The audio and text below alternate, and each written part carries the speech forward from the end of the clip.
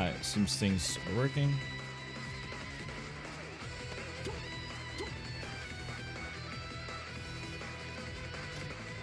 Okay.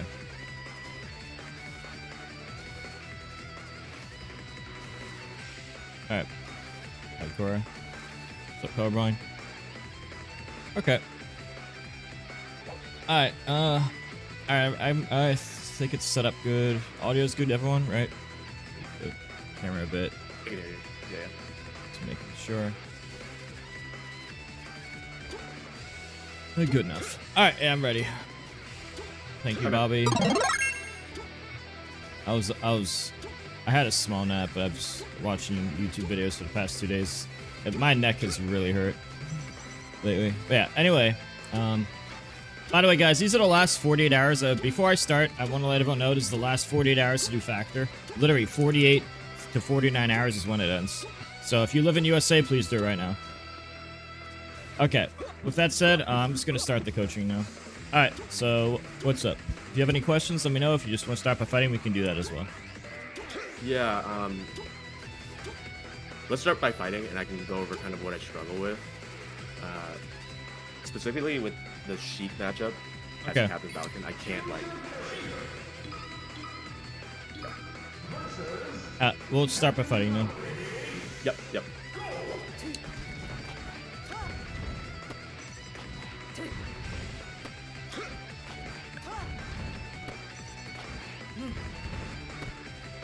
Okay, I can stop. I need to stop you right there. There is no reason. No, there's a huge mistake there. There is no reason when you're landing at the edge of the stage to tech roll left, because when you tech roll either direction, you're stuck in a window where you can't slide off. However, if you were to do miss tech or tech in place, the little bit of sliding might have been enough to get to the ledge. Watch. I'm gonna down throw you. I want you to just hold left. Sometimes you'll slide off and sometimes you won't, depending on the exact spacing. Try it from a little further back. Try again. It's gonna be based on distance 10%. Oops, the wind is messing it up. Have to wait, but I need to show you so you can see it visually. Left. See? Now that works for miss tech and tech in place. But if you were to do tech roll, you forfeit that. Not only do you forfeit that, but you're stuck in a 40 frame animation instead of a 26 frame animation for the miss tech or tech in place. Which, by the way, can be like pretty much nothing if you slide off. So you can see how it's just worse in every way. Not only that, you're not gaining any distance from the tech roll, which also additionally makes it useless. So I wanted to go over that first. That was the hugest mistake I've seen so far.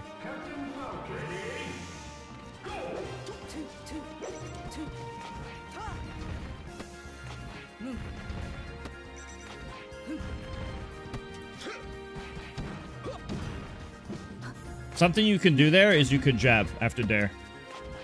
People miss at low damage. People tend to miss the tech a lot.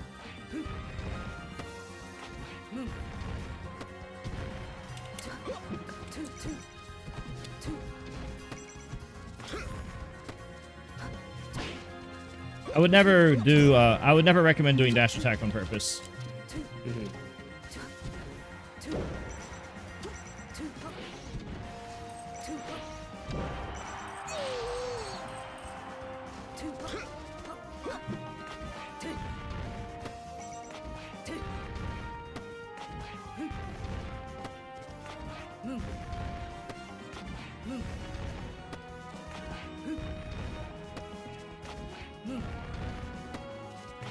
I wouldn't tech roll that way.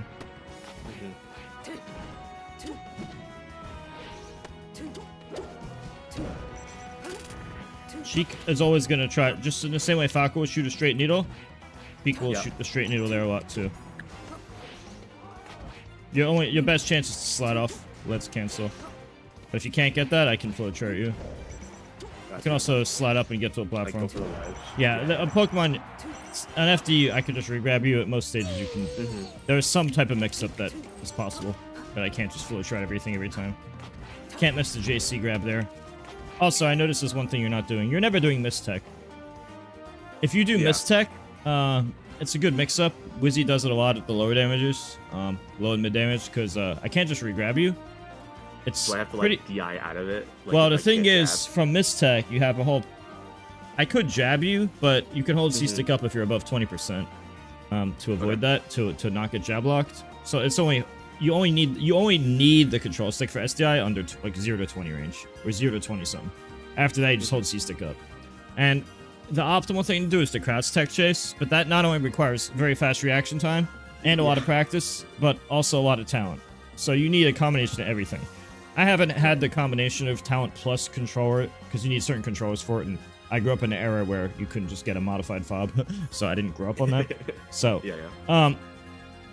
if you're not named Jmook or Wizrobe, good luck getting that every time. What I'm basically getting at is there is good value to Mistech at the higher levels. And I noticed that you haven't used that at all. Not only that, you need to see where your enemy's skill set is. I'm not saying do it every time. I could just up smash you or something if I know you're going to do it for sure. But I'm saying there is good value to it in the mix-up tree, as opposed to teching 100% of the time. Yeah, I think one thing that I really struggle with Sheik, every grab that they get on me, I know they're gonna get like 40%, and it just, that's not true. Out of the game. Yeah, you need to mix up Mistech. Yeah. Because then I do that, and if you hold, watch this, Mistech, hold C-stick up. Hold C-stick up. See? That's what happens. But if you're under 20, if you're like under 20, like I think under low 20s, like 0 to low 20s, if you're within that range, then you need the control stick. But so basically, the C-stick up gives you a half SDI input, but you don't need to time it. You just hold it. Whereas the control stick, you get a full DI, but you have like a 3 or 4 frame window to time it. So under 20, it's skill based, and above 20, it's brain dead. That's for the jab. That's for the jab. Now, Jmook and Wizzy do crouch tech chase, and if they're perfect, there's nothing you can do. You will die. However, it's not that easy. In fact, if you're not named Jmook or Wizrobe, you probably can't do it to death every time. Most people will not be perfect at all the tech options, and then all 4 of the missed tech options, because they need the crouch tech chase, and then that crouches the get up attack, right? Which there's a trade-off. The get up attack, it does damage, but then that's also the easiest one. So like missed tech, get up attack. Yeah, and then well sometimes that happens, but the more experienced players will just take the hit and then, you know, go in. But that also means that they take the hit. Like that's at least 6 damage. Right. On the flip side, the other options the other options like rolling stand up, that doesn't do any damage, but you know the trade-off is that it's harder because it's the easiest thing is get up, crouch and get up attack. Shielding or crouching is the easiest, but if I crouch it, I take damage. Theoretically, you could react to everything, but it's, as I said, it's not easy. You need to make it hard for me though. Right, and when I'm in neutral, what should I be looking for against you? I feel like I'm just. It's hard to say. I mean, a lot of matches are the same. You kind of just camp, occasional overshoot. Especially on Pokemon, you could favor the camping more. You have to do more scrapping and stuff at the low damages. Yeah. By the way, chat, don't forget I have ads on Twitch sometimes. Make sure to subscribe for no ads and check out my YouTube as well. Remember, this is the last 48 hours for Factor. I'll give free coaching for anyone who does it. All right, so yeah. We'll fight more and we'll figure it out. Okay. Also, his dodge is worse than average, just so you know. I would not overuse something so mediocre. Like it's not as good as Sheik's. Right.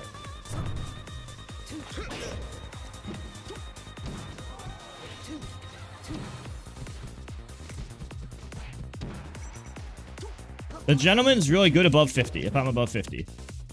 You know why? Should I just do 2 jabs? Well, there's a reason to it. There's higher value. If you're going to consider all your options and all my options, the risk-reward ratio gets better for you once I'm above 50. Let me explain. Try 2 gentlemen right now. No, do all 3. Try again. Try again. Try again. I just want to show you something. Okay, so it's hard to show because if I time it right, I grab you anyway. But if I was to time my grab slightly off, then I would still crouch cancel grab the knee. The third strike. But if I'm above this percent, it's gonna force me to get up attack. For some reason, I'm just timing it right every time. There. So if I was to do that right there, I got launched because I was at 120. But if I was under 50, I could crouch grab you. But if I'm above 50, I either get launched away, or if I'm at like mid 50s or higher, like mid 50s to, I don't know, let's say 100, I don't know. Then it will force me to get up attack because I'm mashing crouch cancel grab. So I'll do accidental get up attack, and then you just knee me or stomp knee me. Got it. Okay. Thank you for doing what you... Halffish says, thank you for what you're doing in this community. Pray to continue to grow and get better. Once Smash began, we could coffee recommended people about toxicity experiment. Thank you, Halffish. Alright, let's fight. Yep.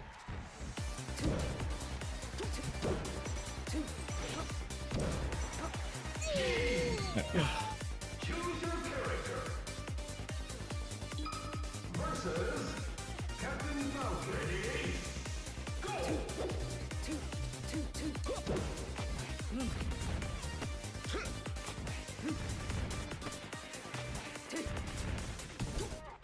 I've never seen that.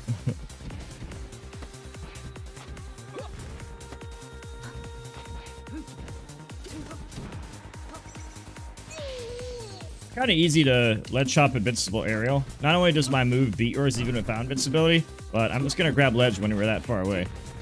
Right. If we're closer, it's scarier though.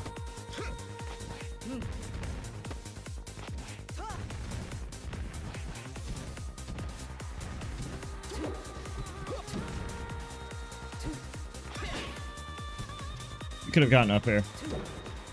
I'm scared.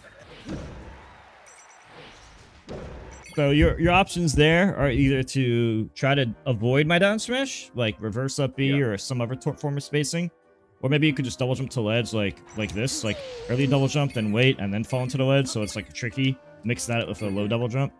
But if you are going to do an attack, I would either reverse the up B, or you could do either regular or reverse up B, but make sure to smash the eye straight left toward the stage. That's what Wizzy does to get that. I don't know if the C-stick left is required or not. Some people do it, some people don't. I just know Wizrub's the best at it, and he does smash DI. I don't remember if he uses C-stick left or not, but I do know that he attempts to SDI all the time. If you don't do that, I'm probably just going to flowchart you easily like I do to 99% of Falcons. Yeah, I feel like I fall into It's not, I'm not very good at it either, but Wizzy gets it every time because he's used to it.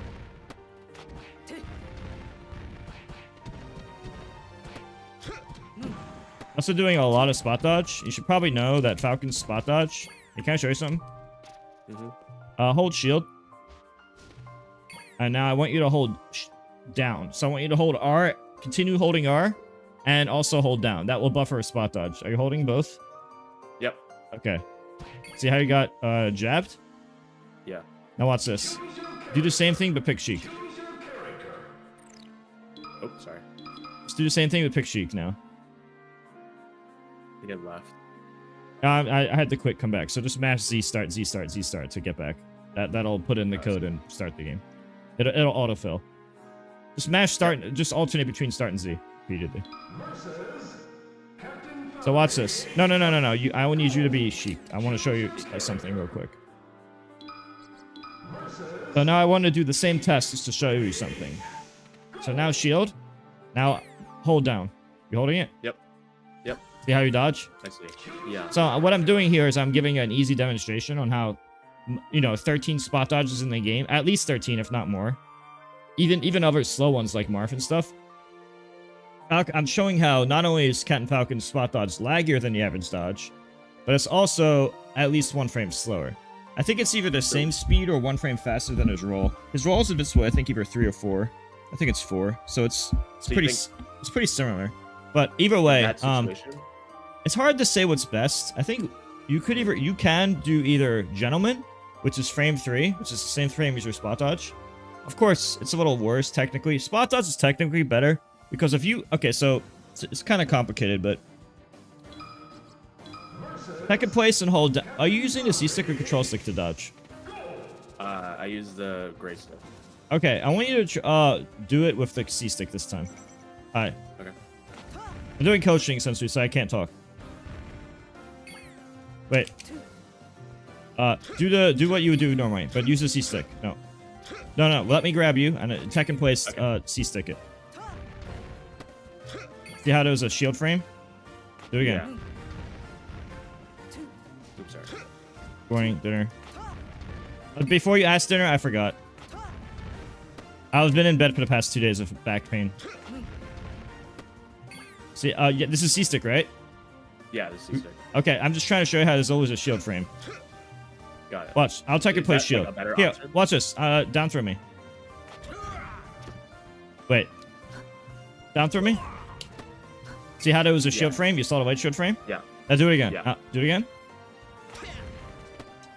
If I time the control stick within a 3-frame window, then I don't need the C-stick. So there's a trade-off. The C-stick gives you frame-perfect input, while also allowing you to DI or crouch cancel or do other stuff on the control stick. It's easier. However, it's 1 frame slower, and sometimes that 1 frame matters. So I'm just showing you a mechanic in the game. Which one is better? It's hard to say. I use the C-stick more often, but it might be worth... That 1 frame might not be worth it in this scenario. I just wanted to demonstrate. I just wanted to demonstrate the difference between those, so you're aware of mechanics. Now let's try another thing. This, so you could also tech in place. So technically, the fastest option you have is spot dodge by 1 frame, because you're invincible in 3. But you could also gentleman, which hits me on 3, but it'll lose to grab on the same frame. You could view this as 1 frame slower for practical purposes in a reaction tech trace. So try to tech in place and jab me. Jab me. No, gentlemen. Tech in place, gentlemen. But yeah, it only works if you're facing me, though. Try to jab it. Yeah, so kind of like that. But it is slower. So one thing Wizrobe does is he side Bs. Try to tech and play side B. It's hard to say which one's better. If I'm spacing it, I think the side B is better. But if I'm not spacing it, might not be. Because, like, when you do that... Watch.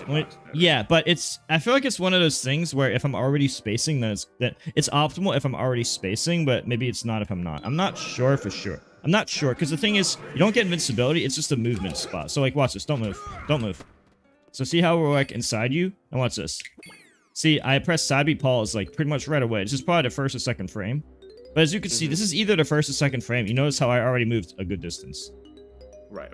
So, theoretically, if I'm spacing a grab, side B for sure is the best. But if I'm not spacing a grab, then I'm unsure what is the best.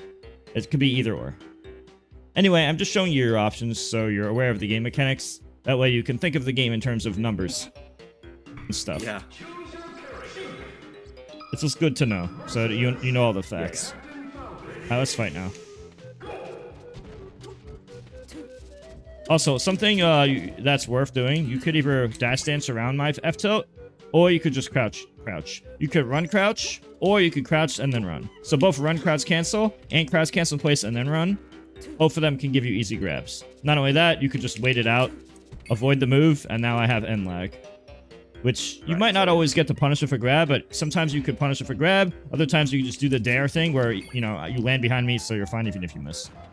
These are just different options. You can also attack randomly sometimes. Sometimes you wait for me, and sometimes you attack first. You don't want to do the same thing every time, because then I'm going to figure you out. I am smart enough to figure you out, if you do not have any mix-ups. See how you didn't tech roll, and therefore you were able to slide off? You could have grabbed ledge right there.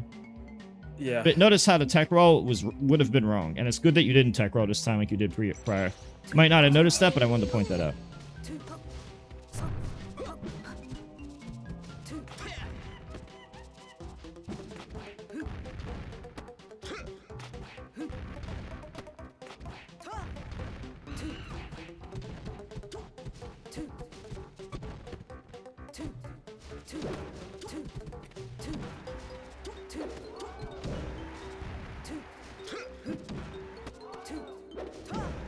Now, you might wonder why that happened.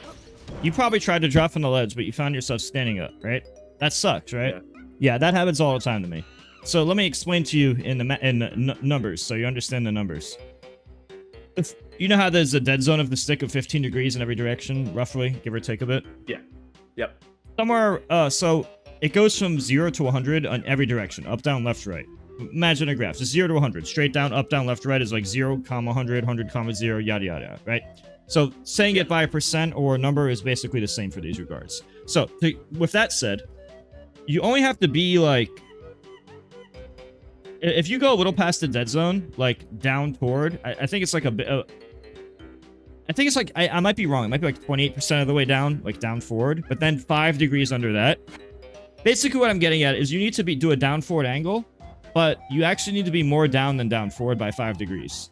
If you want to get really technical, it's starting from the bottom right point of the dead zone, then you go 5 degrees down from there, and then it's another 45 degree. If we're going to get technical with it, Hacks Money has like a picture he showed me. But if you want to think of it in simpler terms and just simplify it in your brain for practical purposes, just view it as 41 degrees versus 49 degrees, meaning down is less lenient, which means you cannot do a 45 down toward. You have to be at least 4 or 5 degrees under that to favor ledge drop. A perfect 45 degree will actually make you ledge stand, unfortunately.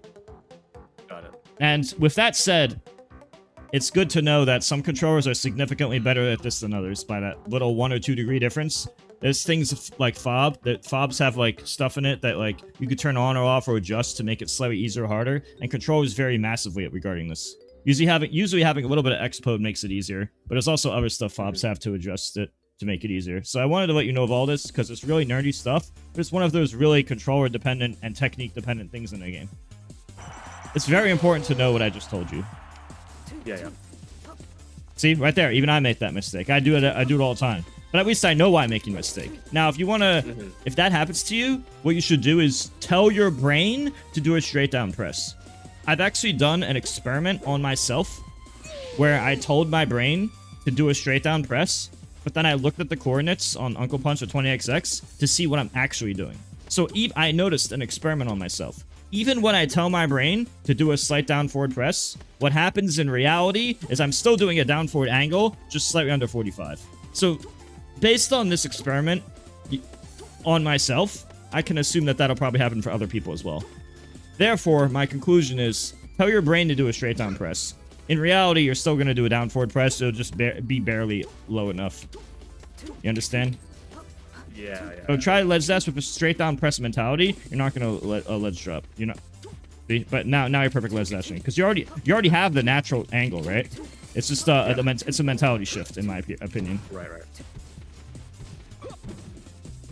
And if you land behind me, there's nothing guaranteed. Also, do not dash grab ever. Do JC grab. It has faster frame data and less total time. Are you aware of this? No. You are unaware of JC grab? Can you do a JC grab? Are you able to do this? No. I have no idea what you're doing. I'm jumping and then pressing grab during jump squat. So I basically run at you and press X and A at the same time. So just run at somebody and press XZ at the same time. Press XZ together or YZ together. Okay, technically, you can't do it at the same time. You have to jump first. You have to be in jump squat. And then watch. I'm going to run jump, but I'm going to pause it. So right now I'm in the jump squat, but I'm going to press Z now. And now I did a standing grab. Standing grab has faster total time and 9 frames less end lag. So it's way better. It's not close. It's way better.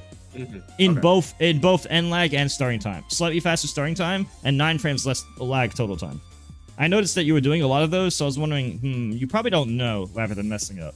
Now, yeah, I have no idea. Run and press XZ together. Like that? Okay, so you're really just running and pressing X, and then 1 or 2 or 3 frames later, pressing Z. But mentally, I just think of it as the same time, even though same time is technically wrong. Same time is technically wrong, but that's what I use, so. Either use same time mentality or use X jump and then Z. Whatever mentality works better for you. But now you know all the information. Is this it? No. I will show you. Okay. Watch my character. Yeah.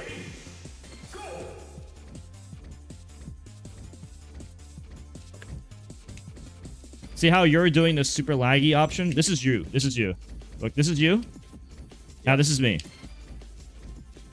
See how it's faster and less laggy, and it's a totally different animation because it's the standing grab. I'm doing the standing grab, but I'm sliding. I'm just doing. Look here. I'm just doing a sliding standing grab. You see? Look, it looks like I'm standing while sliding. You see? Yeah. This is what everybody does. This is mandatory to learn. You have to learn this. Yeah. Okay. It's luckily for you, it's very easy. It's harder to ledge dash than it is to do this, because this is just pressing XZ at the same time. Or YZ at the same time. Okay, I want to be technical with you, just so you understand. If I pause the game and buffer X and Z, it's actually going to prioritize Z, so same time is technically wrong. So when I tell you same time, that's the mental trick I use. It's actually technically wrong to say that. What would be correct is saying jump and then between 1 to 3 frames later pressing Z. That would be technically correct. I'm just explaining my method, my mentality, and then the correct mentality, and then the correct method. Oops. Anyway, I needed to explain that to you. You can practice that on your own time. I just want to make you aware of it. Also, if you down throw Sheik quickly, there's a chance she's going to miss the DI. If I don't DI away, you get a chin grab. It's only if I DI away that it becomes a tech chase. So sometimes what Scar used to do back in 2009, he would down throw me quickly and then chain grab me once. Because it's, you know, you can just chain grab the first time. Yeah, but oh yeah, I forgot. You're not. You see, I forgot. You're wasting. I forgot. You waste a lot of frames doing that. You see, I actually forgot. I literally forgot already that you do that. Yeah, it doesn't work with that. Sorry. I forgot I did that too. Yeah, there's some room for improvement here. Yeah.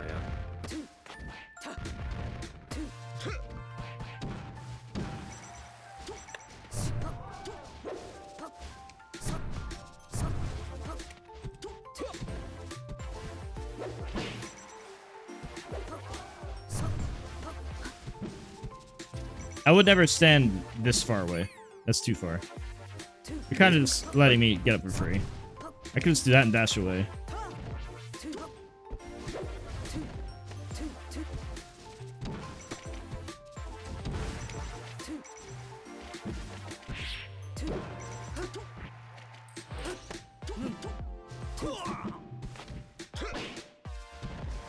No. If I fail to 50-50, so basically I either DI for knee or I DI for up air. You think of it as a coin flip. If you go for up air, I'm either full DIing up. 99% of the people are either going to DI away and just die instantly because, you know, they're gambling between up air and knee, or they're going to DI up and toward. If I DI up and toward, you have to be ready to do up air knee. Right there, you had a guaranteed up air knee, and you just didn't take it. If you up air, you're basically always ready for up air knee. Just always just anytime you go for up air, just think, I'm either going for up air, or up air knee. At lower damages, you have no choice but to up air. But at kill percent, you can do up air knee. Like at 70, for example, it's up throw knee or up throw. And if you're not sure you can get up throw knee, then up throw, up air, double jump knee. There are certain percents where up throw knee is good, but the percents below that, you have to double up air. And then once again, when you go full circle and get even higher percents where knee won't reach, you have to up air and then double jump and then delay up air to have the range. Anyway, I just needed to give you all the correct info. Yep.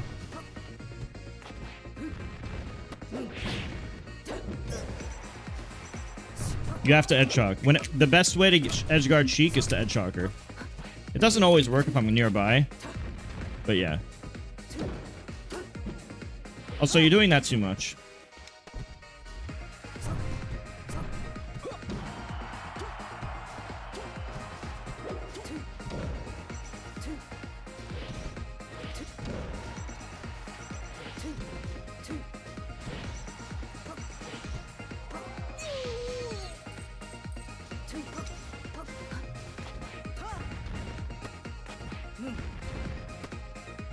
Never do that. There's no value to tech wrong there.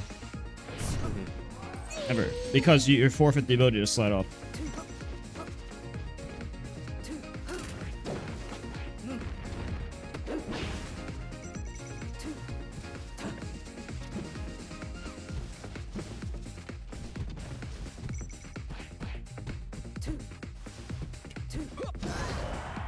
There's no value to that. I don't die.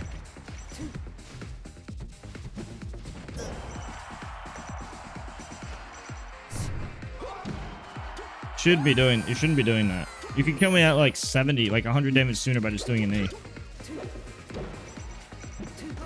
Downer's mainly for low and mid percent. It doesn't make sense to downer up until the point that I'm gonna die from the top because like knee would have killed me 100 damage sooner. Or even other aerials would put me off stage to an edge guard scenario.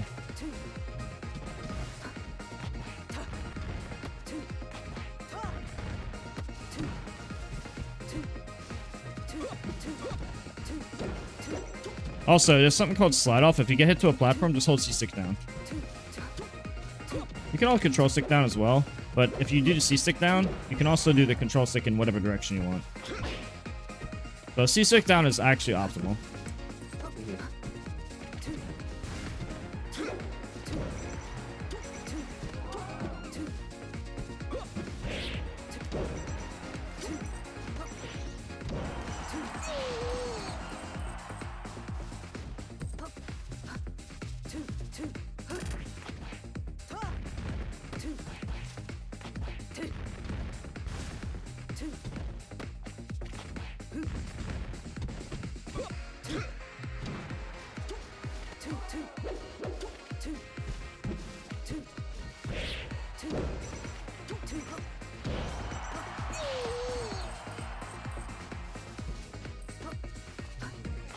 You have to be ready to punish mistakes. Anybody can make the anybody can make the ledge stand mistake. Trying to see right there. That's me trying to perfect ledge dash. But unfortunately, I was probably 1 degree off. Therefore, this happens.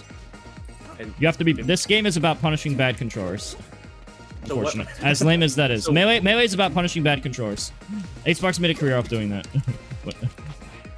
What should I be looking for Sheik when she makes a mistake? Well, if they ledge stand by accident, you're just in the mentality of punishing. So when I ledge dash or touch ledge, I have 37 frames of invincibility from this moment. The first, I can't drop till frame 8 and double jump till frame 9 for the ledge up aerial ledge dash. But it's the same mentality, you know. Like you're still trying to like, right? You would time like a back air for my ledge dash. So you would start the jump. You would start your short hop right after I touch ledge and set up a bear. So I'm gonna grab ledge. I want you to short hop. Right, no, stand right here, and you're gonna.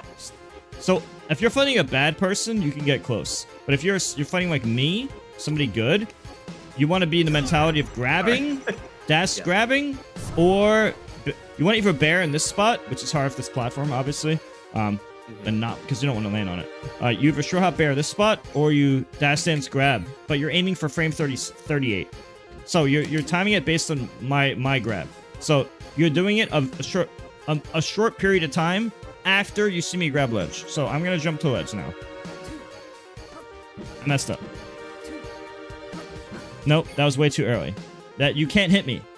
I have 37 frames of invincibility. You're aiming for the end of that just in case I make a mistake.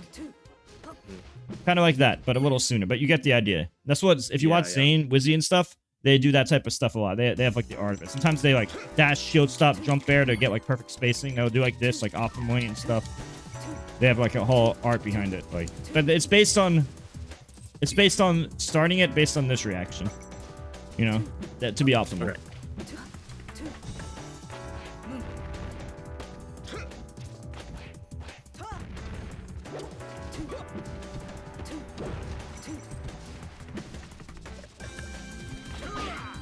Up, running up air. If I'm above like, I don't know, 35% maybe, something like that, you can do up air.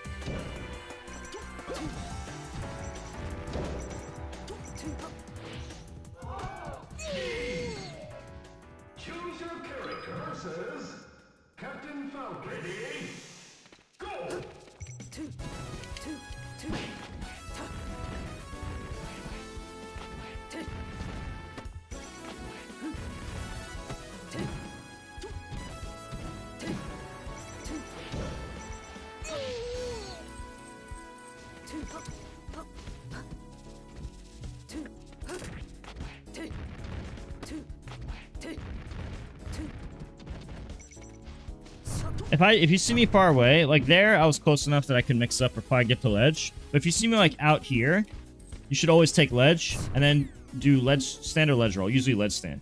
You start the ledge stand like 1 frame before the explosion, basically.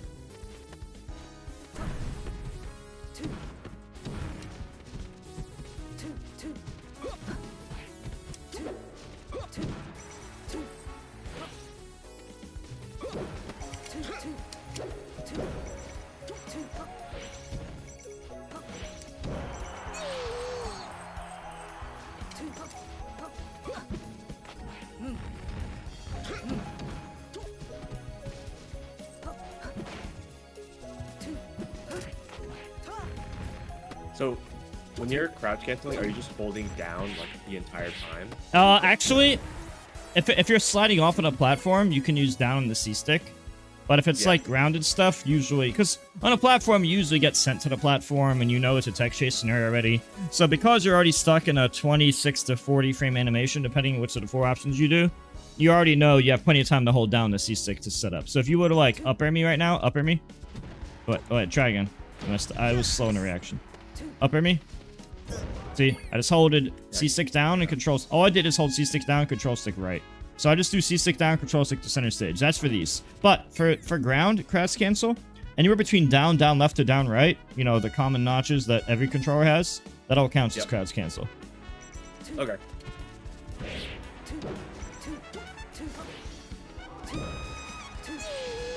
And I do that whenever I'm at a lower damage. MTK, wishing you the best. You're the go to Smash. You stood up for your friend to the end. Much respect. Thank you, Pritchie.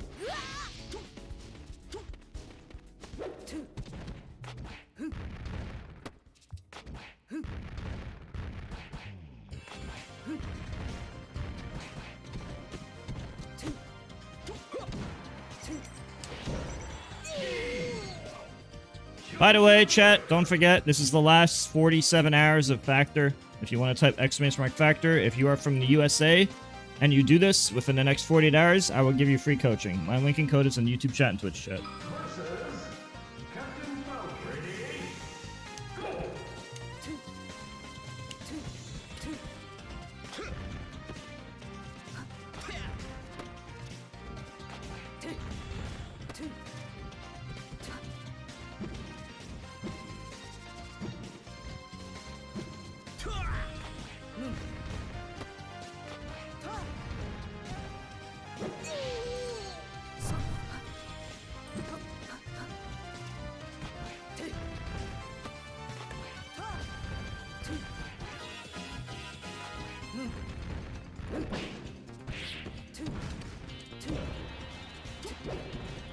You should have tried to kill me. That was your chance. That was a fumble. I fumbled the bag. Wizard would have killed me for that. After the nair. He would have converted it into a better combo. It's obviously easy to say that. Anyone can just say that, but just letting you know what the game will be like. And see, you can't make those mistakes at the ledge. You have to really practice. The ledge is something you want to practice a lot. Otherwise, you get gate kept. Like, I'm gonna react to the beginning of this mistake. Because this is doing accidental ledge stands and accidental turn. This is called a turn winner jump. Doing these things by mistake, it's so common. Like, if you played for as long as me, see, everyone does that by accident, especially at low and mid level, but even at top level. So everybody's practiced beating that. You know, everyone's practiced beating that.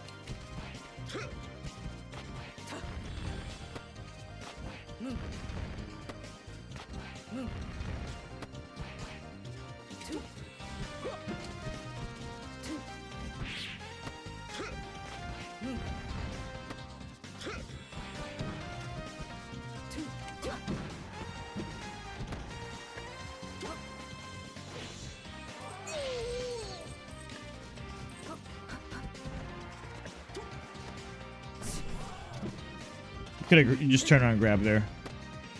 Okay. Is that just too slow? Or No, so that if you ever get a stomp, you go for a knee. But I wouldn't do stomp at super high percents. You can also knee gentleman before I can grab you. I have to wait for the gentleman to end. And if you know I'm gonna shield camp, you just a knee grab. Hedgehog. There's nothing I can do. It's a flowchart. No. No. Don't roll. Ledge stand. Try ledge stand this time. Get up. Ledge stand. No. Ledge stand based on this animation. Watch my character. Ready? Right? No. No. Okay. Grab ledge and do nothing. Just observe my character. Now. Basically that frame or just before that frame. Ideally, okay, technically you could do the same frame, and that still counts, because you're invincible frame 1. You're invincible frame 1 through 30 when you do ledge stand. And the whole time it counts as hedgehogging. You can only get hit the last 2 to frame 31, 32, or 31, 32, 33, 34. The first frame 1 through 30 of you pressing forward is invincible. And obviously my explosion's only active for like 6 or 7 frames. But if you watch my character closely, you could see that it'll bounce upward. Watch my character closely. Boop. Boop. So watch again.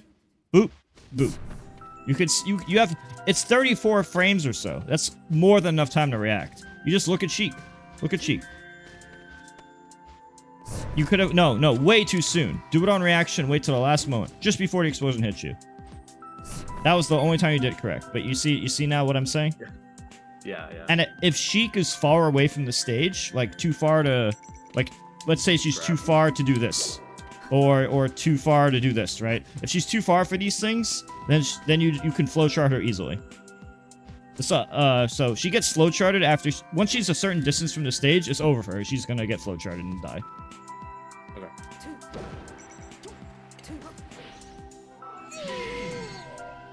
Choose your character versus Captain Falcon. Ready? Go!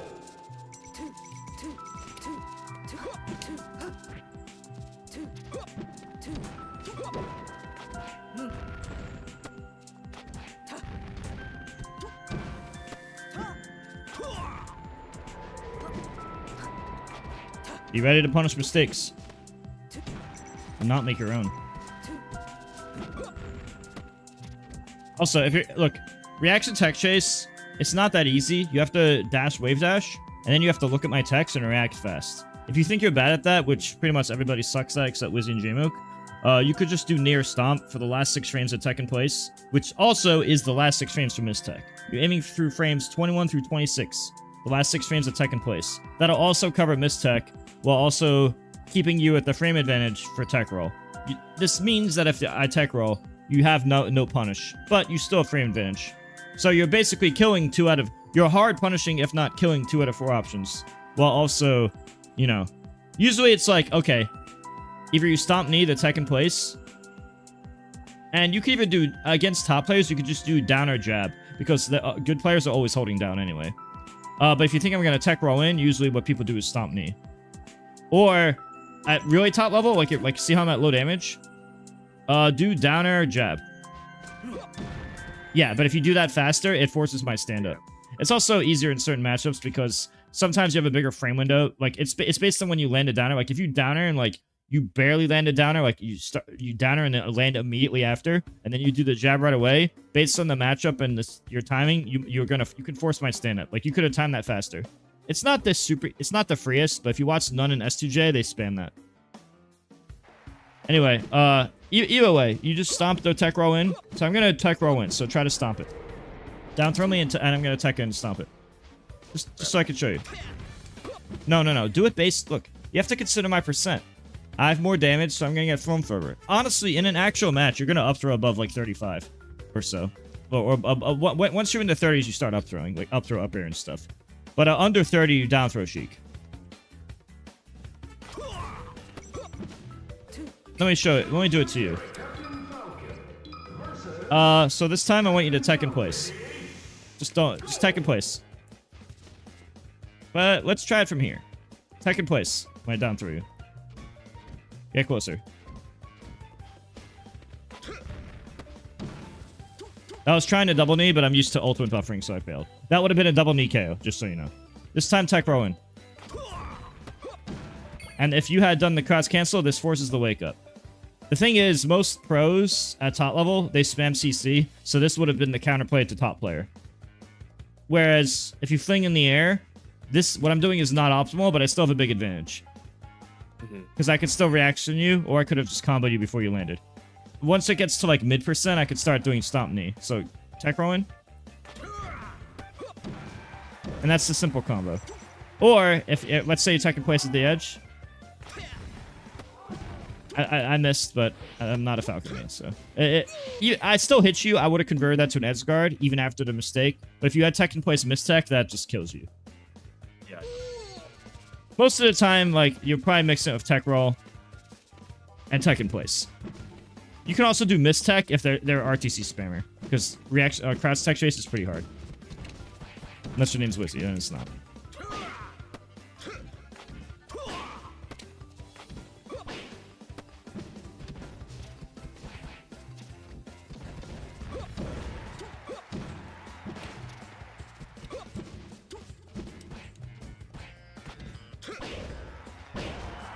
You gotta get better at you want to start CCing my attacks.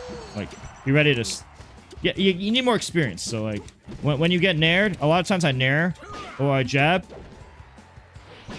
if I do nairs or jabs, you want to be ready to CC. You're not always going to be able to. Sometimes it takes predicting the future. Sometimes it's a reaction. Sometimes it's predicting the future. You see how you're guessing? You're not really reacting. You're just kind of guessing. If you're going to do what you're doing, you might as well just 50-50 guess between downering the tech roll or kneeing the tech in place, which, by the way, is a guess. You're reacting to the down throw, but you're not reacting to the tech. You're kind of just setting up the knee for tech in place or setting up the stomp for tech rolling. And if you're wrong, you still have the advantage because you could just, like, nair fade back in case you're wrong and still have the advantage. So for you, I'd recommend doing what most Falcons do and just do down or tech in place.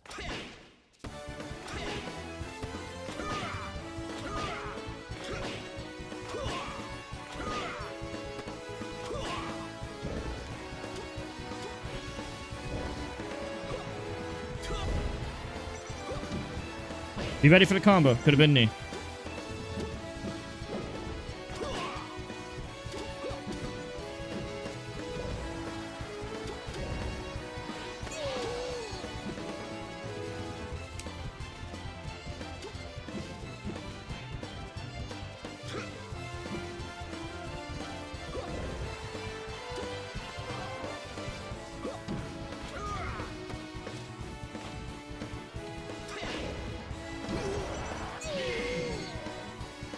So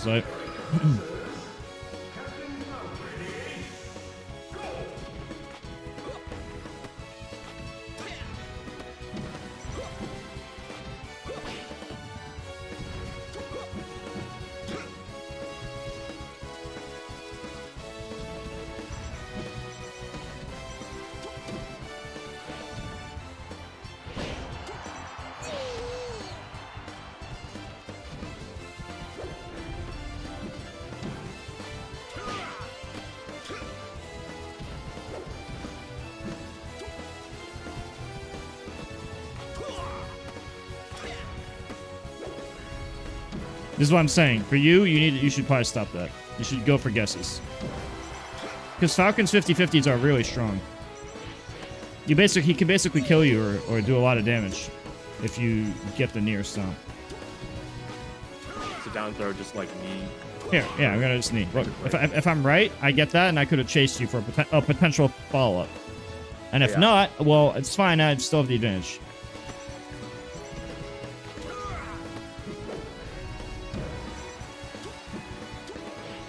Yeah, Wizzy would tech that every time. And then Wizzy would tech up B every time. It's not the easiest, but Wizzy makes it seem like it's guaranteed. Because it is for him. I could have got on stage, I just didn't think he would double jump and do that. But now that I've seen it, now I know what to do next time. Should be an adaptation for later. See? And right there, you could have, that's one of those situations where you need more experience, but like, optimally, you would knee there, and then dash grab because you know that I'm going to slide off. So it might not, it's like really common at top level where like, I just pick an option and I'm just crouch canceling because that's what everyone good does. And all the good players just CC there. And so you knee me and I'm sliding, I'm going to try to slide off to the ledge. But you're starting your grab to grab my slide off when I'm still airborne, which means I'm not invincible anymore because I'm airborne. But, you know, I get grabbed immediately after before I can grab ledge or whatever. So there you would do, if I'm at the very edge, here, tech in place. If I'm like here, if it was like here, it would be this and then dash grab and then down throw knee or whatever. But if it's here, if I do the knee here, then it's at low damage. It's a double knee from like low damage. And you have to be good at doing this, but you have to learn how to not kill yourself. Like right there, it's a skill issue. I failed. I succeeded the first demonstration, and I failed the second demonstration. That's also because I'm not a Captain Falcon main. If I was, I would succeed like 90%. It's not hard. I used to do it a lot. Watch. Tech in place. I'm gonna down throw. I'm gonna down throw you. Yep. So right there, and you have to. Oh yeah. By the way, another thing you should know: when you hit somebody, you're both frozen for more frames. So yeah, the timings of like, let's say you hit the move as opposed to missing the move, that affects your timing. Like, you could double jump 5 frames sooner or later based on that. Because you're both frozen. So if I hit you with like an aerial, like a back air or up air or something, both people are frozen for like at least 4 frames. Which means that would affect your timing on moves. Doing jump up air, double jump up air as fast as possible is not the same as like actually hitting the attack. And with knee, there's a property with electric moves which has double hit stun. Double hit stun on electric type moves. So that's why both people seem to be frozen forever. This gives them more chances to SDI, smash DI, but most people don't. Most people are low level enough that they don't capitalize on that.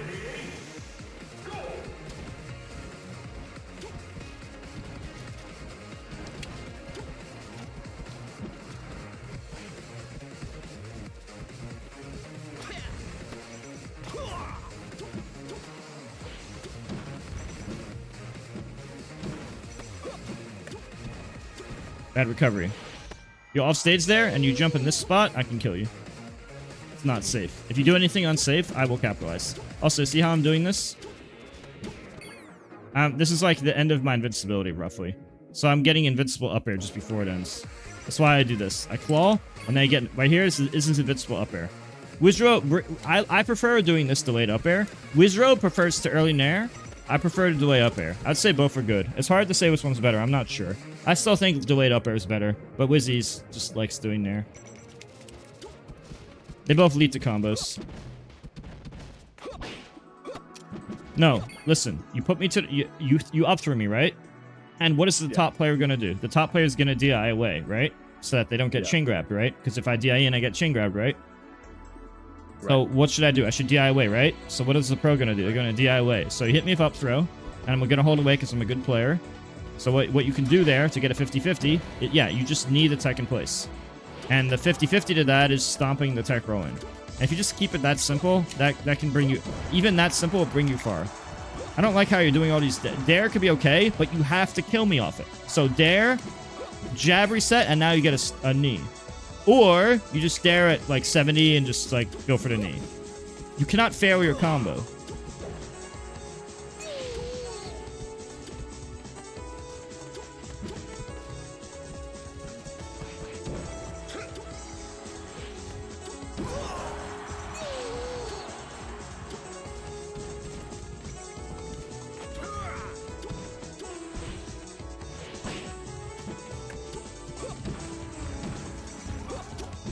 Nope, that's fake. Never do that. Never do that. If that works, it's because your opponent's very bad. You see how you're standing here? Doing this? Let me tell you that it takes exactly 0 skill to ledge up aerial you. I will ledge up aerial you. I could ledge up knee you if you're that close. You never want to be this close. The only time you should be this close is if you're trying to like crouch cancel, shield grab, my nair or something. You shouldn't be doing something like this close. I will always hear. Try to do it to me. Let's see what happens when you try it. See, I can punish you. Try again. Nope, too close. This is the type of stuff that'll happen to you against me for trying these things. And it'll happen every time. It's a bad habit that you can develop by playing bad players. Because you think that like, oh, this is the best option against them. Because here's what the bad player does. They grab ledge, they wait long, which you should never ever do, but bad players do it because they're bad. And then they do an option and it's not invincible, and then they just die. They do a bad ledge dash and die, or they wait longer than they should. This stuff is bad. Good players will do it right away, or ledge dash right away. That's what top level's about.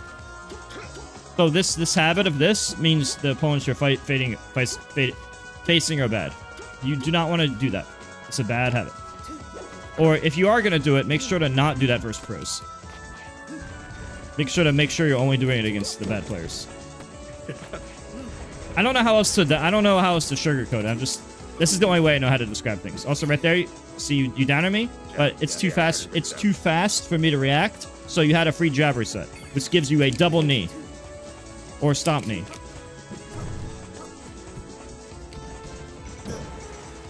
Flowchart. Flowchart. Nope, you had a flowchart. Wizrobe already if Wizzy hit me there, my stock is gone every time.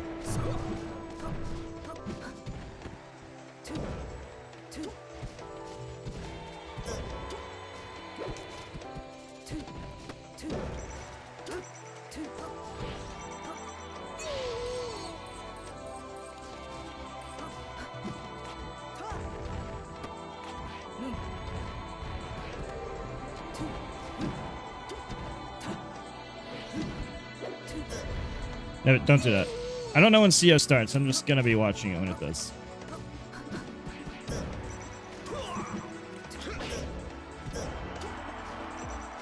Flowchart me. Wizzy also does like a fast fall back air there, but he has a good flowchart. I don't know how to explain it, but there's a lot of scenarios where like he has it very optimized, but the stuff I told you is very easy to copy and very good.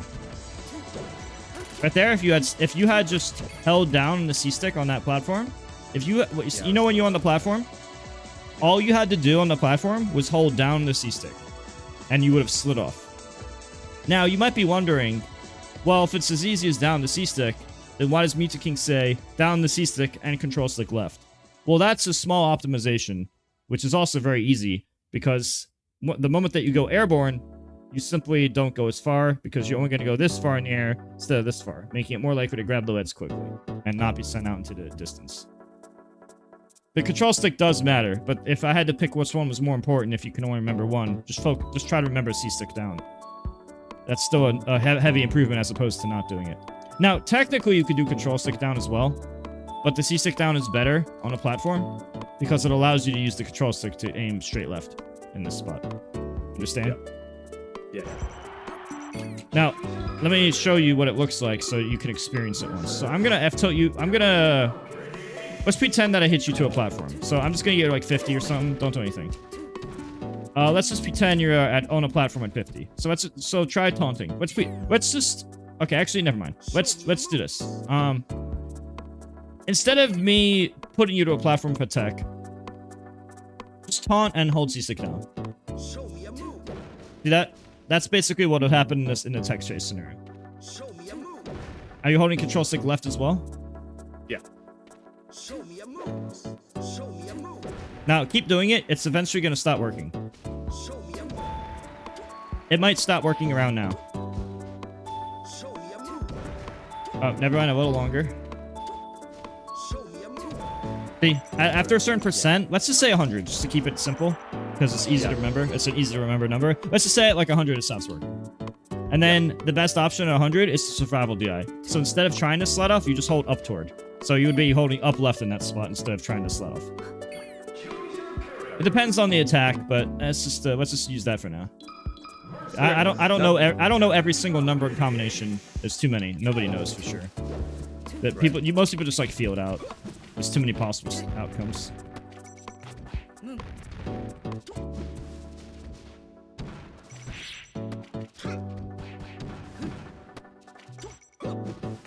That's an easy sure grab, by the way. Should I like aim behind you? I just let you. I don't remember, honestly. Don't jump there. You could have just went low like this. Or if you were gonna jump, okay. So here's some more recommended recoveries. You could just go low for double jump to the ledge, or you could double jump early, but don't fade in right away. Keep falling down and then drift to ledge, like this. And then at the last moment, drift in. That's a mix-up that top players do that beginners don't know about. And you're like a little tiny ball in the air when that happens. It might not seem like much, but it's harder to cover all the options when you're a little tiny ball. Because if I'm focused on you doing the aerial in, then I'm putting out like aerials in these spots to protect myself. But then, oh no, you actually did this, and now you're safe. Or oh no, you did this, and now you're safe. You know, it's I can't cover every possible outcome. I can only minimize your options. But if you don't know all your options, then I can just cover the beginner ones. You know, and I have a lot of experience, so I'm gonna know that you don't know, because I fought a lot of people, and you just figure stuff out after fighting a lot of people.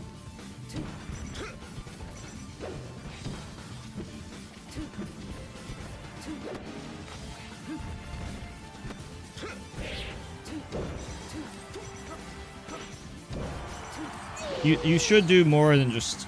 I mean, it's not the tech and place dodge is not bad. It's good that you know it, but if that's the only thing you do. You know, I wouldn't make it the only thing you do.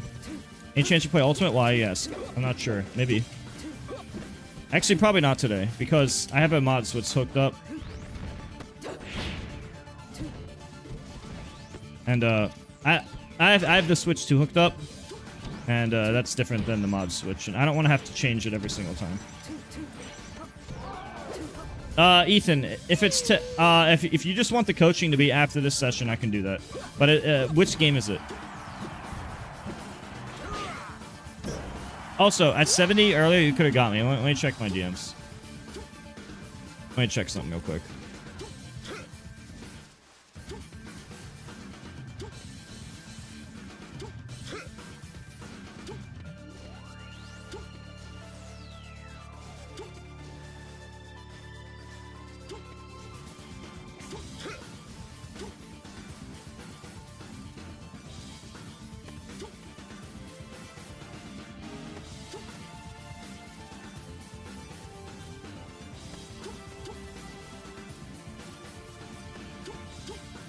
Alright, I responded to you.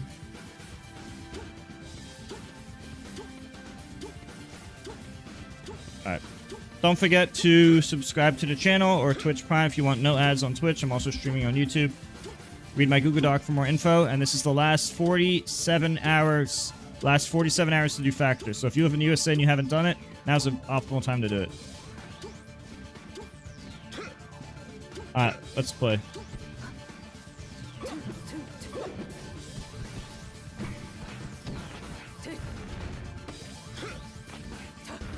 The thing about your Falcon spot dodge you should know, I want to show you something.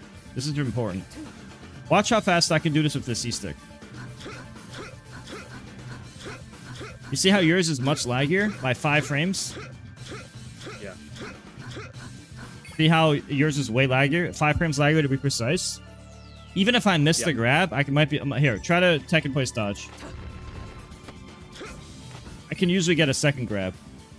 Right. So... Even if I missed the second, it's like such an if you had like a normal dodge, like if you had like any other dodge that wasn't like Cat and Falcon, Ganon, or DK Bowser, Game Watch, or one of these very few shitty character dodges, like there's only a few characters who have a bad dodge. Falcon is one of them. Then you would have higher value off it because your move would end much sooner, and you would have almost a guaranteed grab on you. You would be able to like punish me with like jab or something, or at least spot dodge dash away before I can do anything. But I'm able to, or almost able to, I'm not sure which. I'm either able to or almost able to get 2 grabs, depending on my timing and your timing and stuff. That's why I'm saying that, like, even though you can get it, and it is the fastest by like 1 frame, well, besides side B, you know, it's not that great. Also, you should mix up mistech into... You could do mistech stand up, mistech get up attack, and mistech roll left, and mistech roll right. All of them require a different outcome. If I'm doing this crouch tech chase, like if I'm doing this, crouch tech chase, here, put you to the ground. Here, come here. Try to pick a random option. See, I missed it. But Wizzy would have got this. Wizzy would have crouched and then succeeded at the dash. That shit is not easy, but some players are really good at it. I grew up without controllers that can do it, so I never even bothered practicing it because my controllers couldn't do it. But nowadays, controllers are optimized to be able to do what's known dash back at a crouch, like this. But like if you don't have a controller good at it, or you do the stick too slow, you do this, which is too slow. Or this, which is too slow. But if you hit it really fast, it works. So basically, your speed and technique and control are all factors. So what Wizzy and Jimmick do, they just make that their whole playstyle because that's their strength. And luckily for them, they're born in a time period where controllers are good enough to do it, whereas the past it wasn't. As I said, that is not easy. I don't recommend that for beginners. Oh, I would recommend that for the fastest reaction time diehard people. I would just do stomp knees and stuff. But I'm just showing you some value of like mistech. Most people are not going to like flowchart you if you just mistech and pick a random option. Of course, I can jab you, but look, what mistech? Just mistech. Oh wait, that wasn't supposed. It was supposed to knock you in the air. Were you holding down? I was. Okay, that's, you see, I don't know why you're doing that. You should. I know I talked about crouch cancel being good, but it's not good after Sheik's down throw. In fact, if you should never do it in that specific scenario, because I can jab reset you. That jab was supposed to pop you in the air starting in the mid 40s, even if you didn't touch the C stick. It would have worked mid 20s if you held C stick up, and even if you don't touch the control stick at all, it would have popped you up at mid 40s. That's why I was surprised that you crouched, and that's why I had to ask if you were holding down, because that's the only explanation. You understand? Yeah. That was not supposed to happen. That would have flung you in the air, and then you could double jump away. You could just like mash double jump away. Watch. Miss tech and mash double jump away. See? And you could double jump away from me. Don't stay nearby me, because then I could still like try to hit you if I never move. I mean, you can if you want to come down on me and try to hit me for knee. Or if you want to reset neutral, you just mash jump away. Either way, it's good to know all this. Yep. See, even at 100, 120 after hit, you were still able to slide off. It depends on the move.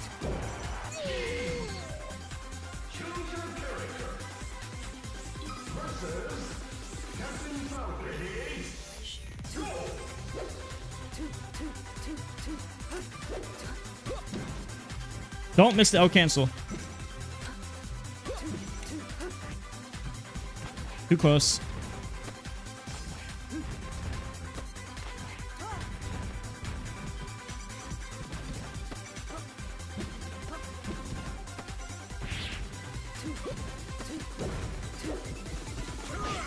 That's a double up air. I was supposed to die.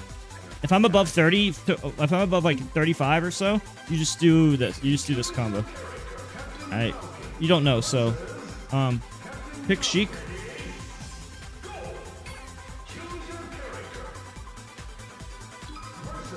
By the way, down air grab is a combo. You just need to out cancel. So watch this. Yeah. So right here, I can't do anything if you DI away. But watch this. DI away. Okay, that was the platform fucked it up. I'll just do this. I'll just do it again anyway. I messed up the second up air, but that was guaranteed. Go to 0 again.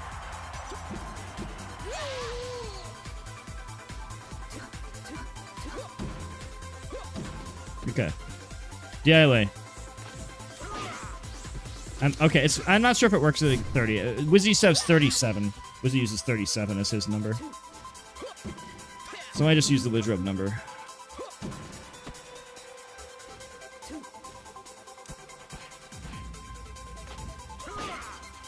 Okay, I'm being slow right now, but that's supposed to be a double knee. Well, let's just say 40, because 40 is easy. Like, at these percents, there's no way to miss. If you notice that they're too far away, you just go back to the edge. And if they're too much in, you get double up air. I'm messing it up. Yeah. It's easier on Marth, but you just do this to that. I used to be very good at that.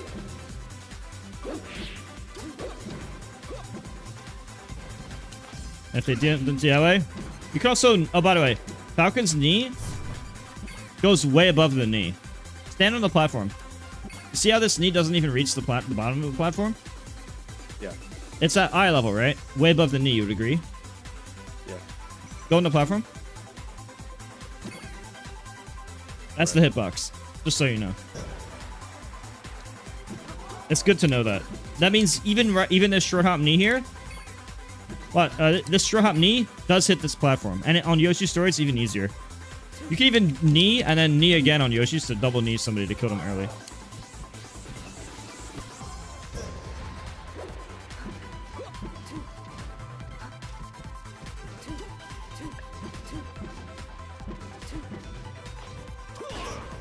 If you die in, it's the easiest up throw knee.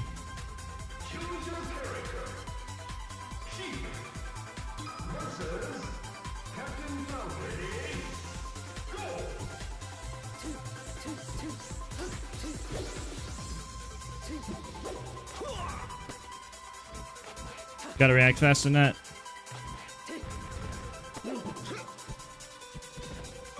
If I ever miss the CC, I should die.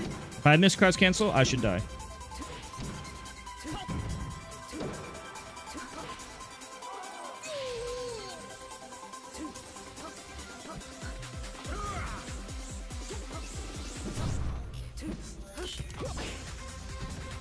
You should get 2.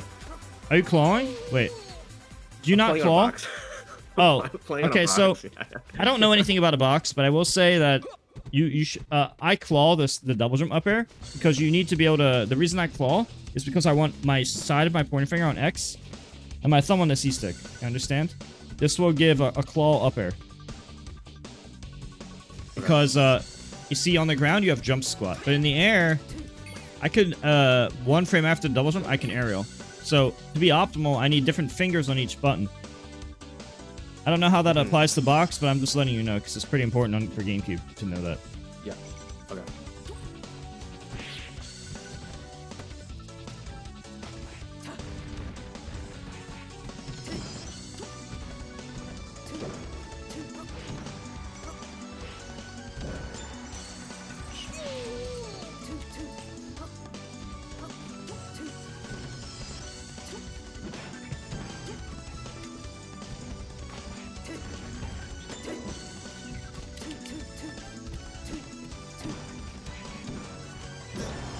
Stuff like that. But imagine every scenario being that potential knee. Any like, scenario is the knee. I feel like when I go for that often, if they like tech in place, I just get fucked. And so, No, like, that hits tech in place.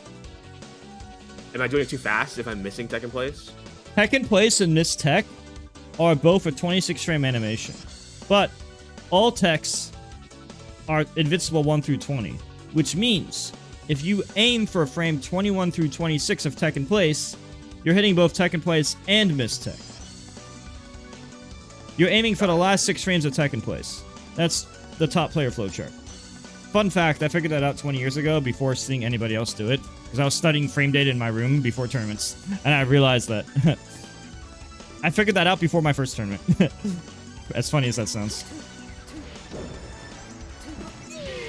Alright, Jason, I think. Yeah. Is that it? Yeah. Okay. I appreciate it, man. No problem. Alright, hope that was helpful. Thanks, no, it was. I appreciate it. Consider doing the factor stuff as well. I have like 47 hours left for it. I posted the info in chat. Gotcha. Yep. Thanks, man. I'll give you free coaching if you do this, like, by the way. Alright, see you later. Yep. See ya. Alright, let me see something. When does CEO begin? Let me see something.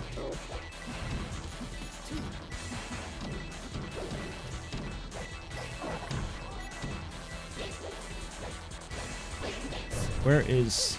Let me switch this. Switch something.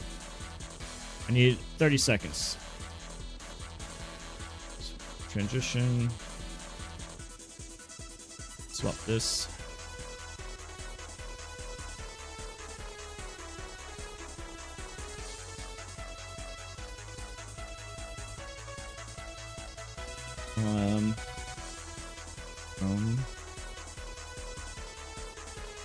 YouTube. I'm checking if it's on. Is C? Oh, it is on. All right, then we will watch this now.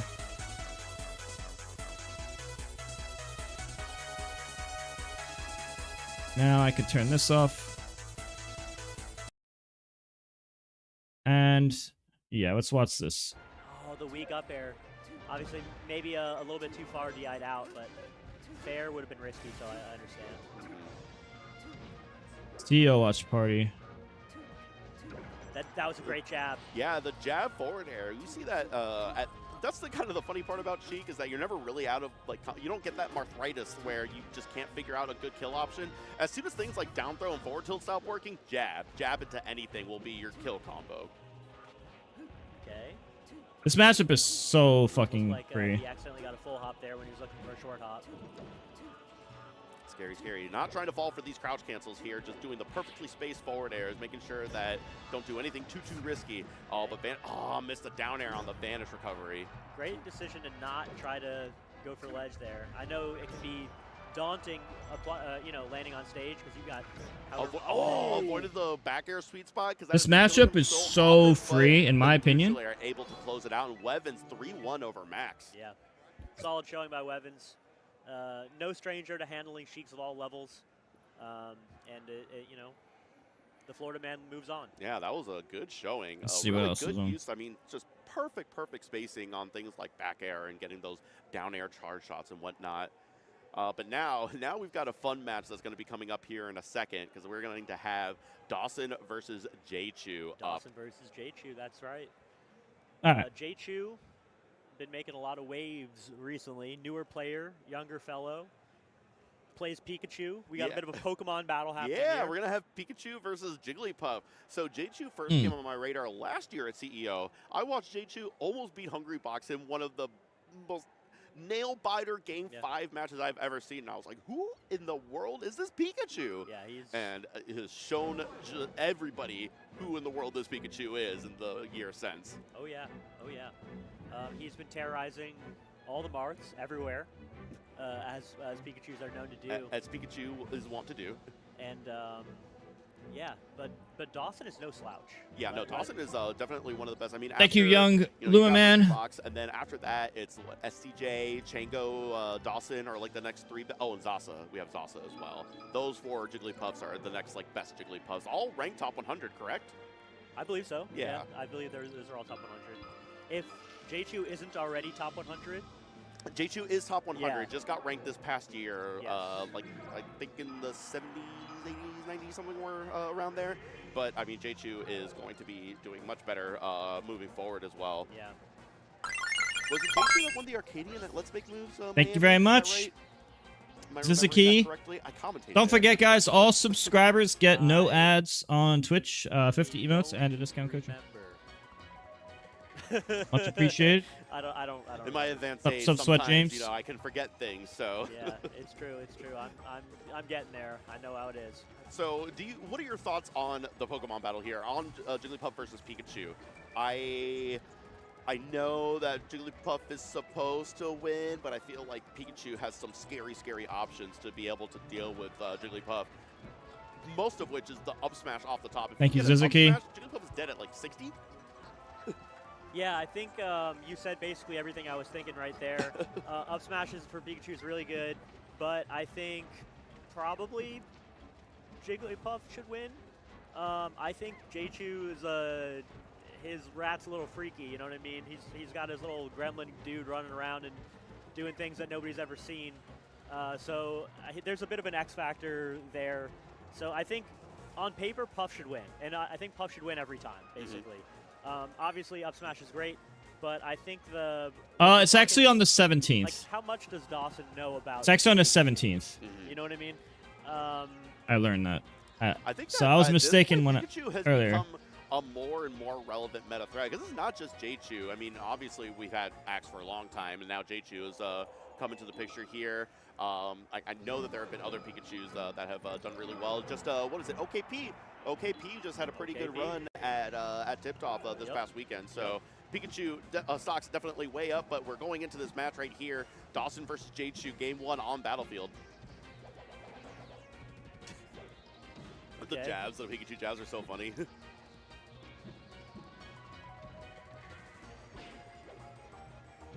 Yeah, Pikachu's hilarious because he works so hard, and you know it's only 49%. It's only 40. That's kill percent. 57%. Yeah, I mean, up smash probably will do it at this You point. say that you dismiss that 57%. That's all Pikachu needs sometimes. Yeah, against Puff, perhaps. One thing I think that Jigglypuff has in this matchup that a lot of other characters do not, Pikachu will get away with a lot in terms of the ability to edge guard, especially for people who are not nearly as versed in the matchup or prepared to deal with it. Yes. Jigglypuff, by virtue of her 5 jumps and superior aerial mobility, basically doesn't have that issue in the same way. Yeah, you definitely have to be awake at the wheel during your recovery, but you're certainly not as at risk of just completely getting your stock blown up because of something like the up air tail spike from Pikachu killing you instantly, right? Sending you straight to the rat pits. Probably not going to happen to Jigglypuff. No, for sure not. Dash attack, and you know, it's been. I definitely want to watch this because I like using Puff against Pikachu. Yeah.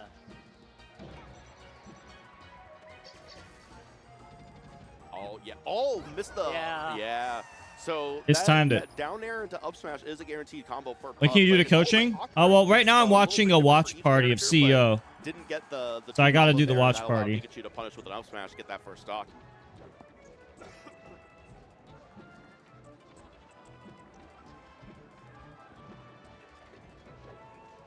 Okay. Shield drop neutral air in order to punish that approach. Yeah, I can see how the way J2 is playing this could be incredibly frustrating because he's not going for combos. He's only hitting you one time and then kind of backing off a little bit. Yeah, that's kind of what you have to do against Jigglypuff. Yeah. You will die if you overextend too much, and then I think J2 accurately, appropriately determining that, like, hey, let me get my licks in and then get out of there so I don't overextend. Yep.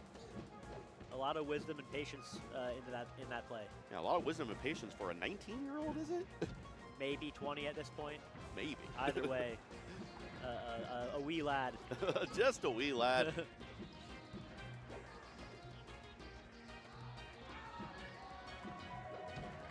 Okay. Oh, the reverse fake. Yeah, that was crazy. Oh, waited for the sidestep in order to get that grab, recognizing that didn't have the guaranteed combo there and knew that the sidestep was going to happen because J2 was scared.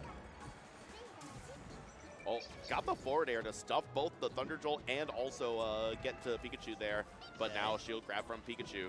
And no follow-up. Like, I get it. Like, what are you going to do? Yeah, exactly. You get your throw, and it's like, okay, back to neutral. But that's kind of like... Oh, whoa, Okay, what was that? so there are the 2 hits of it. So there's the hit of the down air, and then when you land on the ground, there is a separate hitbox for it. So we saw that happen, and sometimes J2 will do that into a ledge cancel in order to get true combos. Oh! Bit of an SD right there. Muy Unlucky. unfortunado.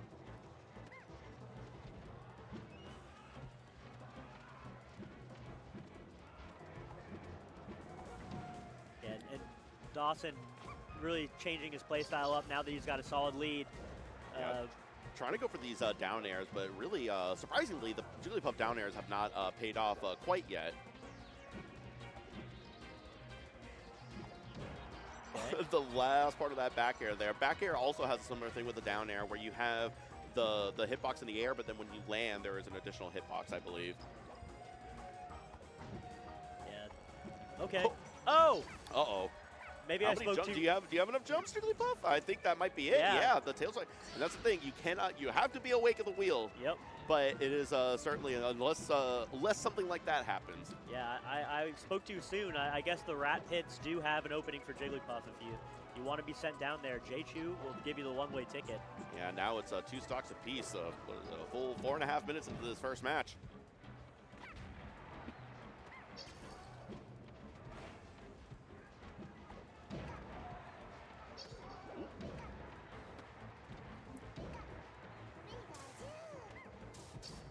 Oh, wow. Oh, and the juggling with The forward arrow, air that guard's was so good on Pikachu, very I silly. noticed. I've never seen that. Yeah, just calling out the quick attack there. Just I really like these aggressive edge guards, not letting Pikachu go for any of these wacky little angles and get to ledge for free, just going out there and forcing the interaction.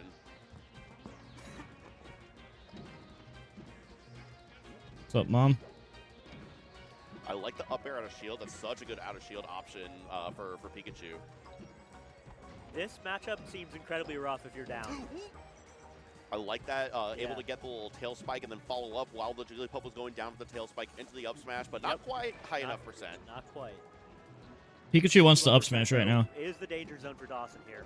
Yeah, got the weak one, but the down beat. Oh, barely not enough percent. You should just camp and play lame. It feels When like you camp and can- play for timeout. Is there a weak hit? Is that a thing?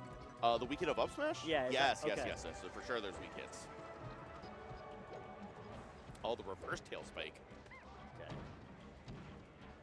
A lot of up airs coming from I thought I was going to see an up air rest earlier, but Yep. I think Dawson very content to just build up this percent here, not go for anything too This is crazy. live, yeah. I'm watching it the same live like you. It's easy, Dawson. Jigglypuff wins this for free. Oh. Okay. Got an edge guard here. And oh, wow. Again, just getting Pikachu during the quick attacks here.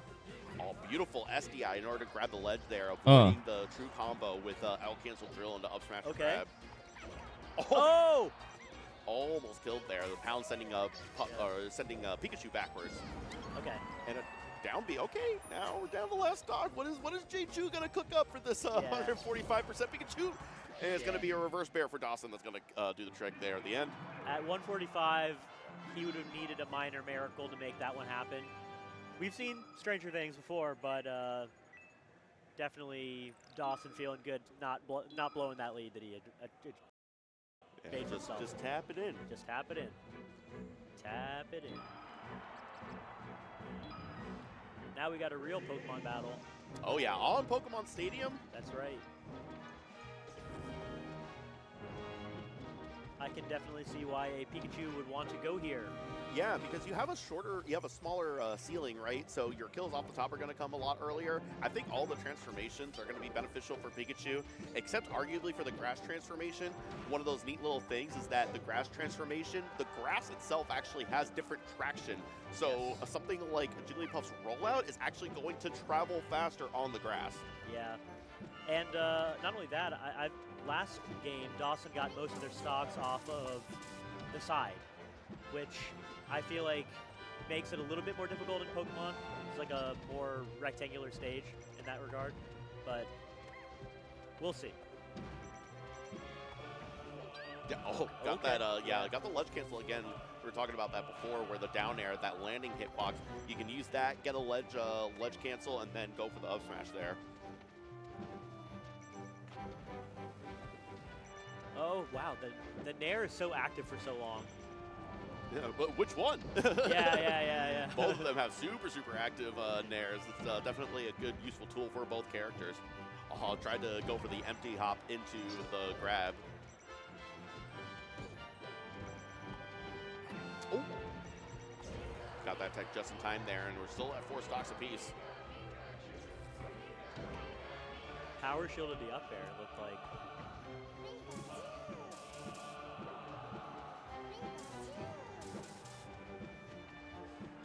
Okay. Oh, wow, just a full send, the full hop down air, was Yeah. able to get the kill there. Dawson not expecting. I don't know why H-Box has bad DI. He's always had bad He DI. overshot that too because he knew Dawson would be pulling back. That was a great read. Yeah, sometimes that overshoot is a very important common thing that you have to go for in Melee. Sometimes you have to just full send it in order to be able to disrupt their neutral.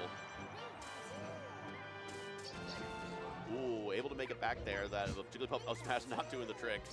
Oh, And yeah, forward air's again, I gonna love these edge guards from Dawson, just getting real far out there, not letting J-Chu get back to ledge for free. Yeah, Pikachu, really difficult character to edge guard. Quick attack is a very versatile tool.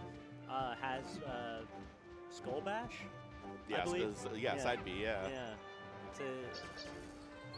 The horizontal recovery of Pikachu is absolutely crazy, and same thing with vertical. Yeah, oh boy, yeah. Oh. Wow, that was just a clean up smash at 67%. That kills earlier than Fox. After the up smash, 67%.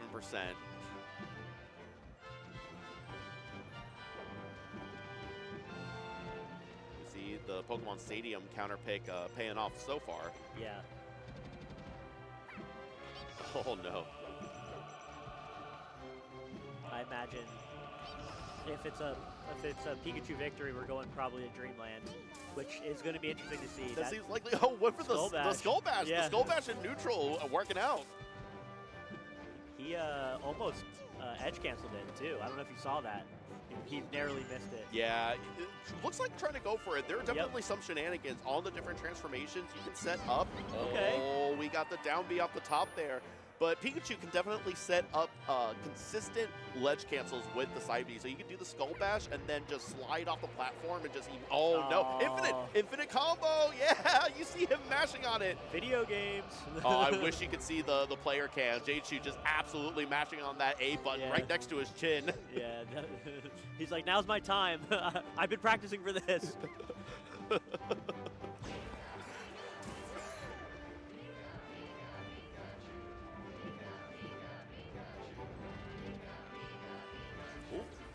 Missed that grab on Jigglypuff, and now Pikachu able to get the grab.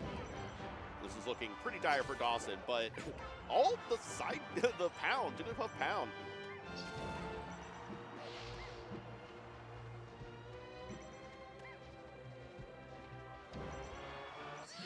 Short hop neutral air and a clean 2-stock from J-Chu. I love that. The fact that you have an infinite combo like that, where you just have to mash on the A button as fast as your thumbs can possibly handle. That's peak gaming right there. What's the Mario Party mini game where you Domination. With the thwomps? Yeah, domination, yeah. domination. Somebody get Ludwig. Thank you, Samuel. Probably gonna shave it eventually. Just lazy. So opting to go to Final D, not going to Dreamland actually. So I can see that a lot of the platforms ended up doing really well for J-Chu there. And trying to keep this mouse grounded.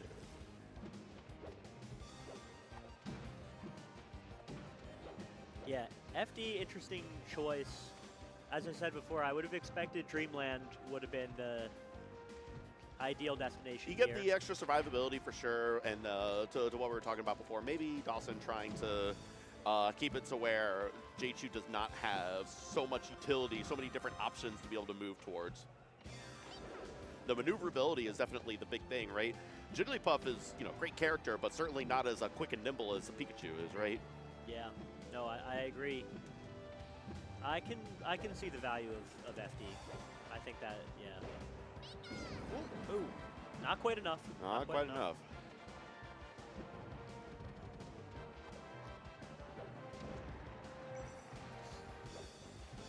Trying to get these up airs here, J2 versus Dawson. Okay. Yeah, did not go for the up smash there, probably recognizing that he didn't have enough time or that it wouldn't kill.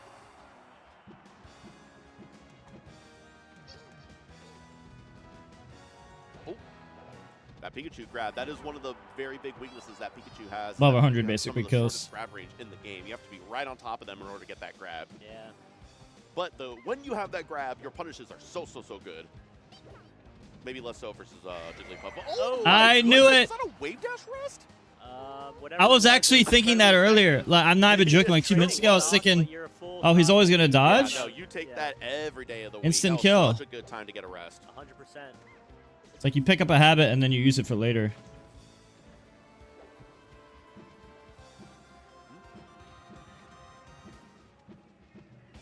Now got dash dances. J2 trying to figure out a way to get in versus this Jigglypuff. Oh, got the overshoot neutral air, building up some good percent here. Yeah, these neutral airs working so well during this stock.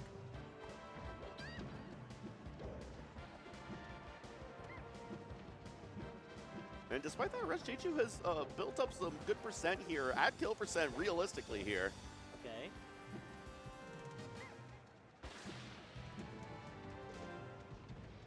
The down tilt. Yeah. Good long range and a Yeah. up smash. Just let it rip. That's and why you have to only camp Pikachu. 29% despite that early rest there on the second stock. That was exactly the stock that J2 needed to get back in this game. Absolutely.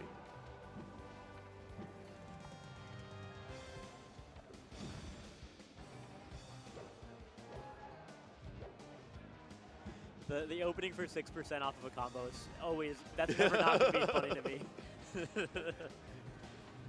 Really, there are times where it's like a Pichu. Pichu will do up airs, right? You'll get hit by like 8 up airs, and it ends up being 16%. Yeah. Oops, yeah. We got that last frame of the neutral air on Jigglypuff's Nair.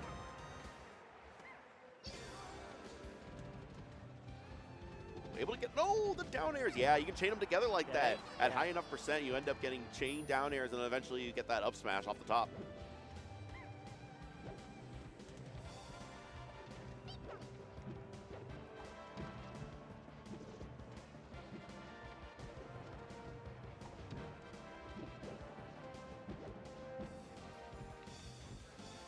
Got some neutral going on here, unable to build up any. Oh no, up tilt rest just as I say that. Yeah, this matchup's Dawson very able to identify Puff favored. a choice up tilt into It's so rest good that there. even I Able to consider close doing that this out with 2 matchup. stocks. The players were respecting each other's distances.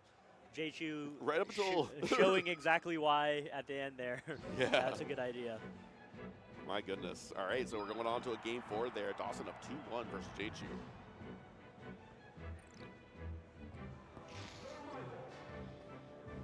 Oh? Taking some time to think or taking some time to pick a character? I don't think I've seen Dawson use anyone else. Yeah, taking some time to think. I've never seen well, anything other than Puff. I did a tourney match against Axe at Gommel, and I won. I lost the second game by 1 We're going to stock, Battlefield, but I won a for game this solidly game as 4 well, here. Okay. which is better than my Sheik was doing at that time period.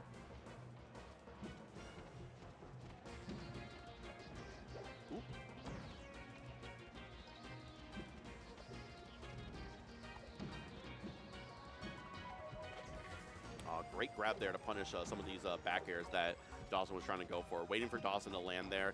That is kind of your opportunity, is that Jigglypuff has 5 jumps, or a jump and then 5 double jumps, and is just got such great aerial mobility that your opportunity are during those few moments where Jigglypuff has landed on the ground. You wait until Jigglypuff has to land, and that's when you strike. It's when Jigglypuff most vulnerable, at least, right? Yeah, I would agree completely.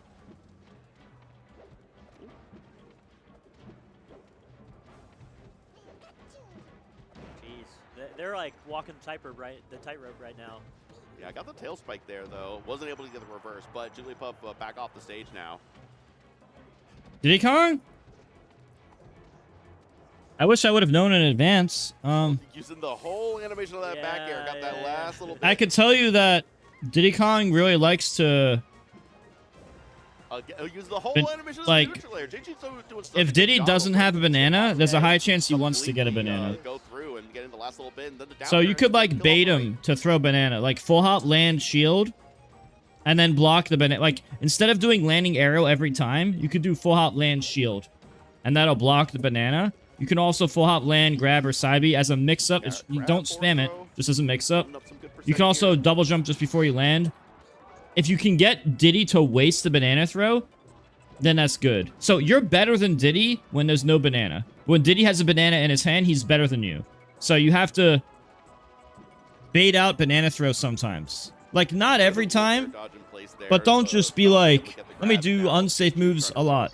Because you're making his life easy, you know? You have to understand that Diddy wants banana. So in neutral, he's going to run away to get banana. Or he's going to hit you away and get banana.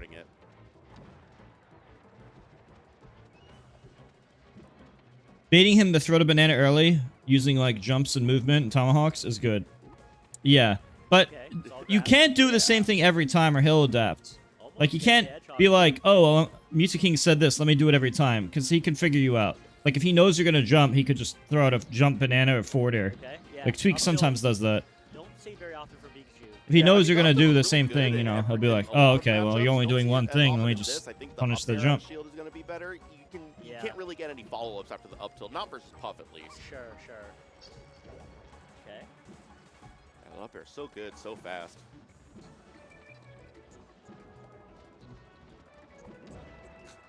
Again, the back air.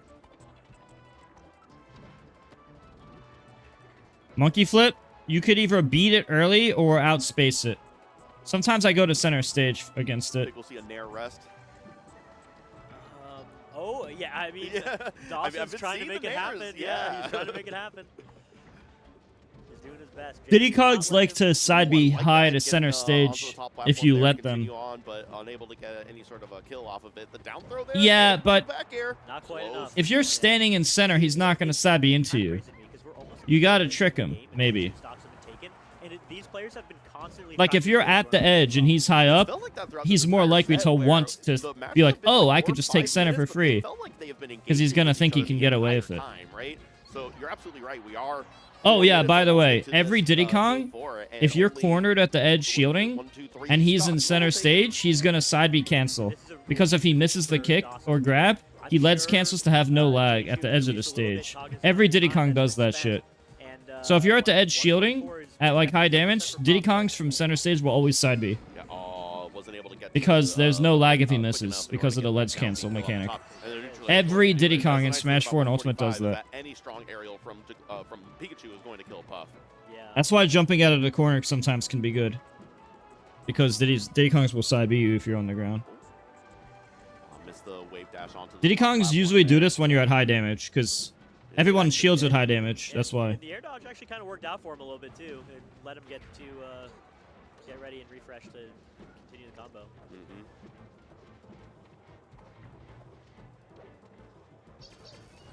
Oh, little ledge cancel there with the up B. That is something that you can definitely set up and do consistently. Use the quick attack, get a ledge cancel on the top platform, and it will allow you to maneuver. Yeah, you just have to know that Diddy Kong's always going to abuse Diddy Kong things. Okay. Tail spike. Okay. Diddy Kongs love to abuse their gimmicks. Exact opposite way. It is dead even right now. I always tell people that if you're cornered shielding Diddy Kong and has center, they're going to side B. Because if they miss, it doesn't matter. I mean, you can bait it. Sparkle has baited Diddy Kongs to do that and then punished it, but it's really hard to actually punish it. And Diddy Kongs know that. That's why they spam it. The kind of dead zone that they're both, no man's land at any given point in time that they're drawing between their movement. Yeah, and this is so close. This is so smooth. But the down air able to get the kill there. Now J2 up 2 stocks to 1. Going to try to get as much percent. Oh, wow. Somehow was able to make it back, and now it is 1 stock apiece on this game 4. J2 versus Dawson. We'll see if Dawson is able. Dawson got big. Oh. This could be winner's stock for. Play perfectly? Well, play better. Play more perfectly. If he wins, wins, there's another game in play. Nobody's gonna Even play on the perfect clock, every timeout minute, might every be second of every a minute of every relevant match. win condition for either player, really, at this point. It's certainly a relevant win condition. I would be surprised if it did go to timeout. I don't Usually the think better that player is gonna win in the to long run. play for timeout here. Nobody's ever gonna be perfect every second, every match. 2 minutes is a long time to time somebody That is out. a long And if they do, time. then they deserve to win. You're probably never gonna see that. Uh-oh. Oh, this could be bad.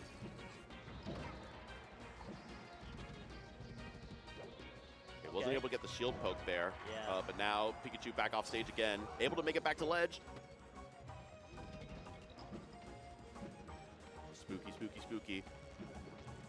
Got the overshoot nair, but wasn't able to get anything off of it. But able to get a couple percent there on Dawson. Dawson should just camp in the air. Absolutely at kill percent.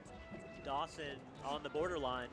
Oh, it's like a wow there it off is. the top, and then This is to why. bring it back was way high. You see, percent there. this is why I'm But gonna did time out not with Jigglypuff. falter, Did not lose focus.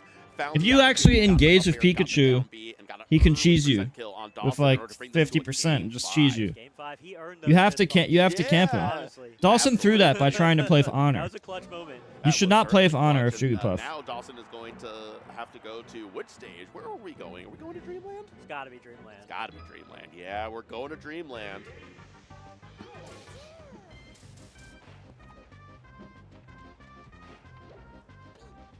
Here's the thing, though, is that I know Diddy Kong's like skills Pokemon off the top are because still so they like to strong get that you're talking about killing at like 70% to like 85%. Yeah. Wait, I forget what I was saying. I'm distracted. Does add another neutral interaction you're basically going to have to get. It matters. It matters for Yeah. sure, but it is not something you can't just breathe a sigh of relief if you're Jigglypuff, right? You're still fighting on a razor's edge the entire time. Yeah. And once again, Pikachu still has the really great horizontal recovery, so an early rest might not do the job. Yeah, you get that DI, you are making it back.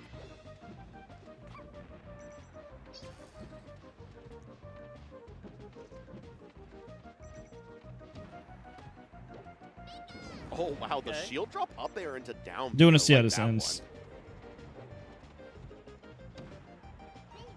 Trade of aerials there. Well, you see, Pikachu lost. Yeah. Jaychu's been So, doing a really Jigglypuff good picked job, Dreamland. Overshooting. That's why. But Dawson, I noticed a lot through the last game, and so far through this game, has kind of picked up on that. So he's like, okay, you're overshooting. I'm gonna go even a little bit further back and just put a move out because I know you're. No, you can't Yeah, ban in exactly. 3 out of 5s. Top 48 is 3 out of 5s, which is how it should be. Ooh. Following that recovery, grab the ledge.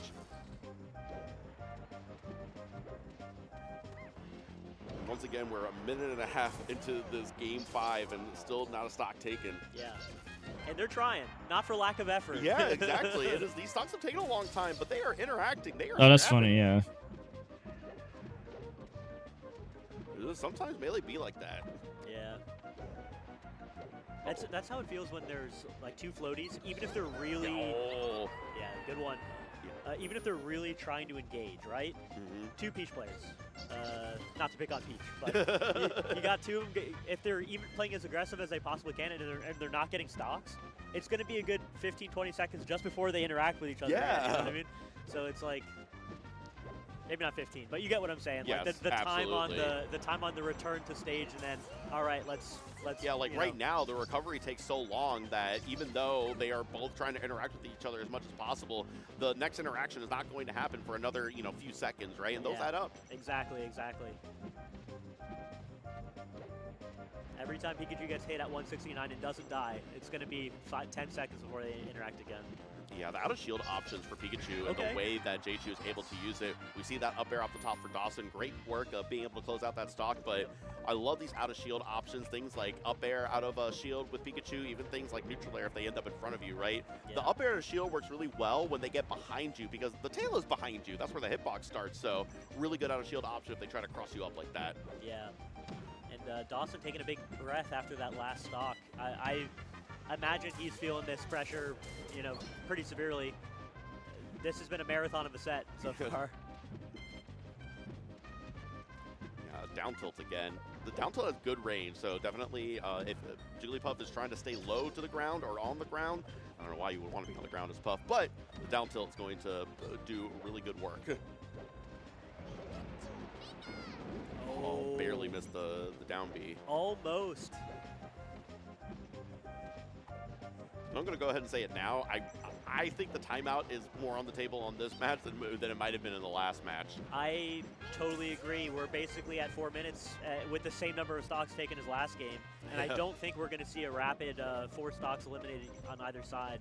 Yeah, something drastic would have to happen in one of these stocks here, and it could happen. You know, you get an up smash at 70, or you get a rest at any percent. Yeah, a key rest. Walling out with Thunder was a bit of a mistake there. I like the idea for it, but a little risky. He's risking it for a significant number of biscuits, but you know. Gotta risk it all. We used to do money matches, but instead of money, it would be for the brisk iced tea at the gas station. Gotta brisk it all. Brisk it all. Risk it all. That's actually kind of funny. Ooh, good up air. Jigglypuff unfortunately doesn't have Pikachu's down B to kill off the top. Yeah. Weak neutral air, not quite getting the kill there. Yeah, with worse DI, that could have been something, but it could have. Oh, got the side step and then a neutral air, and now J-Chu. Now at this point, it's 3 minutes. Are you playing for the time? You can build a little bit of percent, I think. I feel like if you're Puff, this is where you get really degenerate, but I feel like Pikachu has to be on the attack. Yeah. That's a lot of what is keeping... If it were the other way, Puff would maybe start playing a little bit more degenerate. Yeah, now 9%. That is not a stock percent lead that you can work with for 2.5 minutes. The Pikachu counter aggression is what is causing essentially Dawson's trying to get in, but he knows he can't commit too hard because Pikachu is dangerous. Yeah, exactly.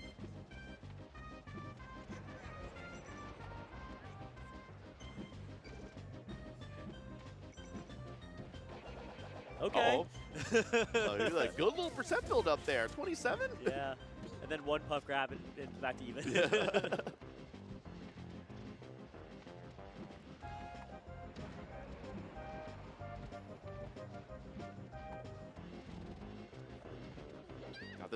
Tried to go for the quick up smash there, unable to get it. But J-Chu out to a 34% lead, 24% lead now. That Thunder Jolt was almost catastrophic. Yeah. The back air was wow. frames away, pixels away. We've hit the 2-minute warning now. Yes. 2-minute warning, no timeouts left. Oh, wow. Okay. Yeah, that was a little spooky there. Grooving. Oh, got the out smash. And now this is bad. 51% Pikachu with only a minute and a half. That's why you don't approach Pikachu. You lame him out. You time Pikachu out. Just, not like overextend do what you've been doing. Yeah. If you try to play with quotation marks honor, you lose. So Puff loses. Yeah, that is very, very tough. I mean, Dawson, you have to play very aggressively now. Pikachu or Jigglypuff cannot play their optimal game where they play the slow, methodical match. They have to go for something a lot more risky. Yeah. This is the Dreamland pick, honestly backfiring and tremendously right now. Yeah. Yeah, air dodge there.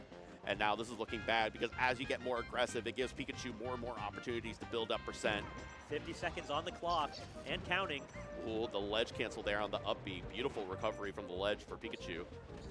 Yeah, I think even if Dawson's got to take this stock in the next 10 seconds and then get a rest. But like, yeah, in getting grabs and not even going for throws, just pummeling as much as you can, just killing timer basically. Yeah. 30 seconds on the clock. Yeah, and this is looking pretty dire here. I think J-Chu would have to do something catastrophic here to let go of this match. 20 seconds left on the clock. Did you say ratastrophic? I did not, but I wish I had. 10 seconds on the clock. This is looking like a timeout. Ain't no way otherwise. Yep. I think we're going to get, yeah, they're just going to handshake it. Dawson is not even going to let that go and just going to let the timer go.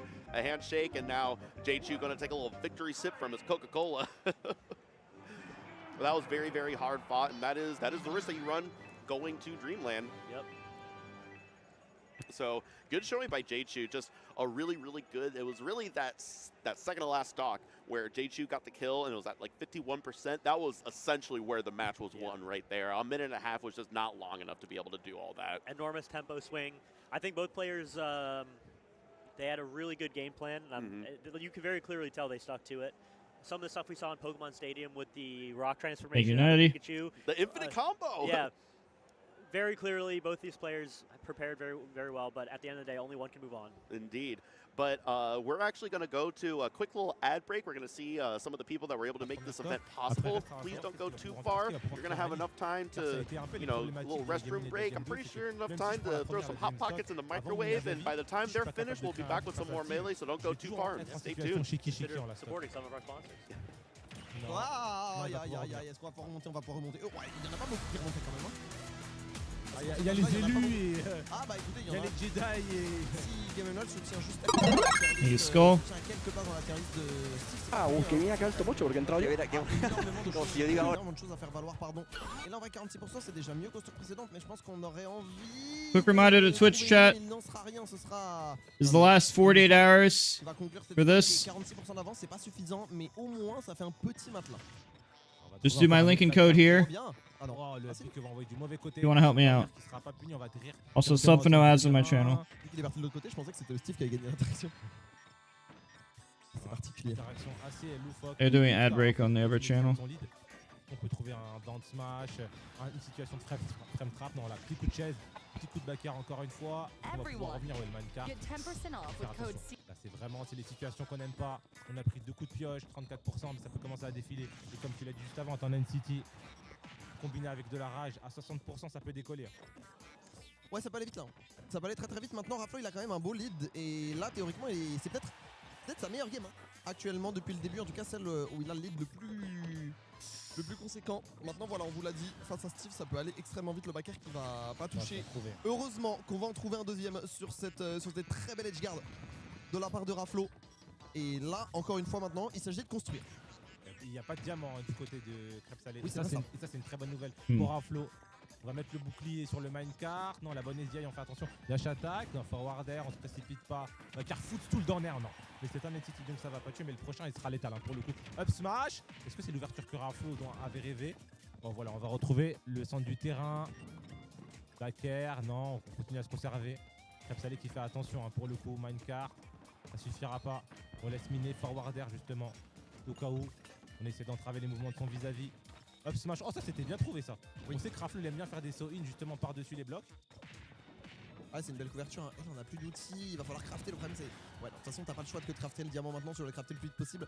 Le problème, c'est que ça fait quand même un petit temps d'arrêt. Game & Watch, il a les moyens de te mettre la pression quand t'es à l'arrêt de la moyenne. Veut dire, tu cherches à coup dash attack, le B était bon.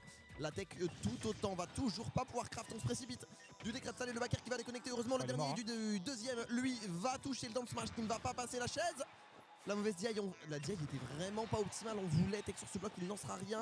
Le backer toujours pas. Rocco de fou. Oh, et le counter de Crêpe Salée. Attention, c'est pas fini. Ah, c'est pas fini. Totalement pas fini. Par contre, Oh, nice. That was a good down on cancel. Miraculeuse, hein. Oh, les angles de malade. Non, dash attack. On va trouver un on va l'envoyer de l'autre côté du terrain cette fois-ci. Attention à une ouverture. Une seule ouverture. Ah, oh, 37. 2 hits, 37%. Faut faire attention. On le sait, c'est léger. Il y a de la rage, il y a un smash. Oh, le backer. Oh, ça va pas tuer. Oh, il est pas mort. Ah, et on réagit un peu de Raflo. En plus, on va prendre oh là là, ça peut être fini. Non, ça va. Ça va aller, on va quand même trouver un air, mais ça dure plus que de raisons, plus que de quoi être serein. Fuck Steve. Pour Raflo, du coup, encore une fois, ça va pas toucher, ça va pas connecter le forward smash, la dash attack toujours pas. C'est le sour spot, il faut un backer, il faut, que sais-je, une dash attack finalement. 200 damage. Mais ça a pris. Steve lives to 200. Plus de pourcents et même plus de stock que prévu. Ouais. C'est sûr. 142 rage, diamant, I'll be right back. TC, F smash, T'es cuit, Guy. 27, direction la loser finale.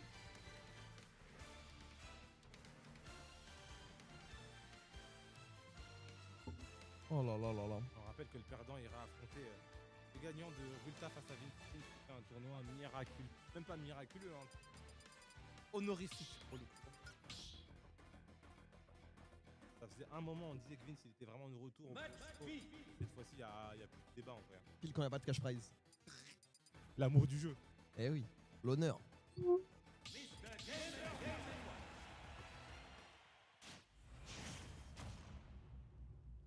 Et game 4 entre Raflo et Crêpe Salée, l'un des classicos. Hein. Retour sur PS2, un terrain où Crêpe Salée s'est défait de Raflo les deux premières manches. Aussi, hein. On a dit que le terrain c'était important et là. Ah ouais. 2 games sur le terrain de 2 games sur le counterplay de Crêpe, ça va être dur. Hein. Ouais, ça va être extrêmement dur. Sachant que là, potentiellement, si Raflo l'emporte, Crêpe Salé va pouvoir aller prendre une autre map. Et là, je remarque directement qu'il a beaucoup plus de temps pour miner. Et justement, vu que tu as les plateformes, tu peux jouer de ça, tu peux être ambigu. Et là, très bon début de game de la part de Raflo pour le coup. Hein. Au moment où je dis ça, on va prendre le fer. La petite backer 65%, on continue de miner. Waouh. Il y a la minecart en or. Attention au carambolage hein, du côté de Raflo. Oh, très beau F-smash de l'autre côté. Ouais, bonne réaction cross-up. Ouais. Je savais même pas qu'il avait le temps de punir, pour être tout à fait honnête. Ah, moi Le aussi. pari est bon. Paris ça il fait est pas mort. de pourcent et là, Ouais, c'est mort. fini. Très belle première top de la part du Crêpe Salé. Ladby pour revenir sur le centre du terrain.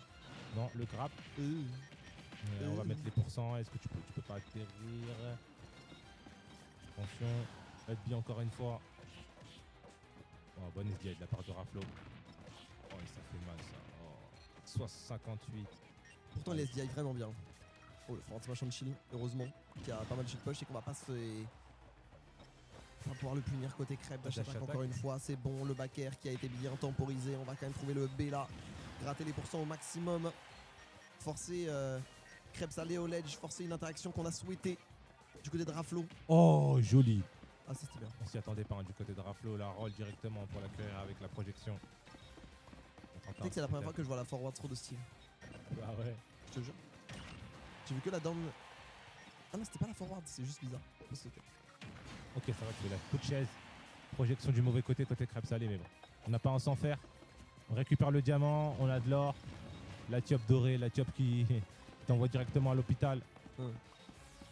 Et les blocs en fer aussi. Ils sont beaucoup plus solides que les blocs en bois.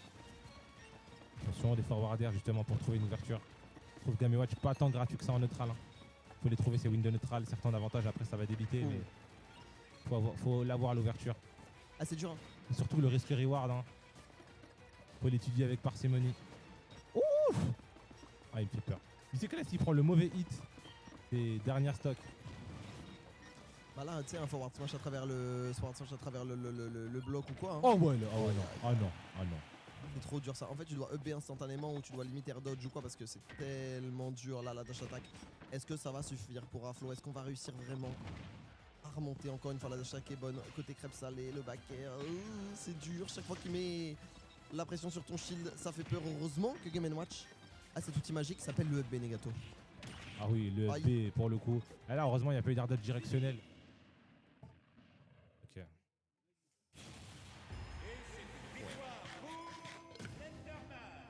Il a... Du coup, 3-1 pour Crêpe Salé. Très bien. Oui, t'as eu raison. Oui, t'as eu raison. Free, but no, there is certainly a lot of skill involved getting those handoffs. Okay. Ooh. Yep, and off the top. There he goes. Yeah, that can be scary. Sometimes grabbing Nana can be kind of a trap. You do that, and then Popo is able to just go for any sort of punish on you. And right now, Moth showing a good punish. The Sopo is still going to be able to do it. You have good combos versus the fast faller. That so chain grab. Yeah. Now, I've been told by several Ice Climbers players that the fact that Moth can reliably get the chain grab on Captain Falcon is apparently like next level cracked. Like very few of the Ice Climbers players can do that, and the frame window is incredibly tight. Yes. Yes, there's a lot of things that Ice Climbers will make look easy. Like even the mid-screen nobbling combos are something that look very easy, but could definitely be a lot more difficult unless you really have the experience doing it yourself. Oh, absolute knee storm happening right now versus the Nana, but Moth able to bring her back. Missed the grab. Yeah. Okay, Gatsu's got to get this Nana off the stage immediately. Yeah, like that. The nice thing about that up B is that Nana has such long intangibility. You really cannot mess with her until way after the animation is done. Oh, wow. Was able to get that down smash there. And there she goes. Yeah, down throw knee is going to close it out. The short hop up air is just using so much disjoint on the hammers, but now the handoff on the right side of the platform here, and that's probably going to be it. It starts that force rush. Not enough. Yeah. surprising. Yeah, but the down smash at the end there is going to finally close it out there. La revanche de. Ça, c'est le run back de Rulta But contre the up throw hitbox was able to hit both climbers there despite only grabbing one of them. You can only grab one climber at a time. Ooh, little stop Oh, D. reverse. Probably not what Gatsu wanted. I would imagine not what he wanted, because regular would have killed. Oh no, not off stage like that. That's dangerous. Oh. Yeah. Very unfortunate there. Gatsu just kind of throwing himself off the stage there, and Moff didn't even have to go for an edge guard, just unfortunately unable to make it back. Yeah, he like human missiled off the side of the stage. And all right, we're going next. Yeah, it's like, all right, enough of that Yoshi story. That was a little too calamitous for me. And we're going to go back to a much more nice, even, slower paced battlefield now. Oh, the Nana with the forward air out of nowhere.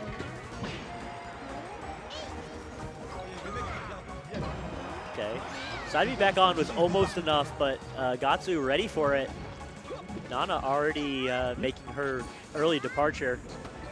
Yeah, oh, missed that regrab there. Like you were talking about, the chain grab a little bit more difficult than it may look.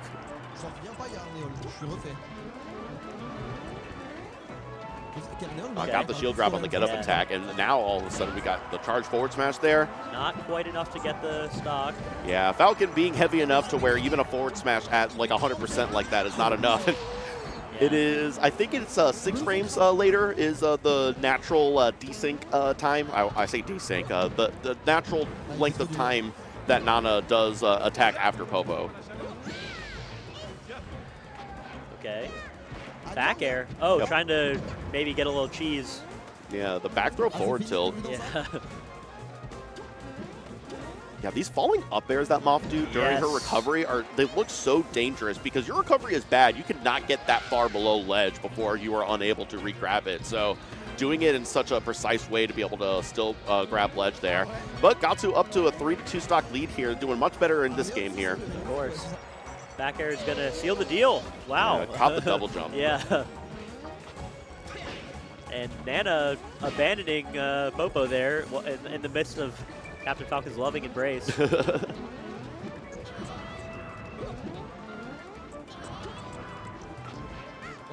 Okay.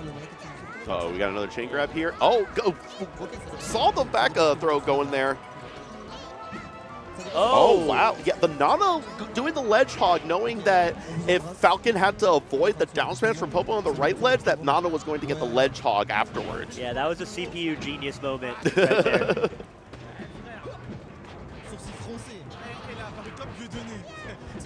Oh, yep, got the re-grab that center stage. You have to be on top of it with your smash DI to get out of the down throw, down air grab reset. And he was able to separate them, and now in an edge guard opportunity, this is going to be very bad for Ice Climbers to get past through. DIing in the right way so the follow-up is not going to matter that much, but this should be a stock. Yeah, it's going to be difficult for Popo to get past. That's going to do it. One stock apiece, 56% for Falcon. Not quite.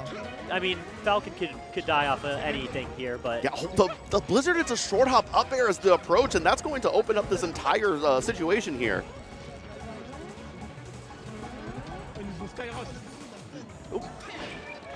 Oh, yeah, Gatsu was trying to delay it, but... Yeah. the desync forward smash is still not enough to get through, and now a knee is going to get through. Yeah, that was a bit of a blunder. She had a look of surprise on her face. I don't know if you saw that. We have up on the second monitor a zoom into her perspective, so it makes it a little Yeah, you can kind of see it in the player cam for sure. Player cam, as small as it is, you can definitely see their shocked reactions. Yeah, live Moff reaction. Okay, well, down throw, down smash, and that's going to do it. Yeah. Now up 2-0 for Moff. Quick fist pump. Taking a sip, and she's back at it.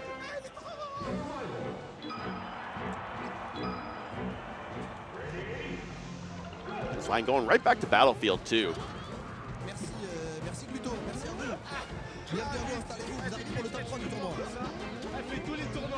It's interesting because a lot of times the grabs against Ice Climbers, like you grabbing against Ice Climbers, can be a trap, right? Because either you're grabbing Nana and Popo has full control to be able to do whatever to punish you, or you end up grabbing the Popo and Nana CPU will end up doing this. But now we got the handoffs on the right side, and that's going to be a clean stock here at the very beginning of match 3. That's the kind of punish I would have expected to see from a lot of these previous grabs, where Moth looked like they were opting to do other techniques. Yeah, we hadn't seen the full handoff 0 to death like we just saw there, right?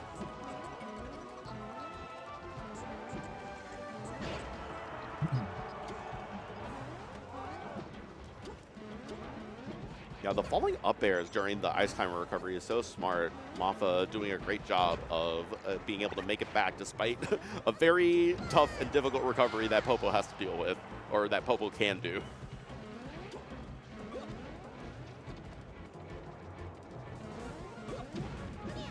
Trade between the hammers and the stomp. Dash attack into re-grab, and now in the mid-stage here, we're going to see if they're going to get that down throw down air into the reset. Yup. And now this is probably going to do it. Down throw up smash off the top. See you later. Clean combo at the center stage there. Who needs a handoff? Oh, another grab, and this could be bad. Follow the back throw there, and now we're going to get a clean another handoff here. I think this is going to be... Oh, no! Missed the handoff again! Oh, no. Into another one. Yeah. This might be... I think you have to go for one more. Oh, wow, the forward smash. This is why you time out ICs. Sure, why not? Yeah, I thought maybe wasn't able to get that. Gonna have to go for an up smash. The up smash wouldn't kill, but Moth, she's a better player than I am, so able to ascertain exactly how to get that stock at the end. I respect that forward smash from Gatsu. Didn't do anything, but the follow-up has been quite effective, and that just might be it. Yeah, able to wiggle out, but still on this punish game here. Gatsu able to make it back down. Now Popo on the back foot. I think she let him wiggle out. I think she was trying something sneaky there. Oh, you could be right. Yeah.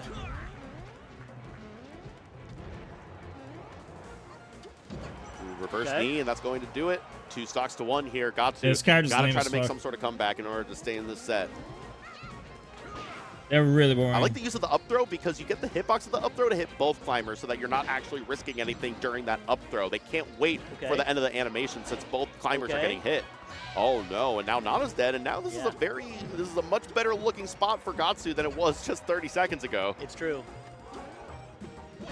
Oh, just did not get that grab there, and Popo getting these down smashes now. Yeah, that's going to do it. 3-0 and a fist bump, and then Moff's going to move on winner's side. Gatsu still in the bracket, still on loser's side, but a great showing by Moff in that set. Yeah, quick 3-0 for Moff there. She makes those characters look oppressive, I think would be the term. Makes it look a lot easier than it might seem, right? Yeah. She makes it look easy. Coming up next, we got Captain G from Central Florida and Spency from West Florida. So Falcon versus Fox, right? Indeed. Captain G had a very good showing last year at CEO. Yes. He doesn't really travel as much, but I'd definitely put him up there at the same level as Gatsu. Excellent Captain Falcon player. And Spency is... Oh, Captain G took H-Box to Game 5. Oh, yeah, that was just apparently. earlier today. Yep, Captain G. He's at that level. Yeah, I know H-Box was trying to find a controller, actually. I was giving him mine to see because his fob was on the fritz. And sure. I was talking about this yesterday, actually, where my first introduction to Captain G was actually at CEO Dreamland all the way back in 2017. And unfortunately, he was a sacrificial lamb for Drugged Fox that event and just absolutely got my... It was the first time I had seen him, right? And I think that it was early on during his career, at least going to bigger events. And it was so great to see the progression from that Captain G to the Captain G that I saw last year and this year, where he is now an absolute contender, like one of the best players of the region, and at any given set, like we were just talking about, I mean, against H-Box. I gotta give Spency a shout out though. My boy from my region. Yeah. Known as the scourge of many Melee Twitch chats. Is that right? Oh yeah, he's a known degenerate. You can tell by the way he plays Fox. We call in West Florida somebody back there shines. That's the Spency. That's the Spency. Perhaps one of the cheesiest players you're ever going to find. And he's gonna talk trash. He's gonna be disrespectful. You know, that's just who he is. But Indeed. and apparently he's having a hard time finding the. Yeah, finding the stage. Yeah, finding the stage. Yeah, where is Spency?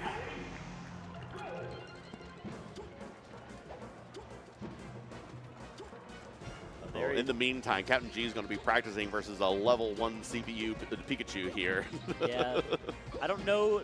Maybe that's the best stand-in for Fox when you can just pick Fox, but you know, he's got his own methods. He's just trying to move around. He's just Sure. trying to get his buttons all warmed up.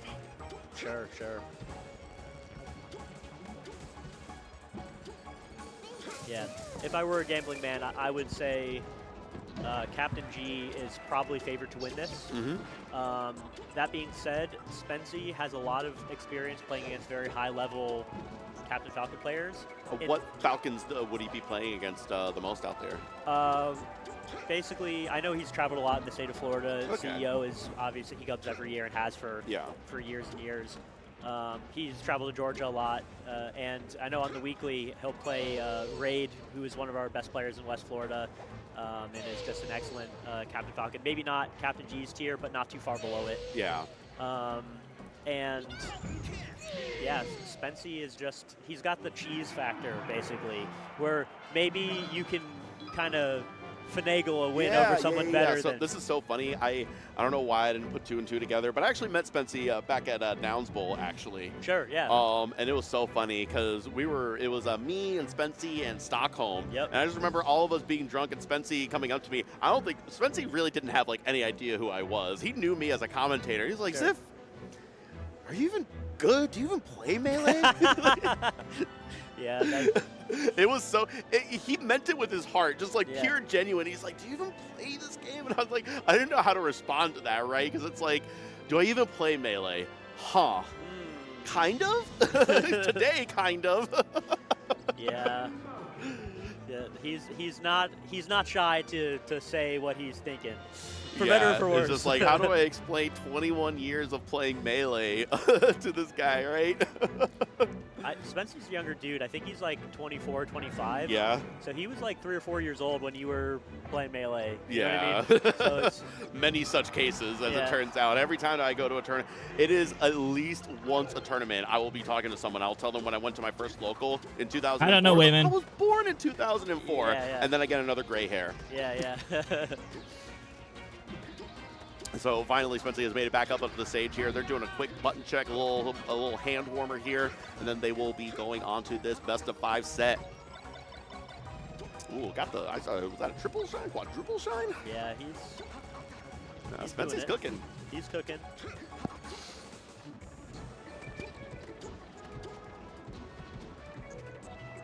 I know historically Fox is seen as the victor in this matchup, and I think that probably holds true, but Captain Falcon players, they can get the job done. They know what they need to do. I kind of feel like it's a similar thing where against Puff, right? Where, Fox beats Puff, Fox beats Falcon on paper. Yeah.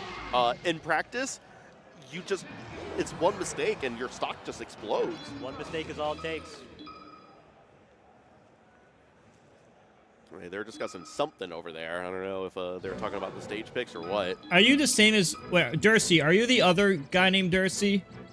Dursey EXE, or you a different Dursey? They're going through their Are you like Cloud Sapphire I like player going Dursey, or a different to one? the stage list here in order to do the strikes. Yeah.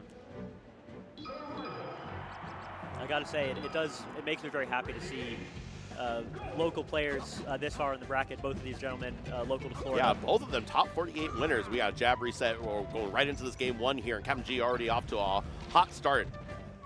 Got the reverse part of that up air there. Why do you have 2 accounts? And the Randall almost does. Why are you using 2 different Twitch accounts?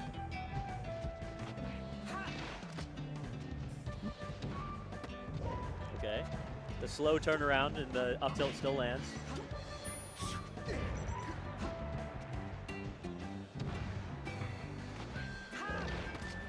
Yeah, got the up air off the top platform, off the top, and then Spency, after getting beat up that first half of the stock, was able to bring it back and take the stock first.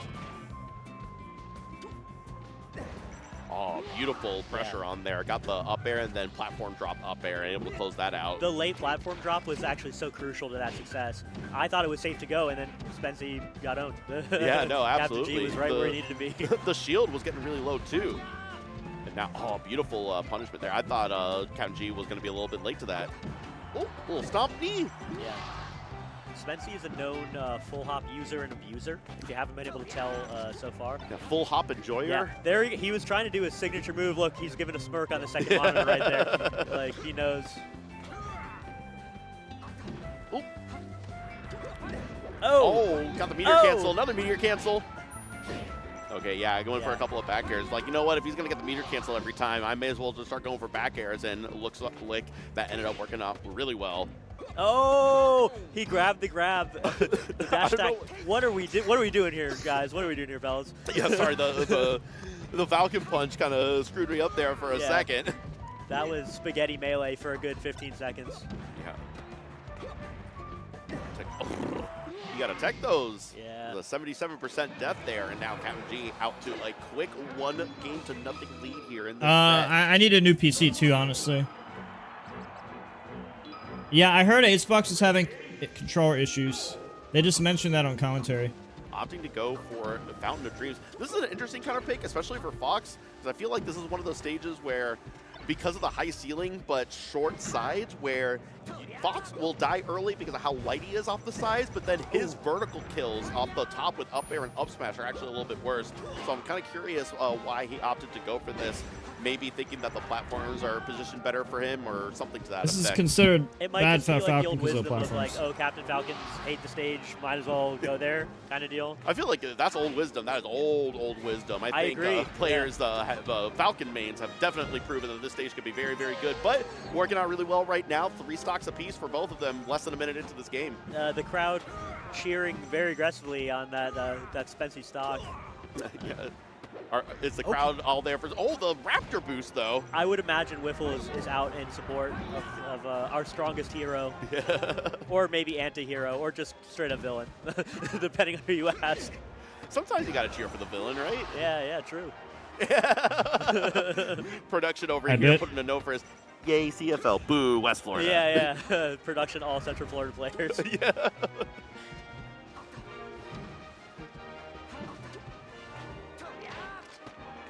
Okay. Not orthodox, but was mildly effective. Oh, wow. The weak See you knee later. there actually ends up being disastrous for Spency, and now Spency down to the last stock in this game, too, here.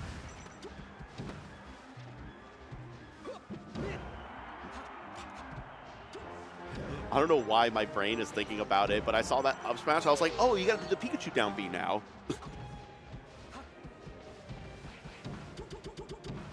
Didn't get the gentleman there, and Spencer able to get it back. Stop it, but a raw knee in neutral there, and able to get the up air while Fox is That's the a magnifying gamble. glass. You gamble Very that it's going to be up aggressive B. edge guard, able to close that out. Now Captain G up 2-0. Captain G's never going to let that type of recovery slide. He's going to get that every time. No. Yeah, these are things are looking rough for if you're a Spency fan. It is a little dire out there right now.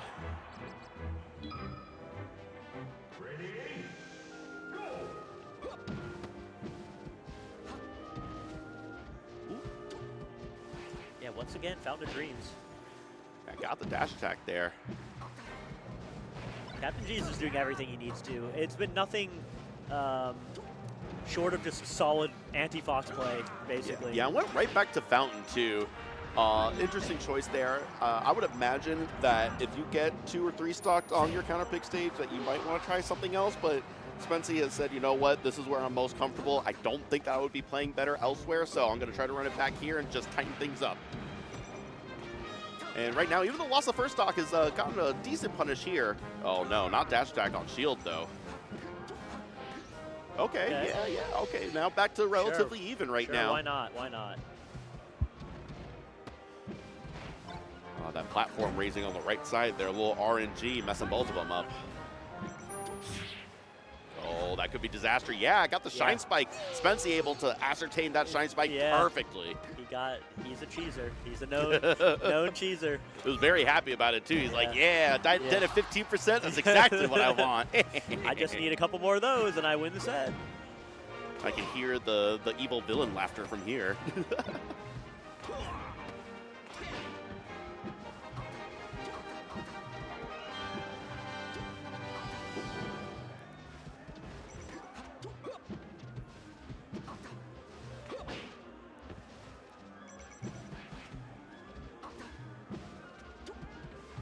Okay.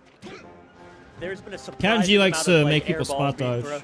Yeah, they've been whipping on each other a little bit, but Captain G able to get that up air. Spency, got away from that forward smash. Thank God. A couple of up smashes, though, to punish. I can hear Stockholm yelling from here. Yeah, from across the venue, through the headset. Yeah, I want Spency to win. That's what I want. I want the local people to be getting belligerent for the homies. That's the exact kind of vibes that I'm looking for at a Melee tournament. Okay. Oh wow! Just Falcon smashed the hell out of that shine from Fox.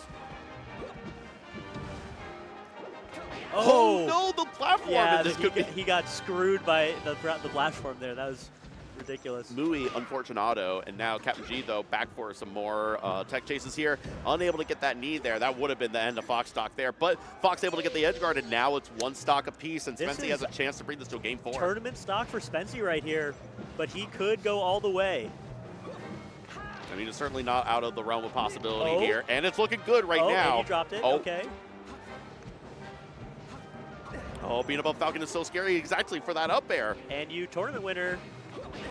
Silly man, don't do that. Oh, and that's going to do an up throw. Knee, and Spency is no longer in the bracket, but a valiant effort, a good showing. I actually do like that, going back to Fountain and actually bringing it back to that last stock there, showing that, hey, this was a good counterpick stage for me. I tightened it up and was able to do a lot better that match, but Captain G was just a little too good today. Yeah, Captain G kind of just better playered him, honestly. But it was just a little outperformance, right? Yeah. But it'd be like that sometimes. Sometimes players will just do that to you. Yeah. It is. This is a tough game. But we have our next set coming up here. We're going to have Rap Monster versus Jada. That's right. Can you tell me a little bit? Talk to me about Rap Monster and Jada. Rap Monster. It's a Luigi player, right? Luigi, yeah. Yes. I was gonna say. I know he's. Luigi, obviously, strange character. A little weird. Jada, Sheik player. Saw them play yesterday. Clutched one out. Sheik is gonna win against Luigi. On paper. But there are aspects of the punish game that, if Luigi touches Sheik, Luigi could, basically always get a kill. Yeah, Luigi does have a lot of good combo options. Things like up tilt, weak nair, down throw, if they don't DI it properly, are all really good tools that Luigi has. So I definitely agree. I think neutral is going to be way better for Sheik, right? But you still have things like the full-length wave dash forward tilt is going to be a really good option that's going to catch a lot of Sheiks that don't have a lot of that mobility, right? Because that is one of the weaknesses of Sheik. Sheik, as fast as she is, has poor dash dance because she goes into a run animation so quickly, and then also poor aerial mobility. So your drift while you're in the air is really bad. And for someone like Luigi, who does have poor aerial drift, but is so fast on the ground with wave dashes that functionally he has a lot more mobility than Sheik has. So we'll see how Jada is able to handle those approaches from Luigi. Yeah, where a lot of characters can. Rap Monster. And, Haxmy's last set ever was against Rap Monster. You're either moving or throwing a hitbox. Or at least more so comparative to the rest of the cast, or much of the cast. Indeed.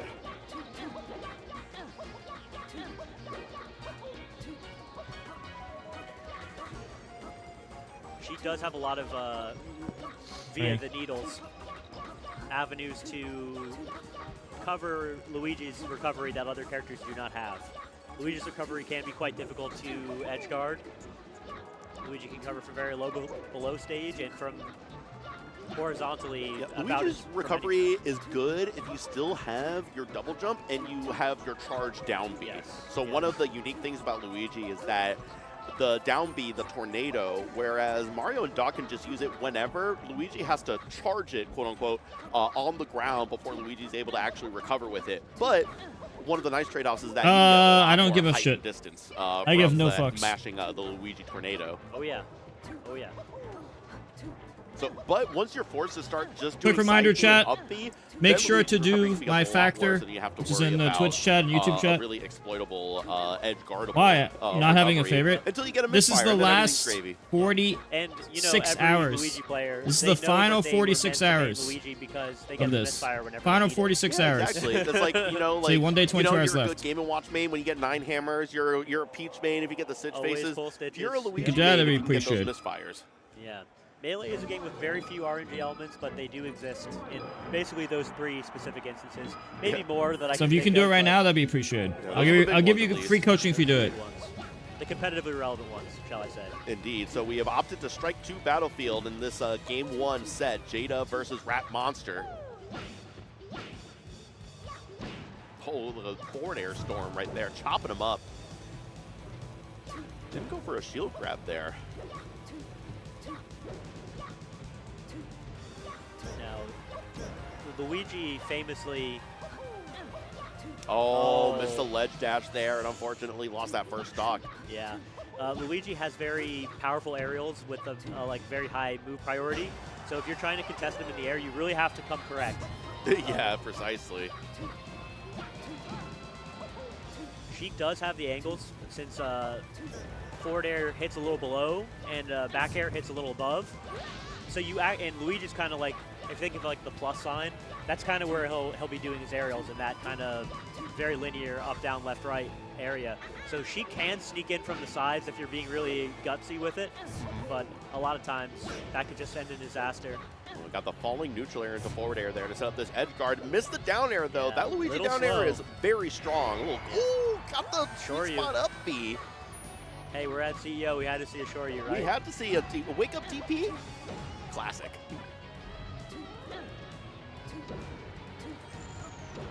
Oh, in my heart of hearts, I expected a misfire there during that first side B. Yeah, yeah.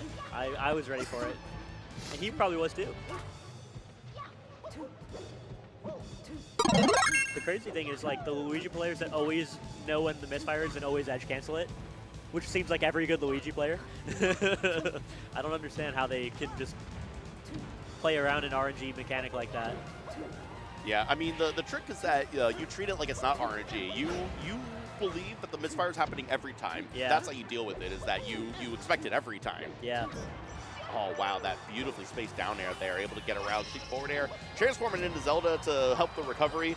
So And it did help. No, it does. So aside, oh, it got stuck underneath. So aside from the fact that Zelda has just longer reach with her up B, the nice thing about transforming into Zelda during the recovery is that you get your floatier, you have more aerial drift, so you're actually able to just hold towards the stage and get more distance. That's why you'll see it when they're at the very top corners of it. They'll transform, get the drift, and then sometimes they'll transform back so that they don't have to worry about trying to get back to Sheik on stage. I personally Surprised think, Jad is doing this decision to good stick in against the stay best in Luigi Zelda player. and get that forward air, or maybe back air was. They're kind of similar. It was the platform cancel neutral air there in order to pop Sheik up there. Oh, Not ledge hop fairing. Oh my God, bro. A very ill-advised This is something you all should know. Do not ledge hop fair unless you're fading it back, or really sure it's gonna work, Yeah. or Yeah, delaying not happy it. about Don't that. do the Given drift Preston in head early shaking fair. Disapproval. And I've been there too. I understand how it feels. It sucks to have Luigi just kind of pop up and send you to the next game. Yeah, really any Luigi is character. definitely one of those characters that can tilt people, right? We saw the down angle forward tilt there. Luigi's down angle forward tilt is bugged where it doesn't have any knockback. Even at 999%, you will not go anywhere from that down angle forward tilt. And he edge canceled it too. Oh, Jada hanging their head in shame, or at least in frustration. Not a great look. One thing that I always am very happy to hear or see when I'm playing like a local is when my opponent is like breathing, exhaling very heavily, or just you know, big movements of their face or their body and whatnot, because that means you know you're in their head. Yeah, You know? it can be And difficult. When you're a Luigi player, all those guys I feel like a lot of them are kind of trolls. You know what I mean? Yeah. And, like, that's got to feel good when you're like your opponent is already frustrated. It's just game 2. Luigi is the kind of character where you need a little whimsy in your heart in order to optimally play the character. True. I 100% agree. Another down there. It's the Goomba Stomp. That's the kind of stuff that is defeating Bowser's minions in the Mushroom Kingdom. Missed the short hop there. But able to get the charge of the down beat there. the triple jab. Triple jab. Looking like Captain Falcon out here. Luigi Gentleman. Indeed. I love that hat that Rat Monster has. That has such a cool hat. The PlayStation one? Yeah. Yeah. That's a good one. Barely missed the sweet spot Wow. back air there. Yeah. I don't know how Luigi finagled their way around that hitbox. That was just like the most delicate but deserved drift. Yeah. The double forward tilt. Was that true combo? I don't even know. I don't think it was. Just a crazy sequence of hits there for Luigi, and now up 3 stocks to 1. Yeah.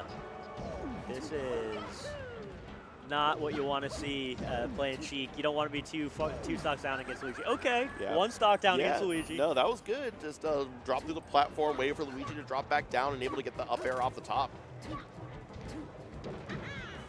Crouch canceling forward air to get that down smash. Down smash with enough range there that despite trying to space it out a little bit, was able to Beta get the Plup? punish. It's probably Rat Monster right now. Yeah, that was what I was talking about earlier. Luigi using his nair to get out of what otherwise would have been certain doom. Yeah. It's this guy right now. All of a sudden up 2-0. Rat Monster versus Jada. Jada taking a deep breath, trying to recollect their thoughts.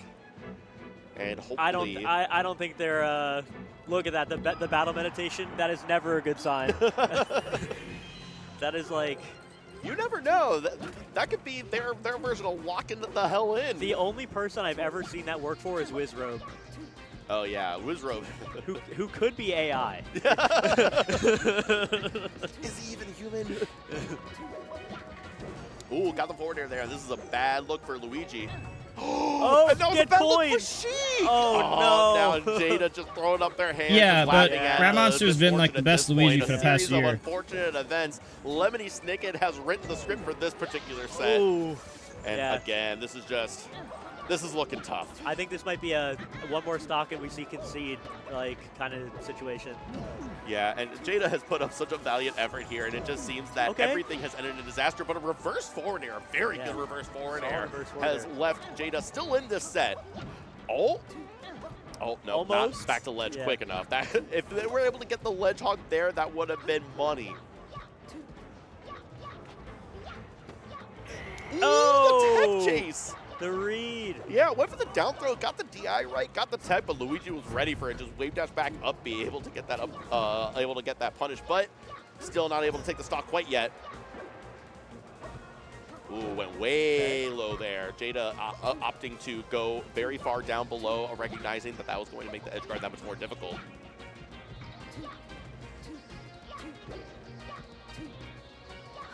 A lot of neutral airs out of shield from both sides, I feel like. A lot of neutral airs from both sides in general. Both very good moves for both characters. Sheik nair, Luigi nair, both excellent. Yeah, I really like a lot of these empty short hops that Luigi is going, kind of like a pump fake, and then Luigi will end up going for the waveland eventually. All right, Jada, time to lock in. This is it. And here's the thing, I bet they're thinking, if I beat this guy, I got another 2 games to deal with. Wow, was able to make it all the way back. I thought Luigi was dead, but no, got so much distance from the down B and able to air dodge back onto the stage there. But the forward air is going to do the trick. 1 stock to 2 stocks. Jada versus Rat Monster. Starts with 1. It starts with 1. As Linkin Park once famously said. I miss Smash combo videos set to Linkin Park. Yeah, that was an era. A lost art. Oh, wait, this could be it. Yeah, and now all of a sudden, as disastrous as the beginning of this match was for Jada, I mean, does this come back? Absolutely locked in, to your point, and made it a real game. Yeah.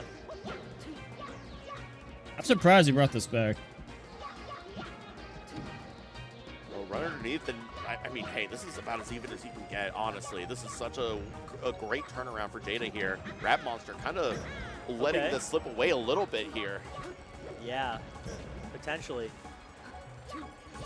Extending the hurt box with the needles, by the way, that was, I don't know if it was intentional, but it was effective.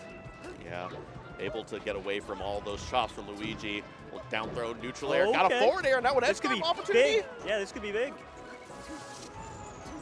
Oh, almost got the ledge canceled there. Definitely did not want the change. Yeah. That may have actually cost him the game. Oh, this is so scary. I'm so nervous. Oh, such a small shield. Crouch cancel into down tilt up air. Almost off the top. Oh, still missed it. Oh, that could be it right there. Down, up throw, neutral, still not enough. Oh, the down air, and that's going to do it. And such a valiant effort on that comeback. Jada looked choking. Like they were that was a lot of bad that set options around, but a little at the end by both of them. Too late on that, but what Pretty a great ugly showing. I mean, by that both was of them. my heart was racing there at the end. Yeah, that was almost something beautiful, but it was something beautiful. It was something beautiful. That's true. Rat Monster. Melee is something beautiful. Ain't that the truth? Ziff, it was a pleasure commentating with you today. I know you'll be back tomorrow. Yeah, I will be as well. I'll be around, so if anybody is watching... Mais en témoigne aussi... Oh, en témoigne aussi Min, en témoigne aussi Sonic, qui sont ce genre de personnages qui vont vraiment compartimenter des phases de jeu et qui vont juste vous interdire des secteurs de jeu. Ce qui me fume, c'est que le minecart en command grab il met 0%, mais c'est encore pire que s'il mettait 30%. Ouais. C'est une dinguerie. C'est 30% au mental. Parce que quand il touche à 60, tu perds juste ta stock en fait. Tu te fais spike, ou sinon si t'as à 80-90, il court up smash. C'est trop de la D. Attention. Hop, ouais, voilà, beau reversal de la part de Raflo. Non, la projection vers l'arrière. Ah, il joue bien.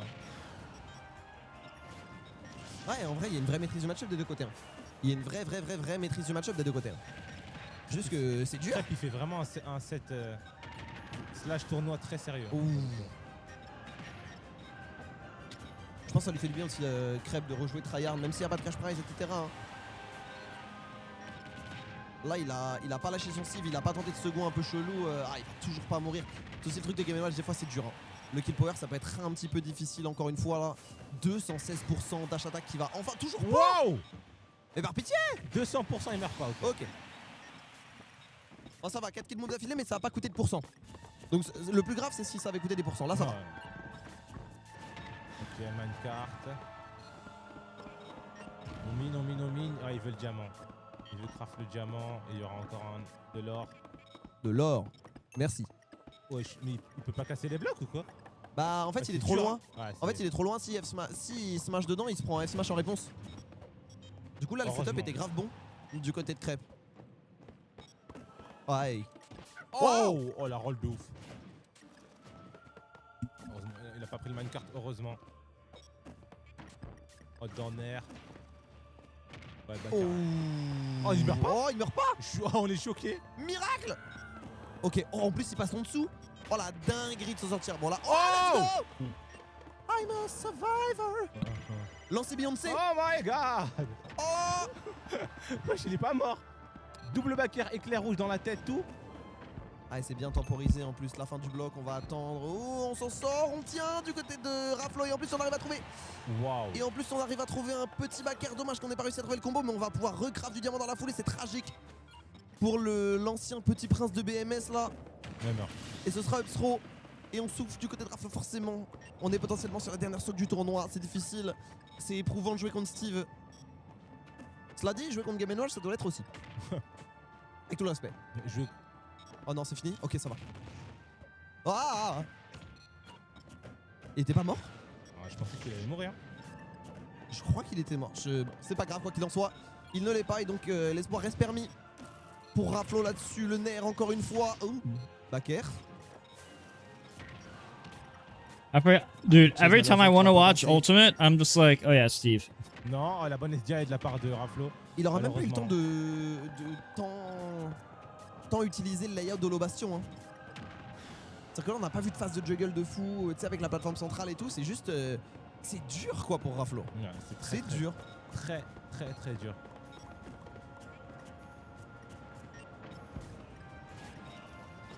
Bah, attention, on pose les blocs. Ah. Attention, frame trap de la part de Oh, bien Raflo, ça. ouais. Réflecteur direct.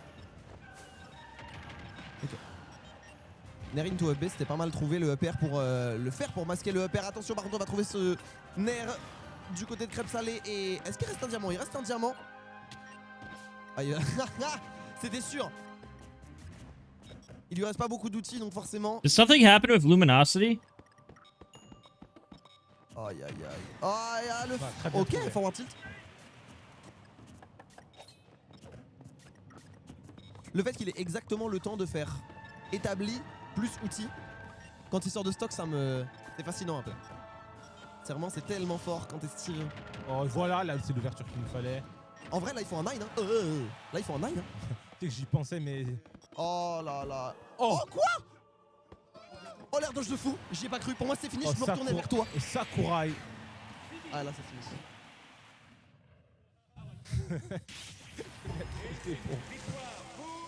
Allez, bravo crêpe salée. Qui va conclure ce mi-temps rooftop en battant Raflo. Yeah, I heard Et, about qui it. nous rappelle à tous que quand Gluto n'est pas là, BMS danse. Ouais, BMS danse, ouais. So what happened? Donc, Wait, what happened? I just learned about it. Can someone Bon update me? appétit. Ah, mais t'as pas menti, t'as vraiment pris. Je comprends. Quoi qu'il en soit, merci à tous de nous avoir suivis. Quelques petits remerciements, quelques petits points d'information. Puisque c'était un tournoi assez particulier, c'est un tournoi qui n'a pas de cash prize. Voilà, c'est un tournoi où vous Hey, montre aussi welcome que back. on peut We're créer des here alternatives.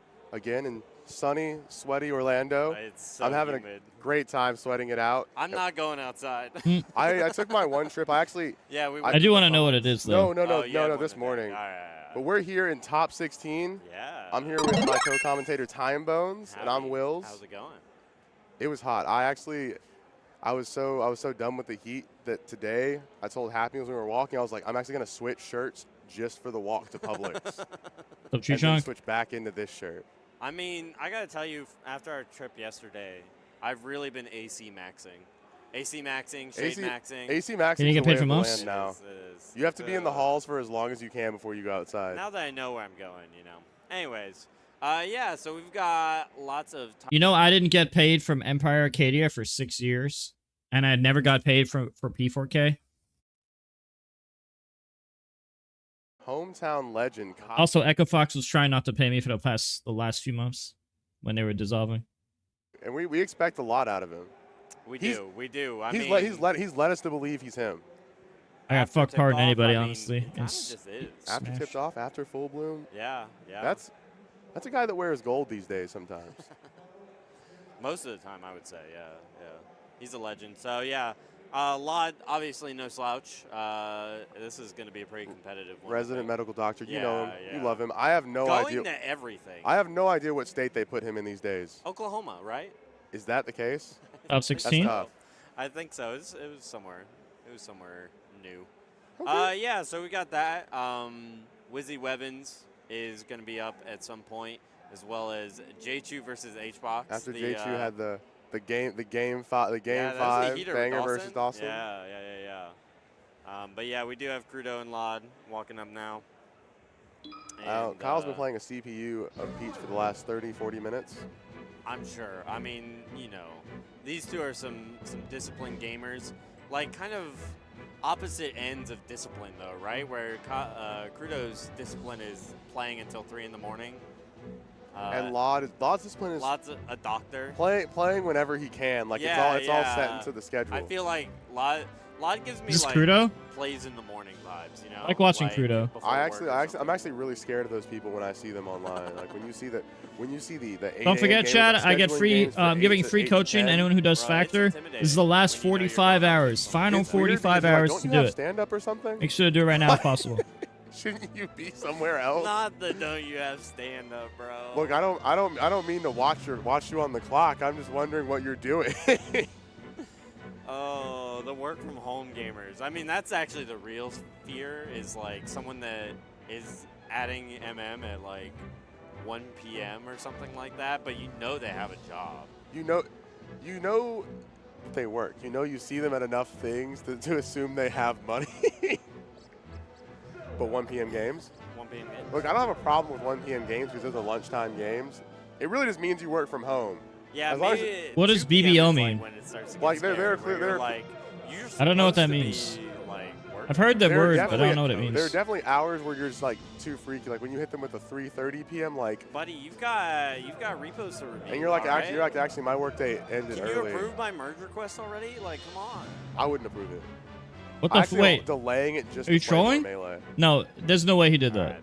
But what No, are you're we- trolling me. Sheik Who- Beach, who are you calling I here? mean, hey, you're the expert here, right? The expert. I'm a Marth. I The mean, I don't know. expert. I'm Okay, a you're Marth, trolling. So that means Otherwise I you wouldn't generally type think of capital Peach LeMayo. as, like a bad character. That's a heavy. So- I don't know. I just don't. Alright, I'm do just not sitting on clip expert. this. I don't think that's me. I think you're an expert. You've been entering singles lately, right? I You had your phase at the very had least. my fantasy of it. I dreamed of being an active player and was like, I think I'm good. I played That my was my enough, 5 that was brackets. enough, Look, it was only because it was on Panko's dime though. He said he'd cover like every entry fee, so I was like, I might as well. yeah. That's crazy. What if I said I'd cover every entry fee for you? I mean, I guess I'd have to get back in the game. Like, I don't know. did grab All right, sound off. Let me know if you want to see Wills in one tournament. yeah, Not I did grab easier a bracket. banana No one needs to see that. earlier It's during the good. stream though. How would you have done a bracket this weekend? This weekend, I'm thinking. Yeah, I'm what's up, top, Jason? Like 49. The sooner you could join, the better, because I'm gonna play I'll go for for a about 30 2 here. I probably hours, would beat that two and a half hours. Oh, Chrysor? Then I'll be back on Monday I probably again. would've been close. I think I would have camped Chrysor in a similar fashion. You think you would have gone for the timeout? But yeah, I just if think you I want have to, time. yeah, No join pummel now up throw. or soon, No feel pummel more than down free. throw. Alright, yeah. It'd probably be more like no pummel forward throw, you know? To time max. Anyways, it looks like we've I see. started I mean, to can't solve we whatever- try to whatever like issues decide a we're time on having. like? So I think they're gonna warm up and then Wait, let me we're check. gonna get into it real quick. We're gonna kick Because I off feel like top on 6. Monday or Tuesday I should be able Top 8, either of semi. those All days. 5 are winners semis. That's actually great. It's wild to see these two. Because play yeah, so spontaneous This feels like deciding a, normally tends to be worse for I mean, I me. guess it's kind of like a 4 or 5. Yeah, Is this I guess 4 or that's 5 true. seed?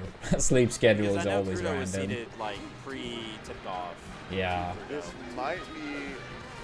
This could be 4 or Okay, 5. I guess we're gonna do it this way then. If I see that you are live on different, Monday too, 'cause Crudo's or on the top Tuesday side of when I seeding. play Yeah, Mario Kart, Like that, like then any other year that would. I'll have been the text you case. like Absolutely. an I mean, hour-ish Lodge ahead has of been time. mainstay forever and ever. It's the guide, right? One of the Peach players we love to swap out for top 10. He'll always be around. Yeah, because Looks for like we for today are we'll do well. like 2.5 hours. Let's. Then let's where we, yeah, where do we I'm start? gonna grab dinner, hang Bats? out with Leah No, for a I'll bit. start Probably not Battlefield. bats, right? No, I'll give bats.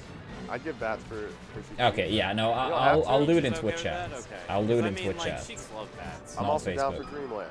I hate that I have Ooh, to. Yeah, yo, I like- Yeah, found it. Okay, that makes sense. I like this one. Because like Lod basically gets to decide between Fountain and Battlefield, right? And I feel a lot of this will be predicated on how predictable Lod's movement will be. The whole time Okay. you're playing against Sheik. But yeah, to Never- all the never people let watching, Sheik yeah, go as I said, for feel an more than option free to like join the Sheik will always races have if you to want go to. first and grab those things. I mean, generally, so how do you feel about this matchup in general? Like, I think generally people think that Sheik wins it.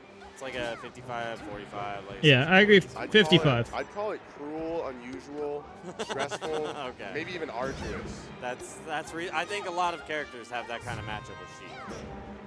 It happens a lot when you're playing one of the best characters. It's a great character. But Peach also a pretty good character though. nonetheless doable. I Yeah, feel in a similar fashion. I've seen many Peaches do it before. I think it's 55 Remember Sheik. that old Spark tweet where he said he can only fight Peach if he's extremely well fed? I feel like I'm on a similar side. Like I don't, but like I can imagine it. Look, just like You've described it perfectly. I certainly need calories going to my brain to play against Sheik. Like I do not think you can play it just on the nicotine. Yeah, okay. And I'm not sure how much Kyle Crudo's eaten, but he's a bit of an anomaly. Yeah. Harder? do I it think off a Sheik bang wins or whatever, 55-45. He stopped doing the double bang. He realized. That's He for realized the best. I was worried about his heart, to be He honest. realized I always 600 lost to He was on, Armada, like, but I 2.5 always, sometimes I remember. besides Triphasia, which I don't was know like how much last caffeine hit, he's on. He might have I always dialed beat down every to other one Red peach. Bull. like my whole life. But we'll see. They're keeping it even here. Yeah. You're fine with the blast zones too. Like, you want to loop Sheik. Yeah, I mean, this feels like kind of a great stage for both characters. I think Sheik wants Battlefield is my impression, but yeah. You never want to give it to her. I think going there is fine, but you might as well ban it. Yeah. Versus, like, almost any Sheik matchup, you can't let Sheik have it for free. It's a matter of principle at that point. And Great turnip snipe is gonna give a lot the lead here, though. You know, we are playing with Fawd Stadium. It's different. Yeah. It's I'm still getting used to it, to be honest. That's we run a slightly different rule set in North Carolina. They're hot on this set. This is what I've always wanted Lot and Gdoc to be. Like, I've always wanted to be like just two Titans. They are two Titans for sure. I mean, I easily could have seen this be like even a 3-4 or something like that. Although I don't remember how Laud did at kickoff, so seeding wise, I'm not 100% sure. I think it was all right if I remember. Most of Laud's minutes were spent playing Shifaja. True. I forgot about the Peach dip. Solid 50 minutes of Laud's gameplay was versus a Peach player. Laud does seem cursed to somehow always get the like worst floating matchups. I would say I don't know that it's a curse for Laud. It's more of a curse for like people that don't want to watch it's a that, curse you know? for the stream. It's a curse for Moses. But like a lot is obviously. I mean, Laud had his like Laud HBox art where they were just playing like 60-minute bangers. Polish had that era with HBox too. Yeah, true. Yeah, it's gonna be close. Gonna be a close set. Try and box and Laud with more fairs here, but one thing I've noticed from Laud is he's had the greatest rolls this game. Laud doesn't. Like I was grab watching ledge a lot. EQ too. He always knows when he can buffer roll, when he'll still be at a good frame advantage for it. And with Sheik, it's hard to make that work. A lot of the rolls so many of the rolls get checked by Sheik dashing and grabbing you. Yeah, dash grab. When I notice that doesn't result for Laud, I can only be in awe. I mean, just a very fundamental player in general, right? He knows what the hardest thing for Sheik to react to is, and he'll do that every single time. This is our professor. Like for Peach players, this is the one we talk to. This is the doctor. Dr. Laud. I'm paging him when I need help. He might not come fast enough. He is a surgeon. I don't know. He might emergency situation. Yeah. I would hope he's like, quick on the response. And when you take the first game, you dial it back. You say it might not be such an emergency. I might stop at Dunkies. I love my Dunkies, bro. Do you think Laud loves cold brew more than he loves the patience? I don't know. You can't be a true Dunkin's lover, I think, in Oklahoma. Like, that just seems too tough, You need to hit a mom and pop shop if it's Oklahoma. Yeah, like I'd feel weird if you weren't going independent in a state like Oklahoma. That's like a bed and breakfast type deal, And we're obviously looking for like great blast zone kills here from Sheik, but it's all Laud. It's all. Oh, Randall. Magic trick? I don't think that was planned. I don't think you smile like that if you're Gdoc if that was planned, The best magic isn't planned. It's accidental. No, I'm saying. You have to find out how to do a trick at some point. I mean, I saw that happen to Jada earlier against Mushi's, and then Jada died for it. Gdoc didn't die for it. That's how I know you think both players did it on accident? Oh, yeah. I know both players did it on accident. You've asked Jada right after. I mean, look. Me and Jada, we're like this, Not even Jada's brother hits the cross fingers. We're like this. I'm saying. I'm saying. You're very close. You're found family. Oh no. Honored. Tough from Gdoc though. It was a tough SD, but Gdoc was being quite pressed already in that situation. Watt had already approached the ledge, had already set up for Gdoc up being. I like to refer to those as that's in tennis a forced error. There's forced and unforced. Hardest? Probably ice climbers. Like that. When you hit it close and you're hoping like the angle they return it with is just bad for them. Gdo's getting fucking destroyed this game. I can't believe Sheik didn't actually get Randall there. I know that it's like really, really hard, but even still. All right. A lot of Kyle's death revolving around the cloud here. Yeah. The edge guards have just been, I think, 100% on Lod's side. Like they've been 100%, but Lod has not finished the edge guards. Yeah, like hasn't needed to, right? A miss input has finished Crudo stocks in some situations. Yeah, but even still, that's like kind of a momentum killer for Kyle too. Oh, the fair. That's gonna set up for a brutal edge guard again, right? Yeah. Another. Yeah. That was definitely every forced errors. Every right stock there. was just deja vu. Yeah. Yeah, that's very common to kill with needle on All Yoshi's right, we're just after the fair. insta-picking Battlefield. We'll give this a try. I mean, I don't think Sheik or Peach's counter picks are like brutal, right? They're not brutal. You're just hoping when you go to Battlefield they don't make quite a use of the top plat because you have to expend too many resources to get up there. But if you can get to the side platform fast enough, that usually ends up checking Sheik's movement. Makes sense, yeah. Like you'll probably see Lod just like live around the corners of these side plats as far as covering Crudo's options. Ooh, and Lod with a huge ledge trap on Gdoc. Was ready for the turnip shenanigans. Doesn't get that second lack of kill on the up smash, but everyone's seen it. We brought that one to the forefront. The nice shoulder hitbox. I know. When Peach hits you with like the linebacker. It's messed up. It feels bad. She's just happens to Marth. Marth's so tall too. I think it's like a little bit easier. She's just got deceptive weight about her. She weighs a ton, but looks like a clean 110. It's all the dress. And dress. That crown does some damage. There's got to be a little bit of heft to that. Crudo's still chasing back here. Yeah, definitely not out of it. And like I was saying with the counter picks, like if Gdoc wins, he's got like ways back into the set. And as you saw in that one interaction, that also happens. Like when you're both on the side plat, it's always good for you to like go near. If Sheik wants to get the top plat, you can just jump and cover that as well. But it's the problem is when you're on the ground and Sheik has already made her way to the top plat. I see. Because the option's there where Sheik can go to the ground where you can reach and play the mix up with her again, or she can eat that one aerial while you're trying to trade with her and jumping up. Yeah. Okay. Nice little two-piece from Gdoc, but it does overextend. Lod gets a fair. And yeah. This is looking a little bit worse by the minute, but I know Gdoc's a beast. No, I'm not. That must have been a mistake. Is it game 1 pace? This is game 1 pace. Well, it is game 3. That's why I'm worried about it being game 1 pace. You know. You have to remember the past. You can't just like box. Gdoc should be doing ledge dash attack. We have to learn from this. Because game 1, closest margin of error. Okay. Ooh, that was really good. I'm stealing that. I would love to be a believer, you know. But Lod just looks locked in. I don't know. I've got so much respect for his discipline. It's hard for me to think that he's not like just the GOAT. And Gdo's always got like the slight smile. Yeah. The mustache adds a lot. Like when the whole mustache contorts when you move your lips. That's always something I wanted to do with the thick mustache. Gdo's looking good. Like, you know, in the player camp. Always. He's He credits for the tap water for keeping him young and honest. Does he? I haven't heard It's that what makes it. He wouldn't be as talented and handsome if he didn't have that tap water. He wouldn't have as good of chances as he does against the bear. And I know you doubt these theories, but Gdoc believes in it.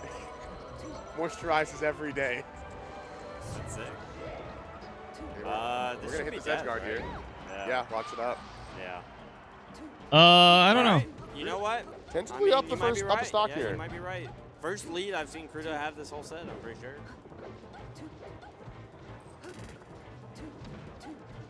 And is finding ways to safely tack on the damage versus Peach probably the hardest part of the matchup. And Lod's still doing a lot of just jumping into those side plats. A lot of just making sure Gdoc can't come down with ease. And gosh, Gdoc has just been outspacing Lod for like the last, I don't know, 50 seconds. It's crazy. You don't have to grab anymore. You go back to tilt. You're just kind of starving Peach out there. It must feel amazing.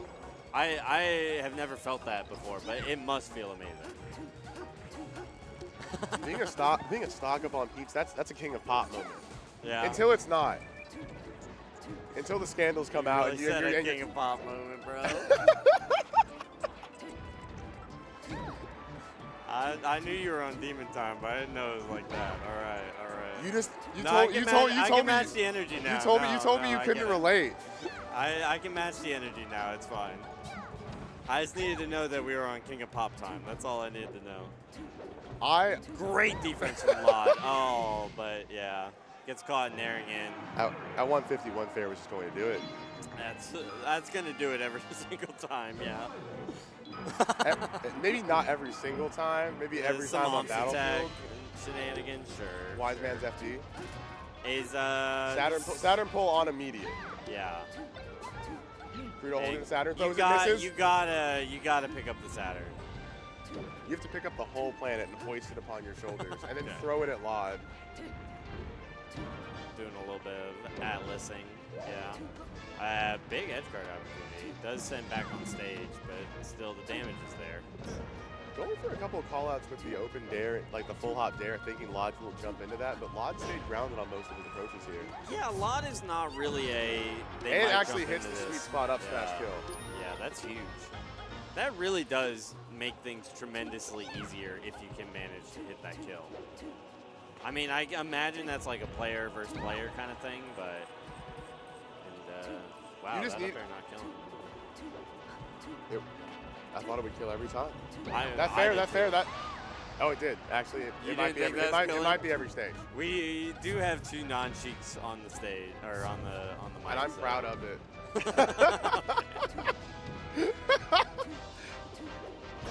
Look, I'll watch, I'll clap, but I'll never want to emulate. You'll be respectful at the very least. I am. Like, this is game. Like, this is clearly all-star melee. Game recognized. All right. Lod, once again, making it as difficult for Kyle Crudo as possible. No, we've changed up. We've added turnips back into defense. Power shields on the needles too. Huge. Playing with enough space to actually cover. I imagine it's quite hard to pull a turnip on FD. The use of it once you grab it is at its best, though. She has no platforms to like dash about on. Her approaches must directly interact with the turnip in some situation. Oh my gosh, you see Lod Same go for frame. Turnip bounce shenanigans. That was planned. I know that. He would hate that you call this shenanigans. I actually don't. You can play in shenanigans. Is that what you call like your bag of tricks? Just shenanigans? Yeah. I don't know. I feel like the best tricks aren't planned. I think that's the second time you said that. It's true, Colin. We just have different schools of thought on this. Maybe. Was that I think we might be agreeing more than you think. No, but turnip bounce, that's shenanigans. Like, come on. No. Yes. No. The rest of the gameplay we're about to see could be shenanigans. Have there been any shenanigans this set? Is it just all of that Yoshi's game? Is that? I would say Stockholm Syndrome's RNG yesterday on all of his stream sets was shenanigans. So shenanigans is RNG then? Yes. That's the only thing? They're like field spells. They're things that like change the whole game, but no one actually had control over them. Never mind. I was thinking we agreed more than I thought we did, but no, that is I clearly knew we didn't. And Lod's up 2 stocks, 160 on FD. Crudo doing his best to hit a fair, maybe a bear. It was a fair. Yeah. It was a fair. Just right across the face. But yeah, this is definitely a mile to climb. And that mile's getting 73 bigger. Hits the giant full hot fair read on Crudo. Still in the edge guard situation. I mean, even with the edge guard drop, like it just. But just the missed dash back was so subtle. Lod got like 80% just from that edge guard. Like this is brutal. Goes for their. I appreciate that he goes for it every time, despite the one success. I mean, I think it is legitimately worth it. It was worth it, but I was hoping at 130 he would just go for the classic Nair loop, but he might have been afraid Crudo could Omps attack, but he could have grabbed the Omps attack and forward through. Damn, Lod destroyed him. Peach doesn't need it, but every other situation, I'm just like, I get it. It makes the whole thing simpler. I get it for the early kills. Yeah, like the 60, 70, But you 80. have raw power on the aerials. Killing. I feel like 70 is when that starts killing. And we're here with Wizzy Wevins coming up next. I know Wevins had the Toast Max 3-1. Yeah. And then I am not sure who Wizzy defeated to be here. Wizzy defeated Rat Monster. Oh wait, no, I did see that in the bracket. That was 3-1. Yeah, that was a bit of it. I think it was game 5. I think yeah, that was a bit of a nail biter. I often bite my nails when I play Luigi. Yeah. Luigi is a scary character to fight because I don't know. I feel like the Luigi's just want it more. Do you think Luigi's want it more? I think the Luigi's like they've got the shenanigans too, outside of even just the misfire. They get to guess on the shenanigan. Like they get to side B and just be like, if it's right, I was saying kill. Outside of the misfire. Outside of the misfire. There's nothing. Shenanigans. What do they have? What do they? Tell me what you've heard about Luigi's tricks.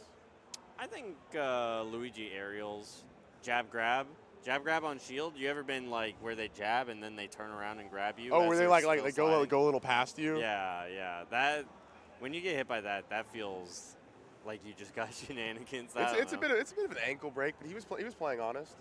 But yeah, Wizzy Wevins. We're waiting for like the handler to poach Wizzy. It'll be a minute. You know, we got time. And I see H-Box. We don't need him yet. Yeah. He's got J-Chew. Which I know you were saying H-Box, you were looking forward to that one, right? J-Chew H-Box? H-Box should be worried, that's all. I'm just a big J-Chew believer. I just know what's up. But okay, we do have Wevins on the stage. That's half the battle. We have Will Evans promptly on the setup. Oh my God, they have him. Oh my gosh. Whoa. That was like you scared me. Like I didn't see him in the camera at all. I really didn't think you had Wizrobe. Okay, well. Someone's on the case today. Yeah. Shout outs our stream runner. Actually, you can bet Go-Go went on the field to go get him. Go-Go might have picked up Wizzy himself. He's a small guy. I can imagine Go-Go's foisting him on his shoulder. It's like, we have to go now. And Wizzy's like, goodbye, guys. I have to go play It's like picking Melee. up a cat, yeah. Envy Wizrobe. How are you feeling about sponsor Wizzy? Wizzy looks clean. I don't know. I mean, obviously... Ultimate is after Melee top 16. Performance since Genesis, but, you know, he'll find his groove. We're in a world where Wizzy was seeded 17. Wizzy, or like to get 17. I think historically also does very well at CEO. Like, Wizrobe is just generally good against... That's just because Wizzy was inactive. Being 17 seed is cap. He got third Genesis. Like he did okay at tipped off, but he's always home at CEO. Always like a top 3 seed. And I wonder. I needed to win. I'm happy.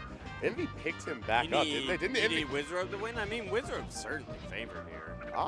Wevins is good. Look, don't get me wrong, but like Falcon Samus. That shit is hard for Samus. Tell me what's not hard for Samus. Every Samus player wants to talk about how hard it is. They never want to talk about when it's easy. I have thoughts, but I will not speak. They're always talking about their struggle. I have thoughts, but you don't want to talk about your thoughts on Samus. I do think Wizzy got younger since the last time you saw him. Probably hard for Samus. I think Falcon is really good at killing. What if I pose you like DK Samus? If a Samus player told you DK Samus was hard, would you? Yeah, he's like Wizzy looks younger, but it might be the lighting. No, he got younger. Yeah. I can believe that. You can believe it. So I can believe that. Do you believe things are ever easy? My last loss to Samus was 05 or 06. No, I think that there are plenty of easy things for Samus. Samus beats Fox. Samus beats Marth. Come on. You've been setting me up for that for the last 5 minutes. Dude, you know my opinions on Samus. You know Marth beats Samus. You're just lying. You literally like camped to Samus yesterday on purpose because you knew what your character could do. I simply had a reputation to maintain. And it was maintained flawlessly. Like you did it with no effort. Like you must talk about the ease of what happened. I didn't hit time, so I don't know that it was maintained flawlessly. You didn't hit time. If it was maintained flawlessly, it would have hit time. Cryzor had some places to be. Okay, Samus Yoshi. Being hard for Samus. Yeah, we're Samus mains. We're walking in the shoes of Samus right now. I don't know that Samus Yoshi's hard for Samus. I don't think I can say that. There are too many multi-hits, maybe. Yeah. Bro, Hugs beat Amsa. Hugs I beat know that was Amsa a twice. million years ago, but like, that's crazy. Look, real ones were there for Poi Pounders. Yeah. Where Hugs defeated then top 15 Amsa. That's crazy. That was like on the outside. That cannot be hard for Samus. That was like sorry. That was like the I'm same year sorry. he lost to Elliott. He lost to Elliott, and I think it was like non-top 100 aura, but he still beat Amsa, if I'm getting the year correct. I forgot what it was like bringing Hugs up around you as well. The Hugs. I have no enemies. I got nothing. Me and Hugs are chilled. I'm just saying that you had battles with Hugs at that one point. I had battles with Hugs, but he refused to shake my hand. In fact, he slapped it away, and he spit on my Nikes. I thought you said you two didn't have any. Well, no, I didn't beef with him about that. Sometimes that's just what happens. I see. You don't blame him. That's just what Look, you have to do. I've seen worse the Yu-Gi-Oh tournaments. Anyways, we're finally getting into it. Wizzy's ready to go. I forgot about the Wizzy Wait DLC, the audio setup. Yeah. I mean, it's tough because the audio setup is legitimately like good and cool, but like it does take so long. You just really want to hope someone can do it in 2 minutes. Yeah. You want to hope anyone gets the audio. That's just not how it works, unfortunately. That's like how it works in the lab in theory, but that is not how that stuff works in practice. Wow, that'll be out. Was he not able to punish? He could feel it. No, he was wiggling out for that. Yeah. No, I mean, Wizzy probably like a top 5 wiggle outer. Top 5 SDIer. Top 1. All right. I'm sorry. You're right. I didn't mean to disrespect. Yeah. I mean, wiggle out. There's probably an argument that's like Moki or something. Every weird SDI clip it's always Wizzy. It's like always Wizzy. It's very much like when you see a Florida man like a news story. It's always in Miami. Something about Miami. Not in Orlando though. No, We're in Orlando, and it's been great. And I think we have Wevins from Jacksonville, not Miami. Very normal guy, hasn't done anything freaky to speak of. And Wizzy, to my knowledge, Orlando native. So I don't expect anything on the news for either player, unless you're talking CEO. Yeah. If you pull up the Jabali news, you'll see who won the set. I gotta tell you, Wevins is looking pretty good. Stocks up for Wevins. Stocks are up. Unable to find the kill at 160. Ever since he missed that first knee where we saw Wevins wiggle out screw attack, it just hasn't been right since. Yeah. So I may be eating my words here. We'll see. I know Wizzy really does have a way of turning things around. I was hoping I timed that perfectly. So close. There's something about watching the Terminator play. I'm saying. This match, I can't believe it's even this close, honestly. I think my Falcon's better at this match than Sometimes he's Wizzy's. the only Falcon I need. Yeah, I love the SDI thing. I've started spamming that lately. It's so fun. You can full hop knee that. You can double jump up air that. I'm actually better at this matchup than Wizzy, honestly. Wevin trying to catch Wizzy jumping. Nothing off the platform. I think Samus sucks. He's seeing the DI up to top plat too, knowing Wevins can't get a big conversion off it. Yeah. It would take all of Samus's jumps, maybe even all of Samus's jumps. All it's two. Not puff, all two. Look, it can take one, none, or all of them. All of them is all encompassing. No, I mean I get it. It's a whole thing. I feel like all implies that it's like 7 jumps. All implies as many as you have. It's not about a number. You're just. I just think it implies more. You refuse to be inclusive to people who have less than 2 jumps or more than 2 jumps. I didn't know. I didn't realize you could just do the double jump after the grapple. Samus does not have an unusual number of jumps. That's all I'm saying. You get like 0.5 jumps. Like bomb, that's a 0.5 jump. You like can just say jump. Samus used both of her. Wait, how the fuck is Wizzy losing? Look, you just don't get it. Wevins, that's 1 jump. Okay, sure. Thank you, PGP. Wait, finally gets the conversion on top flat here. Gets the down air and air. The edge guards have been very Wevins is not more goated than Wizrobe, dude. And That is not changing. 50% charge shot to kill. That's why it's confusing. It's crazy. I feel like how my much Falcon would do less that better. does than just the full charge shot. It does much less than 50%. It feels a little demeaning. They're like, I only need half the knockback and a third of the damage to finish your stock. You feel demeaned when you get hit by 50% charge shot? 50% charge shot, yeah. That's fair. All right, we'll see what happens. Oh my gosh, Wizzy really But brought look, that back. Look, you were in the. I think this match was so super, super easy for Cat and Falcon. Wizzy can always bring it back. I just don't think Wizzy's very good at it. We have faith here. I'm still allowed to be like disgusted by it, though. Like, you're disgusted by every character that isn't Marth, and then Marth as well. Like, this doesn't need to be about me, all right? I'm just trying to commentate, and you're over here attacking me for some reason. I'm attacking you in the same way Wevins is attacking Wizzy, with ferocity. Well, what about nice Wizzy attacking Wevins? Because no! this is looking pretty gross right now. Oh, that was slick. Wizzy played like shit and won. Dab, turn around, jump, up air knee, just buttery. But this could really be a banger of a set because, like, I didn't expect it to be that close. We are going straight to. I didn't expect it to be that close. Samus is not top tier. Samus sucks. Captain Falcon hates fountain. It's the only source of water in the whole game. What about windmill transformation? I wouldn't drink that. You probably shouldn't drink that either. I mean, you didn't say clean water. You said source I'm of not water. sure that's water. It appeared out of a random like stage. Like it appeared fully formed out of a stage. You couldn't tell me that's water for sure. What about the water in the background of the oceans? Wizzy kind of is a super villain, just so you know. 2D. I wouldn't drink 2D water either. Again, not saying that. He told me Lex Luthor is his favorite no, look. comic book character. Water. And again, the game starts again. Weapons taking the first stock, but then he closes out. And then he said that I look like Lex Luthor. I'm like, what the fuck, Wizzy? Weapon's looking good. Oh. Are we looking at 100%? No, yeah. All right. No, I'm just fucking with you. He didn't say any of that. Every single edge card every time. Because so far, I think that might be the first drop I've seen this whole set.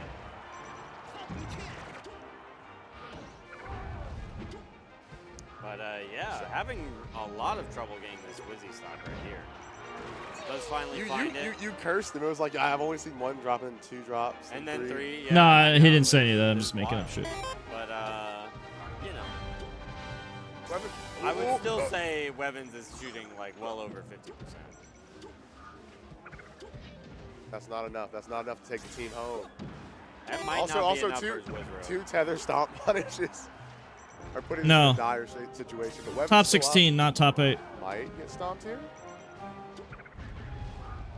Wizzy is well not edge guarding, but I mean it's hard to edge guard Samus. I think you keep her on the ledge, right? And Wizzy likes to take it when it's guaranteed. Yeah. We're not always seeing him risk it for the biscuit like none. We do see that falling bear at the ledge. I'm feeling the stock. Yeah, this is close. Hits the dash back. You could have just did double up air. Ooh. Calls out the jump. Basically how Wevins lost game 1 too. Looking consistent. Never mind. I'm feeling better about my call. That Falcon Samus is quite difficult. I think it's hard. I'm waiting to see this ebb and flow of when Wevins takes this game.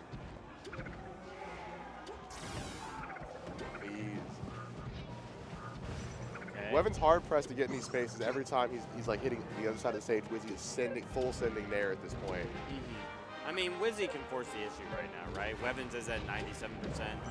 Yeah, Wizzy can just kind of hunt for a kill. Waits for the drop shield, hits the turnaround knee on the plat to take that second Thank you, game. Tyranitar. Dude, I've been streaming for 12 years. Slightly possessed. Tyranitar, I've been streaming since like 2013. Do you remember that video of Hungrybox wins where he's like crying and stuff and it says he made a deal with the devil? Is that the Aura set from Genesis? No, this is an old video. It's like Hungrybox made a deal with the devil where like someone dies every time he wins a tournament. And so all those videos of him crying after winning tournaments are in suddenly a very new context. That's how it felt when I just watched Wizzy. It's always someone in the family. Someone just got sacrificed because Wizzy took home that. I mean, I'd that like if weapon HBox passed that kind of magic down. Like It if was a H- beautiful time when that was happening. Wait, when HBox was winning and you couldn't tell who he'd asked for that. Yeah, yeah. And you know, some say we might be heading back to that. If you era. check the We'll family find reunion, out. if you check the family reunion, there's a lot less people in the photos. ever since those years of dominance from HBox, suspiciously less people. That's crazy, bro. Alright. And Sammy's favorite from Legend. What is he? something, All of these up Oh air my moves gosh. are beeline for weapons Yeah. here. And Dude, that guard Wizzy's temp, so hoping to consistent catch. at converting them into knee, too. I really thought Weapons ripped that charge shot for the edge guard attempt, but he's still holding it deep. Oh, could be right here. Yeah. Oh my gosh. Wizzy I holds really- shield That too scared long. me. I was terrified. The 0.3 seconds in the camera, you hear the Falcon It really down B. did. Yeah, it really did feel like Wizzy was making You have to it like back you have to there. refocus your eyes on the set with your weapons. You're like, he's coming. Oh, he's gone. He's gone. Okay. Okay. I mean, that's the thing, is that Wizzy just makes it so difficult at every opportunity to kill him. That's the wonderful thing about the SDI. It's like also kind of... Did Weapon beat him off? It's like, why won't you die? Or what? Some say he wants it more. Some might say that. We're getting into he wants it more territory now? All right. No. Okay. Was he still wants to be right in front of Weapons each time? Weapons Yeah. is Oh, I disadvantaged for mean, attack, there's a like- very specific range that he's staying at, right? Where he can really threaten these early kills. And he's with just weapons. he's choosing to take it. Like Weapons doesn't have time to put out like the hitbox, like up tilt's a bit too slow. The challenge was he full drift naring in. That's You it. can't Weapons did find the kill there with the charge shot. Knowing Wizzy will always be closer there, that you do get more chances to up B. Like knowing Wizzy will play that area.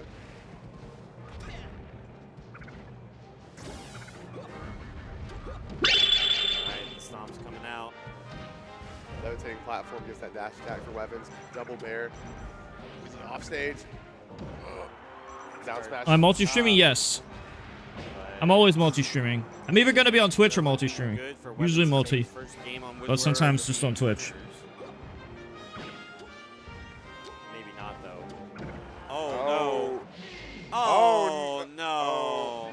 That's the I matchup. can't believe that. I didn't want to say anything because I was like, this feels like Wizzy's about to do I got something. way more money on Twitch, and it's not close. Way more money on Twitch. Yeah, it's like this person, Because of the this Twitch person's about ads. to defeat Wizrobe in a game of Melee, and Wizrobe is at 100%, and Wizrobe grabs them, and like as soon as he got the first grab, I was worried. Yeah. He even had to like restart the combo on the left side, and I still just didn't feel great about anything that was going to happen to Weapons. I mean, I think Samus is just so not used to being the character.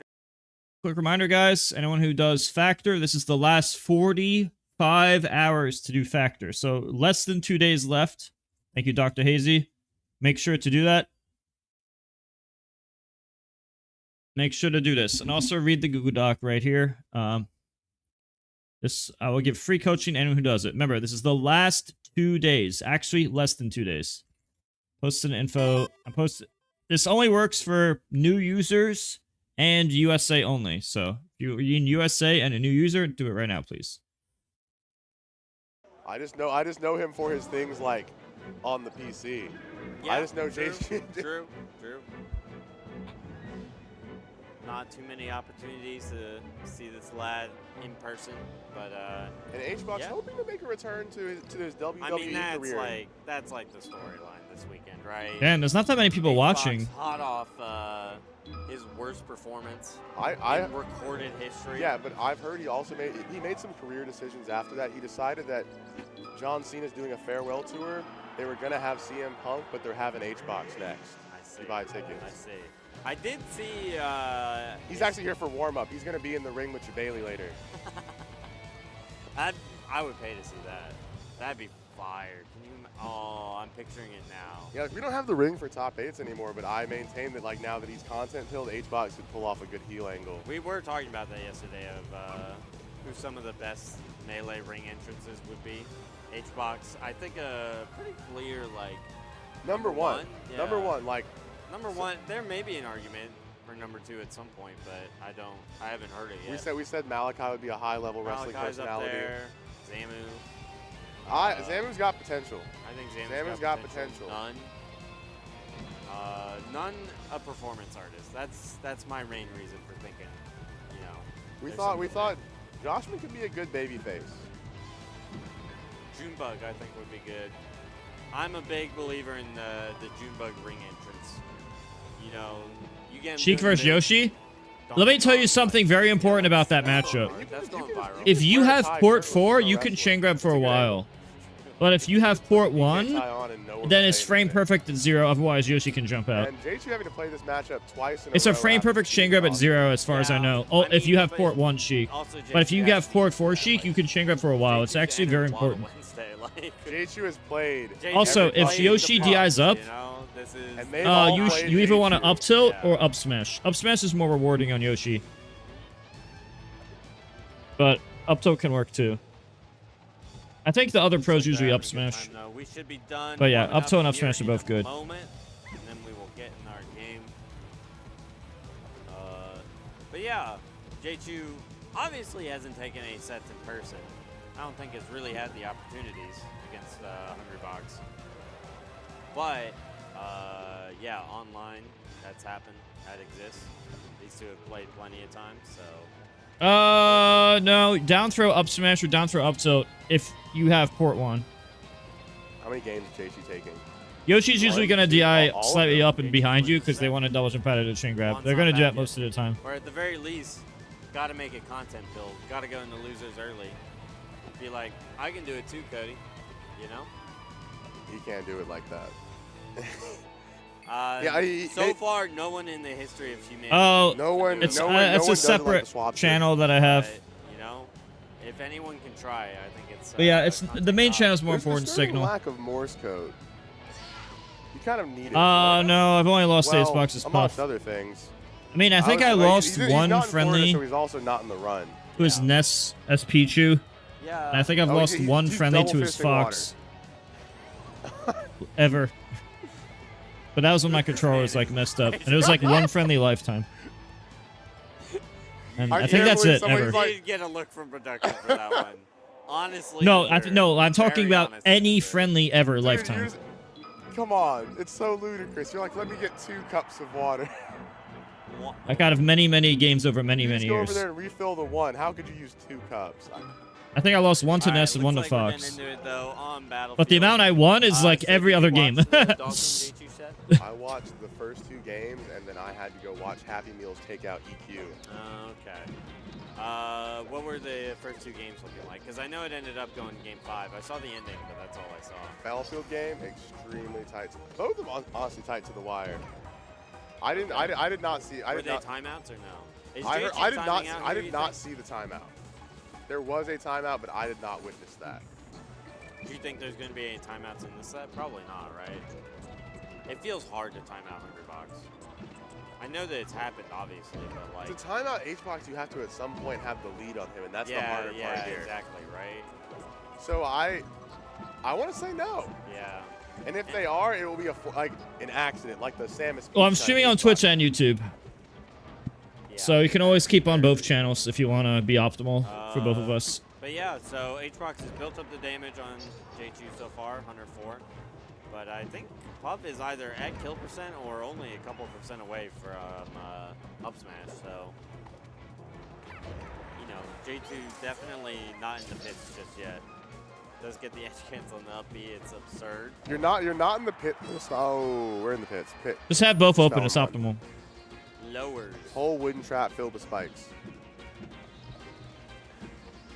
And now you're playing 1 stock down versus HBox. Yeah. And I mean, this is especially like any Pikachu Puff set. This is where it gets hard, right? When Puff is just like living at 90%.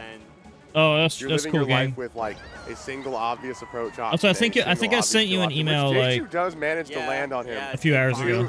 To his credit as a top 100 player. Well, I guess it's Black Bull sliding. But you just said a new vehicle. Got 1 kill move. I thought it was Black Bull side attack. It becomes so one-dimensional once Puff is at like. Well, whatever. and you're playing Pikachu like mashing your head against the screen, H-Box is shielding. He might even drill your shield.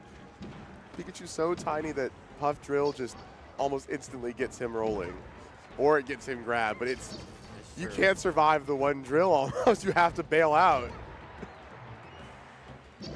Oh, great call out on the FB. Pikachu probably just dead. Yeah. And the box wouldn't. Lick Star. We're gonna. We get a little bit of ledge. That's surprising. The invincibility from Pikachu. I've never heard of that getting a world record ever. I mean, look. Never strays from the ledge. Especially when they're invincible. I mean, you know, I wouldn't want to fight him either. He wrote his last thesis on it. Oh, I think he was scratching his nose. Like he actually like put a hand to his face for a second and then like motioned that he was good. Saw this No, I think Xbox is complaining about his controller. Xbox was like, you can try. He did say that. Like one of the best things about time mode is that he reads lips. He reads minds too. Well, you're the one that can teleport. And you can't tell people about that. They will do so many tests on me if they catch me. Dude. In Florida, style, yeah. I wouldn't be found. Ooh, fair up smash. That's gross. Okay. J2 definitely staying in this.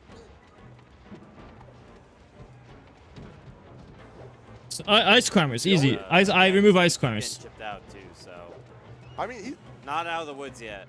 But yeah, Signal, read what I wrote in chat. Aspects that aren't just not being a top 10 player, I would never count J2 out. Like the only reason I have any doubts is that he's playing H-Box. Like I felt pretty comfortable on his odds versus Dawson. I just don't like Def Grab.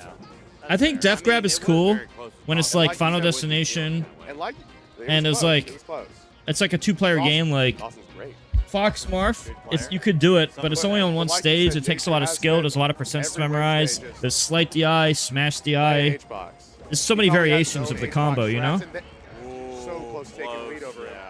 With wobbling, it's just you die anywhere, any percent, any stage, every matchup, and it's always the same thing. Shenanigans. I'm gonna call him that. Yeah, but I'm saying it's not the same as wobbling. It's just so many syllables. It's a one-player game the moment you get grabbed in both Brawl and Melee. There's a lot of skill and nuance, and it's only literally 2 matchups in a game: Marfox FD and Marfox Marfalco FD. There's so many percents to memorize. Slight DI, smash DI to make it harder. Like it's a lot deeper. Up smash, down air. It's still like a 2-player deep video game. Brought the whole system down. If it was so easy, everybody would be doing it to death. God. But even Zane isn't that good at it. And he's probably second best at it to me. I still think I'm better at it. Really hard, right? Where Pikachu's at 150. And we saw it too. H-Box drilled. J2 had to roll out. Tried to up smash banking on H-Box drifting in. Yeah, didn't work out. A single up B. Pretty over at that point, anyways. Certainly not undoable, I guess. Hit you with the double negative.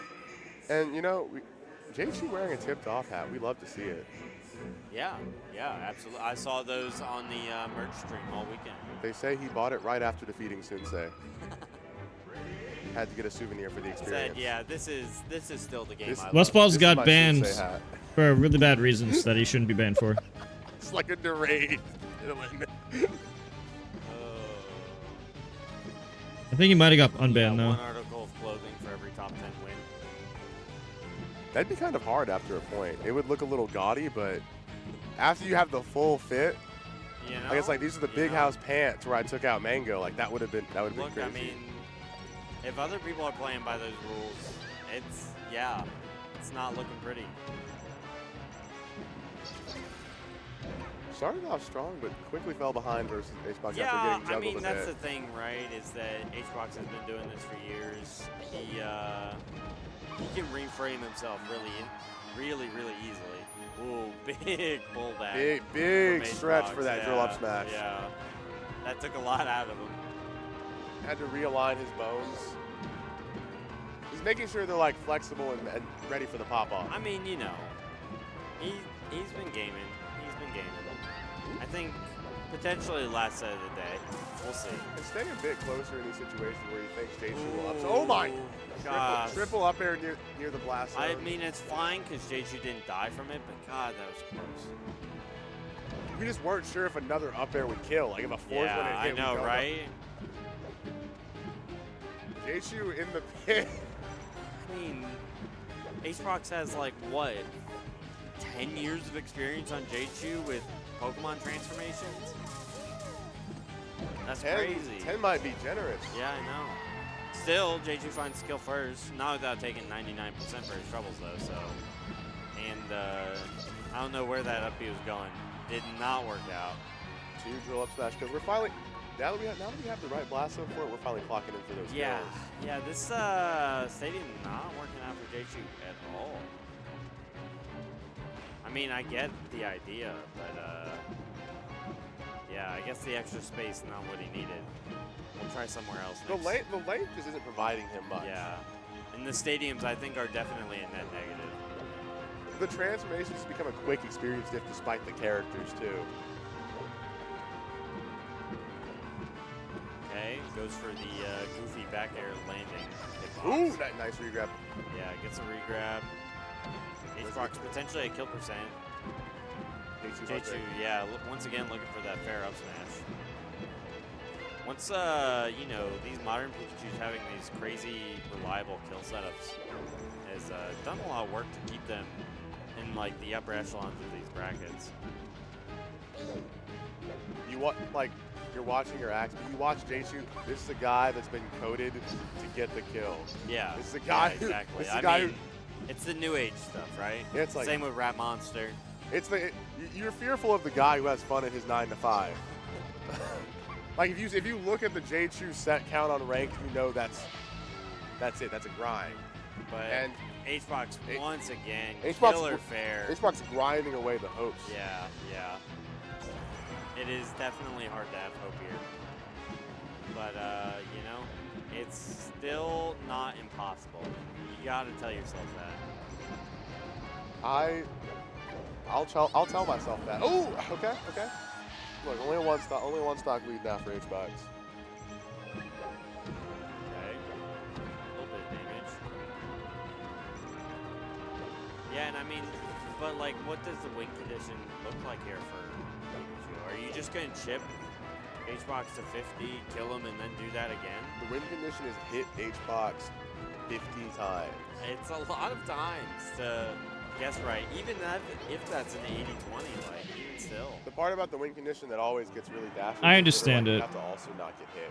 Yeah. Quick reminder, chat, make sure to do this in my Google Doc if you want free coaching. Stadium again. Yeah, we're trying Battlefield. Nope, those drill up smash kills were too prevalent. Yeah, it did not feel like This is the last less than 2 days. Who it ends.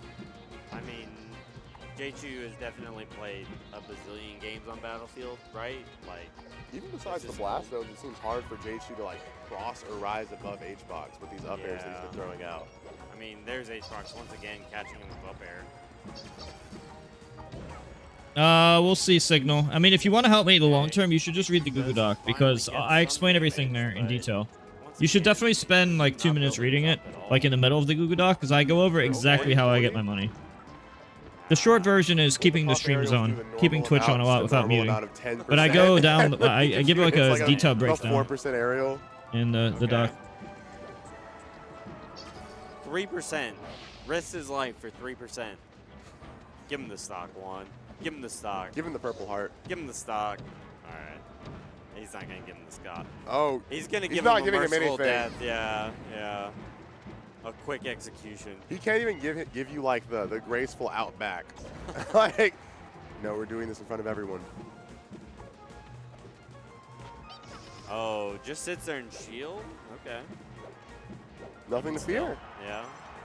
Yeah, Juan is not afraid right now. That's for sure. Okay. Too high for fair up smash.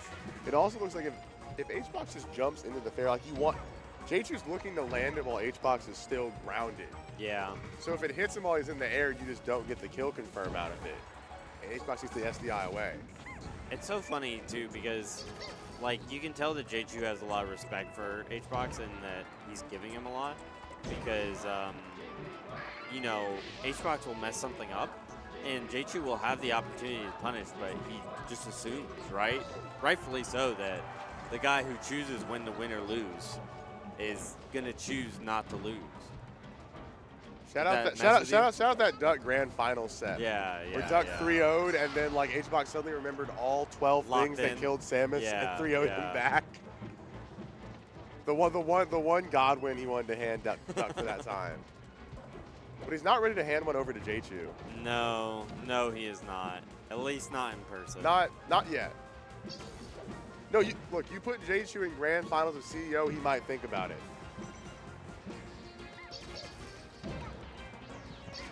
Now we got the rinse and repeat. J2 does get back on stage, but we're once again looking for drill up smash. Drill F smash was kind of nasty. Yeah.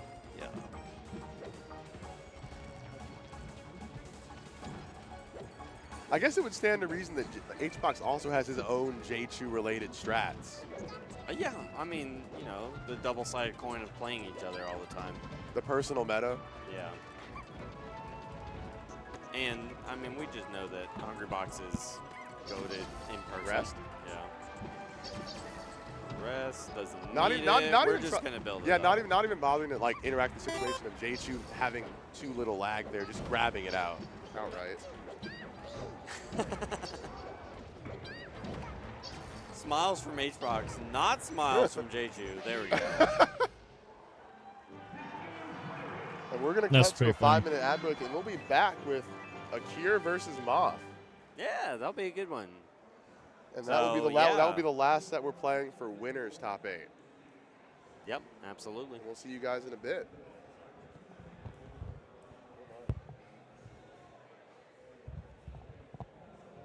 I think. Yeah.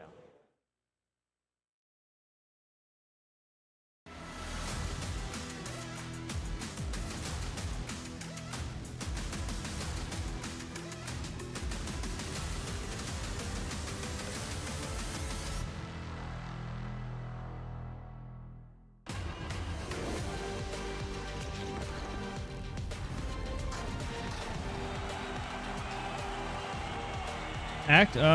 I don't know. Probably not. Who knows? Dude, you guys don't understand my situation. I have to move out of my dad's house in the middle of July. I literally have to move in a month, and I don't know where I'm going.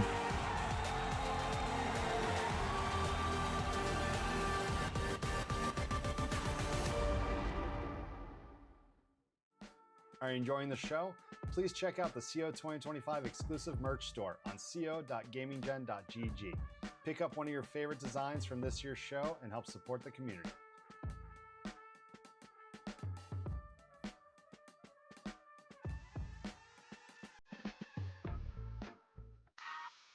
Oh, this is the last day for 35% off subs. Last day for 35% off subs.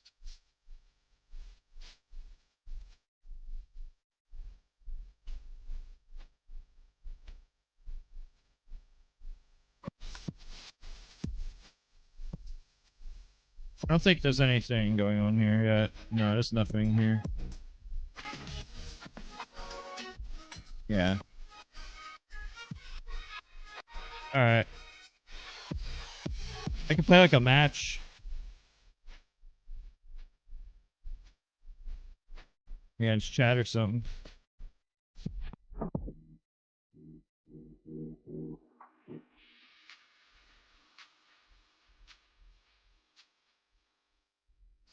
People want to play like one match, we can. What's your code? Are you ready to elevate your game? Controller Chaos has hundreds of controller designs to pick from, including this year's CO 2025. I will play one game. Custom painted controller and fight style. Use code CO25 What's your code? to save on controllerchaos.com. Tenno, officially licensed FGC merch designed by the FGC. What's your for code? the FGC. Discover our newest drops releasing for the first time during CO, including the newest official Street Fighter design, the CO 15-year collaboration, and many returning favorites. PGP 827. merch.10-o.gg. Whether it's sunglasses outside, blue light Code is glasses 737. inside, or night driving lenses in the dark, Zenni has affordable eyewear for everyone. Get 10% off with code CEO at zenni.com.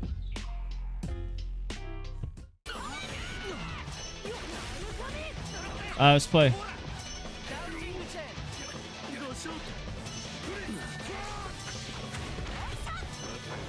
Play.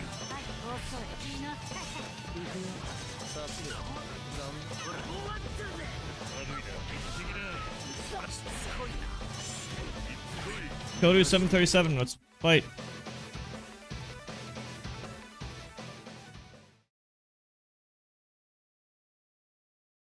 I'm waiting for you. I'm waiting. Please start.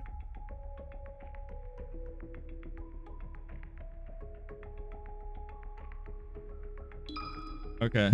Versus Fox. Ready? Go!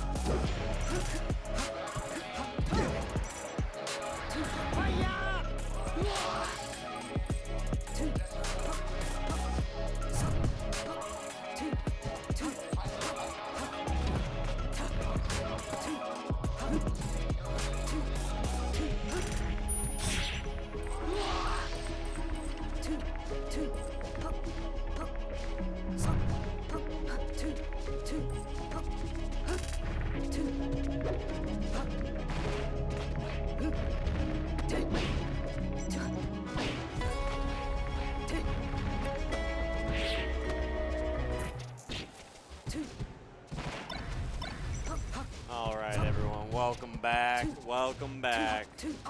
We got our last winners top 8 qualifier coming up for y'all. Kier versus Moth. Kier's here after 3-0. I got the back. Yeah, the back it with was the. a brutal one. They have right? one more And he set. didn't- I only saw a little bit of it. He did but- win me $5 from Wevins.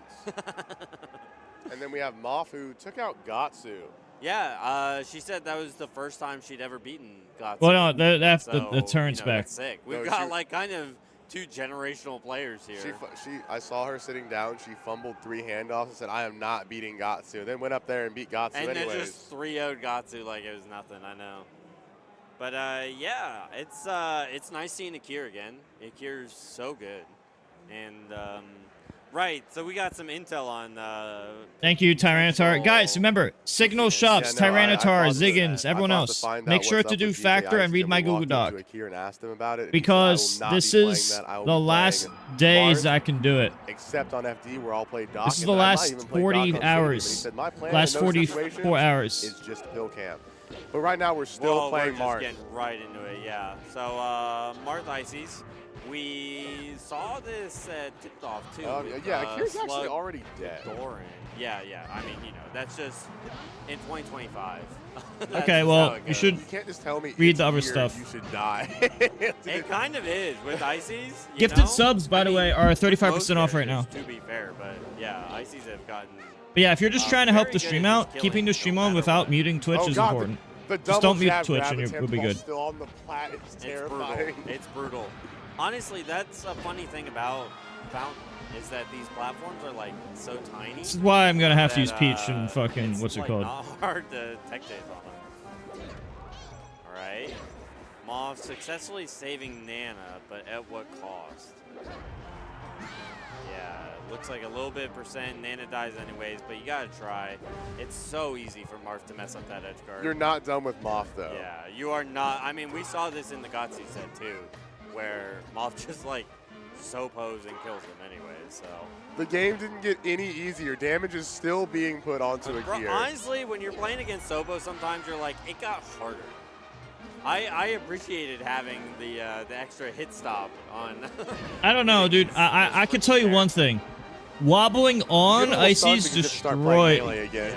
Yeah. Marth gets destroyed with wobbling zone. Basically like a Mario Bros or something.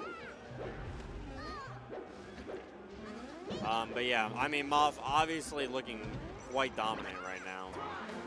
I think we will continue to see the Marth versus Ice Climbers. We will, because Akir said he wouldn't go out of his way to pick FD, but Yeah. if, like, in the situation, he took a game off Moth and she went there. But then he also Yeah, went on I to hate say that Ices. she I might switch. not even I take switch an FD. characters against Ices. We'll see. Usually. We'll see. He was he had every set planned out. Yeah, but it is Akir's counter pick now. Oh yeah. All right. Oh yeah. All right, we're giving this a shot. Let's see how this goes. He said there's no nuance other than he is going to pill cam. Yeah, yeah. Does start off a little bit down, and I mean, look, Akir is like a master of a million characters, right? Like, just one of those types. Used to have the Sheik too. Yeah, the Sheik, DK. I heard he played Falcon with Helix and doubles. Yeah, and like. What the fuck? I think it's started to get a little bit of a reputation as like a warmer upper, you know, like this is the guy if you need to warm up for a hard match. Yeah, like he can help you. He'll give you any character. He'll play like the chameleon, you know. Like He'll I've just do whatever he needs to do. And I've seen Moss Falcon. It's awful. Moss is not the warm. That's so fun. That is just a like classic where you start dunking on somebody. She's like the anti-warmer upper because Yeah. she talks about how like it's like if you have to play in Ices, I would never warm you up. Like she's like I wouldn't do that. Like I would never want someone to have more practice against me. Yeah. She's very yeah. honest about that. You know, at least she'll say it straight up. That's just a competitor. All right. So far, the Gdoc working out significantly better than the Marth.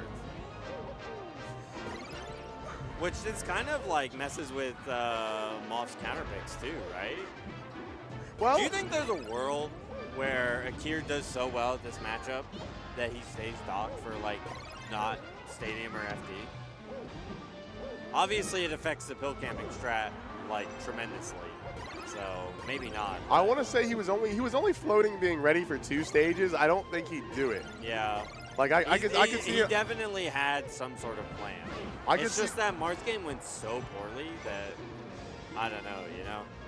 He could be swayed into it. Yeah. I mean, certainly this Gdoc plan seems like it's working. His out Gdoc has already done better on the first stock than the Marth did in 4 stocks.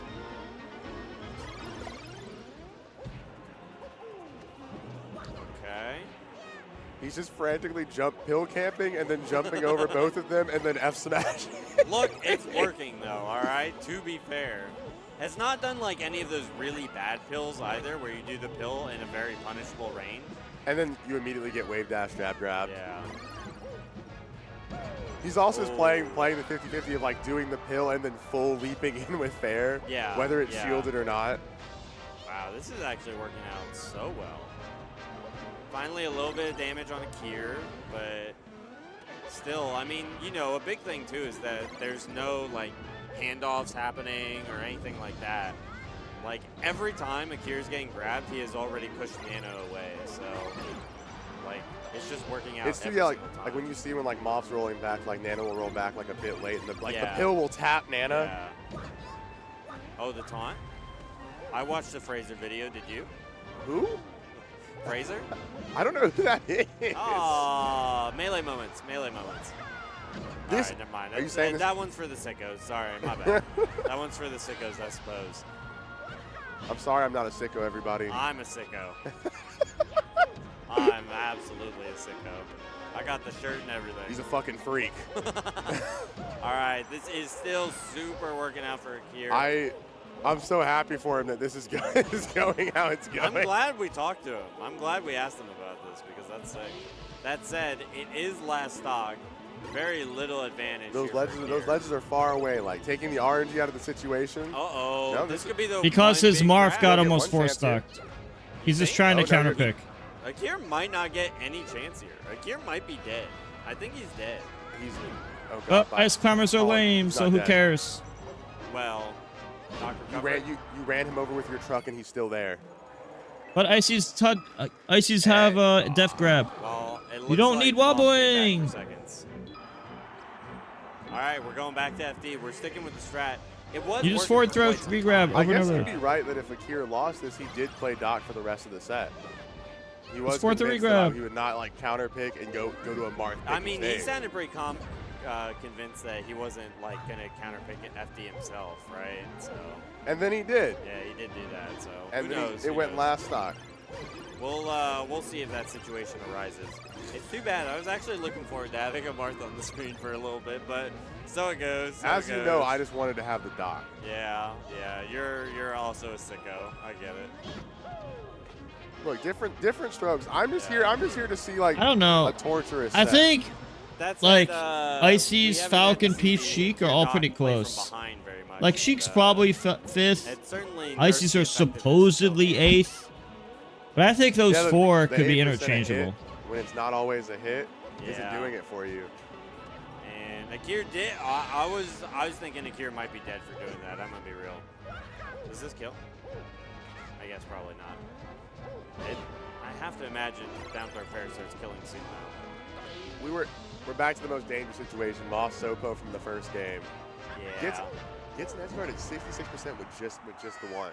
Just the one. I mean, with a character whose recovery is as bad as Dr. Mario's, like, yeah. Yeah, like yeah, that's just going to be potential every single time, you know?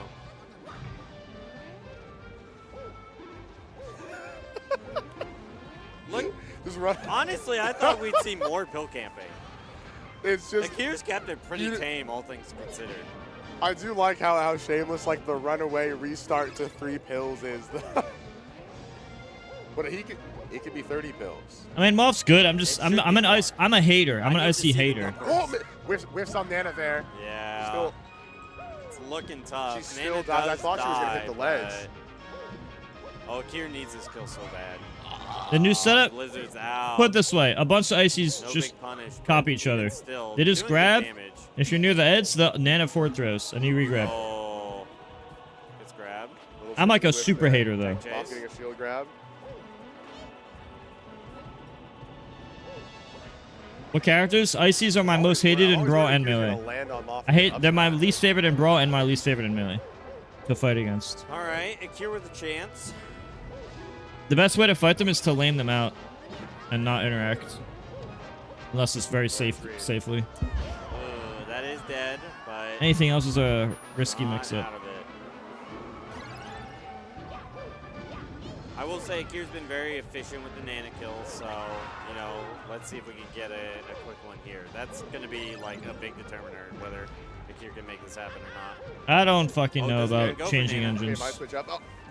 Gets He was big ready. damage on Moth, He was ready to get that S-Pass target switch, but again it whiffed on her. Yeah. People need to stop trying to challenge Icy's bear. Kill, Icy's always get a bear 37%. down smash. Super Just reset doable. neutral. Deep breath from off. How will I put hands on this Dr. Mario one last time? These freaking pills in the way. But Hands have been put on the Dr. Mario. oh, great tech. Akir yet to put any damage on the main climber yet.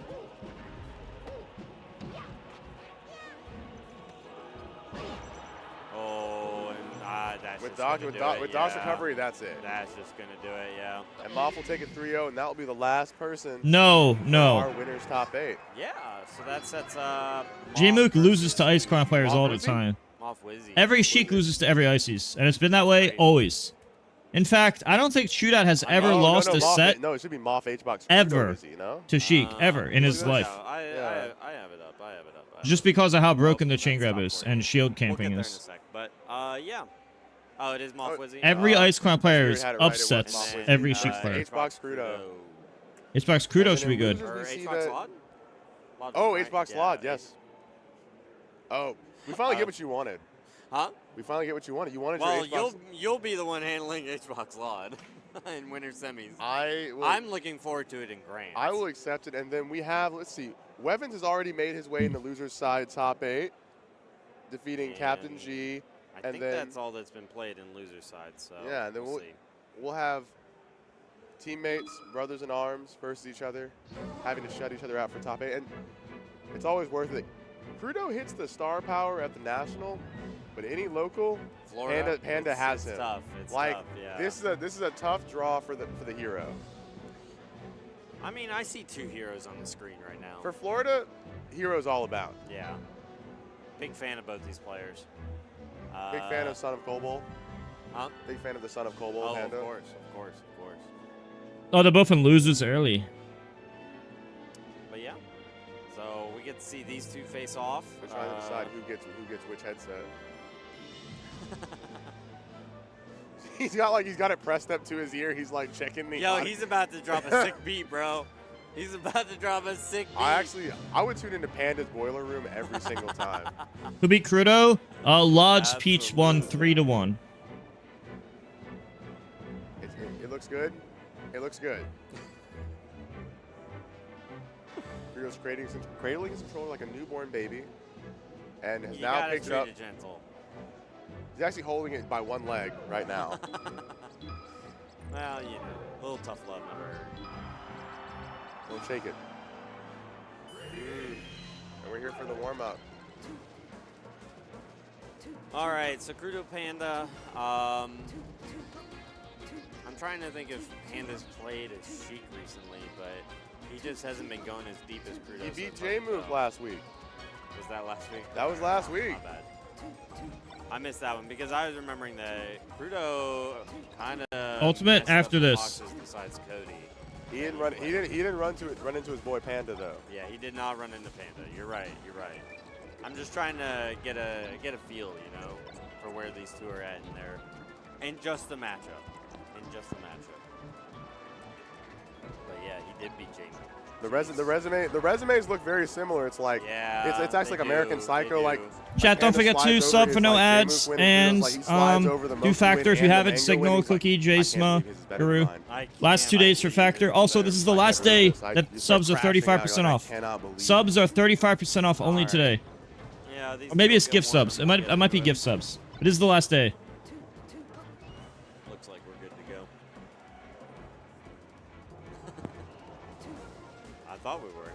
It seems I like think we're there's a little miscommunication there from the teammates. Who they entered teams yesterday, right? I don't think Panda entered because Lod Crudo won teams. I don't think Panda entered teams. I didn't realize Lod won with Crudo. I knew Lod won teams. I didn't realize who with. Okay, I see. So I would say Panda probably wasn't in the bracket. Yeah, that makes sense. I saw a lot of Florida teams. Panda might not have been able to get here till today. That would be correct.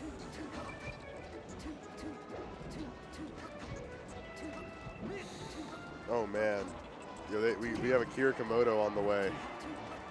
Now that, I mean, it depends what we see. I'm obviously a big fan of Marth Puff. Played it a lot, so. Oh, that feels like a DK Puff. You think it'll be a DK Puff? We'll see. We'll see. All right, looks like we're getting into it though. Panda Crudo starting on Yoshi's story, and Crudo gets first open. We'll see how the grab goes. Looks like not much. Opting for the throw off and not the tech chase there immediately to start. Yeah.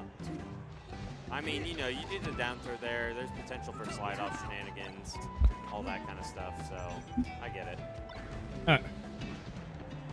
All right. And off stage. What's the edge guard? Oh, no tech.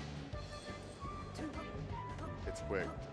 Yeah, I mean, hitting with that weak side of bear, that could, I can see that being like kind of a timing mix-up. Carefully spacing those wave dash backs to account for where the tech chase should be. Yeah. Wave lands on through. But Panda not getting anything big started. This could be it. The edge guards would definitely be where I expect a lot of the progress to be made. the deepest bear to cover Randall. Yeah. But like Crudo's a legend, doesn't even get hit by it, you know? That's just for the other Sheiks to get hit by. Every other Sheik is not, getting hit there. That's not for him.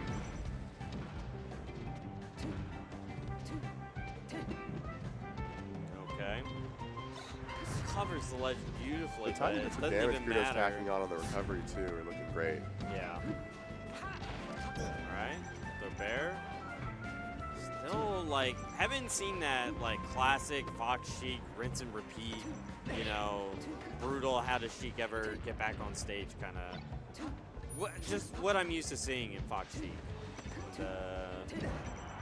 somehow.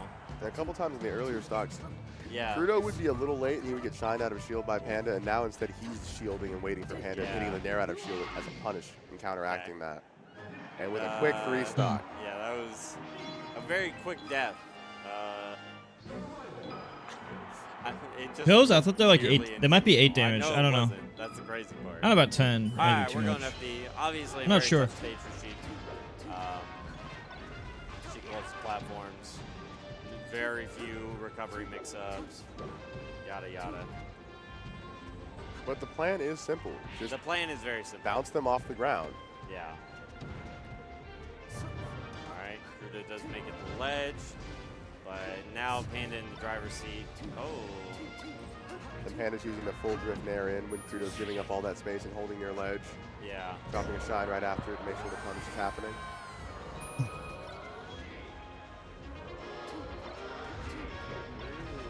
All right, big opportunity for Panda there. Building lots of good damage. Oh, FD's so good for Fox. Sick, sick, sick Firefox. Yeah, yeah. It just runs all the way to the other ledge. Just runs. Wants the invincibility. I mean, hey, I'm glad he's got the confidence in the ledge dash because, you know, did not see that confidence in game 1. He wasn't making it to ledge. He also messed up 2 different ledge dashes and freaking died for it, or should have died for both of them. But yeah. Oh, that is a dead Panda, double jumping into the Sheik there. Not a huge steal though. Panda not too worried about it. Just needs, you know, grab up, throw up air, shine up smash, or Sheik off stage. There's a million different ways to do it. Like that. Yeah, exactly. Right, like just fall completely off the stage and drop the bear. It's impossible to predict as a commentator how this Sheik is going to die from Fox. Panda's just picking options. Most people are guessing. Yeah, yeah. That's what makes these 2 players so strong too, is that they use every tool in the toolbox, you know. And the reads. Who does Wizzy fight but tomorrow? They know exactly why they're going for them here. Like they've just played too long. That did look insane. I'll say that much. There we go. Got the clean wave shot. Back to back 3 stocks. Of course, that was on Panda's counter pick, so I don't know that Crudo has as strong a counter pick. We started Yoshi's, yeah. So presumably Battlefield here. Yeah.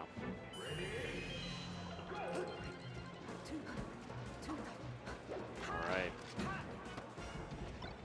Getting some big damage already. Panda is on Crudo. And wow, the vibes have kind of shifted away from game 1, huh? Like it felt like Panda was just not entirely in control of his character yet, and well, we'll see. Crudo fighting back. He drives like a manual. Like you have to shift the gears steadily when you're playing Panda. And that's why those SDs happen. Like he tried to make that movement without shifting. I see. I see. It does kind of take an expert on that kind of Fox, huh? To enunciate that. It's similar. Look. Sometimes you can't come out of the gate swinging like Panda. It's hard. Oh, pink damage. And you see the combustions. They're just like happenstance things. If you're not out of control, you're not in control. You know what I mean? Oh, love that. Shine up air, brutal. All right, Panda is safely getting away from the invincibility and tacking on the damage too. Just so ready for everything Crudo's doing, it feels like.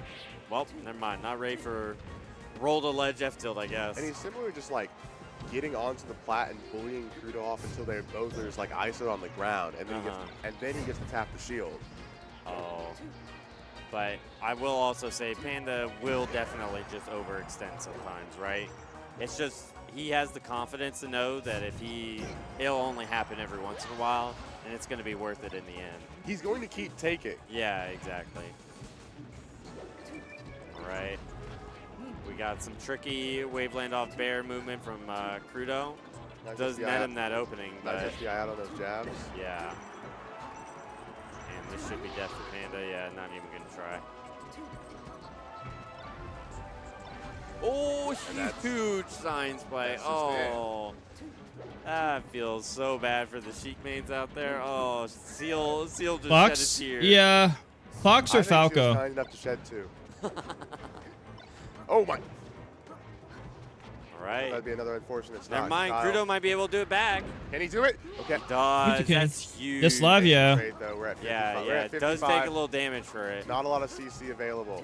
But, I mean, even still, gave himself a chance. Tacking on a little damage himself. Panda bravely running into a sea of fire. Uh-oh. This could be bad. Calls out the get-up attack. Crudo off stage. Did not get his jump back. And yeah. that'll be it. Forced up B onto the platform. Not the spot you want to be. Knew Crudo was trying to aim for that ledge cancel on the plat too. Oh, yeah. That's the only way you're surviving there against one of these goats. And we're just back to the battlefield. You gotta. Wait, actually from Panda. I don't know that you gotta. Oh, well. I would have expected like a stadium, I think. Yeah, and Panda. Oh, unfortunate SD though. It's like the Fates need this to be a game 5. But it's predetermined. It's only the spirits are only speaking through Panda SDs. That's their only form of communication. They left the Ouija board at home. Oh, that was a good option. The way Panda SDs Wait, went off there. you align it with a hexagram, and you have to check the fortunes. Oh, what? The dare was so good. Nice attention to detail, still getting that. I love that. I love that. I wish I was good enough to steal that. I am nowhere near good enough to steal that. And he just did it. He just did it. That was just didn't even think about it. Oh. Nice dynasty from Crudo. Absolutely. Maintaining this one stock lead. Really trying to force a game 5. Him and the Ghosts. Okay. Making sure to predict that Panda slide off, covering it with just a falling bear. Yeah. Okay, big damage though. Calls out the slide off. Crudo forced the up B, but Panda gets off early to cover something. Oh my! Ooh. That's funny. Extended the hurt box a whole platform's length. Panda loves his up smash. That was max range Fox up smash. The move had already disappeared, like visually. Okay. Big edge guard opportunity. Big damage. All right. Doesn't jump out of the shine. Has to let go. Even still, Panda exerting so much control. And he's more than happy to fight Crudo on just the one stretch of the stage. Yeah, yeah. Has no problem being in the corner. If Crudo will not go to the plats, I don't think Panda will feel the need to approach there either. Brutal down tilt up air. Panda maintaining the lead. Potentially the set. Yeah, potentially Crudo out at 9th. Okay. But Crudo gonna fight, try and make sure that doesn't happen.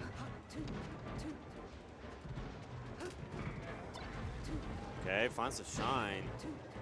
Crudo really not able to make anything happen Just forcefully pushing him off the ground with these full hop nairs too, calling out anytime Crudo wants to be near those side plats. So much damage on Crudo right now. That could have been it. It's on the ground, gets a knife. Even still, not a great position to be in. Disastrous position. Yeah, now we get that rinse and repeat I was talking about earlier. Yep, and there it is. Panda eliminating Crudo at 9th place. And no matter what the result, CFL is unfortunately out one more player. Yep. And they send their strongest at the moment to top 8. Yeah, they do guarantee one in top 8, but yeah, definitely a tough matchup. Would have loved to see both of them in. And then our last set for the block looks like it will be Komodo versus Akir. All right, all right. Puff versus DK Mark. And who did Komodo run through in losers to be here? Let's find out. Maybe I could have went over Bab. I think I might have been on the top 8 this. this. Bab quietly went through losers in top 48. Bab one of the added CEO seasonings. Like you get like it's nice. A various amount of Feridians, and then you get like your Lod, Rat Monster, and Bab. And then your Jada. But yeah. So Akir's gonna be fighting Komodo. I'm not 100. We didn't talk to Akir about this matchup, obviously. And hope eventually the dice roll works. So I'm not 100% sure what character Akir goes here. We'll find out soon. Nah. I don't think they are. We'll see Akir in 1 second. And then unfortunately, I do believe J2 Rat Monster is being played off stream. So keep an eye out for that one.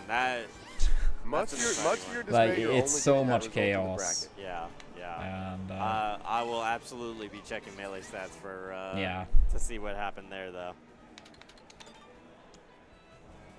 But yeah, we are setting up our top 8 bracket. This overlay looks like a Yu-Gi-Oh card. I'm kind of digging it, like the behind the bracket background. Yeah. I mean, I have a hard time to accept, like, trying to, like... All right. Have your personal I think they call it conversation. bagging. He's here. It's not like that was it's not apparently like a thing in he 8 can't hear Deluxe us. too, You but know he's looking right at kind of you. like course-based. Moses is a professional, okay? He's focused on his work. No, you look, and as we say it, he's filled in some slots for us. And like, every part of me just wants to drive as good as I can for the whole They're duration. making sure you don't forget. But yeah, Akira Komodo. He'll be good. Oh, and there we go. I'm actually digging the ominous question mark. Yeah. Oh, you mean on I'm the trying to tell him bracket? this is not the game. Wizard Moth. Point Rock Oh, you slot. mean on the bracket? Yeah. Could be anybody. And I agree. This is Yeah, very but it feels Yu-Gi-Oh like build. with the knockout, it's you like... know, as a Forbidden Memories enjoyer, I mean, I'm 20 out of familiar 24 with the makes it to aesthetic. the, you know, next round. And by the time, like, it's not I only super played crazy Seven any Trials to Glory. longer. It was the Battle Like, City game. I feel like you can play pretty Was that normal the in that Game Boy one? mode. It was. The Game Boy one is also really good. Awareness. They had some weird ones, like the PlayStation one where they had like capsules. Did you play that? I did. That was It wasn't actually, really- I think that was the next one after Forbidden Memories. That wasn't really Yu-Gi-Oh, but that was a Yu-Gi-Oh It was, game. yeah. I mean, it tried some stuff. It's, Points, I mean, points, I obviously points. had a lot of nostalgia for the OG, but yeah. Then we've got Komodo.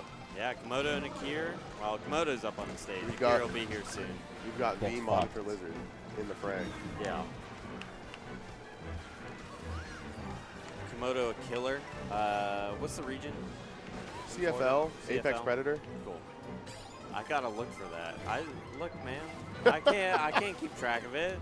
Florida has like 8 regions. North Carolina has 3. No, they have. Look, Florida's got 4. They've got the West. Yeah, the West you don't get anywhere near 20% That's where faster. Akir's from. Like in I total couldn't have speed, told if you that's that what you either. mean. I couldn't Gonna quite be read honest. all the messages. I'm sorry, it's shameful, I know. I It's should have shame- pulled my notebook out. You know, you should take a tour on the Panhandle. I was gonna say, It would I'm do you nodding right. first, so don't you dare go It for might me. do you wrong, but It might also do me right. Full of Oh, you meant to type 5? Okay, considering, yeah. Komodo That's what I is actually warming heard up against too. I saw APK. some like YouTube videos I imagine there's some insider information going on yesterday. I think And it was kind of Akir's weird the with best like, how the coins Yeah. are like very different. I'm sure whatever he's doing is very important. What do you say? Very Akir different, only like does how important much of an things. increase it Most is. significant man in Melee I right have to now. do Yeah, this. yeah. In one way, I don't like to do it because if Boo comes again, like, I want to have the coin, but it's just way too much chaos. But yeah, so let's also talk about those top 8 matches we were looking at. Anything in particular you're excited for? I know you're going to be starting off the top 8 block tomorrow, so And that means I'm getting... lot H-box. I'm getting lot H-box. We haven't seen that one in a for little some reason bit, I was thinking it's the fair. last lap. At least to my knowledge. I've seen my fair share of Wizzy Moth. I imagine that one does not usually go very well, does it? But look, I mean, Anything Moth could B happen. got to for No. the first time, so, you know, there's a chance. And then I guess... winner Yeah, J2 that Rat was a Monster bad versus judgment Panda. call on that box. Panda voiced that That he was did not 100% want my to play fault. J2. That makes a lot of sense. J2 kind of a killer. Not the same game that Panda fell in love with. After seeing what J2's been doing, no one has the audacity to say they want to play him. No Fox player just Like, wants it anymore. He's They're a just, warrior. I'm good. He's a warrior. You know, you play, 1,000, 2,000 sets. You'll get pretty used to all the different No, tricks. what I mean, Smasher, And then Weapons versus what I the meant winner of was the match like, we're about let's to say you witness. get like 1 coin, Komodo and right? Akir. And that makes you And you 0.7% I feel like Weapons faster. probably likes that, right? But then Weapons the next probably point is likes like either of those. 0.3, Maybe and then maybe Komodo a little more. 0.1, and then it goes back up to I curiously 0.5. enough Like, also I'm think just he likes throwing out Komodo a random bit more. numbers. Yeah, but, like, that's just kind of the vibe I get, right? yeah, I saw like the I mean, overall like Akir just feels idea like such of a it. fundamentally good player. That that's a scary thing for Samus to have to face down. Yeah, yeah. No, I know it was like roughly 5%. Komodo's got fans. And yeah, the certain points were like a Akir much is more here. boost, while some others were And much smaller. powerfully moving Komodo over to a different chair. No DK tie, but DK bag. DK bag's good. I like the DK bag. DK is in his bag right now. It is a DK era. I have to admit. How are your eyes, Colin? Do you think you're getting glasses anytime soon? Where the? I'm wondering. I'm just looking at Akira's glasses. I'm like, I wish I could rock those glasses. Those are nice glasses. My eyes are good. I have no need for glasses currently. What about a one? Has been any What interesting you want sets so far, file Jason? there? I have it up in You the know, I did background wear right glasses now, in but elementary school. What, can't your eyes really, got like, better? You got walk. My eyes contacts? got better. You didn't get LASIK, did you? I did not get LASIK. I don't know if children are allowed to get LASIK. I don't know the age limits for LASIK. Yeah, I mean, I'm sure there's an underground LASIK scene, but I just don't know how old I have to see. be to gamble not That's being able to unfortunate. drive in the dark ever again. that's fair. I yeah, mean, I'm you not going to kinda be rock live the for glasses. much longer I'm sure they since get food is annoying, almost though. ready. I mean, but look, I need a new pair. I ordered a new if you pair want to from join, Zenny. you can join for a couple races. Shout out Zenny, sponsoring CEO as well. Yeah, Is, I tip wore off down last this pair for a couple years. Probably gonna play and for I just- Armada. I need them. I assume you use some sort of promo code. I don't think I want to watch DK and Puff The one I camp used each other out. last week, it was 10% Yeah. off. Sounds It really was boring. 10% off. I think there's a deal like that for CEO as well. I know Yeah, that I'm not they're sure if sponsors, we so have each other on Switch, but if Zenny's not, the new number one exclamation Smash point monster right FC. now. they're Like, hot. I'm seeing Zenny on I like every Zenny. on every single like I mean, ad poster, eye health is important as well, you know. and it's certainly rolling in the dough. One sec. But you wouldn't get it, I guess. Mr. Perfect Eye. Again, You know? someone like skipping Now. it and like that I'll entirely be throws full everything off Full guard. disclosure, I forgot to use my discount code. My bad. I shouldn't have brought it That up. 10% Now that you're feeling 10% got bad. spent, Oh, and I that's just like tasty, didn't. Alberto. But we're here with What type DK of Puff. pizza? Yeah. I don't know that I've seen this one super duper often. Obviously, it's mostly thinking about Junebug versus like H-Box, Dawson, whoever. And I think Junebug does pretty well into the Puffs. So I imagine that Akir also has. I mean, There's just so Akir's played plenty of Puffs. there's just so much character to drill. There's so much character to is. rest. There is a. There's It just is so a big, much character. big guy, but you know, DK's got kill moves. I feel like sometimes There's like stuff going you on. drift for such Up a air long starts time. killing at what, like you 70, don't get 80? the I can't tell what Miniboost, if this crowd is whatever for you wanna call Akira Komodo or something else, but it is I'm loud. gonna guess that it is for Uniclear, which I believe is next to us. So shout outs. Well, when when Melee's done, make sure when- you go check out the other Look, CEOs. well, when they're done with that, they can just like walk 10 feet over and watch this. Yeah, exactly. All right. Akir clearly utilizing DK Stomp, especially I imagine it's quite good below like 20%. Starts knocking down early. Starts threatening that puff crouch. That's I assume a huge problem for Donkey Kong. Well, I've been looking for what Akira wants to do versus Komodo on the ground. because Oh. Komodo was talking about how he's just trying to lab If out I this knew he 50-50 was gonna down throw skip tech it, I chase. wouldn't have picked him up. I've seen the down throw tech chase. I I thought think he I was saw gonna take it, DK so kid. I didn't Yeah, think like it was gonna Taza be believes so available. heavily in that. It seems really good. Because it's down throw and then you either regrab DI in or Yeah, or you get the or they're or you DI tech out. chase. Oh, Yeah, oh they yeah, get yeah, I that's forgot. so It lingers so long, that item. I imagine there's some really weird ambiguous DI that makes that very difficult though. There's a couple that might just end up getting you like classically juggling like Yeah. this game. Oh, The yeah. up air off. But even still, Yeah, please, the entire world. I love please the pass idea us. of DK having a 0 to death on Jigglypuff. But no. Unlike Taza, Akira is just swinging from the plats. Yeah. I mean, it's doing a lot of work. I imagine Komodo has the edge guards on lock though. Maybe not. All right. Wait, did you have me Quick on little Switch? trade is gonna take that stock. Jason?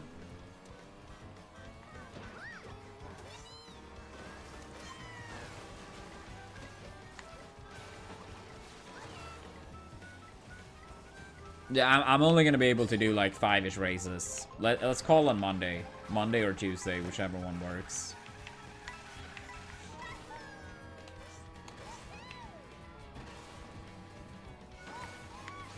Yeah, like dinner is ready like any sec pretty much.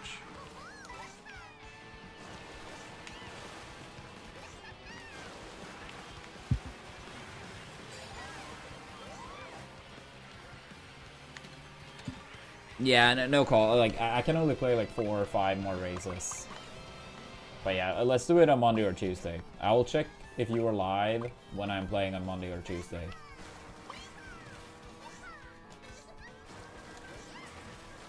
What? He doesn't want to play now? Wait, No, maybe I'm still up for like if you want to like join the lobby and play. But yeah, I still don't really think it's worth it for like the call since I can only play for like 10-ish more minutes.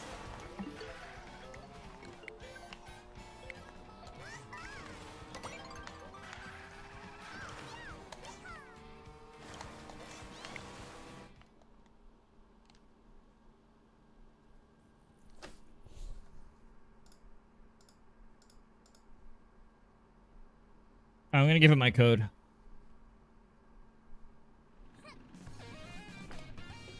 A sec.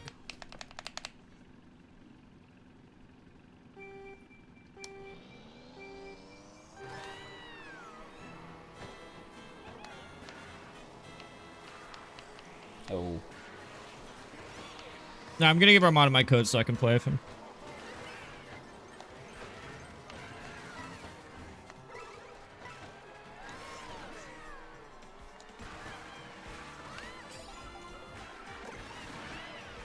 I should make that a command.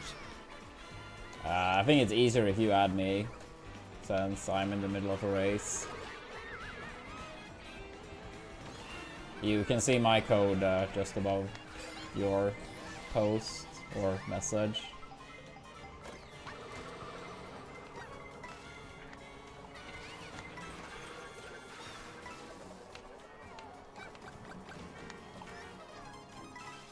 I'm gonna add him. Yeah, I should have, or I think I have some spot left on the friend list. Worst case, I will have to go and remove.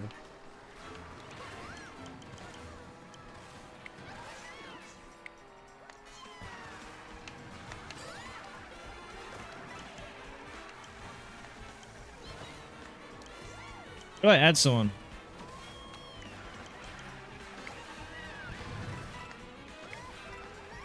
Where's Yeah, oh? thank you for the games I found as it. well, Sigo. Fun that you could join.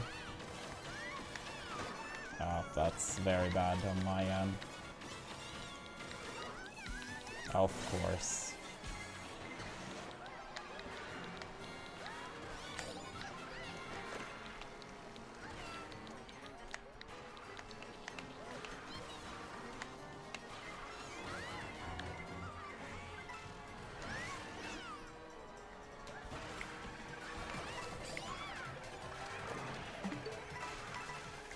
Please, someone use Thunder now. Alright, I added him. No, no, no.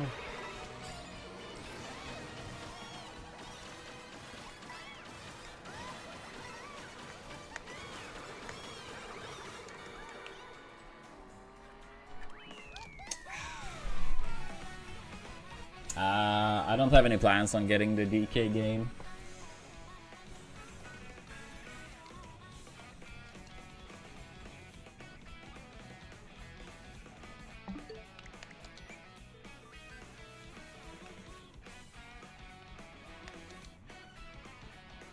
Yeah, try to be quick so you join the very next race, if possible.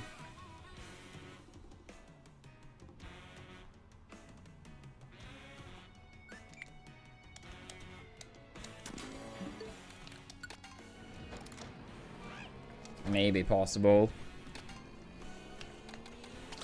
What about you, boy? Are you gonna get the DK game?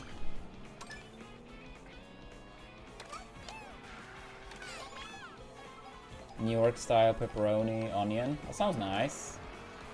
It's gonna be some. Armada just got the game. It's like rice, meat, veggies.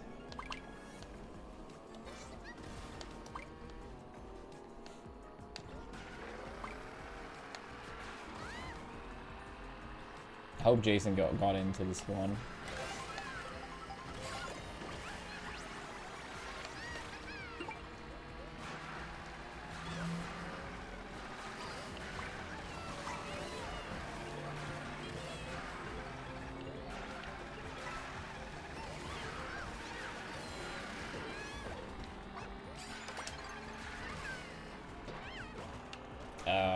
Chicken.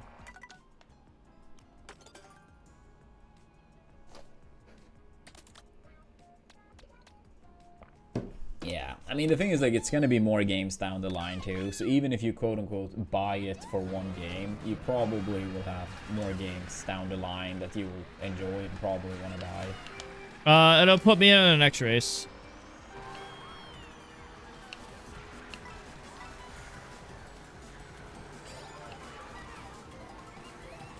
It'll put me in the next race.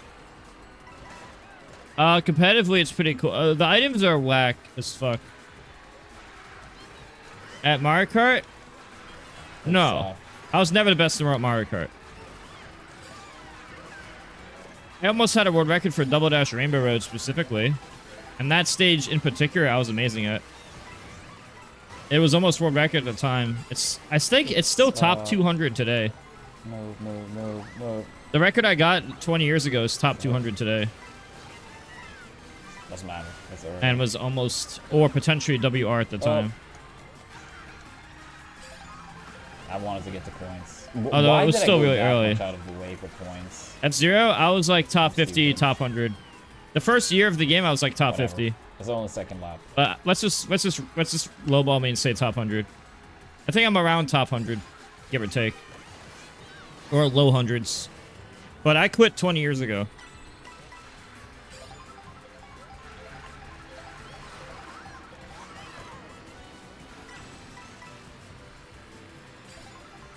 Thunder. All right, so I'm joining Armada's next game in a few minutes. Yeah, keep driving, Bullet Bill. Keep driving.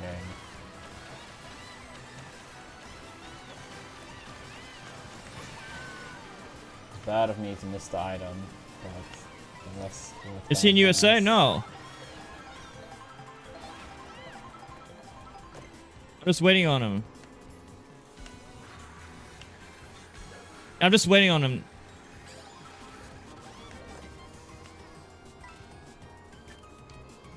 Bro, Mario Kart? You don't understand, dude. This game is random. It's actually random as fuck. It's random until you're at pro level. If you're not at pro level, it's like random. Everything under pro level is random. Wait, I should have gone as dumb as that sounds. I don't like the fact because the items matter too much. The items matter too much. Fucking damn it, dude. The whole meta is like item abuse and item RNG and item manipulation and knowing how to bag and sandbag just enough, and it's really dumb. Nah, it wasn't even a blue show. Time trials was crazy. The time trials was crazy, but the sandbagging to play optimally in actual races is a little ridiculous.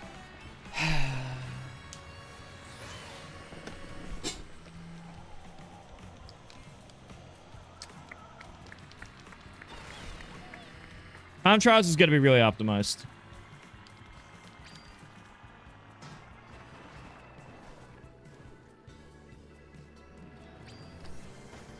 Yo, let's go, yeah. Jason joined now. Let's go.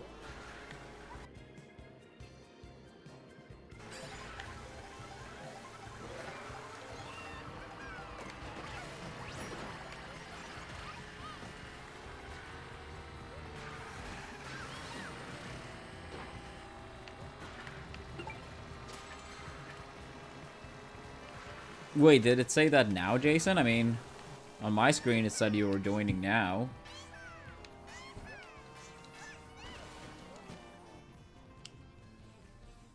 Dude, Santa's map never gets... Oh, okay. Yeah, so you're in now.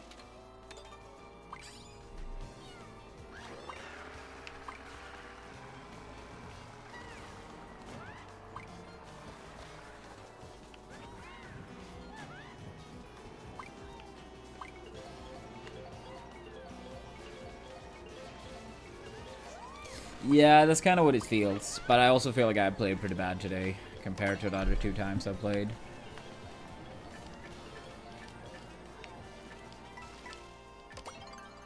But yeah, it is a lot of like, it's way more random than 8 Deluxe, undeniably. But I do think it looks a lot more skill-based in time trials. Or maybe not a lot, but it looks more skill-based in time trials, based on the little I've seen.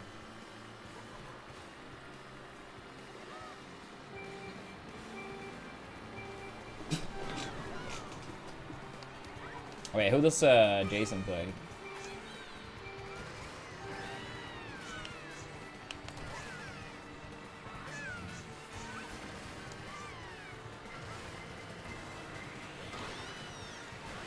Oh, I actually thought that was gonna be Mutual King just trying to mess with me immediately and then laugh on stream.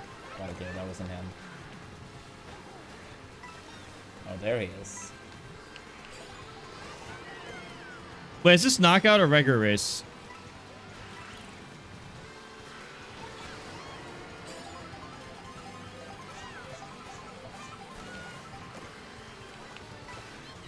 Oh, items there.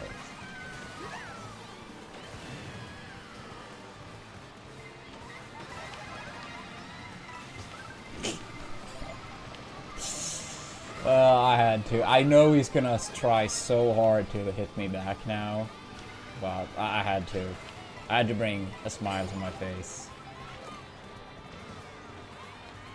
I don't even remember this level, honestly.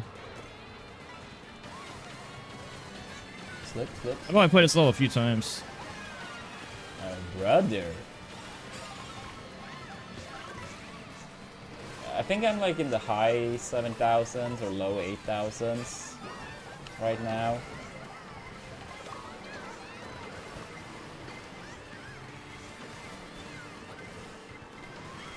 Yeah, that actually wasn't me that time on Jason.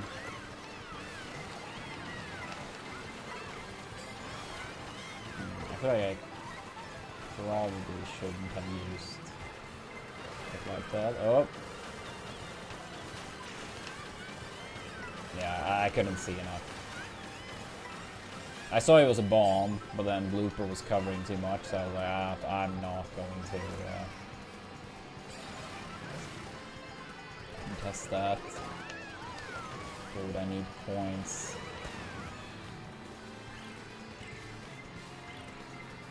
I guess I can just run straight.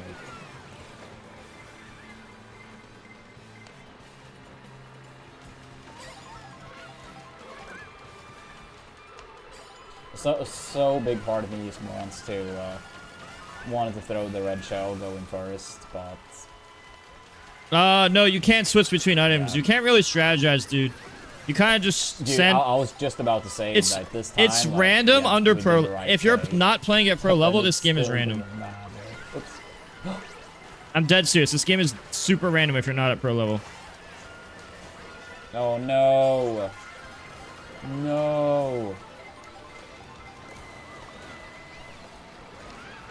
What? Oh shit! I think I had a.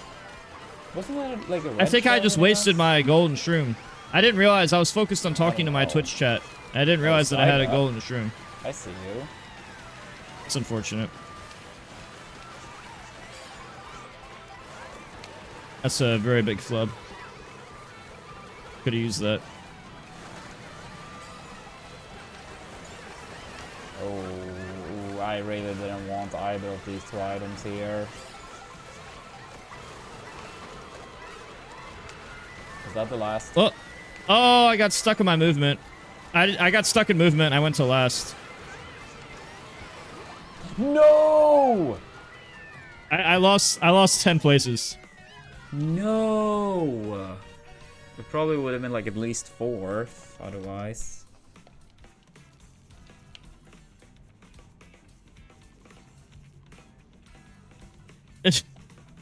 Yeah, Jason didn't crack top 13. I guess he's washed. He's washed. This is what it came down to, chat. Well, I've gotten destroyed all day, pretty much. I shouldn't say anything.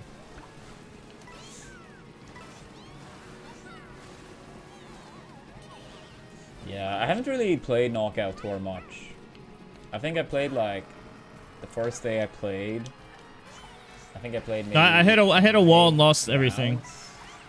And then I maybe You have played like the I don't once you know the meta, I think 3-4 rounds I was told the off meta stream or something is the other day. to sandbag until Just last playing a lap. little bit before going to bed.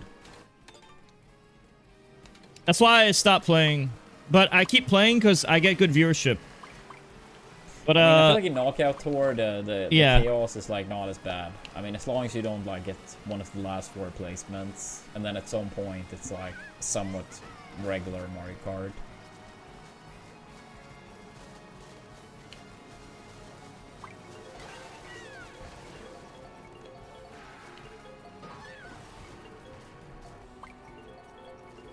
Yeah, Knockout is a lot more consistent. Because, like, yeah, eventually it's just not super chaos any longer.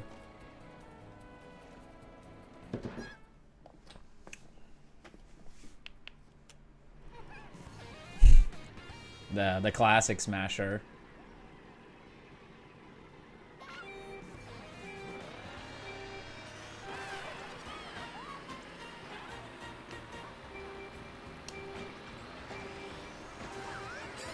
Wait, am I doing earlier, or is the timing there, like, different for different parts or characters? I think I'm just, like, not paying attention enough and just, like, pressing, like, a tiny bit earlier. Because I don't think, besides the initial time learning it, like, right at the start, I don't think I've done it before. But now, since I swapped vehicle, like, 2 or 3 times. I messed up. Maybe 1 time before I actually swapped to. Doesn't really matter. First 2 laps don't matter.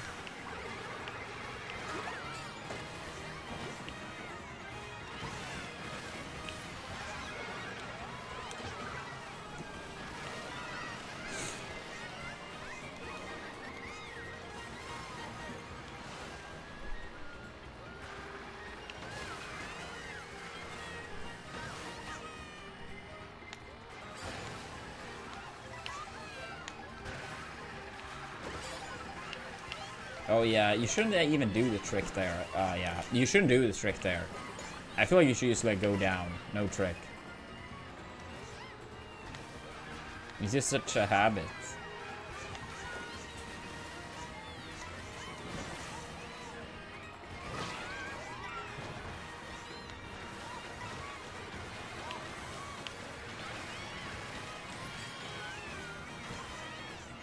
It's random, dude. I don't know the meta. You're gonna have to ask. If you want to know the meta, you're gonna have to talk to pro players, because the pro players are gonna know how to manipulate the item RNG. I know some things, but I haven't. First place I don't have enough like experience. So much. Double blue needed. Alright, we will. I don't even know what half the levels look like.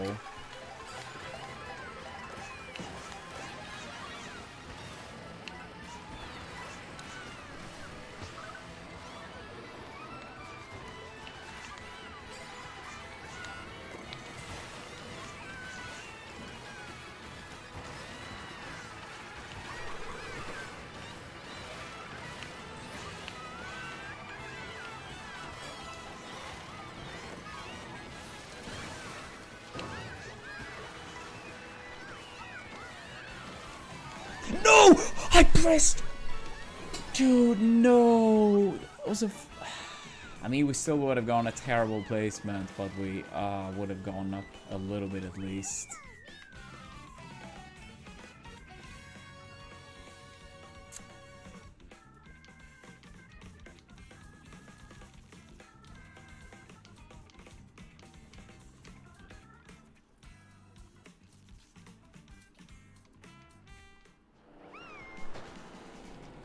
Yeah, I mean, eventually, like, that's how all the shortcut heavy maps will be.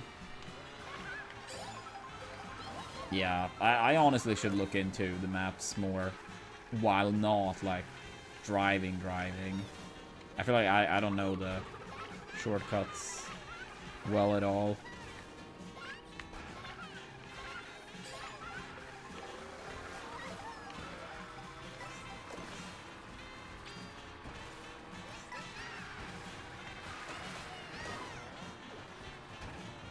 I think it isn't like jumping off here or something. Like, I think I saw people post. Yeah, not quite there, of course, but like. Oh no, Kubotruba! Fuck! Dude, I've been Oh, sorry, Santa. It's been so long and I've been looking for it so many times, and now when it actually happened, like... Yeah, there's a whole meta to it, and... honestly, I find it too random. I'm gonna be so sad if it's actually my pick now. If it's not my pick, it's not like it actually mattered. Oh, no. No. Okay, it wasn't my pick anyway, so it didn't matter. Dude, that would have been so sad.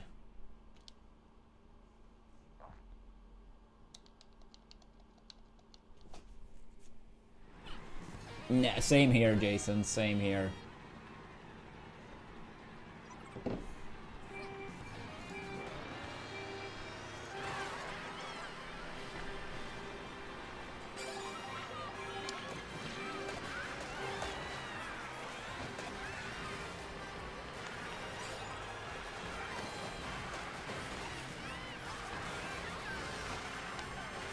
Oh shit, we made a mistake.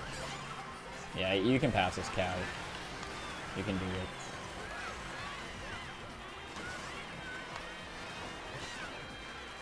Oh shit, I made a mistake again. Can someone pass me? Oh my god.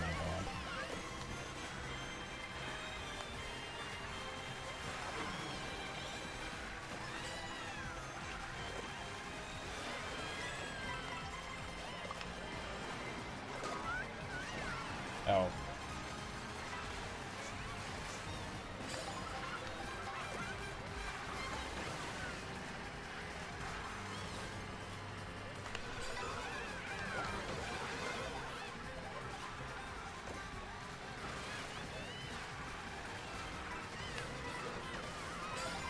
That's bad by me. Why do I even drive into the chaos there? Oh, that's mine. Thunder, thunder, thunder, thunder, thunder, thunder. No, saving my mushrooms. I had to. Oh, dude, no. No, that push.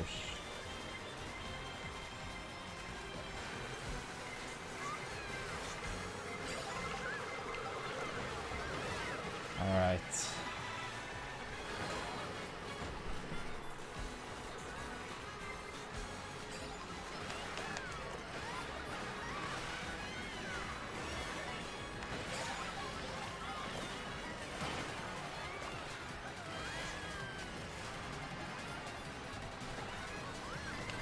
Oh, that's mine.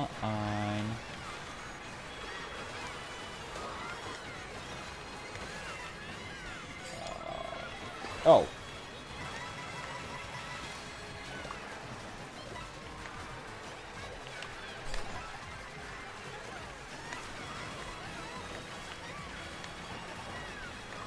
No, dude, that boomerang killed it all. Fuck. I'm actually not 100% certain if I would have been able to stay on the map, but I think I would have. So the boomerang knocks me over.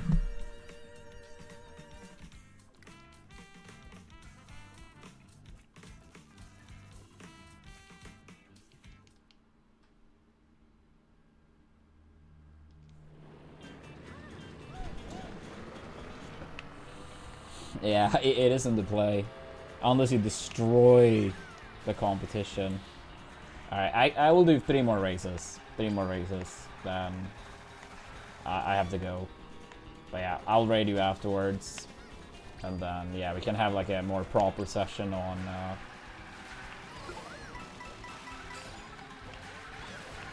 like early next week.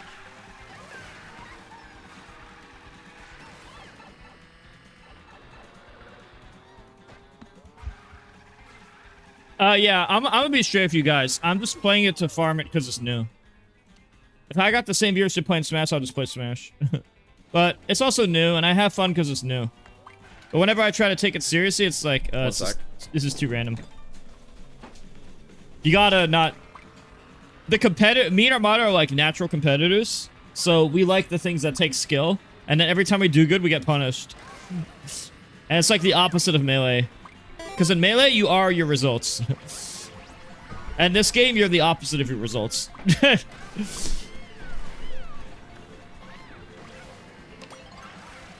Yeah, it's really popular right now, so I'm going to keep playing it because it's really popular. But I'm probably going to stop when it dies down. Oh, if I'm just being honest with you. Oh.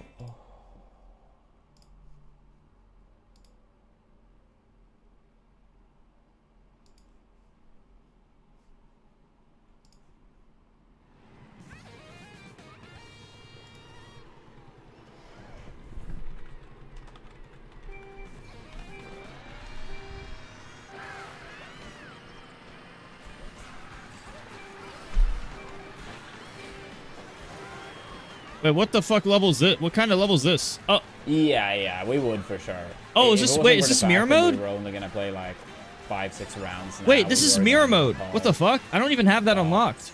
I just felt like it wasn't really worth it to like, considering how little. I mean, I have played like, I don't know, 2 hours, 20 minutes or something now, but yeah, Jason was watching like the like Melee tournament. I don't know the level in mirror mode. That actually, it would have been better if I didn't know the level at all, because I'm going off what I knew. Oh, over there. I would have been better off not knowing this level, because my left and right just got reversed.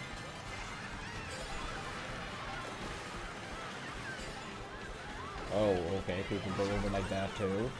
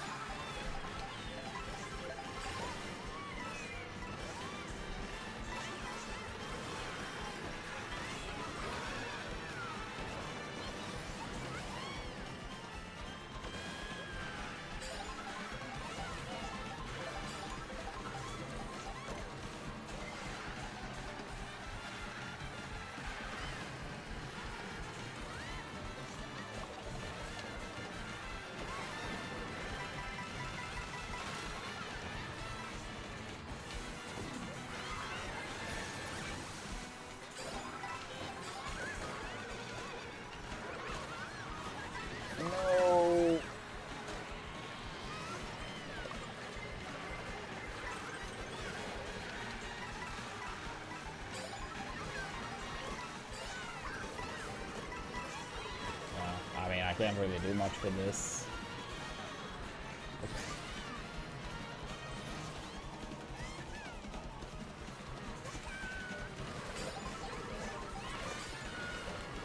Oops, I didn't play here the other 2 laps. I hope this works out.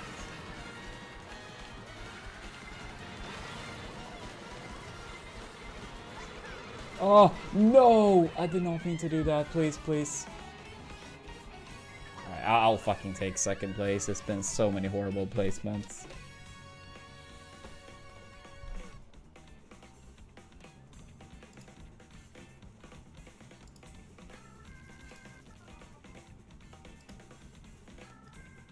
No, it doesn't kill you. You can boost through it.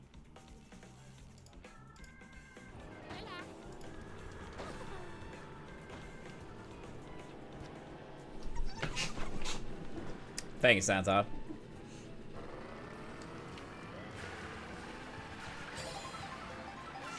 Yeah, I don't have the mirror unlocked either. I saw like some tweet that explained how to unlock it, but I don't even like mirror in general.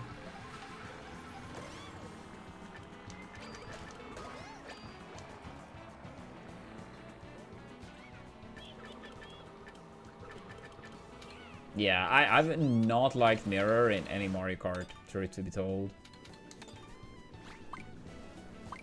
I can't think of any map I prefer with mirror. But I mean, probably like partially due to just habits.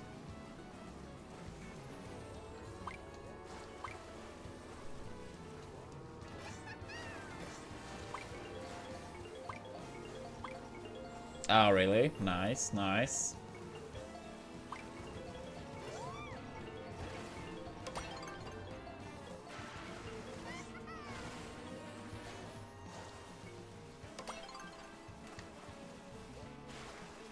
Yeah, I mean, that's nice though, because overall I feel like the feather is very underwhelming. I know you can jump over red shells and stuff, but overall it feels pretty weak.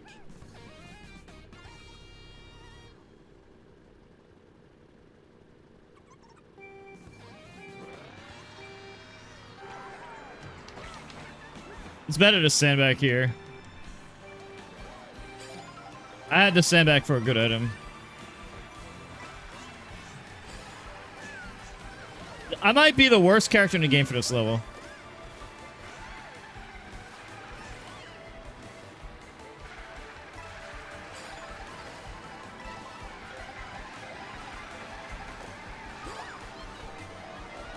I think I need a higher top speed car. I could just switch.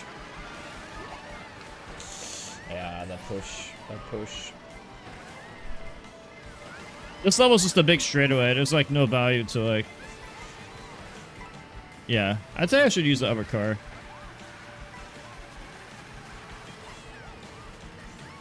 Because Daisy is good for acceleration, but lowest top speed. But which one am I supposed to go? I don't remember. Is it right? Oh, wow. I didn't mean to click it that early.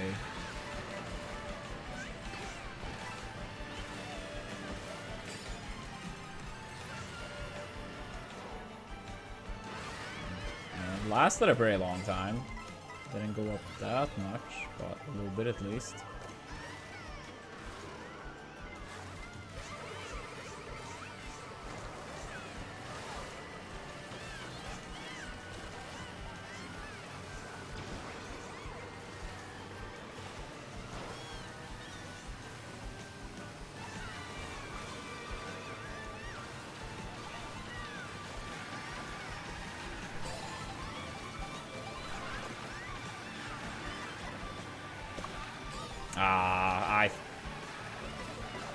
Please, please, please. Thunder, thunder, thunder.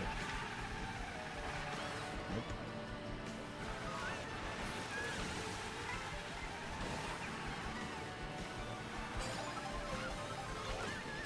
Oh, there it is.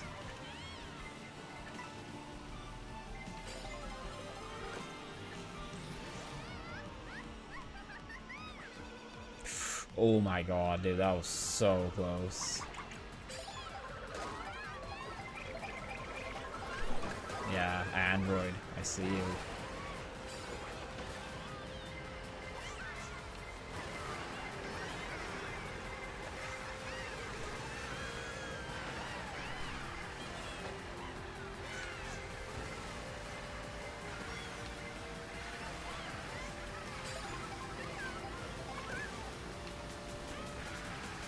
Oh, okay, yeah, it was a double in the corner there.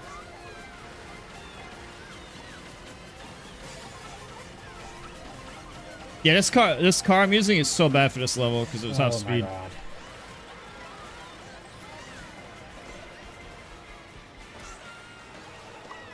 This top speed dominates level.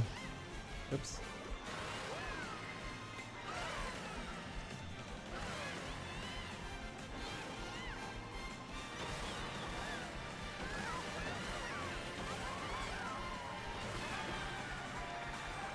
Ah.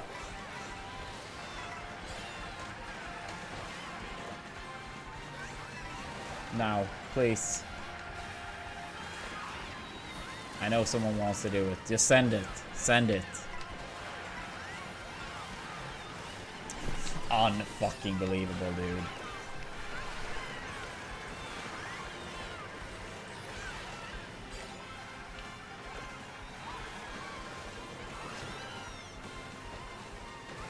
Twice. Twice. In the same race, even. Oops. Oh my god.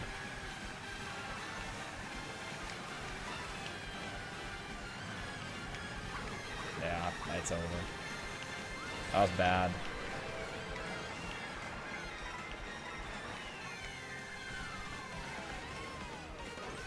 I knew it. No way we survive.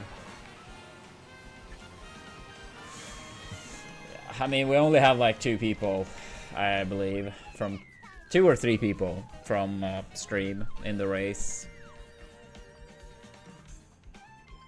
I mean, normally I wait quite a bit. I wait until people like far back roughly will get to the box. That's normally how I try to time it.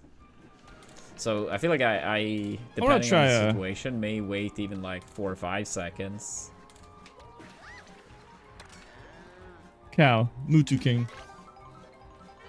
Okay. Yeah, I think one more, one final race.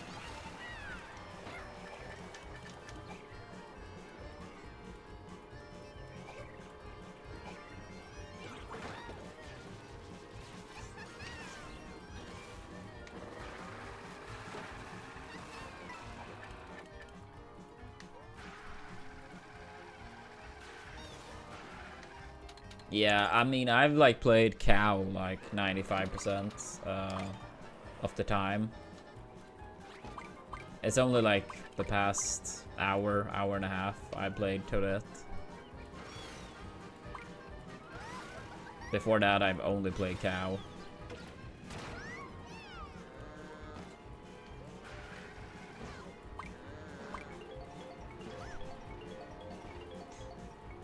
What's my cow percent? I don't know.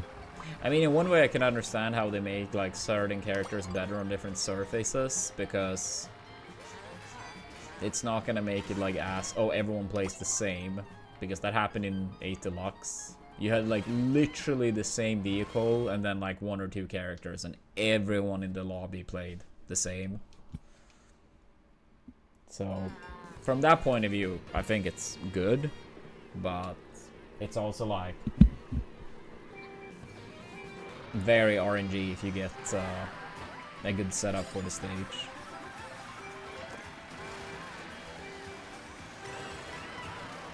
Alright. Yeah, final race strat. Oh.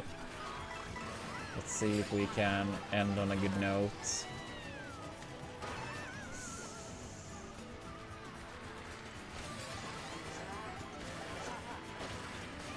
Yeah, like now we have a star. So now we can wait. Item box coming soon. Oh, I got the straight. They went to the left there. Yeah, a shortcut.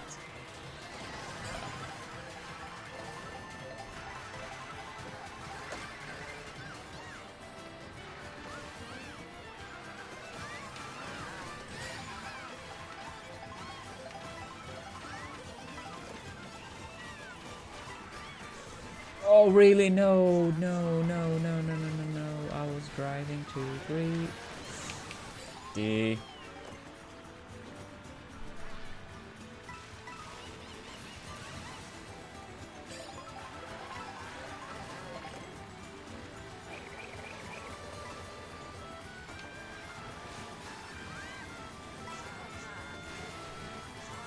Yeah, there is going left there. But this time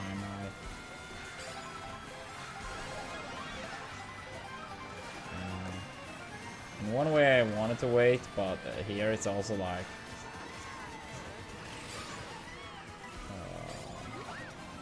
the disadvantage with the big mushroom is like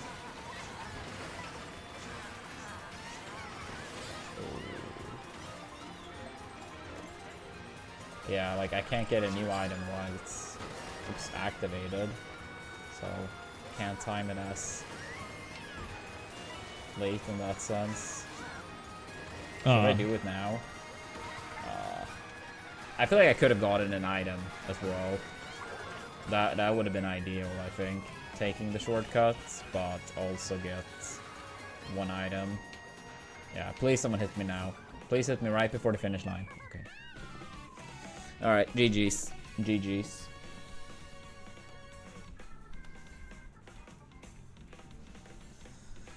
GG's. Oops.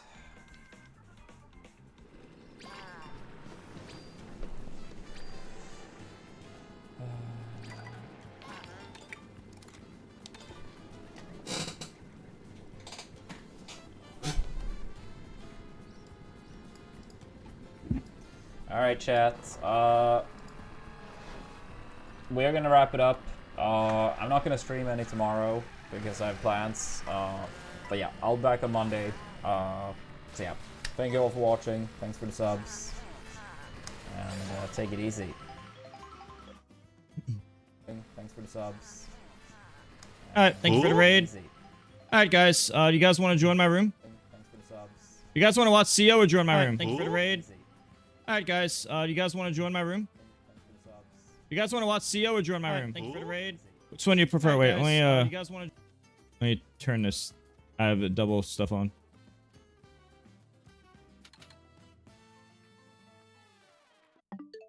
Alright, I'll do a bit of Mario Kart.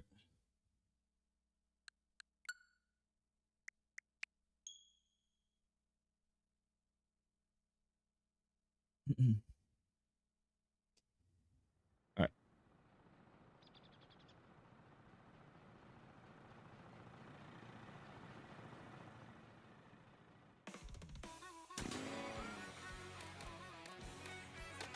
I'll try out the different characters.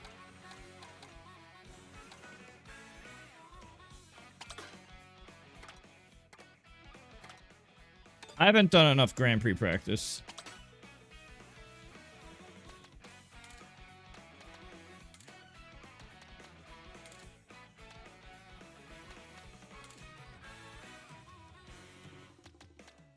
We're gonna try Yoshi? Alright, just for you.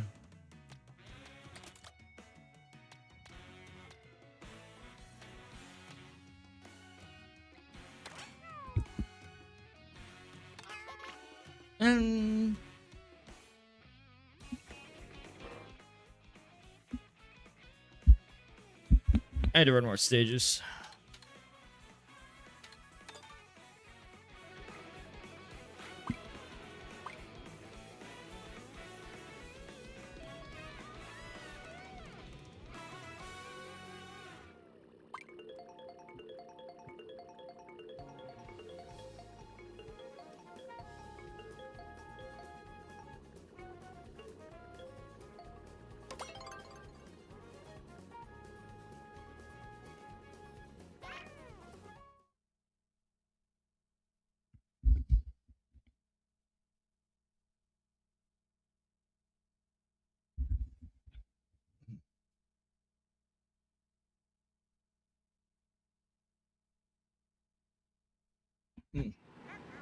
My Nintendo ID? Go to my Twitch chat and type !FC.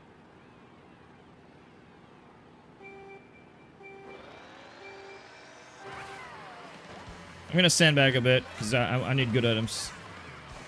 You have to sandbag in the beginning. Sadly.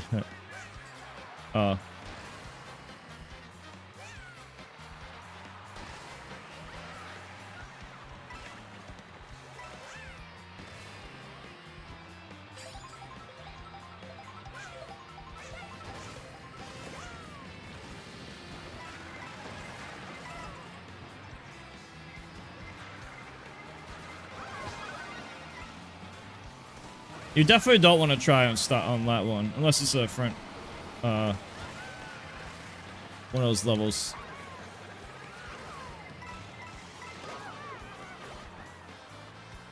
Let me see what this. Let me see if sandbagging way back here, and I'm gonna start trying now.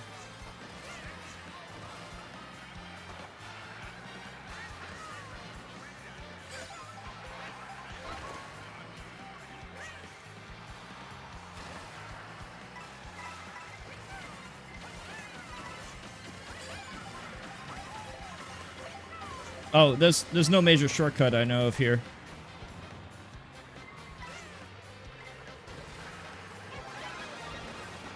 Oh, there's no major shortcut. I shouldn't have sandbagged that hard. Should have tried a little harder.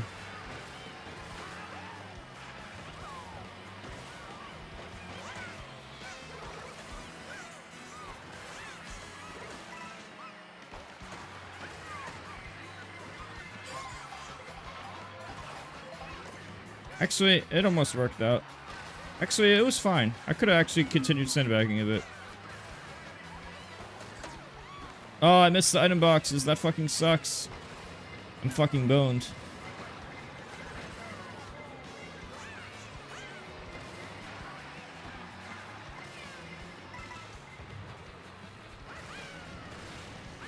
Wait. No, I'm not. Oh. Ooh, like third or fourth. Third! Wait, what the fuck?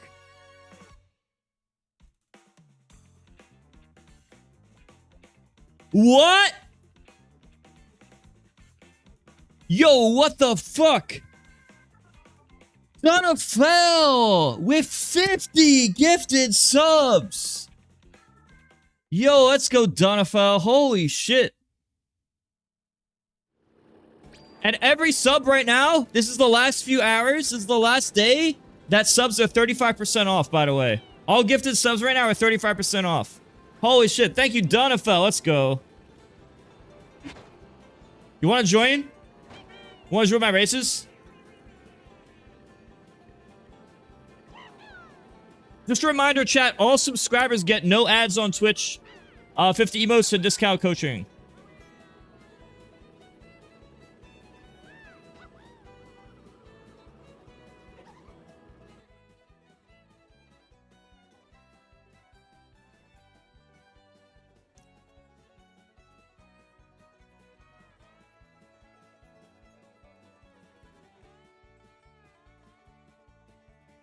Alright, well, if there's any random requests you have, let me know.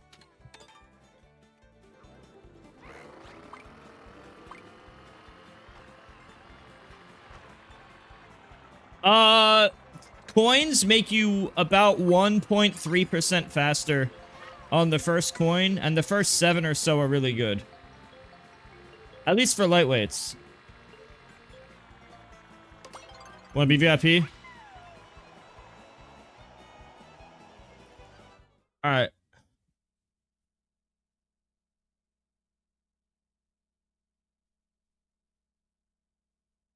Donafel, I made you a mod, and I made Naxer a VIP. If there's any characters you want to see or something, let me know. Donafel, I don't know why they have, like, whatever setup they have.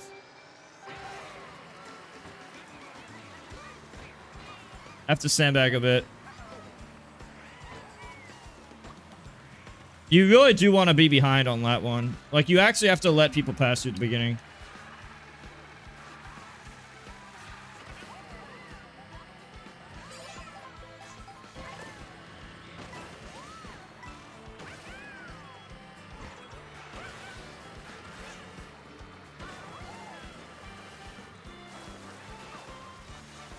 I don't know the whole meta to it. I just know that you don't want to be winning at the beginning.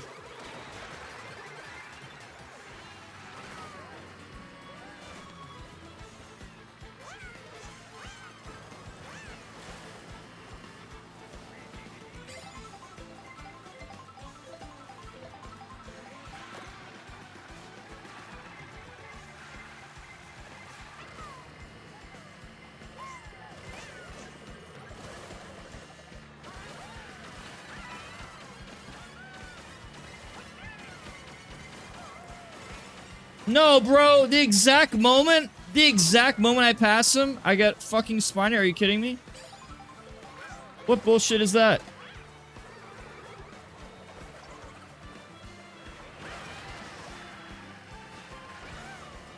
Still top 2, though.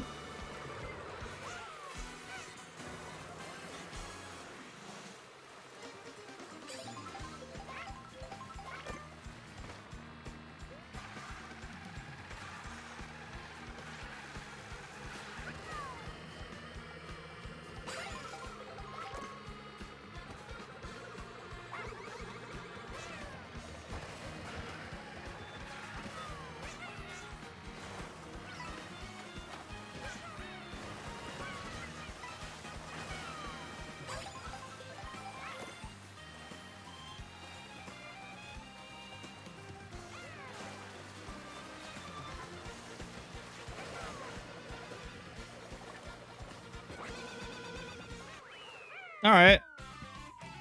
Oh, how'd I get third? I should have got second.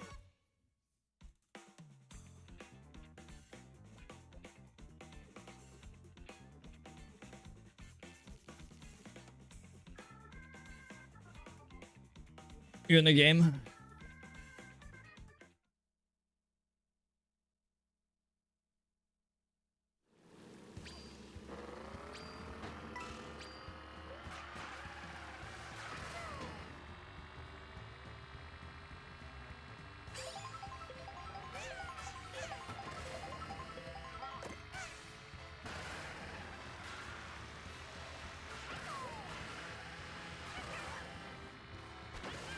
Is bagging? Yeah, it is. Yeah. On most stages.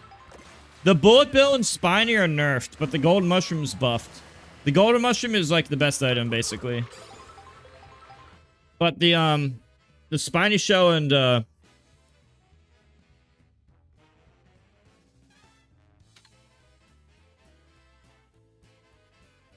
spiny shell's nerfed.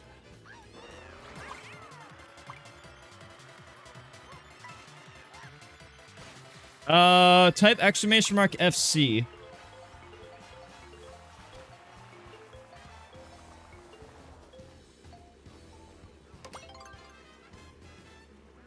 To get my friend code in chat.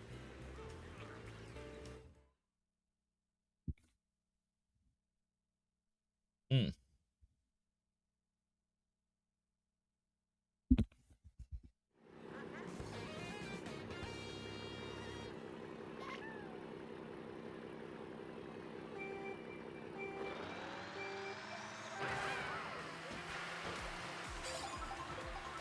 Forgot I was supposed to sandbag.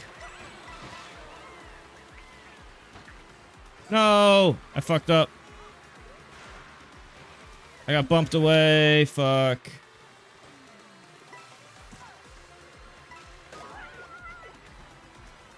I tried to sandbag on purpose, but I did it wrong because I missed the item box.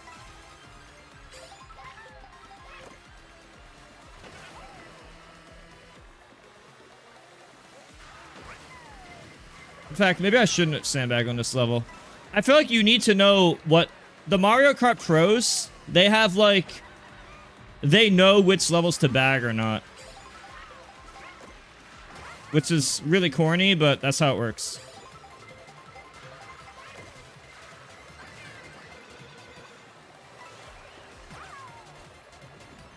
Some levels you bag and some you don't.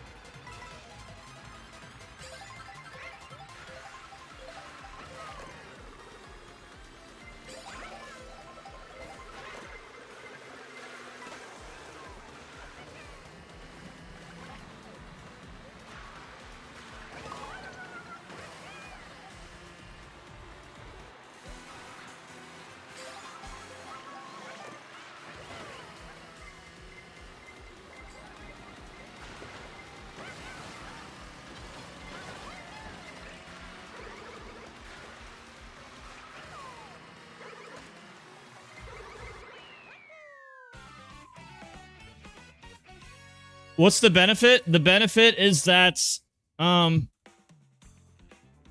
levels just have big shortcuts, and when you get your mushrooms, you just use the shortcut and cheat.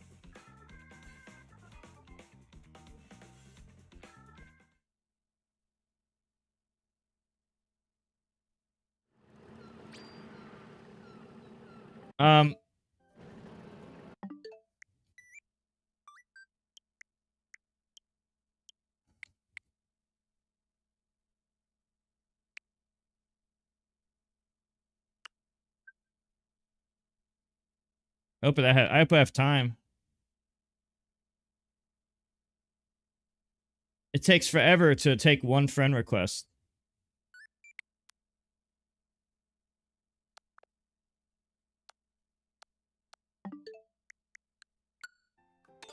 Oops. I didn't mean to...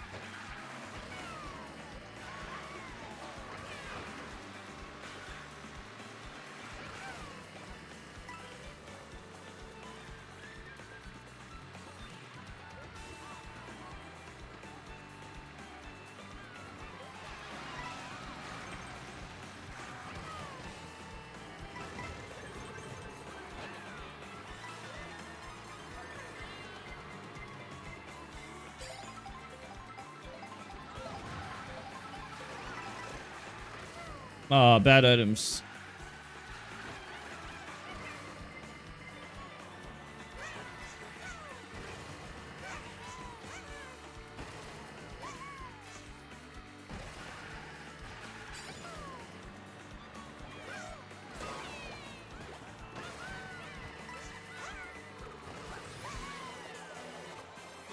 I'm not sure when to use items. I need a coach for this game.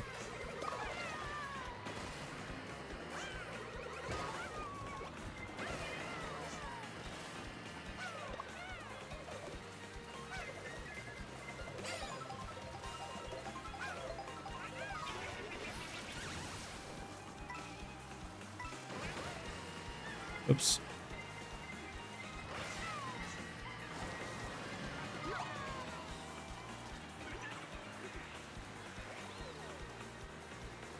I would need, like, I don't know the meta of bagging, like which levels to do it and which not. So to me, it's just random because I don't have a strategy. Like, I didn't know, was I supposed to use my mushrooms earlier? Like, how am I supposed to strategize per level? I just lack this info. I think for the tournament, I'm going to try to get a coach. I want a coach for what? I'm going to enter a tournament on the 17th. But I'm really going to have to have like a coach in my ear telling me what to do. No, I don't know. Each level's different. And because items are so insanely overpowered in this game, the entire meta is less how good you are and more knowing how to bag correctly. The main meta of this game is knowing how to bag correctly. And knowing the shortcuts. Which requires memorization. Yeah, well, the thing is, if you're used to a certain mentality from Mario Kart 8, a lot of it is a copy-paste to this game. But bagging is even more broken. Well, it's different. The mushrooms are way more broken. The lightning bolt is not. Well, maybe, I don't remember if it's last game. I know the bullet bill's been nerfed.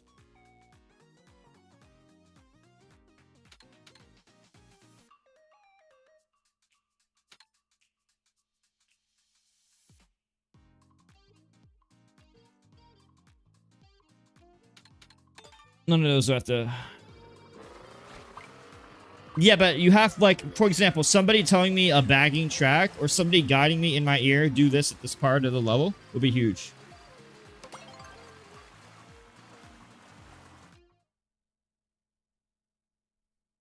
The thing is, I don't know. I don't know the meta. Because the meta will depend on the situation and the stage. And if you don't know the meta, then everybody's just item mashing and getting random results.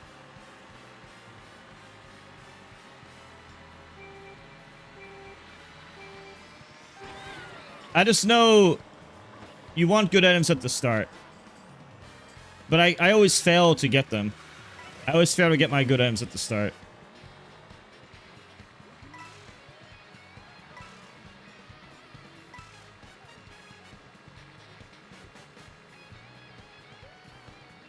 They really designed the game so that unless you're the best of the best of the best, that it's random. Nintendo really did a good job executing that this is a party game.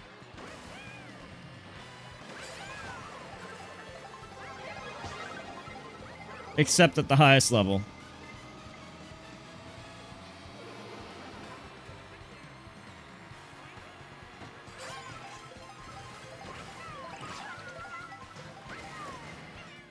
Huh?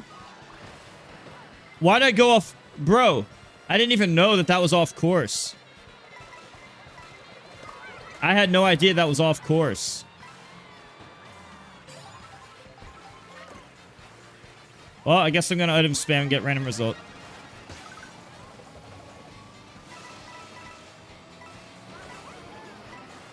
Item spam to random result.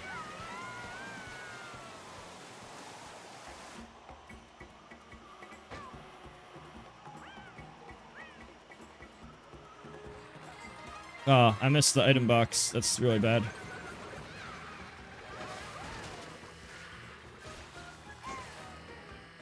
I missed the other one.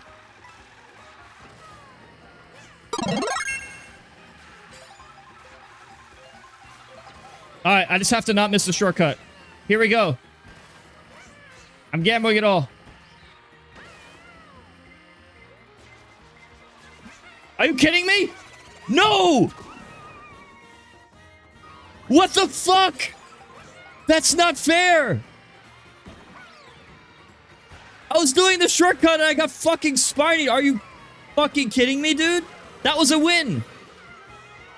I was supposed to win. And now I'm getting 10th. I got 10th because I played well. I got 10th because I played well.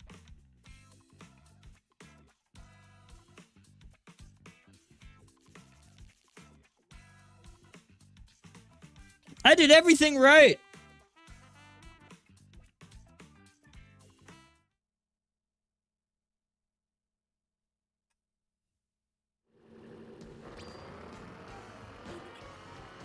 Oh, that's not fair.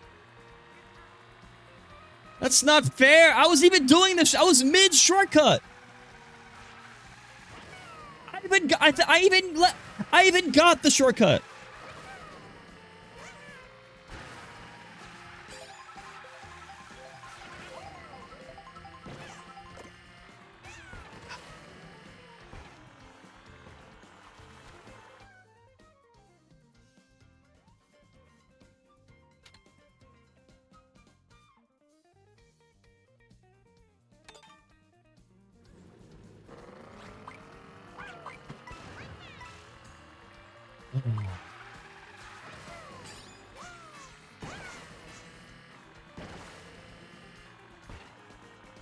Bro, the only reason we mauled is because we get punished for making good plays.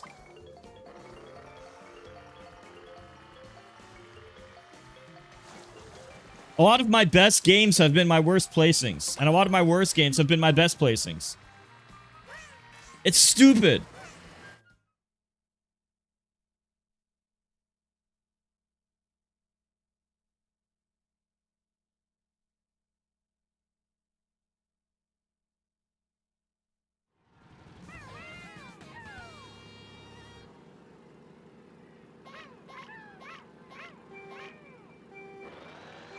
Exclamation mark FC in the Twitch chat, not the YouTube chat. I didn't make a command for YouTube chat.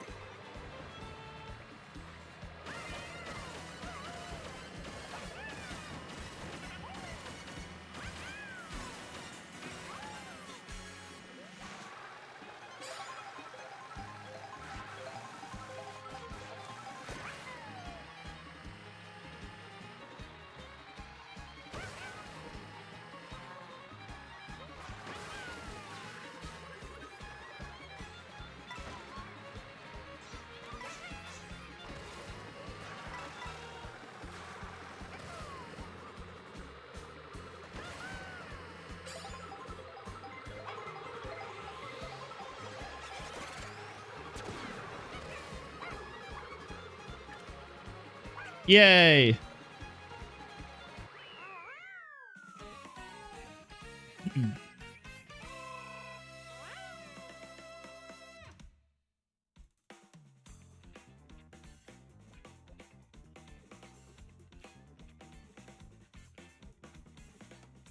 Yeah, if you want to play, just type exclamation mark FC in my chat.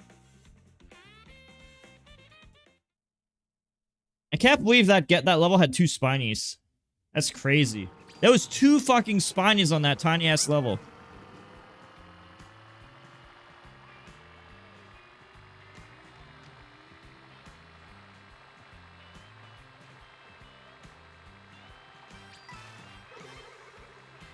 You don't like looking at Yoshi?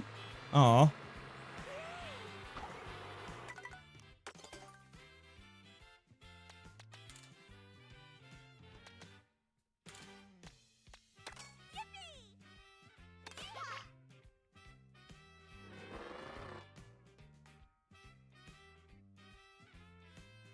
I had to practice the DK level.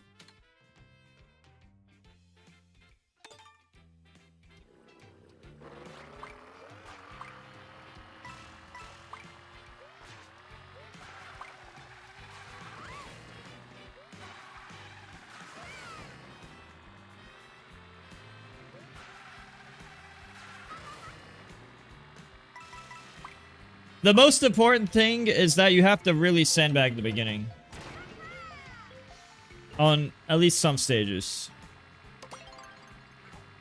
I almost feel like it's universal. Well, I can't do it right now. You have to remind me after the game.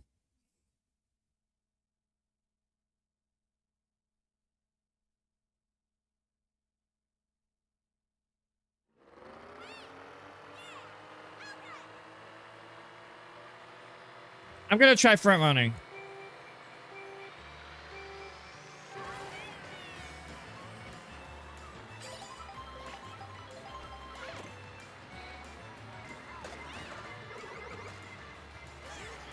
See the difference. Well, it doesn't fucking matter anyway because that's gonna pass me anyway.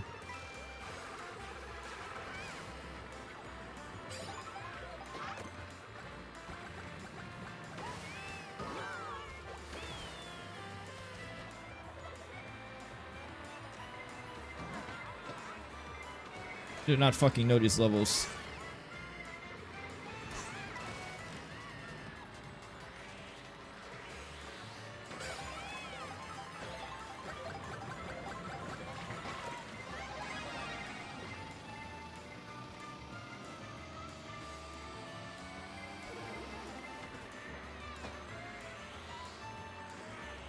Oh.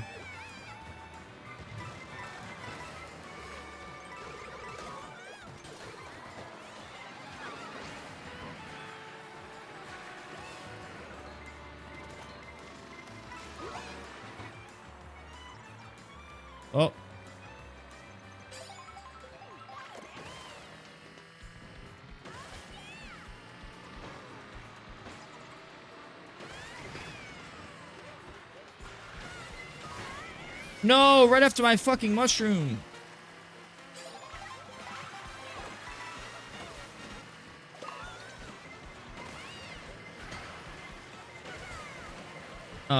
Everything's bad. Everything's bad, nothing's good.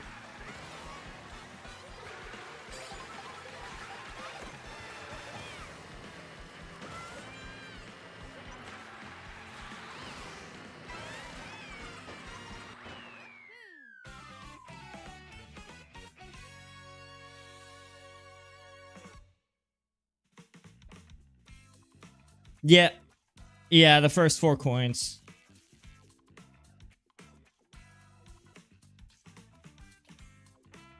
Oh, I mean, I had 8,500, but when I was playing with Acebox, I had to quit out of some games.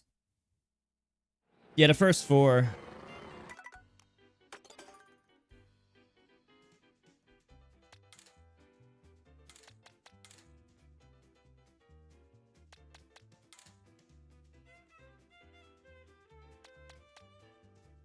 I heard he's good.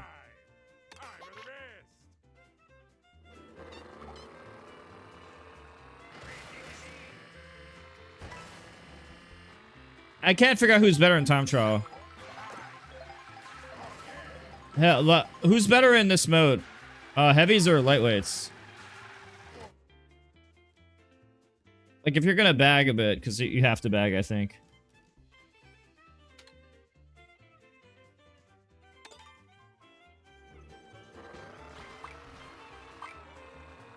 On one hand, I mean, if I am behind anyway, then Excel doesn't matter, right?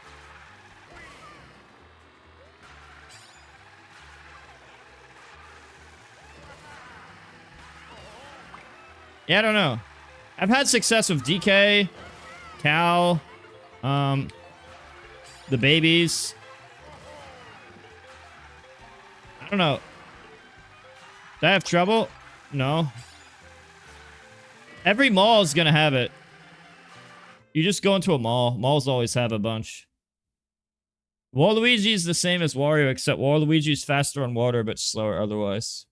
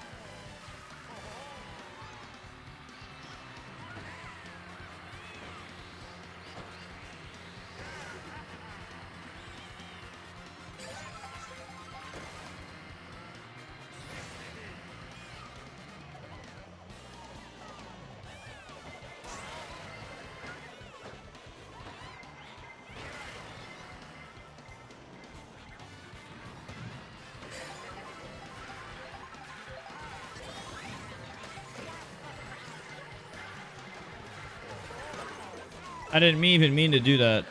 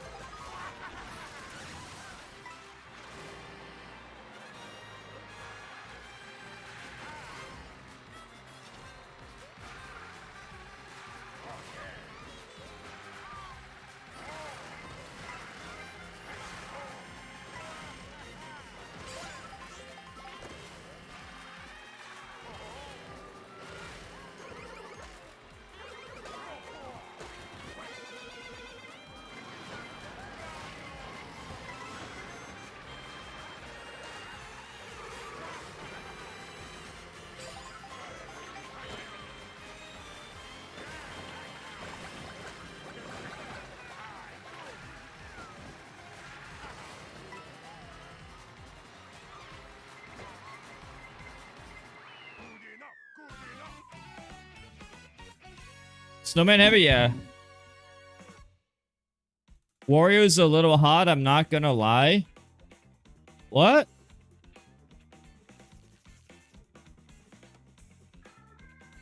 Everyone has the same points as I do.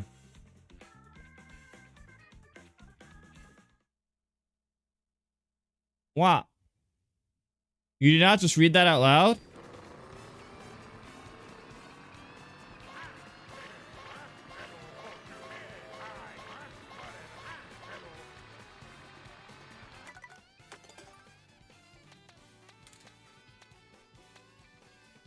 Oh, this costume's cool.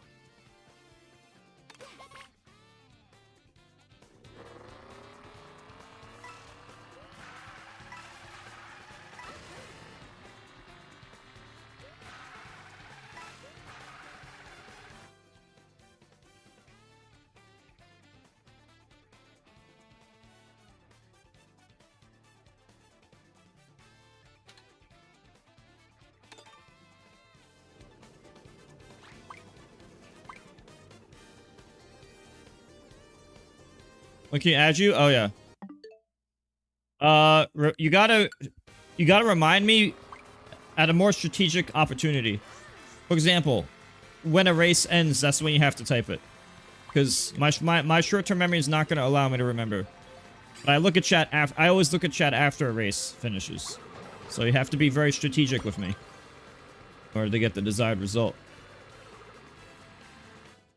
How is this not strategic? Well, I forgot. And now the race is starting. So you have to remind me at the moment the race ends. I know, but this always happens with me. It always happens. And I know it always happens. That's why I'm telling you.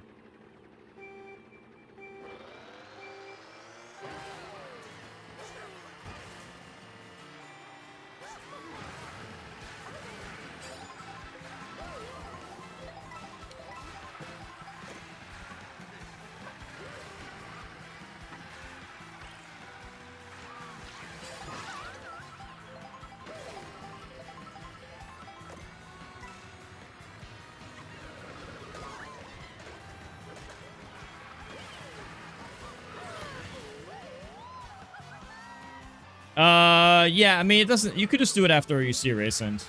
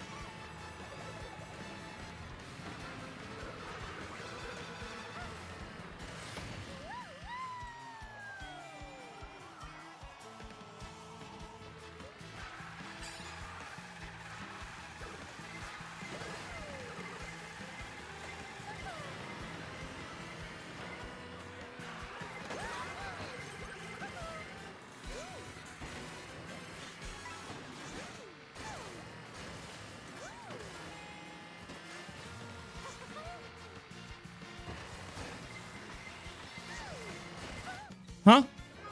That's bullshit. That's screwed. Could've been my race.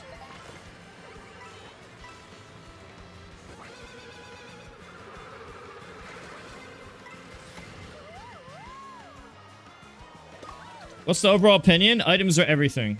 Items are everything. That's the... no, item... It's actually items the video game.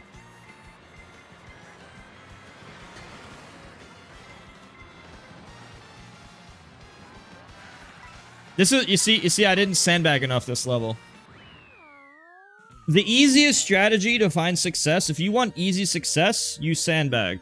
And then good items and you pass. It's item cart world.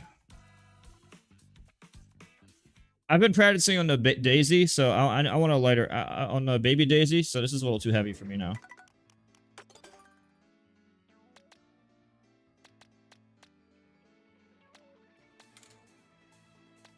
I'd like a little bit lighter.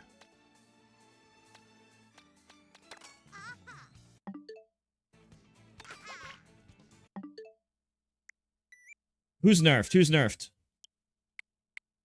Wait, well, who's nerfed?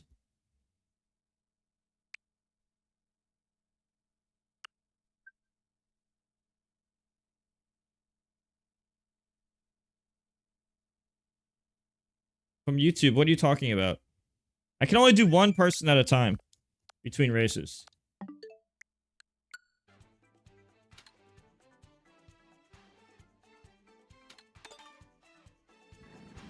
Yeah, I was at 8.5k.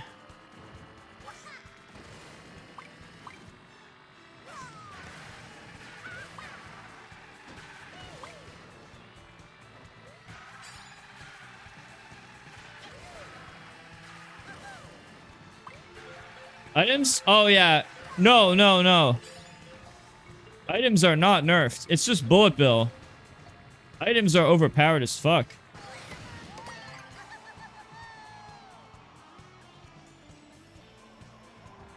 Yeah, Donafel, do you happen to know this? Because I'm actually in a tournament, and I don't know which levels are front... But I don't know which levels are front run, backing, or random. If I knew this, I would play to that, but I don't know it. Not real? Yeah, I see. I lack this crucial information. I feel like lacking this information is huge.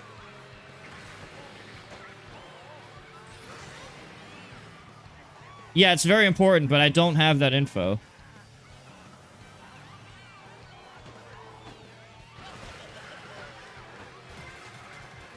If I'm not sure, do I just bag?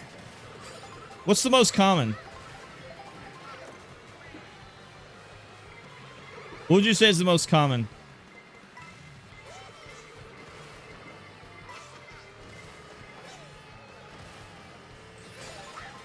Is bagging the most common? Like, let's say I don't know. What should my default be? Bagging is always safer.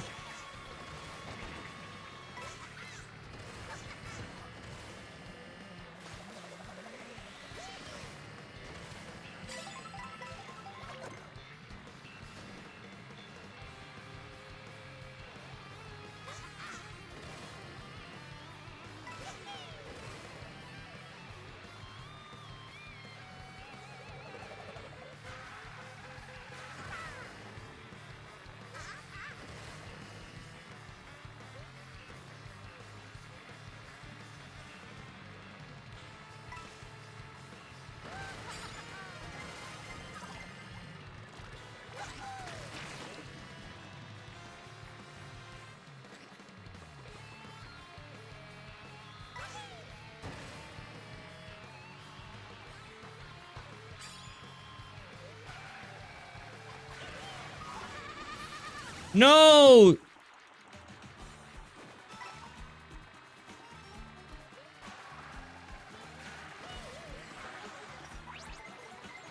I was able to protect myself from this. I was gonna be able to protect myself from this. If I didn't get lightninged.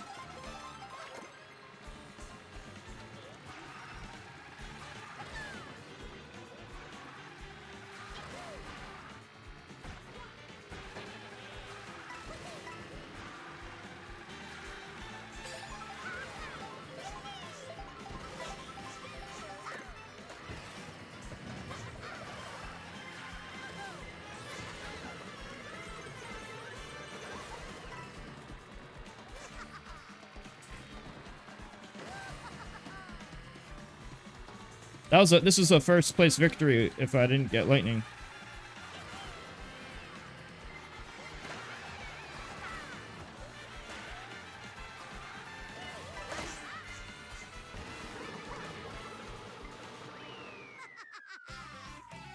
Yeah, that was an easy first.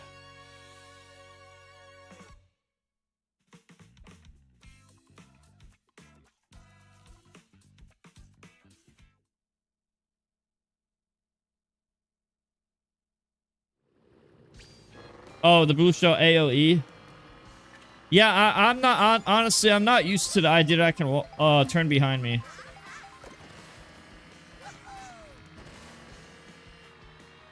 I can play any character. I don't really know the character differences, honestly.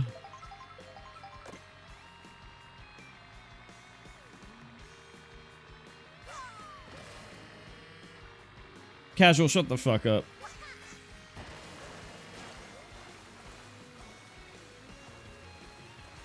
No, you can't skillfully dodge. You need a mushroom in order to dodge it.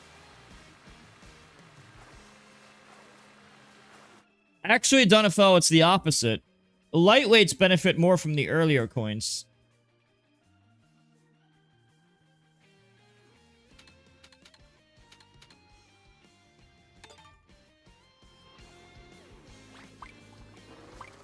Have you seen the videos? There's a chart. One graph goes like this, the other graph goes like this.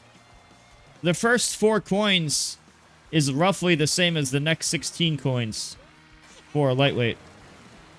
The first 4 to 7 is more important than the next 13 for a lightweight.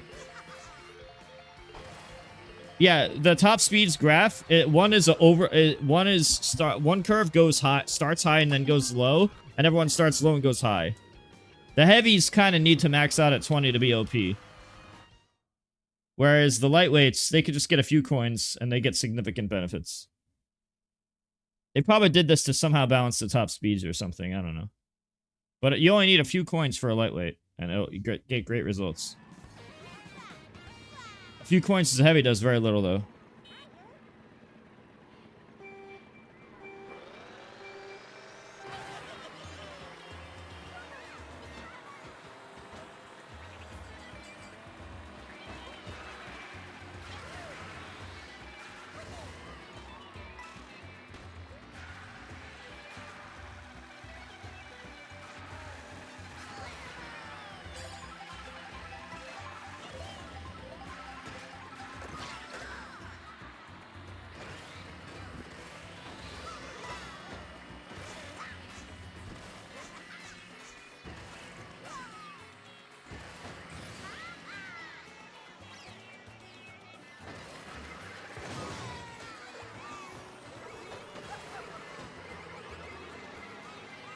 That bomb messed up everything.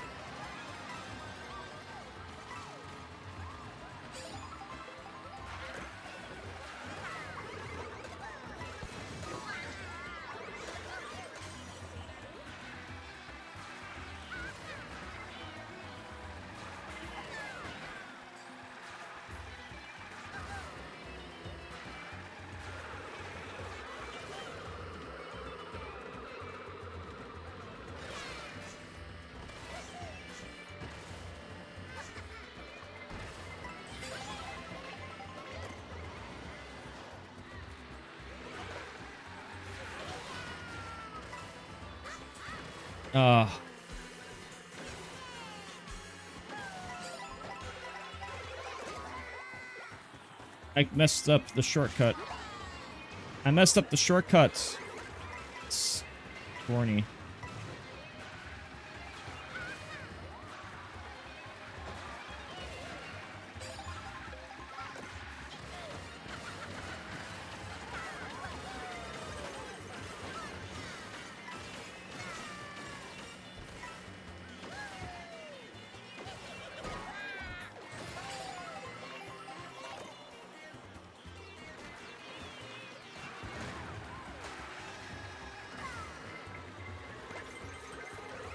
If I didn't miss that cut, that was a win.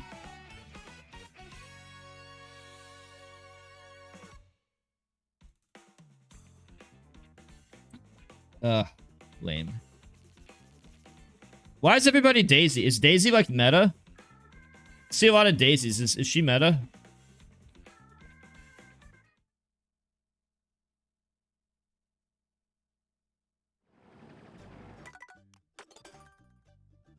Why is there no peaches, but there's daisies? Is there a difference? I used peach last game.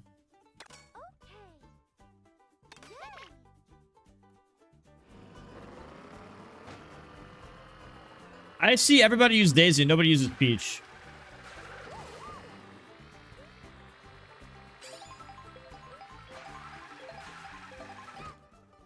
I wonder why that is.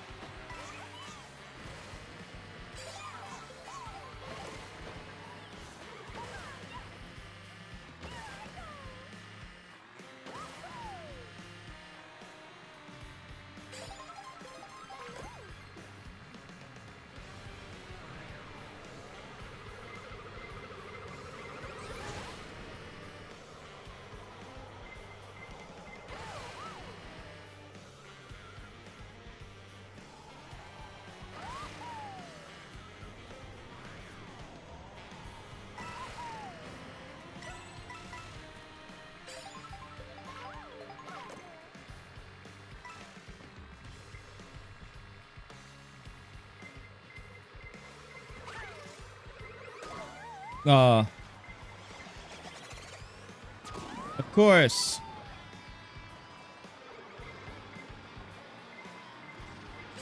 Of course.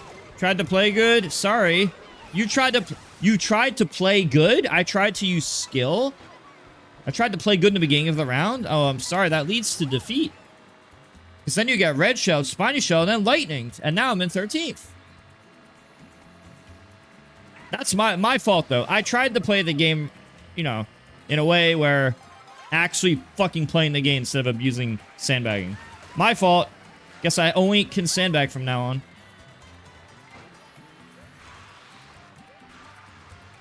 God, I wish they would reward it at least sometimes, but it's literally rewarded, like, almost never.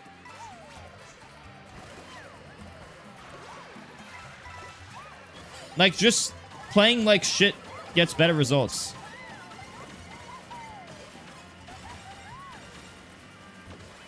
I got back to third by getting a fucking golden mushroom in the back. Is this whole game golden mushroom, dude? Dude, I feel like the whole game is I hope I get golden mushroom. God. What the fuck?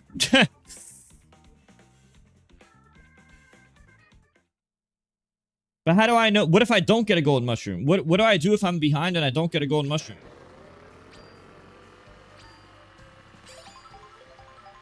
Halfway through the last lap.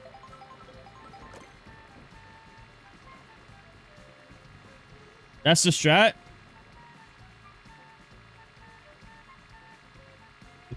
What's the second best? What's the tier list? Is there a difference between Peach and Daisy?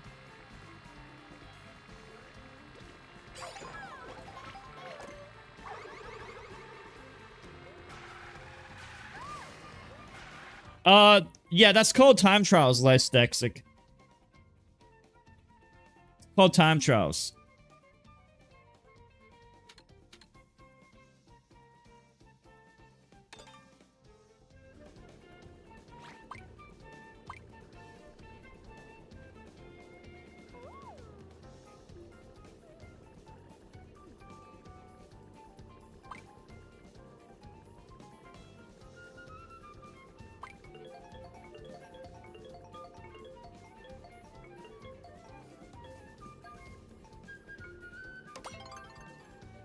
I'm gonna post the tournament levels. Can you give me a rundown of which of these levels is a sandbag level? And which of these levels is not a sandbag level of these 12?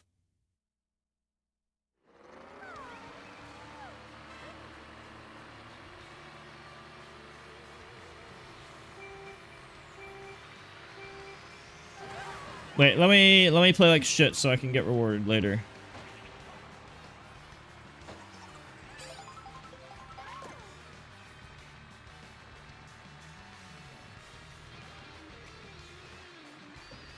You think what type of weight character is best? I don't know the best way to do bagging.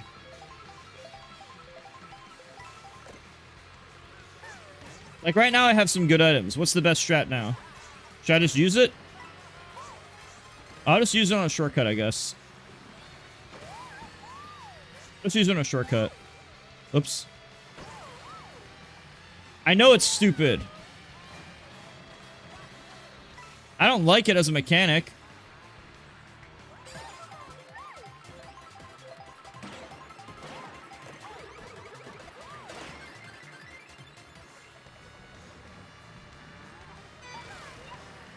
But I also want to win.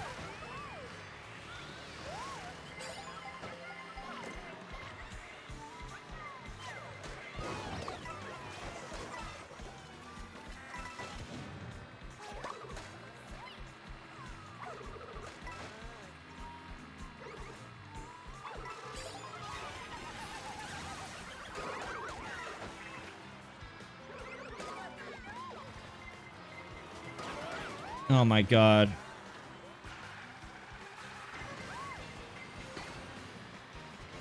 All that happened to me is item spam. I got item spam to like last place. Oh my fucking god.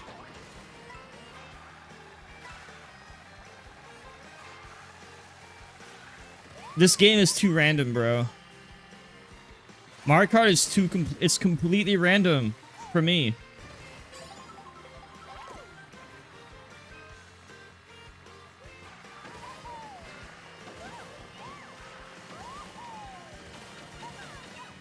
It's completely random, dude.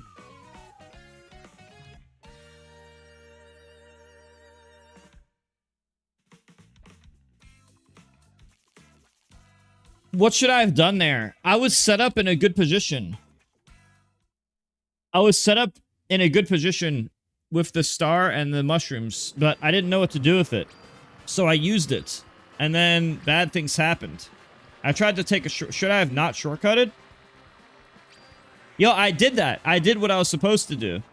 I used my boost to go across a shortcut. But then I just got spammed by items repeatedly, and then I went from, like, decent place to 17th by item spam. And I was like, where did I go wrong? Yeah, but I think one of the best players... No, there has to be a way to minimize the luck. Was I supposed to sit in the back the entire time?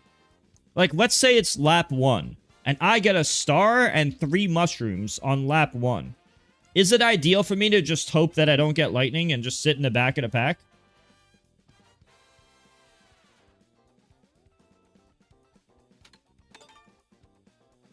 But I don't know. I would have to be told ahead of time what type of map it is, because I have no fucking idea.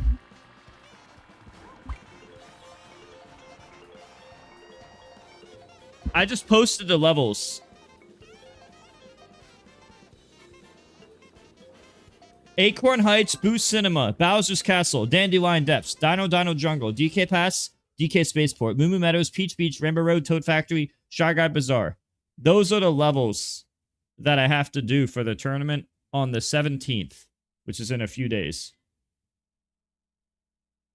So I need to know which levels are bad. Like, I need to know the optimal strategy for each level.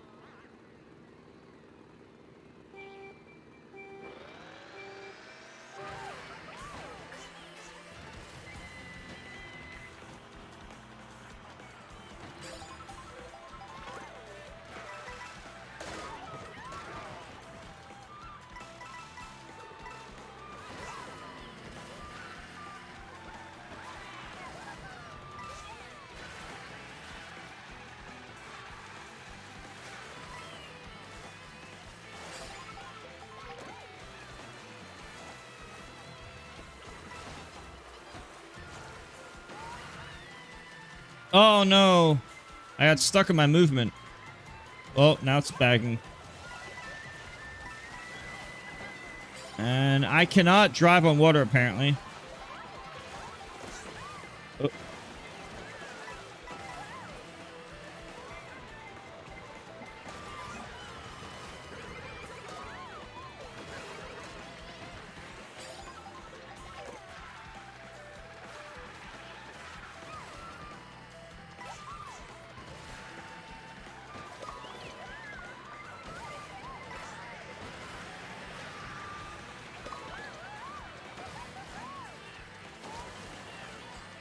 Oh, missed the item box. It's fucking over.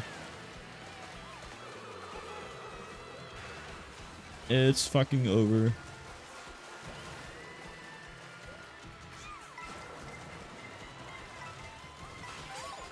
Oops. No gold mushroom. No good items. And I can't mushroom because I'm stuck in boomerang. Man. Not getting the item you want really fucks you so badly.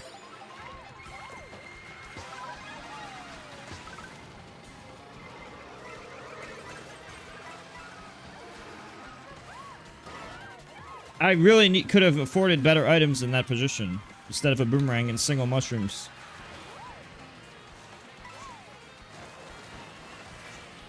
Ah, I missed the item box again. Should I just... Maybe I should have taken the single item. Should I have not gone for the double item box and just went for the single item? That's the second pass I got no item. I just have to go for a single item.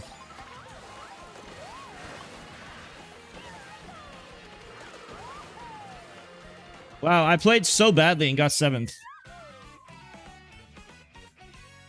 I played so bad and got 7th. That was so dumb. I should have got like 20th place with how bad I played that round. Like skill-wise, that was the worst I played.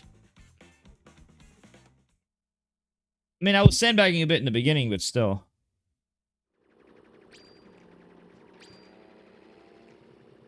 Wait, should I be doing braking? Is it better to like slow down and brake? Are double boxes worth braking for? Yes, I see Thompsons and Dunafel saying I should. So I should get used to the idea of slowing down. It's that OP.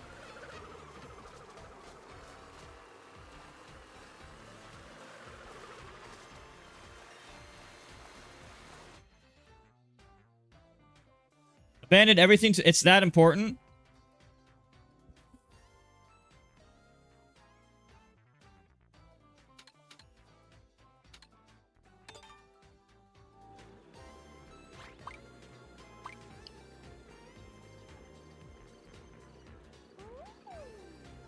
Yeah, but I just meant slowing down for the double box specifically.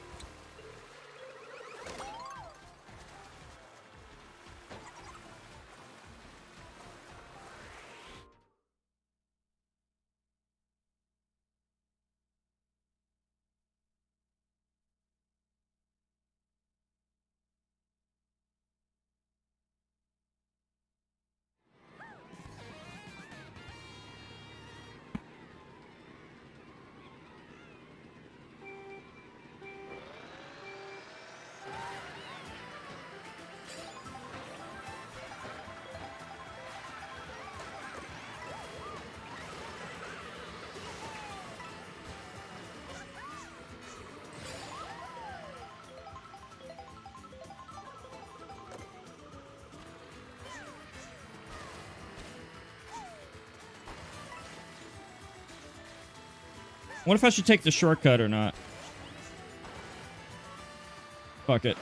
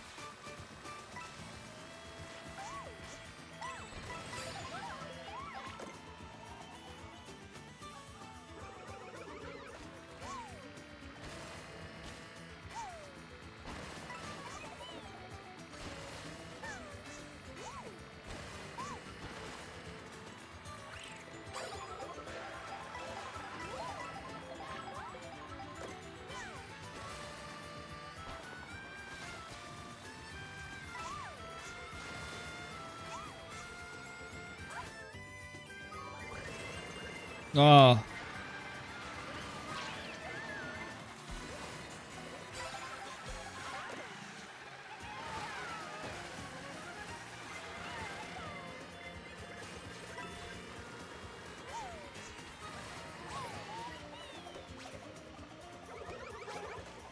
Maybe I should have sandbagged here too.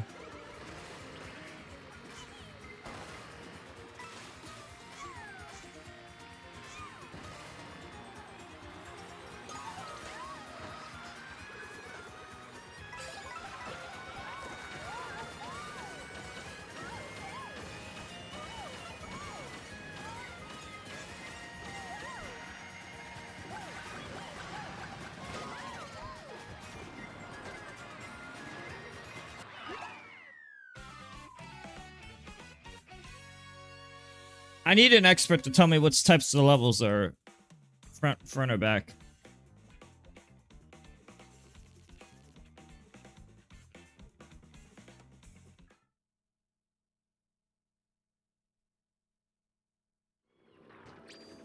Sliding is wait, what do you mean sliding is? I don't understand. You need to explain it in a different way, Donafel. I don't understand you.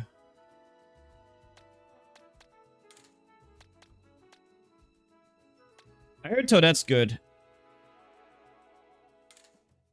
What's good? What's special about Toadette? What's so special about her? I saw a world record juice her. How does she vary from the others? What's her secret stats?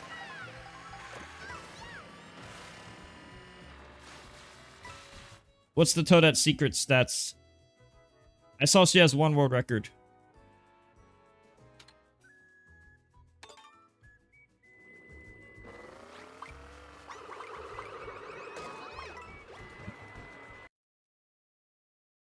Huh?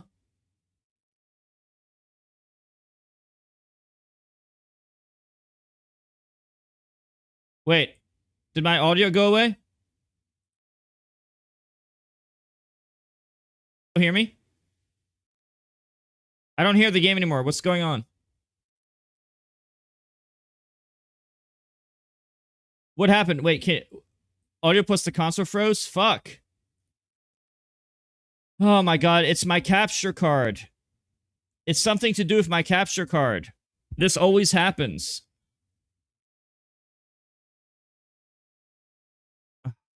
Fuck.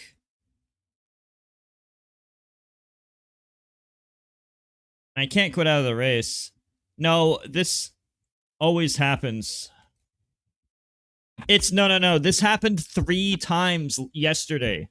When I was streaming Mario Kart, this happened 3 times. My capture card, it's broken. This happened when I was streaming the Switch 2. No, you don't understand. This, even if I fix it, it's only going to fix for 30 minutes at the most. It's going to happen again. This happened in my last stream, which was 2 days ago. 3 times in a row within 2 hours.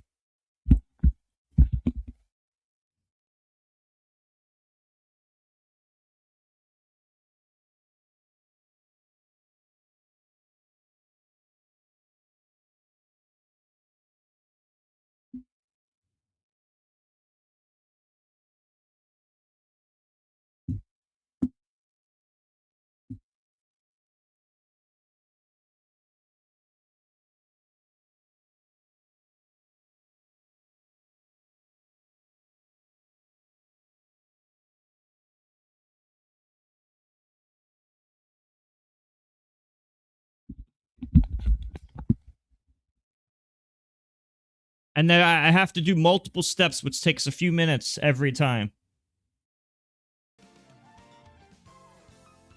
So I did it, and that seems like, oh, no big deal. But it's gonna happen again and again and again and again and again. And there is nothing I can do.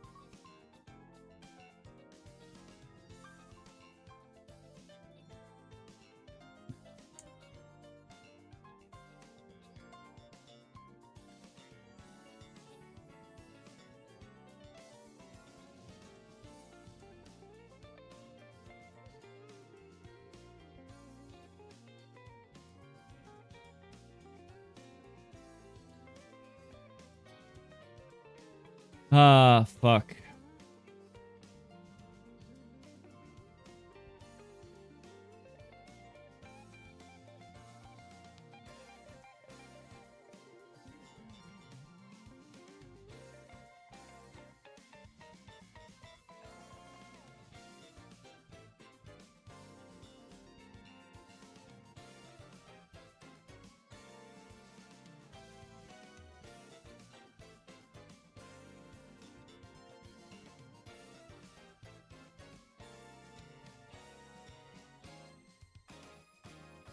Yes, but I had to do annoying shit to fix it.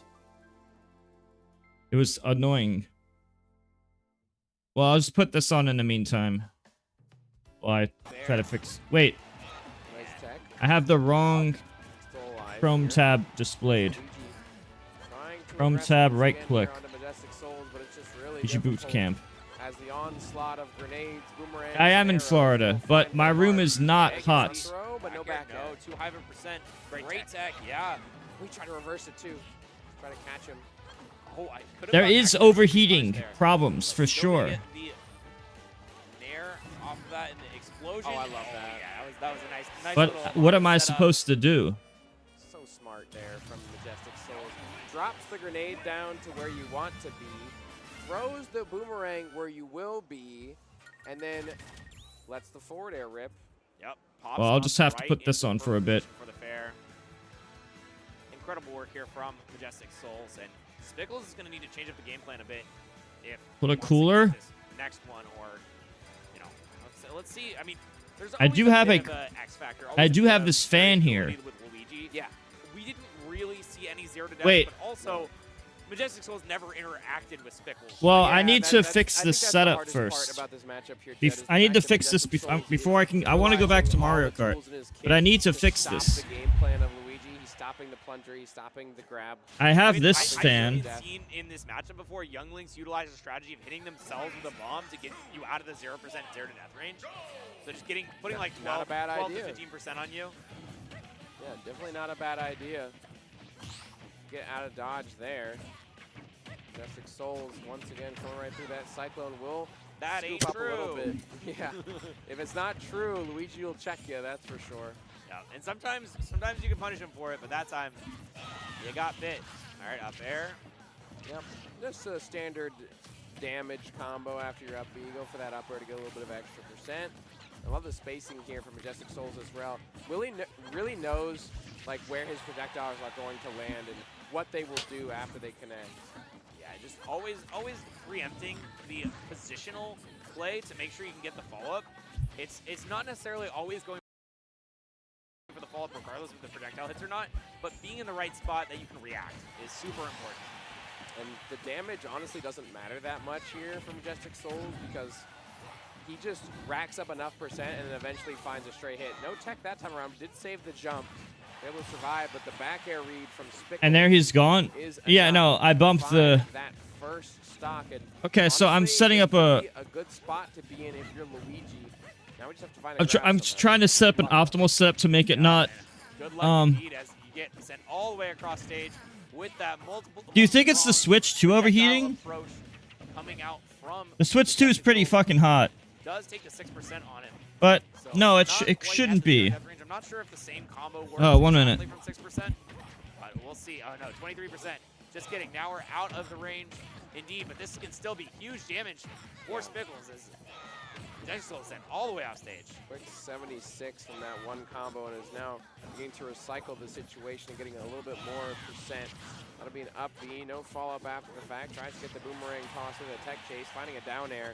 Majestic Souls putting on more and more damage here as Spickles goes for another grab. A little bit ill-advised in that situation as Spickles will eat another punish from Youngling. Yeah, man. Picks up some damage. But okay, let's see what the punish is. Oh, Forward air. I think he meant back air. I think back air was the call.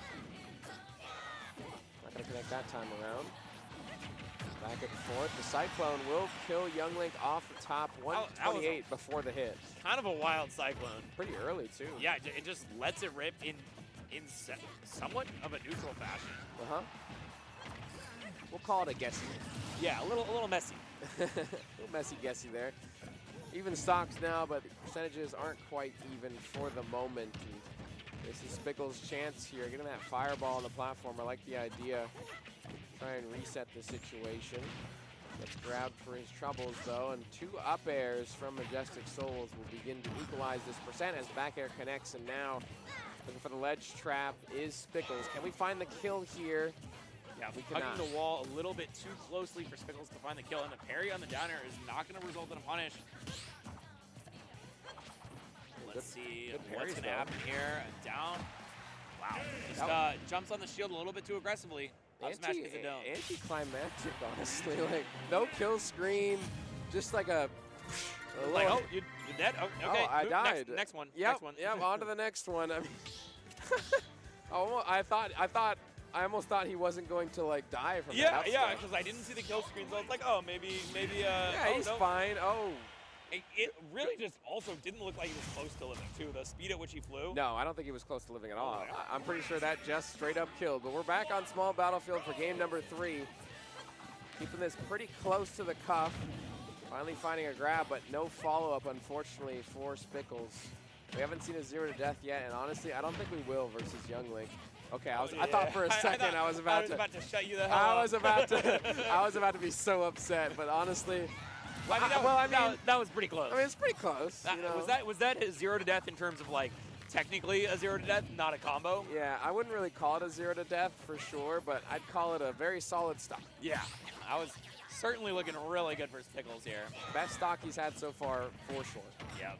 And might have another one. Oh, my barely goodness. misses the up air. Now, how come he's playing the game all of a sudden? Yeah, I don't know. I think I heard you talk. He heard you talking. He was like, he's "This Zap guy don't think I can play." He's like, this Zap guy thinks I can't 0 to death. Watch this. My fault. Majestic Souls, fight back. Yeah, where was all that good stuff that was happening earlier? I don't know. I feel like Spickles is getting away with murder at the moment. Has an entire stock lead. He is kind of aggressing a little bit too much, though. I feel like Majestic Soul's beginning to pick up on that. They're starting to take advantage. You see the punish game coming through for Youngling. Yeah, an unfortunate spin attack because the bomb was getting ready. Back there connecting. Looking for the edge guard. Gets the forward air. No bomb. Oh, No and even so, it wasn't enough. And Spickles suddenly up 3 stocks to 1. What happened? Yeah, I mean, things have changed. I mean, when the combos start hitting, everything turns on its head, right? Yeah. This is one of the things Luigi sort of has to go through when fighting against a zoner is you have to figure out where the holes are in their offense. And once you do, you can really open them up. Yeah. That's a tough situation. Spickles just I put my fan rather is not going to kill near the capture card switch area. that side B to come back to stage. Now it's just Majestic Soul sitting in the center. Cyclone off the top. A good DI though to avoid that kill option. Not gonna get fixed. Big punish. Well, I don't see why anything would be overheated right now. I mean, still, work is certainly cut out for Majestic Souls at this just so you know, this problem happens more if the Switch too. Oh, whoa. Okay. Surprised. It's summer, yeah, but After all the down tilts it was not happening very often. It would be like very rarely happening when I didn't have. It was happening much more rare before Switch 2. But when I'm playing Switch 2, and the Switch 2 is very hot, it's a very hot Switch 2. Okay, here's a question for you. Does the Switch 2 system being very hot, which it is, does that matter? Or is it only the capture card, which is called IO Gear? You called it. There's a black device here called IO Gear. It's like this little port thing and has like 3 plugs. That can get hot, but the Switch 2 gets much hotter. What I'm trying to do, it's not that hot though. Do you think the Switch 2 system being hot matters? For Spickles as they brought this game 3 to a 2-1 for themselves and moving on to game number 4 here. Yeah, and like we said at the beginning, you know, really had to change something up if he wanted to come back in the set. He changed it up in a major way. Just a lot of a big diff in the combo game, I think, was the major factor. I don't know though. Or anything, it's just every time But what I do know is my stream that I did yesterday, and by yesterday I mean my last stream 2 days ago. My stream 2 days ago, what happened is it happened like 3 or 4 times. And the last 2 instances were 20 minutes apart each. Regardless, all this damage certainly is happening here. I have this program called IO Gear. It's like some little gray box. Kind of looks like my phone. Kind of looks like a phone in shape and size. It's much thicker. And it has a plug that goes from the back of it and plugs into the back of my PC, giant PC. I guess that I'm guessing that IO Gear is a capture card or something. Domo told me it was. Kind of a disastrous spot to get hit, but still okay as Youngling does not have to go off at But all. this room is not really hot. Switch into PC, use OBS? What do you mean? I don't know what I'm doing. I just know, I'm not really sure. Yep. Now, though, a chance to shine for Majestic Souls. Sets up in the corner. I figured that maybe I'll just let it not overheat by turning off the Switch for a while. Now the bomb. What do you think? What's my best options here? Keep in mind, this did happen 3 or 4 times last stream. And it happened a lot toward the end. It happened a lot more during the last few hours. The first few hours it was fine, and then the last few hours it happened a bunch of times. 20 minutes apart, and 1 hour apart. Cyclone after the disadvantage from the boomerang. Maybe we'll take the damage, right? That was surprising to me. That's one of the first Yeah. times I've seen Majestic Soul not ready to. Well, I'm not very tech savvy. I just had Domo help set me up. Still manages But to I really need to get to the bottom of this so that I can play the Mario Kart more. Down, but certainly not out. Majestic Soul's trying to bring this to game number 5. I have a lot of plugs. Yeah, there's a whole bunch of plugs here. Bracket. Do not want to fall down. Lots and lots of plugs. But I'm only going to be living here for 1 more month. And then I'm moving. We'll see. Majestic Souls slowly. I'm moving in a month anyway, is the thing. Up. Oh, resets with the up tilt. Not going for the up smash just yet. Still, though, little lead and puts Majestic Souls in a really good spot. I'm moving in Down 4 air, weeks. Not going to kill just yet, but 149. This is a perfect position here for Majestic Souls, and now Spickle. I don't know. I'm not very tech savvy. Domo usually helps me set up. But Domo is actually running CEO. We have not seen those big punishes. We saw exactly the one right at the beginning. Yeah. And since then, it's just been the Majestic Souls show. Yeah, I mean, Spickles did start off pretty well, but so far Majestic Souls has done a great job of bringing this all the way back. We could see a game 5 on our hands, the first one of the block. Boy, do I hope so, because Can you send me this on a DM? I'm not gonna remember, guys. I'm not gonna remember if you sent it to me here. If you send it to me on like a Twitter DM or something, just Twitter DM me, Discord DM me. That would be better. Or email me, YouTubeking@yahoo.com. If you do stuff like that, it'll be easier for me to remember for later when I set up again. I feel like if you do take that risk though and you miss, you are on. Well, I'm gonna forget. I'm gonna forget. I don't think you're ever coming back. That's why I'd like you to message me it. It didn't matter in the grand scheme of things, did it? Majestic Souls taking game number 4. We will be going to game number 5 here.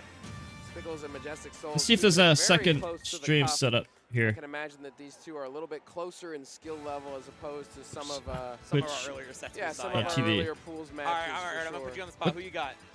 You got Souls are By the way, chat, remember, don't forget, Factor ends in like 40 I hours. think in my gut, If you guys could do that, that'd be great. Spickles has the adaptation and the changes to be made to beat this young Link, but at the same time, Your Switch 2 isn't hot? My Switch 2 was hot. That's mine. All right, you know what? You go with Souls. I'll go with Spickles. Perfect. Yes. I do believe that Majestic Souls has the correct game plan and how to deal with Spickles, but I think Spickles can bypass that and really come through, but we'll see. Ooh. It is PS2. Here's a grab already, 59%. Could have gotten a little bit more of a punish, Oh, I think, but he there's not much room for Every time you get grabbed by changing Luigi, shit my around. thing is, I assume I should die every time I'm grabbed by Luigi. That's just how it should be, but it doesn't always happen. And every time I live, I'm grateful. It's like, you think you're lucky stars. Yeah, honestly. Thank you for not hitting me with the frame 3 up B. Yup. All right, lots of projectiles here once again. Oh. See Majestic Souls activating the game plan. Operation throw everything in the kitchen sink at Luigi so he can't grab You, it. Samsons, I need you guys to understand that I am not tech savvy in the slightest. Not in the slightest. Projectiles, the boomerang, the arrow. It's all So much of the connecting stuff and you adding say, I up don't there, even but know what it how means. does Spickles get in on this young Link? I just have it set up a certain way because Domo had it helped me set up a certain way months ago. Controlling the Pokeball and the returning boomerang plus the arrow is just enough. Now we see once again our young Link is ahead, but I'm not good of technical. Not for very long at all as the back air connects for Spickles, and as even as it can be Jet, who can get this next big neutral win. I know the projectiles are definitely going to tack on damage, but it's not quite all the damage you want or need. Getting hit with a projectile, as long as there's no follow-up after it, isn't really a neutral win in my opinion. It's just a reset. 42% though. This chip damage is beginning to add up. Down tilt to grab. There's a chance here. Do we find it? There wasn't enough percent. Yeah, I think it was too much percent. Yeah, that's right? what I mean, yeah. So just the down tilt, racking on enough percent for that 0 to death to not work. Probably had to opt for a different route. Yeah, probably had to go for a different combo route. We'll take the damage, but will not take the kill for the moment as Majestic Souls drag down smash. I like it. So optimal here. Do we have enough to come back? We should. Have to finish your food if you're Majestic Souls, but still making our way back to stage. Spickles confirming with the bomb, finding an up tilt, but not much more after the fact. Still alive though, and that's important here for Spickles. Man, Majestic Souls has no faith in going off stage. It's like, I will never go off stage. I am going to ledge trap till the day I die. I mean, why risk it? Why do something dangerous? Forward throw. Are we out of down throw kill confirm range? It doesn't matter. We got down throw down throw back air at home. Yeah. it takes approximately forward throw, 10 more seconds, back air. Yeah, Got it. True combo. Hey, it works. Who does Wizzy fight tomorrow? It worked out that time around. However, Majestic Souls once again. Who does Wizrobe fight so tomorrow? Much extra damage. The grab, the down throw, the up air. It's all falling apart for Spickles right now. This is game 5. This is your chance to move on and losers. If you lose this, you are out of the tournament, Jet. Who's got it? Come on. The up tilts. Oh, he just goes for more. Doesn't try to continue the combo with up airs. Dangerous. The plunger was so close to connecting. All the arrows coming through. Great shielding here coming out from Spickles, avoiding every projectile except that last arrow that snuck its way in. Majestic Soul's not able to combo off of it, though, as Spickles continuing to look for an opening, trying to get through all these projectiles. Everything is out. The bomb, the arrow, the boomerang. Up tilt. No, that's got to be a big punish. Up smash, yeah. Hey, I respect it. You got to go for that. You got to go for the up tilt up B there. Great set by these two players, and Majestic Souls will move on, but for a heart-wrenching moment, it seemed that Spickles had secured the final stock with that up B. The super jump punch was almost there. Man, as close as it could be, Jet. That up B could have been the difference maker. It could have actually taken care of that last stock for Majestic Souls. Fortunately, gets the wrong hitbox, just barely. This is the crazy drop, the will Komar fall. drop. Everyone gets that reference, you're cool. Anyways, game 1. Moving on and losers, still alive for now, but there's some sharks down there, man. Typically, you don't Hey, think of there's like a reason the why I average got length sharks of, on my like, shirt. oh, That's what the pools are like. They're full of them. More like Dang. I think in this matchup, he has to take more of a step forward. All right. and Thank you so playing much more for of that watching. I'm zoner. going to be back on Top 24 in about 2 hours, so don't go anywhere. We'll see you next time. Top 24 is in 2 hours. I'm a little tired right now. I was wondering if I should take like a nap. Yeah. I had the title earlier that I'd be watching CO, yeah.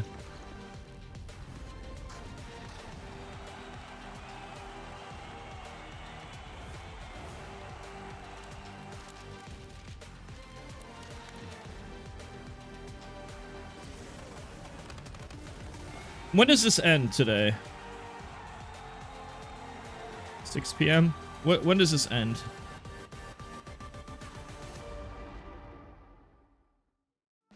Are you enjoying the show? Please check out the CO 2025 exclusive merch store on co.gaminggen.gg.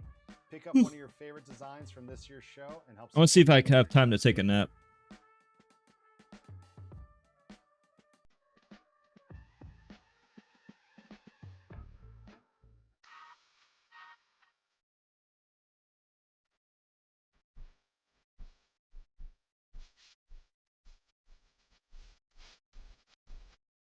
Are they about to do top 24? Or what?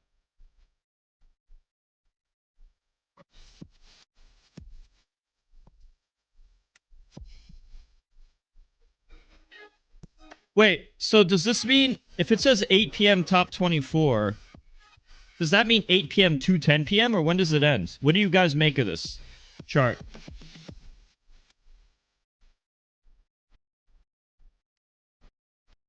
I'll just ask.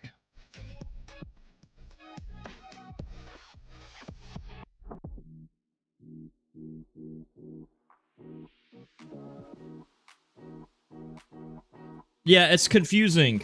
It's not very useful.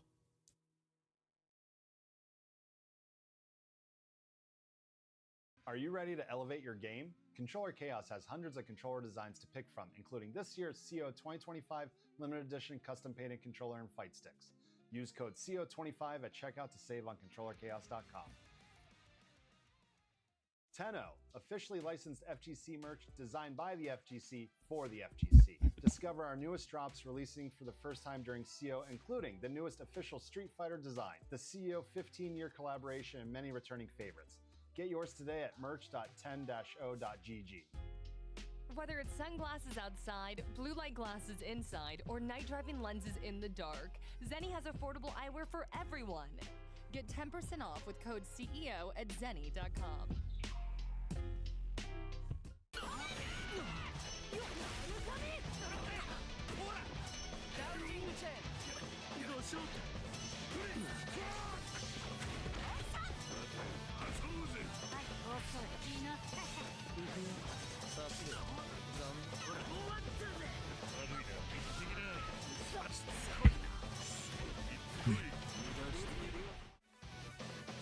Have time for a little nap. Ugh.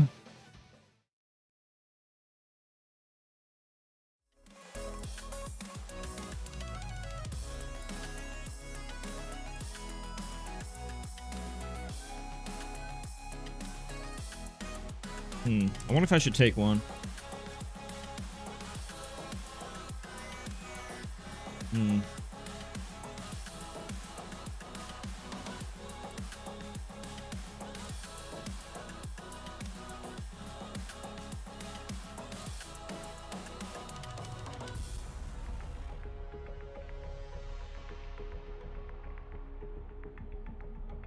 I didn't sleep much. I was thinking a nap might be okay.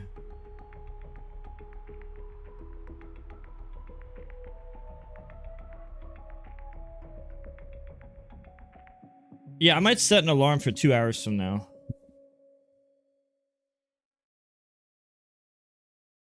Might set an alarm for 2 hours from now.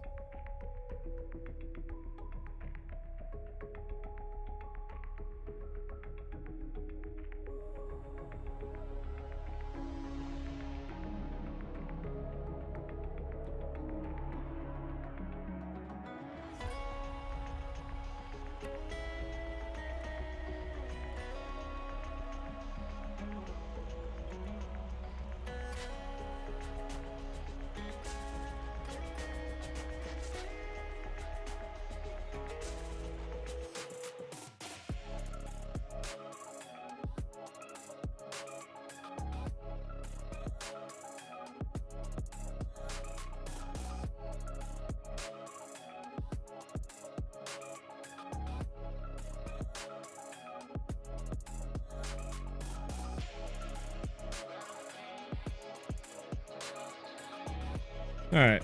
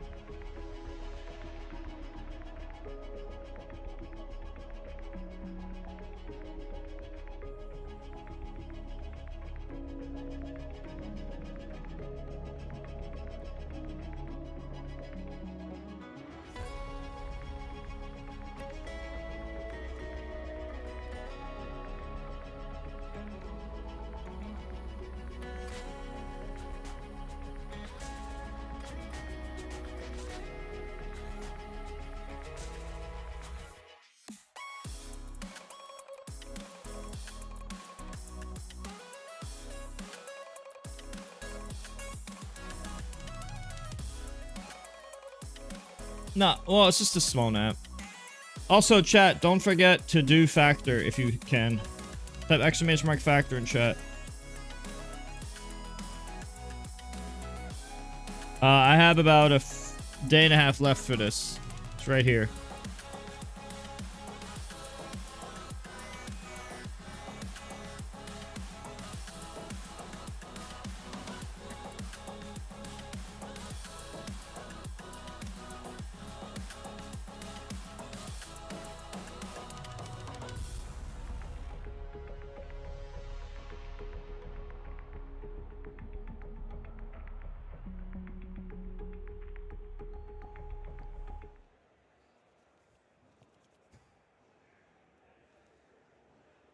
Welcome back to CEO 15. We are in 2025. My name is Kevin with a K. I'm joined with Dara. How are you doing? I am doing excellent. A little bit impromptu. I wanted to jump in, do a little bit of. It was an I'm just gonna lay down for a bit. You'll be with the two of us, with myself and Kevin. For the time being, we're still in top 96. We're going to be picking it off the winning side. Kevin, talk to me. What have been some of the going-ons for your CEO this year? What's going on? That is, I'm so happy that I get to talk to you about this. It's been commentating Brawlhalla this weekend, so I get to inform you of some of the interesting things that have happened in this bracket, of which there have been very few. There hasn't been a whole lot of upsets going on. Okay. Not a whole lot of craziness with the bracket. Fatalities in losers a little bit earlier than expected, and otherwise it's fairly going as expected. I see that he's been making a return to Ultimate, right? He's been moving back away from like Street Fighting and stuff, and so he's taking the game seriously again. And yeah, already in loser side. Already, yeah. Oh, no, I didn't mean like that. Already in loser side. I didn't mean it like that necessarily, but no, he is though. Yeah, he decided that he was having more fun playing Ultimate after just pulling it up on stream one day and said, you know what, it's time for me to come back to Ultimate. How much of that is driven by the fact that he couldn't find another sponsor for Street Fighter is yet to be seen, but he deserves all the sponsorship in the world. He has great content. That's not what we're here to talk about, of course. I do love Griffin, but we've got some other amazing players coming up for you guys here shortly. Haven't gotten anybody seated yet, so let's continue because I want to talk about the venue. This is my first CEO. I don't know if you... Yeah, this is unlike anything I've ever been to before. I was just a combo breaker, so another Jabali event, of course, is just absolutely glorious to see the venue. All of the setups, the Brawlhalla setup is insane. It's awesome. Yeah, no, it's beautiful. CEO is awesome. It's always a really good time. And we're out of the Daytona dimension, and now we're finally back in Orlando. Although I've never been to the old Orlando venue, this is a new venue.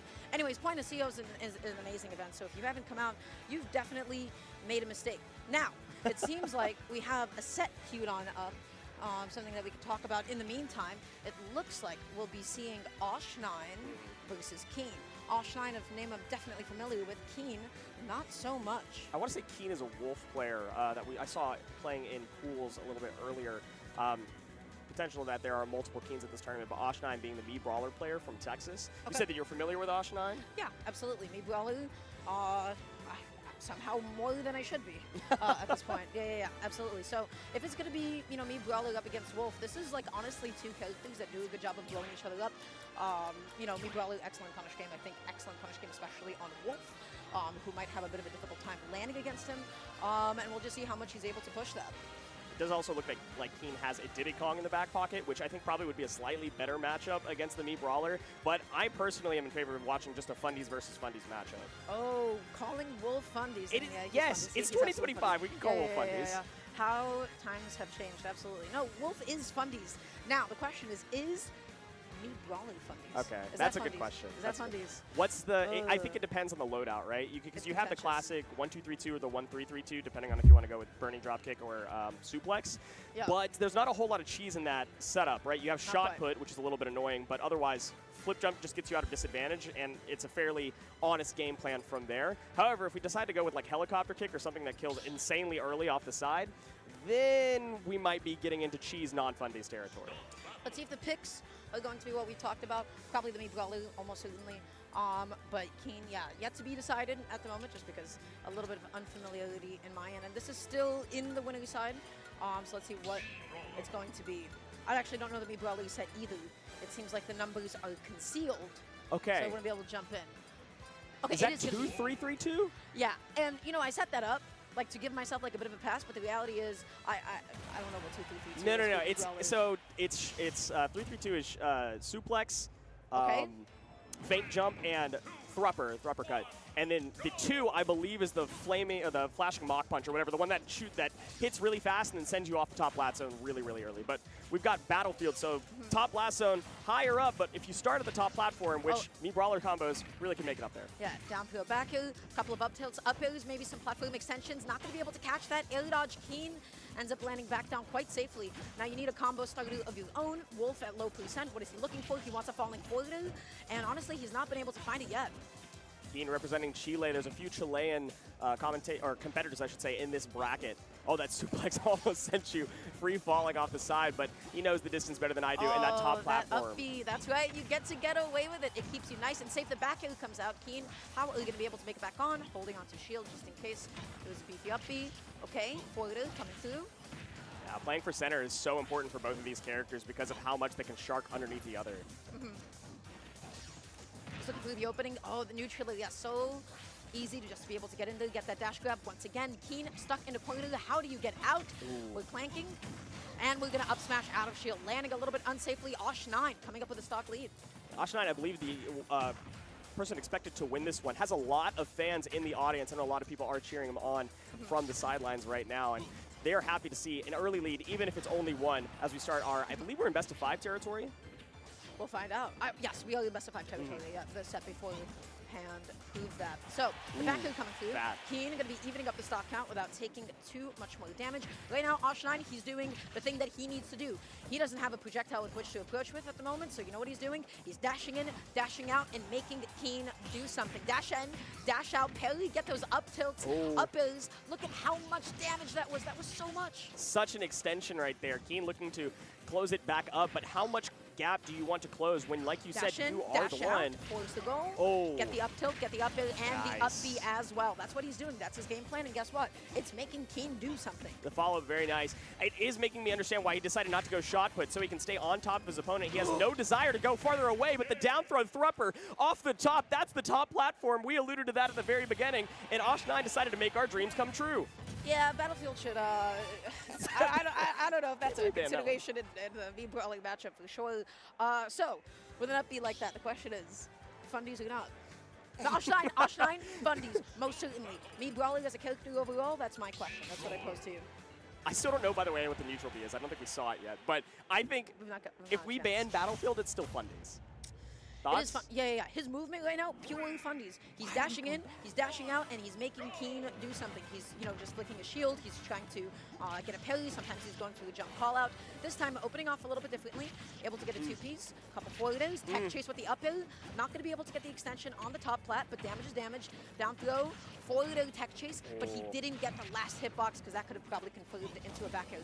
How do we get back to stage here? Triss tried to let an F smash rip and nothing doing. Still able to hold center stage right here. Osh9 trying to force his way back in with some approaching aerials. That Nair is very strong, but return right back. It's just a lot of neutral being played. But once you find an opening, then a big edge guard can be imminent.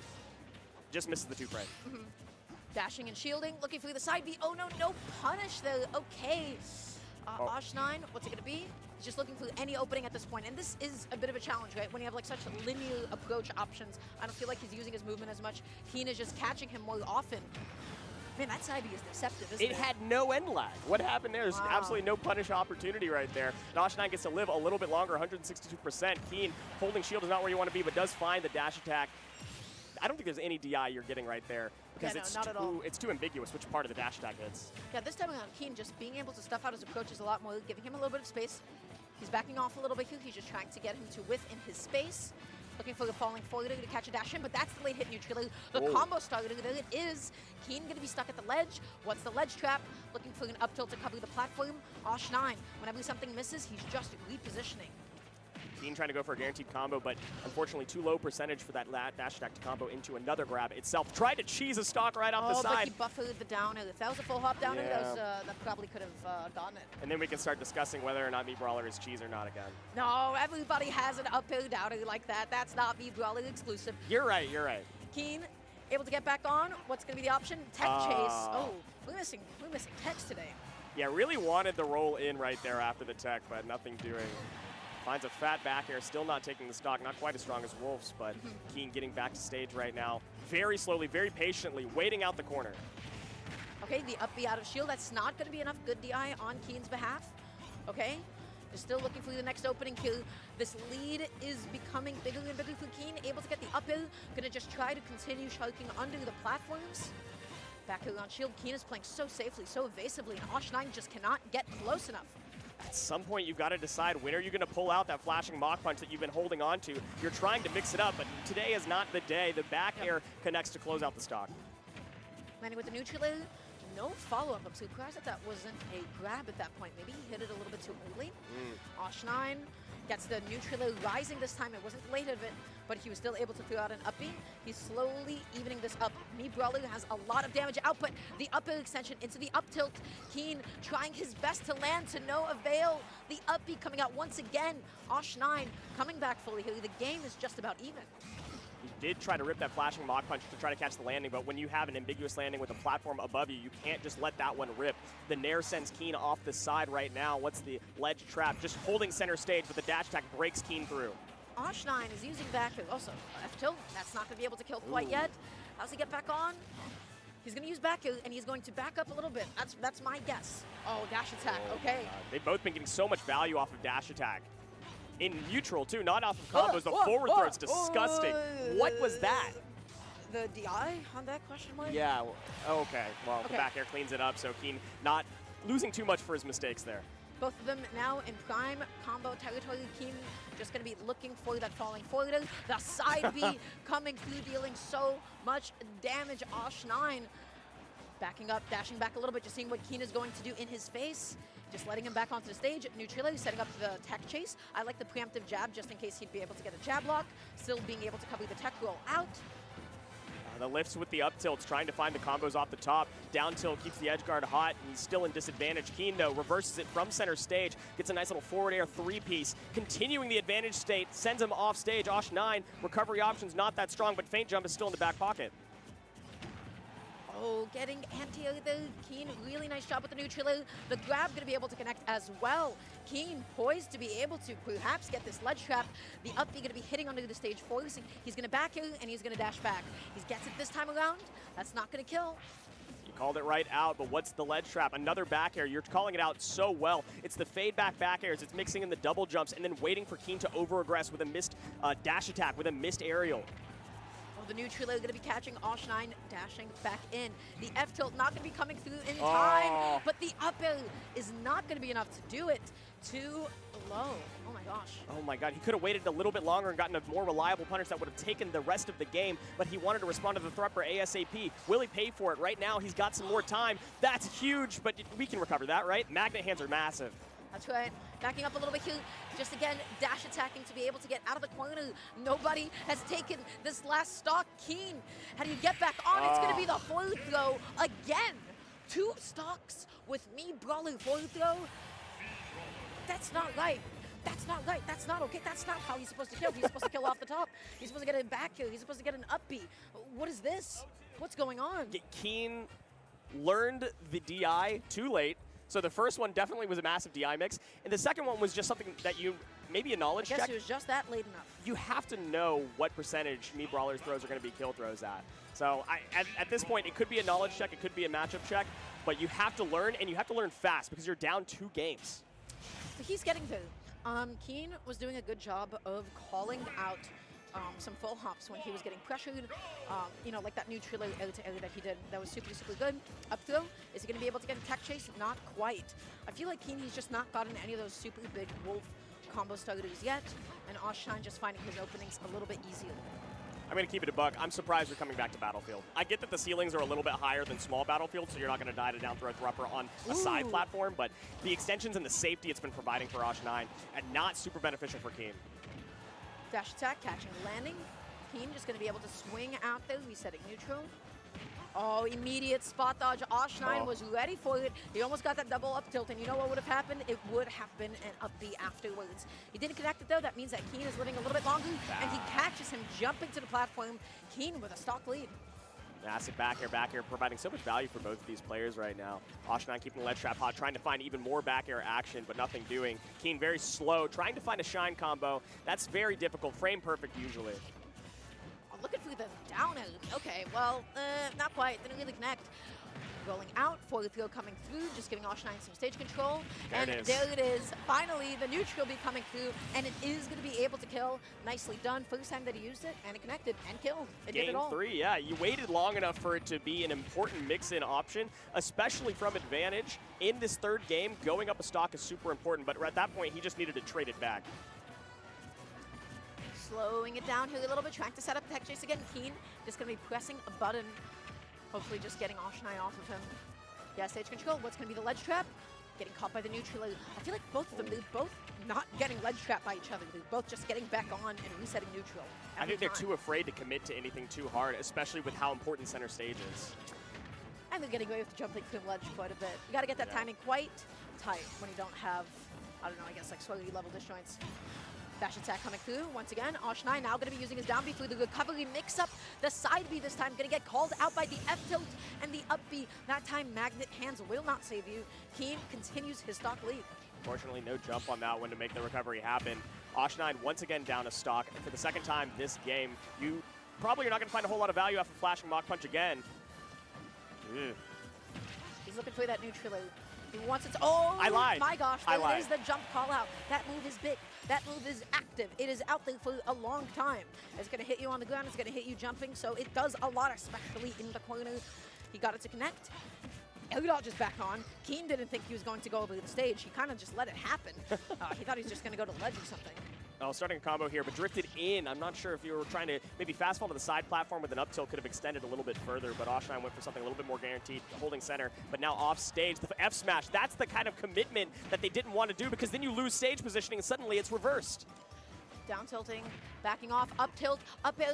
Okay, Keen just gonna be double jumping away, and to his safety, the neutral is not gonna linger long enough.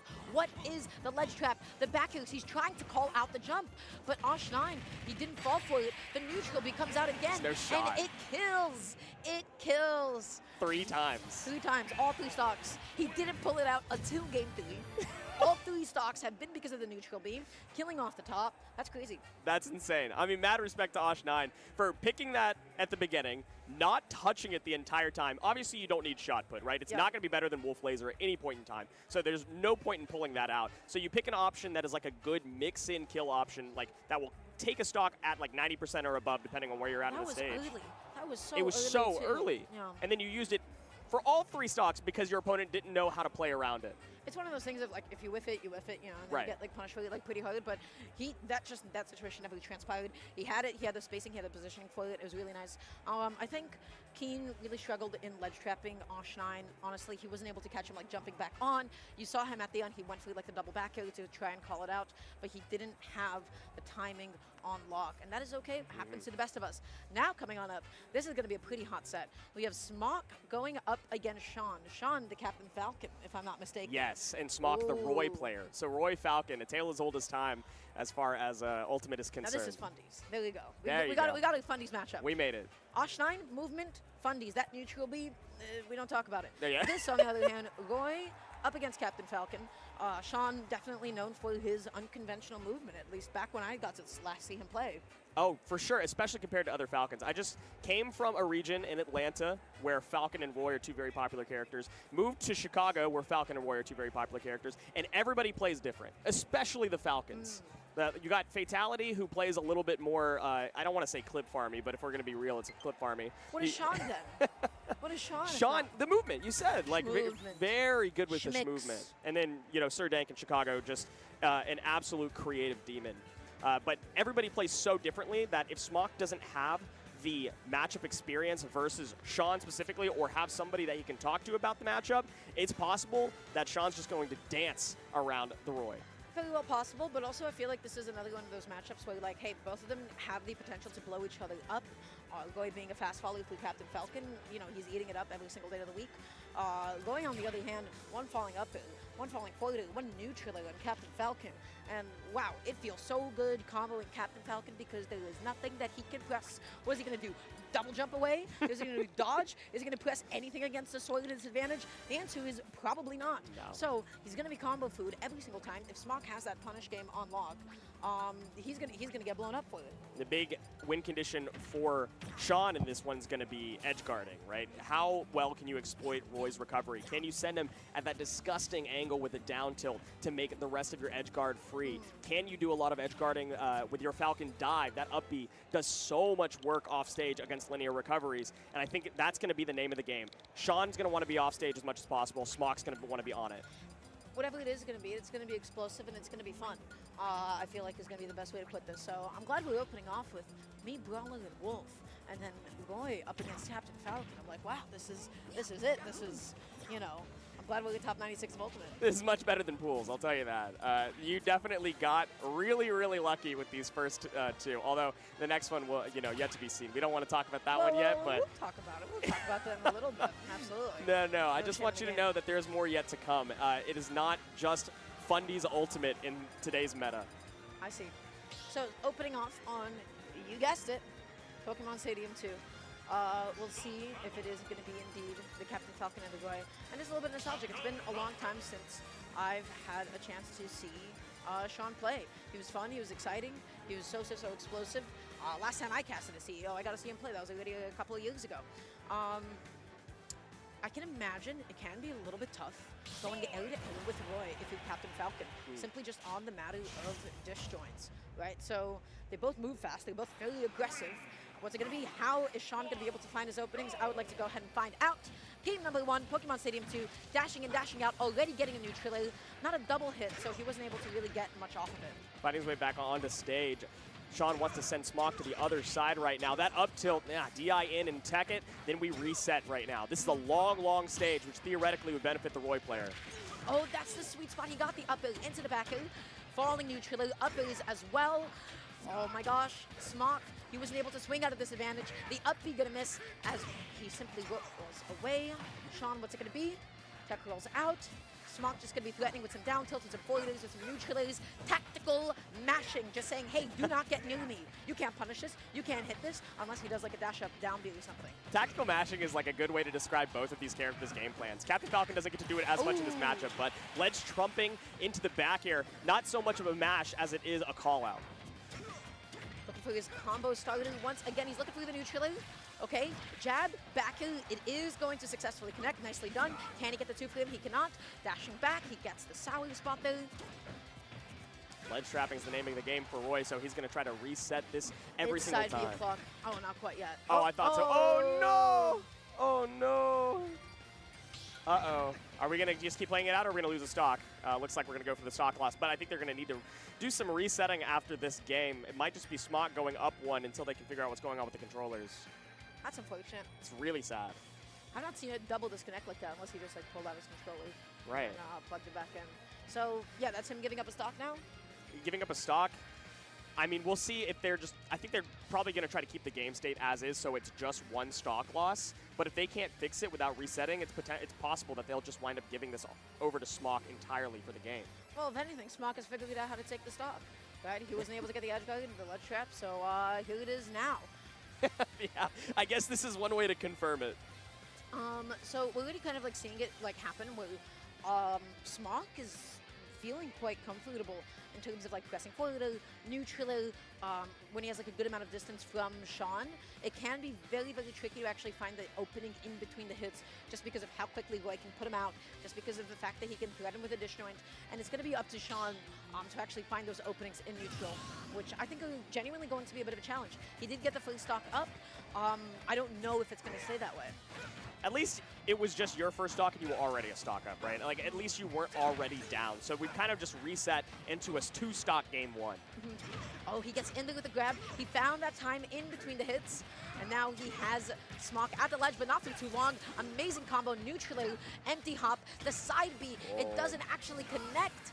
Oh, he tried to go for probably a run-off forward, and he just got a dash attack instead.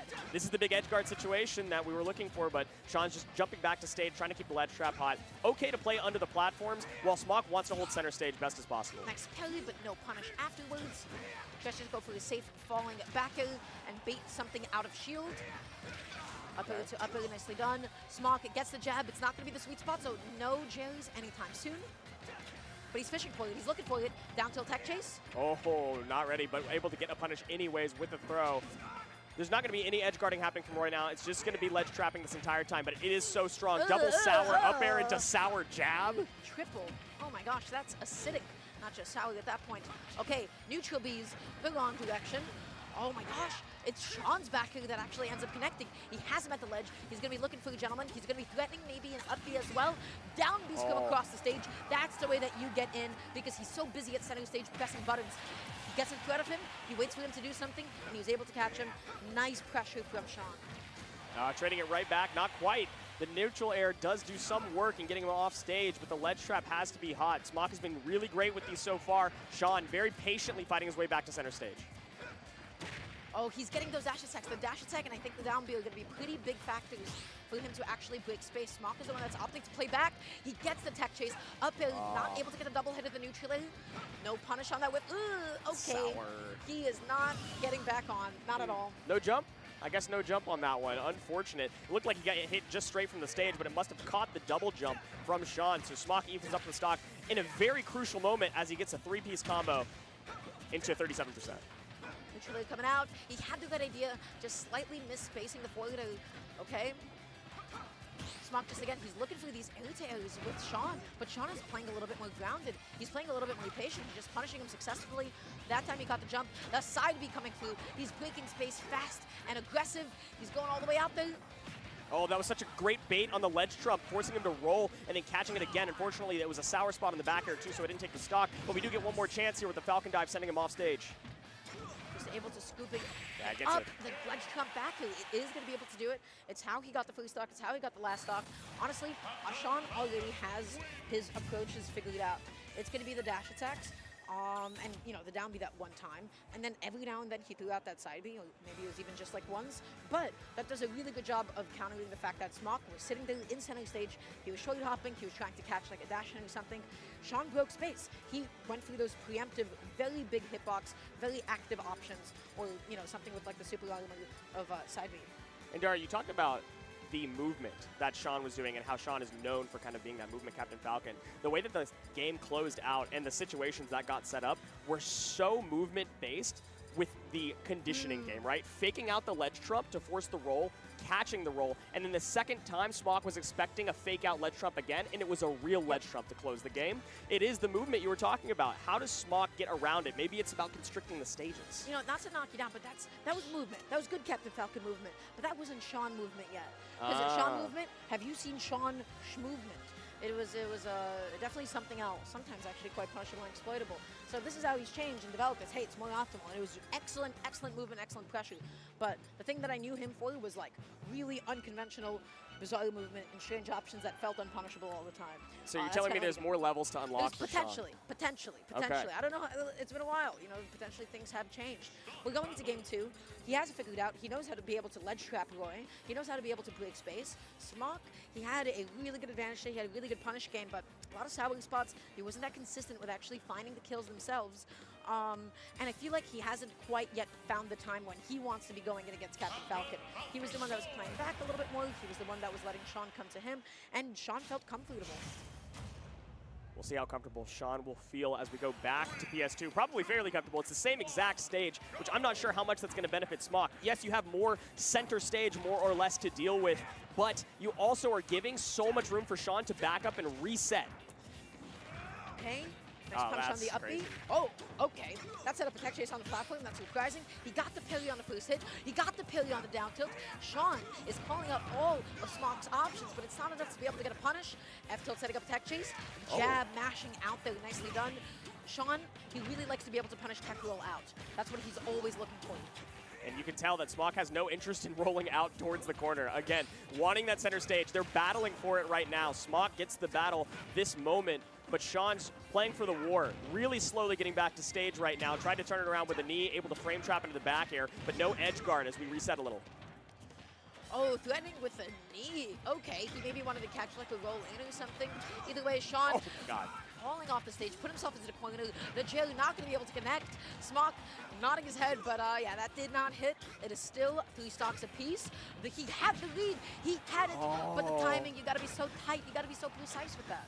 That was very close, almost into another read too, but Sean seemingly having some sort of download on Smock still isn't able to find this stock. Oh, he didn't get the gentleman. Just ended up getting the rapid jab. The down tilt not going to connect as he spot dodges. Up B and vigorous drift is not going to be enough as Smock is just able to scout out that back. Just about anything can kill at this point. It's going to be the early dash attack. It's going to be the up B potentially. He keeps going through those up Bs, but he's getting punished.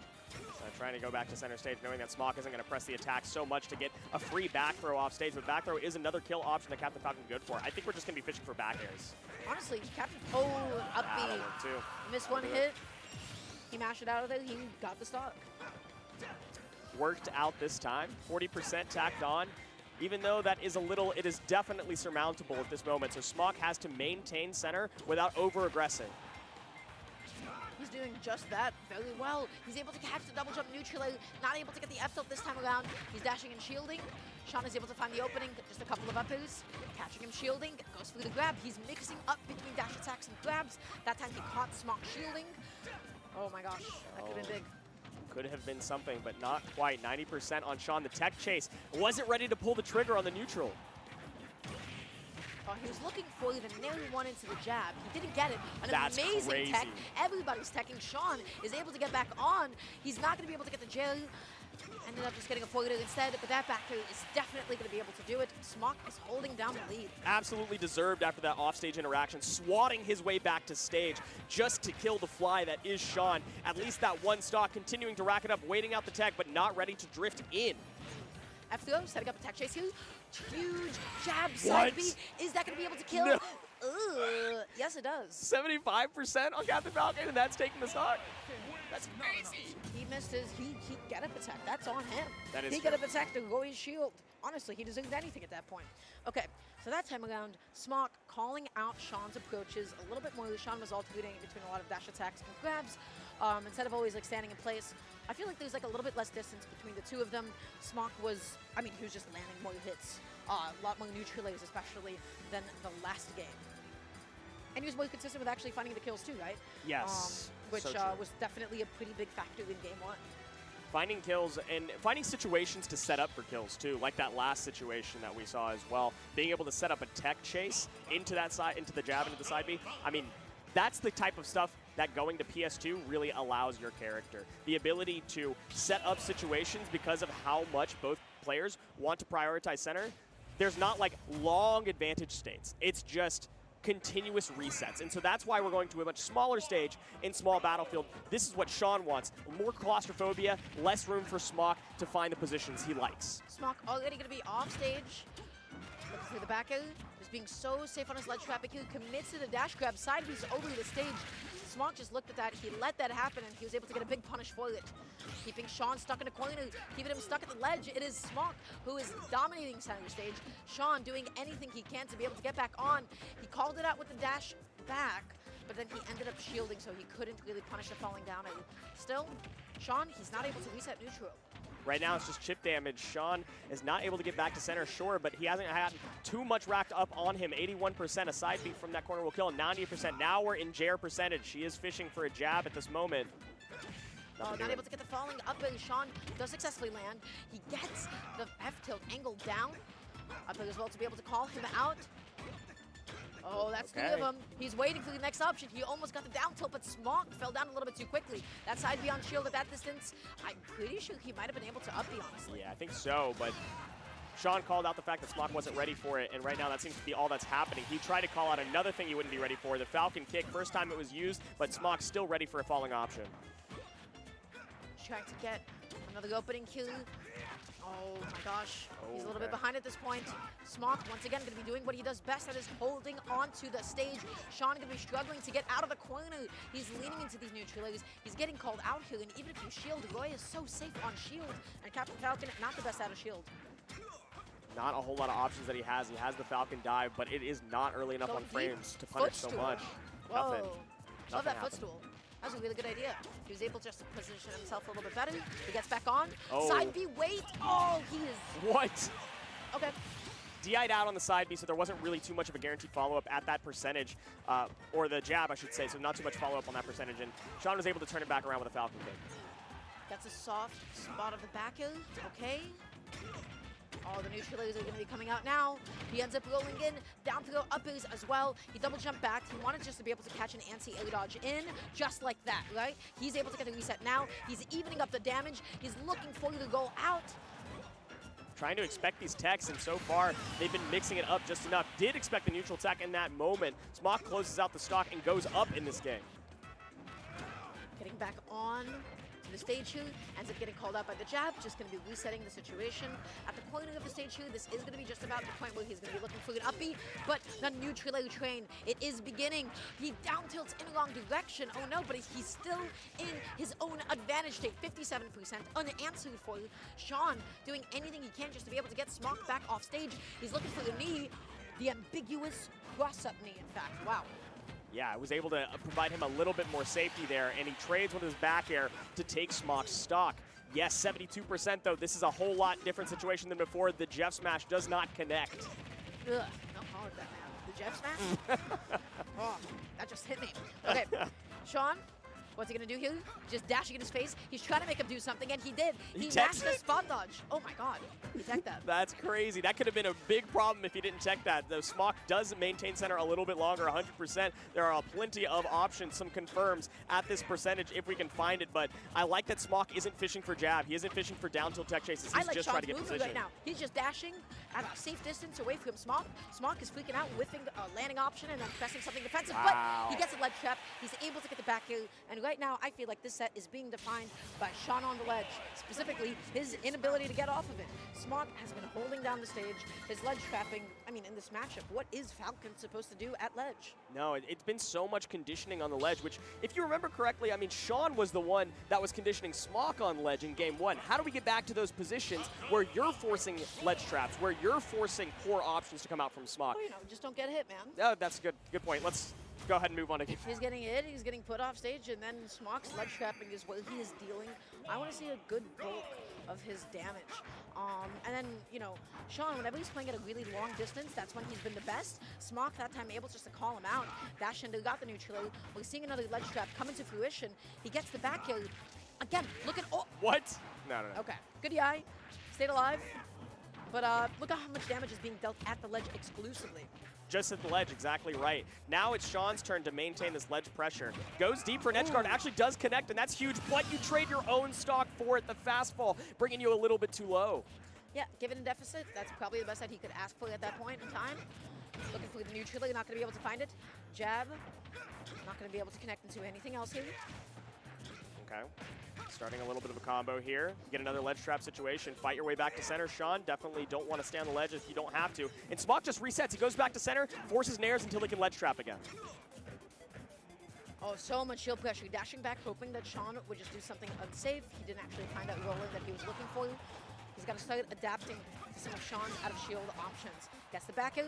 Smock, what's going to be the ledge trap again? He's looking for the jabs. Sean is able to get into the tide, and he gets the stomp. He gets the spike, and all of a sudden it's evened up. That's a crazy choice, lead, but actually, excuse me. He's able to reverse it with the double jump up air. Then he goes for the grab. Most Falcons go for a down throw into a combo there. He goes for a back throw instead to set up an edge guard situation and turn the tides of this game. Huge from Sean. Decision making on point. He wanted to cheese him. He got the stomp. He got that stock, and now it is Sean with a lead. Setting up, oh my gosh, catching him before he even lands. He got that dash attack. He's looking for the falling up airs. He's pressing all the safe buttons, but Smock is not having any of it. Able to get the confirm, the down air, the bounce into the up air. But what? Whoa, dude. He's playing Falcon. Moment of He's silence doing Falcon for that stuff. There it is. My God. He's crossing up, shield safely with knee. He's doing back throw stomps. He's finishing it off with a knee like that. There you go. This is Sean activated. He's activated. I see it now. You pointed it out, and now I see it. That was a good option, too, because the entire time that he'd be going for these down throw up air combos, he'd just been going for juggles and then resetting to center. So Smock thought he was safe to not air dodge, not jump, just hang out right where he was so that he has time to react to whatever Sean's doing, not go for a panic option. And Sean said, I think you're a little too safe. Yep. Then he called him out for not air dodging. And he got it. He got the stock. He got the game. I feel like, I mean, again, a good amount of the damage was being dealt at the ledge, but really this was just a difference in punish games, and that Sean went through all the big leads. Is this already at game 5? The set has been this fast. It's been so electric. It's been insanely fast. Game 5, we are going back to PS2. This is probably the right choice for Smock. This is where he's seen the most success so far, and he does not want to have less space if possible. He goes to the longest stage available, I believe. But here's the thing, those kinds of kills, the down and the knee at the end, they're innately inconsistent. Here's the thing, right? Those are not like things that you have to rely on. He was able to get the game, he was able to get a very big lead because of it. But the question is he going to be able to keep this even? Smock has been consistently putting him off stage, consistently putting him at the ledge. So let's see what happens now. We got a three-piece, Nair train, like you were talking about as well. We have a ledge trap, but reverse with the Falcon dive. Sean has been finding a whole lot more ways to get off of the ledge in these last 2 games. You know what fixes that? A dash in and a dash out and a wait. If Smock is going to start, you know, having Sean come back up in such aggressive ways, he's got to start punishing those because that up B is a commitment and a half. The side B, okay? The up air as well. Sean, how do you land? He gets the side B. He gets the knee. Oh my God. That's crazy. The raptor boost into the knee, not from center stage, not on this stage at least. And now a ledge trap. Oh, that's that Falcon dive, not punished again. Okay, he thought Sean was going to go through the mix-up. He still gets a side B. Okay. He thought he was going to go through the mix-up. Well, you know, you like fall through the platform without fast falling, so it's all ambiguous. That's okay. He has a stock lead, and now let's see what he's going to be able to do with it. Sean, I feel like it's a little bit more difficult for Captain Falcon to actually find these kills. We're seeing those air dodges down. Okay, Sean's movement, it's activating. It's happening. Game 5, what better place to have more ambiguous movement, things that your opponent is not expecting than a game 5. Oh, you thought you could punish me. You thought that I had that little drift. Nope. That's what Falcon does after his up B. He goes to the left, he goes to the right, and he baited, and Smock thought he could do it. So good awareness from Sean, good bait. And all of a sudden, it is Sean with the lead, falling neutrally, looking for a grab, gets the back throw, has him off stage. That's he goes crazy. high, but he doesn't get the down tilt. He does it a little bit too soon. Smock made it back on. The side B going to be going through the neutral as well. This is all Sean. This is all Captain Falcon. This is all advantage state. This is game 5 Sean. Okay, down smash is also game 5 Sean, and Smock's like, let me see more of that one. Able to get a little bit of a punish off of that situation, but nothing too difficult for Sean to get around the down air into the up air. Just a little bit of a combo to start off neutral. Advantage He's state going out in. there. He wants to force out an option. Not going to go through the ledge trump. The back throw. Ugh. Okay. Oh, I'm not going to be able to get a double hit. Ultimate and multi-hits. Not the best friends, but down tilt is going to be enough to close it out. What started off as a big lead for Smock is now an amazing one for Sean. Yeah, Sean has now spooked Smock into recovering high. That was that edge guard wing condition we talked about before we got into this game. Sean has started to activate that as a potential threat, and now Smock has got to find some other value on the center of the stage. He's finding so much right now. He's getting all those juggles. Is he going to be able to get the 2-flame? Not quite. Dashing back, waiting to see what Sean is going to do. But Sean is adapting. He's not doing those up Bs off the ledge. He's not going through any crazy dash attacks, but whipping a side B like that is going to open up into just, of course, the kill opening for Smock. Captain Game 5. Falcon, yeah. Last stock. This is it. This is what that character does, though, just mashes options sometimes that you have to be ready to punish any of them. We hadn't seen a lot of the Falcon dives punished, but that Raptor Boost punish was super crucial. Sean with a combo right now, getting off stage, but Smock gets to live a little bit longer. Shielding. Oh, he almost had the punish too, but the back hit of the neutral is going to be able to call out his big feet. Up B coming through, DIing out. So important that that did not combo through Smock. Floating out of disadvantage. He avoids the down smash. Only one frame of vulnerability though. Down tilt. Not going to be able to set up a tech chase yet. Sean does not need to go for these risky options. He can play more fundamental. You don't have to throw out a down smash and then lose 50% and get yourself off stage. You could have gone for something more reliable, but Smock might make the most of this opportunity. He's going through those jabs, trying his best to be able to call out potentially another uppy from ledge. He gets a side B. It's not going to be able to kill.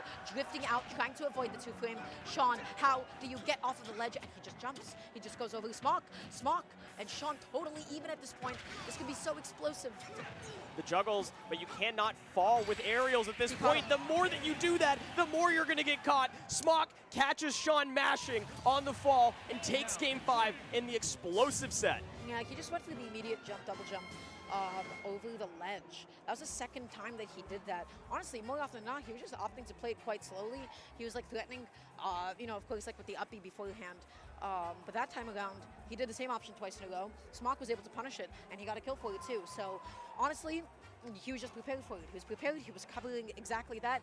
Even if he didn't go through downer, I don't think anything Captain Falcon could have done to have been safe at that point, especially like with the platform height. I don't even think he could have like air dodged with anything. So he covered it. The game was defined by the ledge. Smock's ledge trapping just a couple steps above Sean. But Sean, he's looking so good in that game 5. He figured out the special sauce towards like game 4 and 5 about how to set up his own ledge trapping situations and how to force Smock off the stage. All of the times where he could have gone for a combo with a down throw when he was at ledge, he chose to go for a back throw instead to set up edge guard situations, and it provided so much value to him. But then Smock started to get the momentum shift towards the end of that game 5. It just came down to the last moments.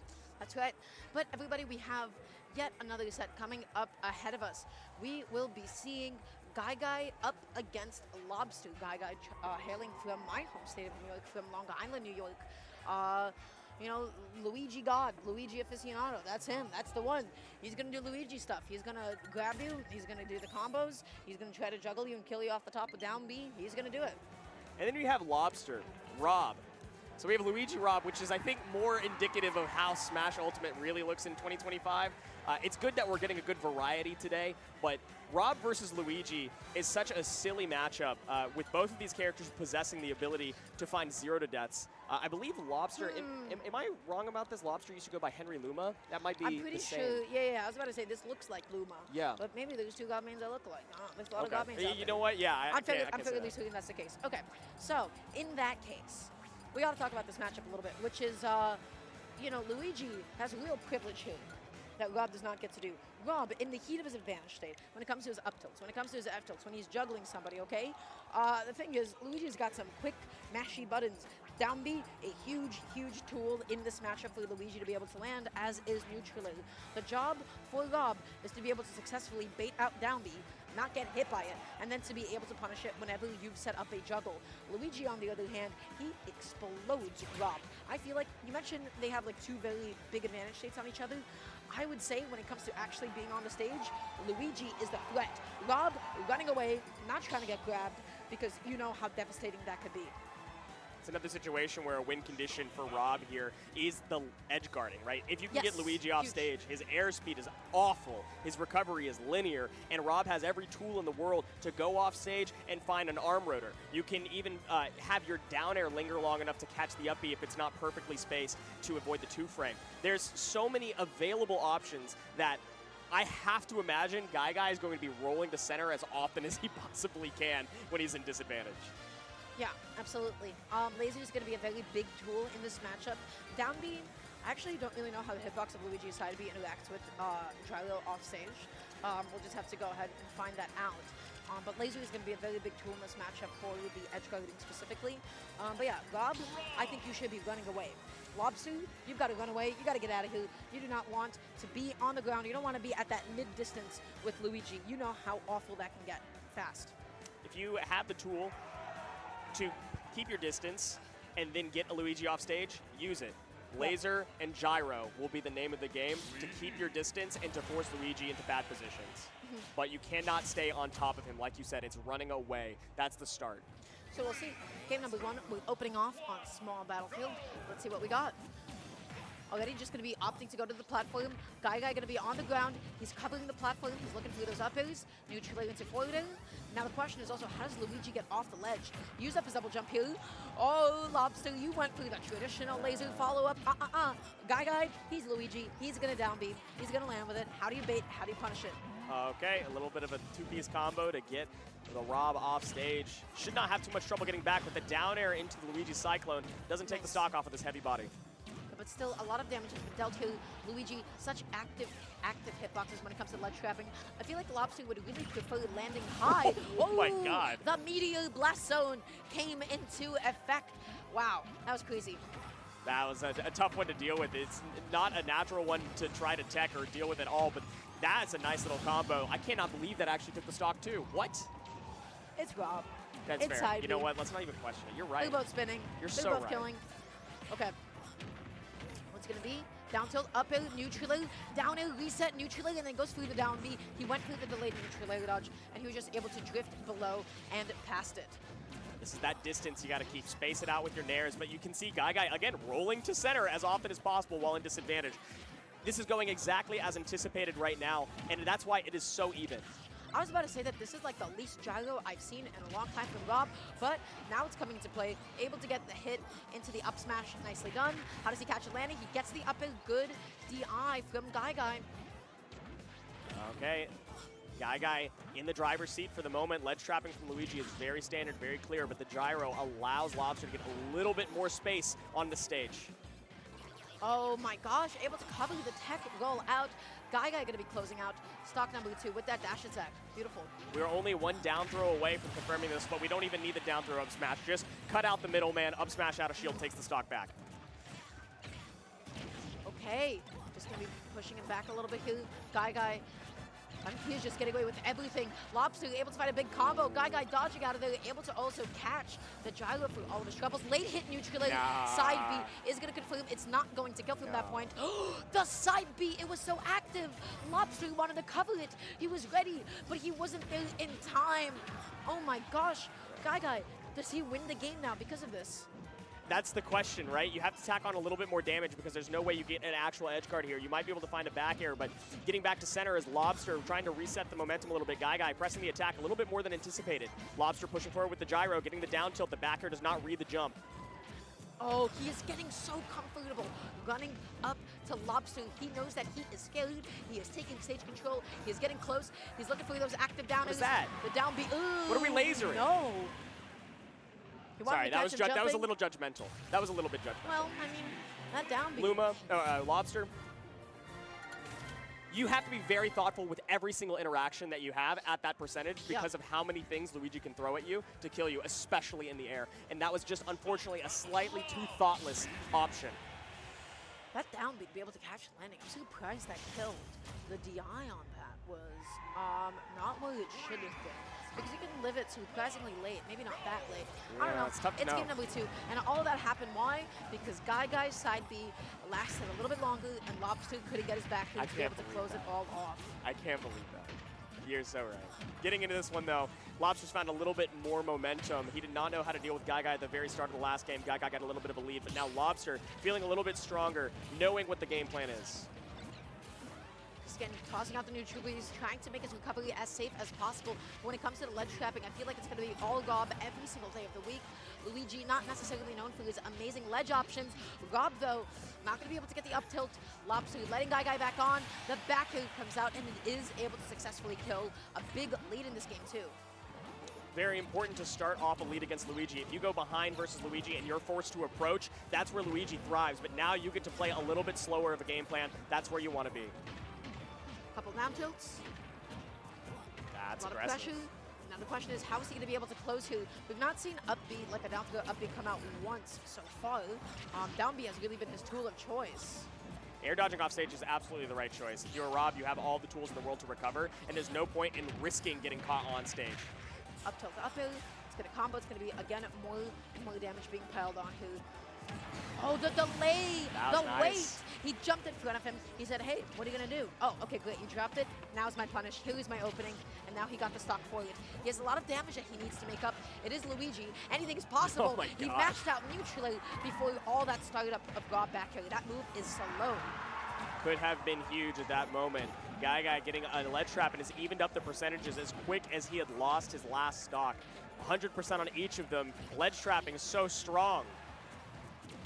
Oh, nice parry. Optimal punish. That's it. There it is. That is endgame against Gob. What do they want to do? They want to fall on you with neutral airs. Also, up tilt, up airs. Not going to happen. Guy pressing that down B and getting the heck out of there.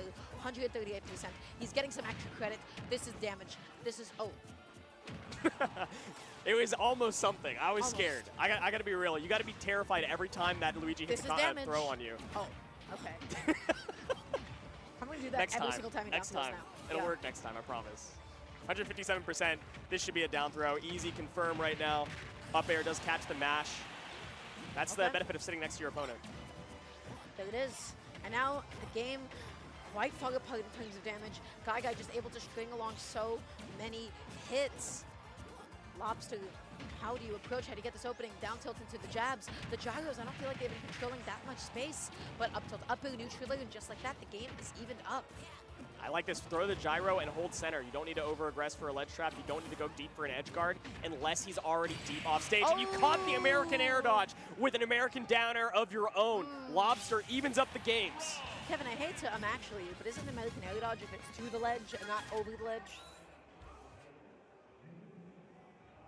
I'll hold that. Yeah. I'll hold Okay. that. Anyways, point is, it's very exploitable, so you're absolutely right about that. The down air able to successfully spike. But truthfully, what was Guy going to do in that position? He just wanted to mix it up. He is off stage. He is being thrown off stage by Rob. He doesn't have that many good places to go. And it's not intuitive to be patient against Rob off stage, right? Because he can just follow you anywhere you go. Yeah, but air dodging like that, that's so laggy, so exploitable. Is this going to be the kill? Not quite 81% though. That is going to be half a Gob stock. Down B going to be setting up a juggle here. Guy, he's going to be potentially looking for another one. Oh my gosh. Life saved by the DI out, right? You DI all the way to the ledge and off stage. You will have a chance to reset. You will not get your stock lost, but 100% is still a difficult place to be against Luigi. What was that? Who did, why? Side B, connecting with the gyro hitbox, stopping Luigi's momentum, then getting hit. A little bit awkward. Okay. Keeping the Cyclone fresh, you don't want to rip it. You want it to not be stale when you are ready to actually confirm the stock. And a little bit more percentage on Rob will take it with the next grab. Up tilt, up air. Guy's still going to be alive. We're going to be avoiding the neutral, avoiding the shield pressure, and then down being off the platform. Spot dodging, no massive punish. I'm surprised. No up Bs from Guy yet, especially off a spot dodge like that. The risk reward is just too high to use that. You will lose your stock if you miss an up B, so he's just going for a little bit more guarantee right now. Although putting himself off stage is dangerous. Oh, what did he trade with? It had to have been up air, right? I mean, he had to have gone for like a falling up air to send it just straight up. It could have been nair. It could have been nair. Oh, might have been. Okay, down throw. Oh, down is, oh my gosh, is this going to be it? Oh. Is this going to be what we've been talking about? Yes, it is. That's 0 to death off of a single grab. He was able to get it. He was able to find it. And the question is, will he do it again? Up tilt, wait, out the mash. He had the right idea, dropped the execution, just needed to wait a little bit longer. Even though Lobster drops the execution, he maintains the advantage state for a little bit longer. He says, I cannot be too defensive right now, and he is able to find the up smash to even it up. Belligerent. Those down Bs are belligerent. He does not care what Lobster thinks. Okay, side B, waiting, delaying. As soon as he sees that down air, that is his opening. Lobster, honestly, you could go for the super late delayed down air. Side B, putting him in a nasty position off stage. Will he be able to get this ledge trap? Yes, okay, you self jump. Oh, the gyro persists. He does not have that double jump. He is gone. That stock is dead. Luigi dies off stage. Huge win condition for Robin. A very persistent edge guard. Lobster understanding what he needs to do in this matchup right now. And what better time than game 3. This is a crucial, defining game for the stage counterpicks to come. A little bit too late on catching that air dodge to the platform. He wasn't able to get the up tilt. That's why dashing and dashing out is so dangerous because of how laggy it is. He goes through the down throw, up tilt, up air. Do you have the DI? Yes, he does. You know how to DI Rob up air in 2025, but you don't have many more where DI will save you. 116% on Guy. Yes, this is still kill percentage for Rob, but the arm rotor takes him off the side and secures the 3rd game. Off of a 0 to death 2, he was down 3 stocks to 1, and then he was just able to even it up on Guy's 2nd stock. When it came to the offstage gameplay, you have to exploit that against Luigi. Gyro offstage, it is so important because the only way that Luigi, with basically non-existent airspeed, is able to close in any amount of space whatsoever is by using his side B, jump side B specifically. If you can just put yourself out there, if you can put anything out there just to be able to stop his momentum, just to be able to stop the side B in its tracks, that is a dead Luigi. So that's exactly what we saw, a dead Luigi. Hoping to see another dead Luigi. Lobster taking an early lead right now, looking for the 0 to death. Does he have it? He does. We know how to do those. That was optimal. Just like that, he said, hey, I got those too. He's able to do it. Guy, a lot of forwards. Goes in with the karate chops. 44% being dealt here. Down B, does it all. You land with it, catch landings with it. It's his best friend. 94% on Lobster at the ledge right now. Guy likes to keep him there, but the gyro providing a little bit of space. Lobster gets a little bit more safety. It's just so uncomfortable to play around that gyro. It is. Down tilts, tries to go through the dash grab, not going to be able to find it. Down tilt us again as a keep off me, as a get off me option, excuse me. The back end connects, that is going to be able to take the stock. And now Guy, he has Rob at 0. So this is a very dangerous position for Lobster to be in, but not when he is ledge trapping.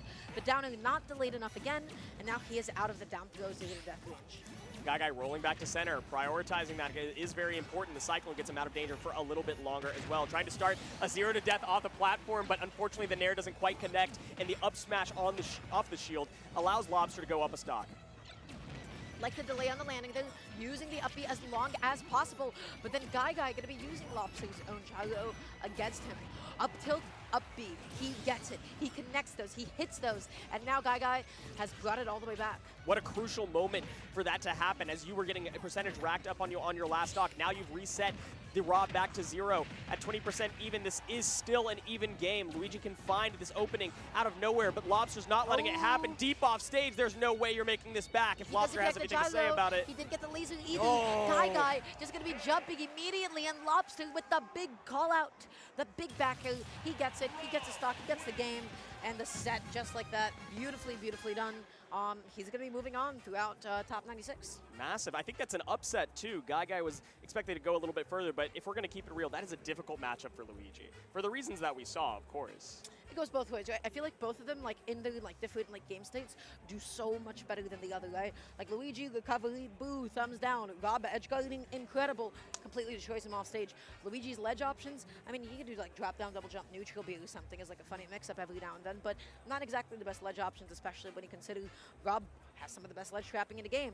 But when it actually came to you know, the X factor, the ability just to get a kill off of a down throw, Guy was able to establish that. Sometimes you just find a raw up tilt into an up B just like that.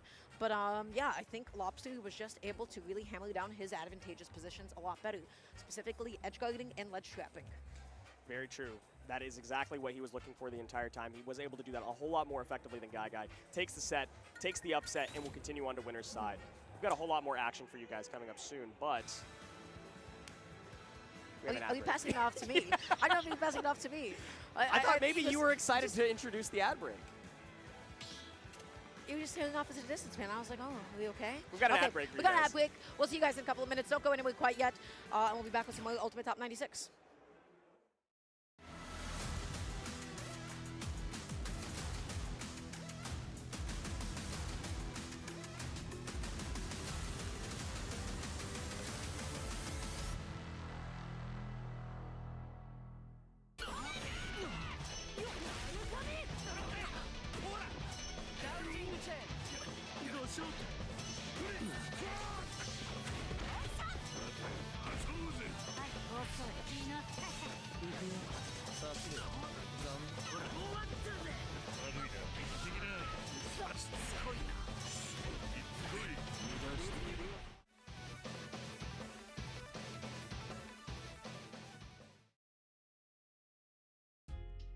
Whether it's sunglasses outside, blue light glasses inside, or night driving lenses in the dark, Zenni has affordable eyewear for everyone. Get 10% off with code CEO at zenni.com.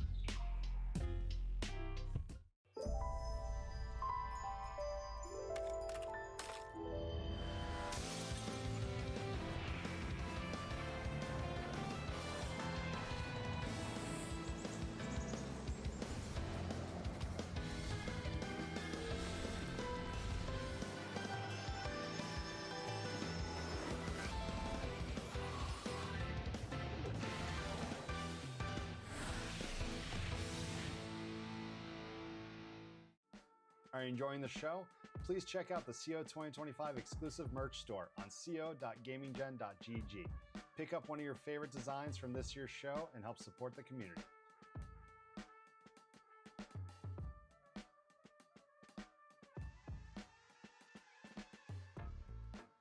Collision is back and better than ever. The Tri-State region's premier Smash Bros. Tournament returns August 22nd to 24th, bringing Melee, Ultimate, and Rivals of Aether 2 to our new home, the Meadowlands Expo Center in Secaucus, New Jersey. Be sure to sign up today on start.gg/collision.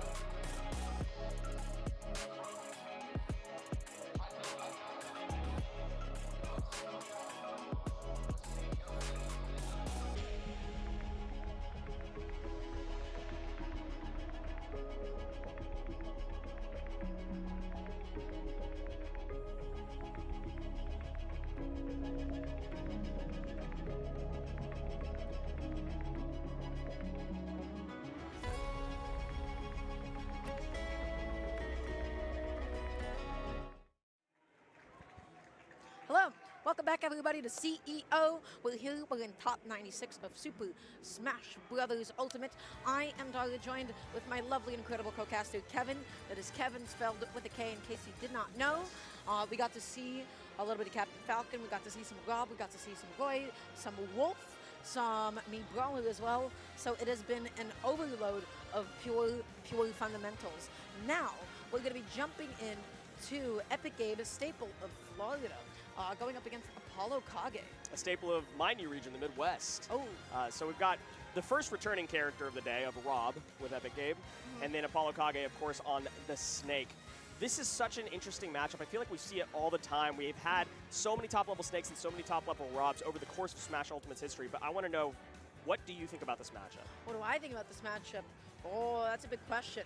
Snake up against Rob. I mean, it's explosive. It's I gotta say, that's in funny. the CQ, it's yeah, I guess so.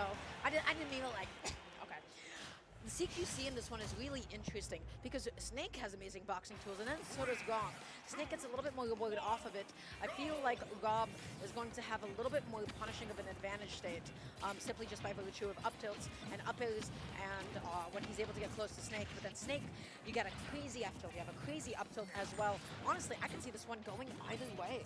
Yep, it is usually something that goes either way with all the different representatives of these characters, but between these two, Epic Gabriel is currently 0-4 against Apollo Kage. They haven't played since 2023 at the Midwest Smash Invitational, but this is a whole new year. In fact, we're 2 years removed at this point. Let's see if Epic Gabriel has improved. Down and coming through, setting up the grenade at the ledge here, just going to be picking it up with the down tilt as well, and then also exerting pressure. That is really well played from Epic Gabe, honestly. Love the way that he used that to get off of the ledge. Okay, laser, he's just jumping at him. He's going to see what he's going to do, and then just lands right into that up tilt. Apollo Kage going to be taking out stock one. This is the worst place to be against a Snake when you are down and you do not have a clear path to victory. The trading of the grenades only benefits Snake when he's a stock up. That's right. Already 21% dealt exclusively from said trades. Apollo Kage, he's playing back. He's able to play the projectile game. He's controlling space, and Epic Gabe is not able to get close enough. Similar to last time, we are playing against a character with a frame 1 escape option, or a frame 1 reversal option at that. Apollo Kage finds some damage, 78% on Epic Gabriel, and he can't find a stock close, and Epic Gabriel can't find feet on the ground. He gets it. He's able to land. He has the gyro here. He tries to go for the dash grab, and it was unsuccessful. Very unfortunate for him. The side B going to be coming through. Is he going to be able to connect? It's so funny, the mini game. You can see the mental anguish Epic Gabriel goes through off stage against that Nikita, but finds the down throw, up tilt, but can't connect it into the up air. It would have been too high. Apollo Kage going super high, landing nice and safe. This should be the stock coup. Yes, it is, and it is going to be the down throw into the up air. Closing it out, 124 is going to be a lot of damage to make up. Let's see how he's going to be able to do it. Against one of the best Snakes in the world, it is so difficult to surmount 100% just by chip damage alone. So we're going to have to find a guaranteed combo, maybe a 0 to death, or some sort of edge guard if you want to even this up.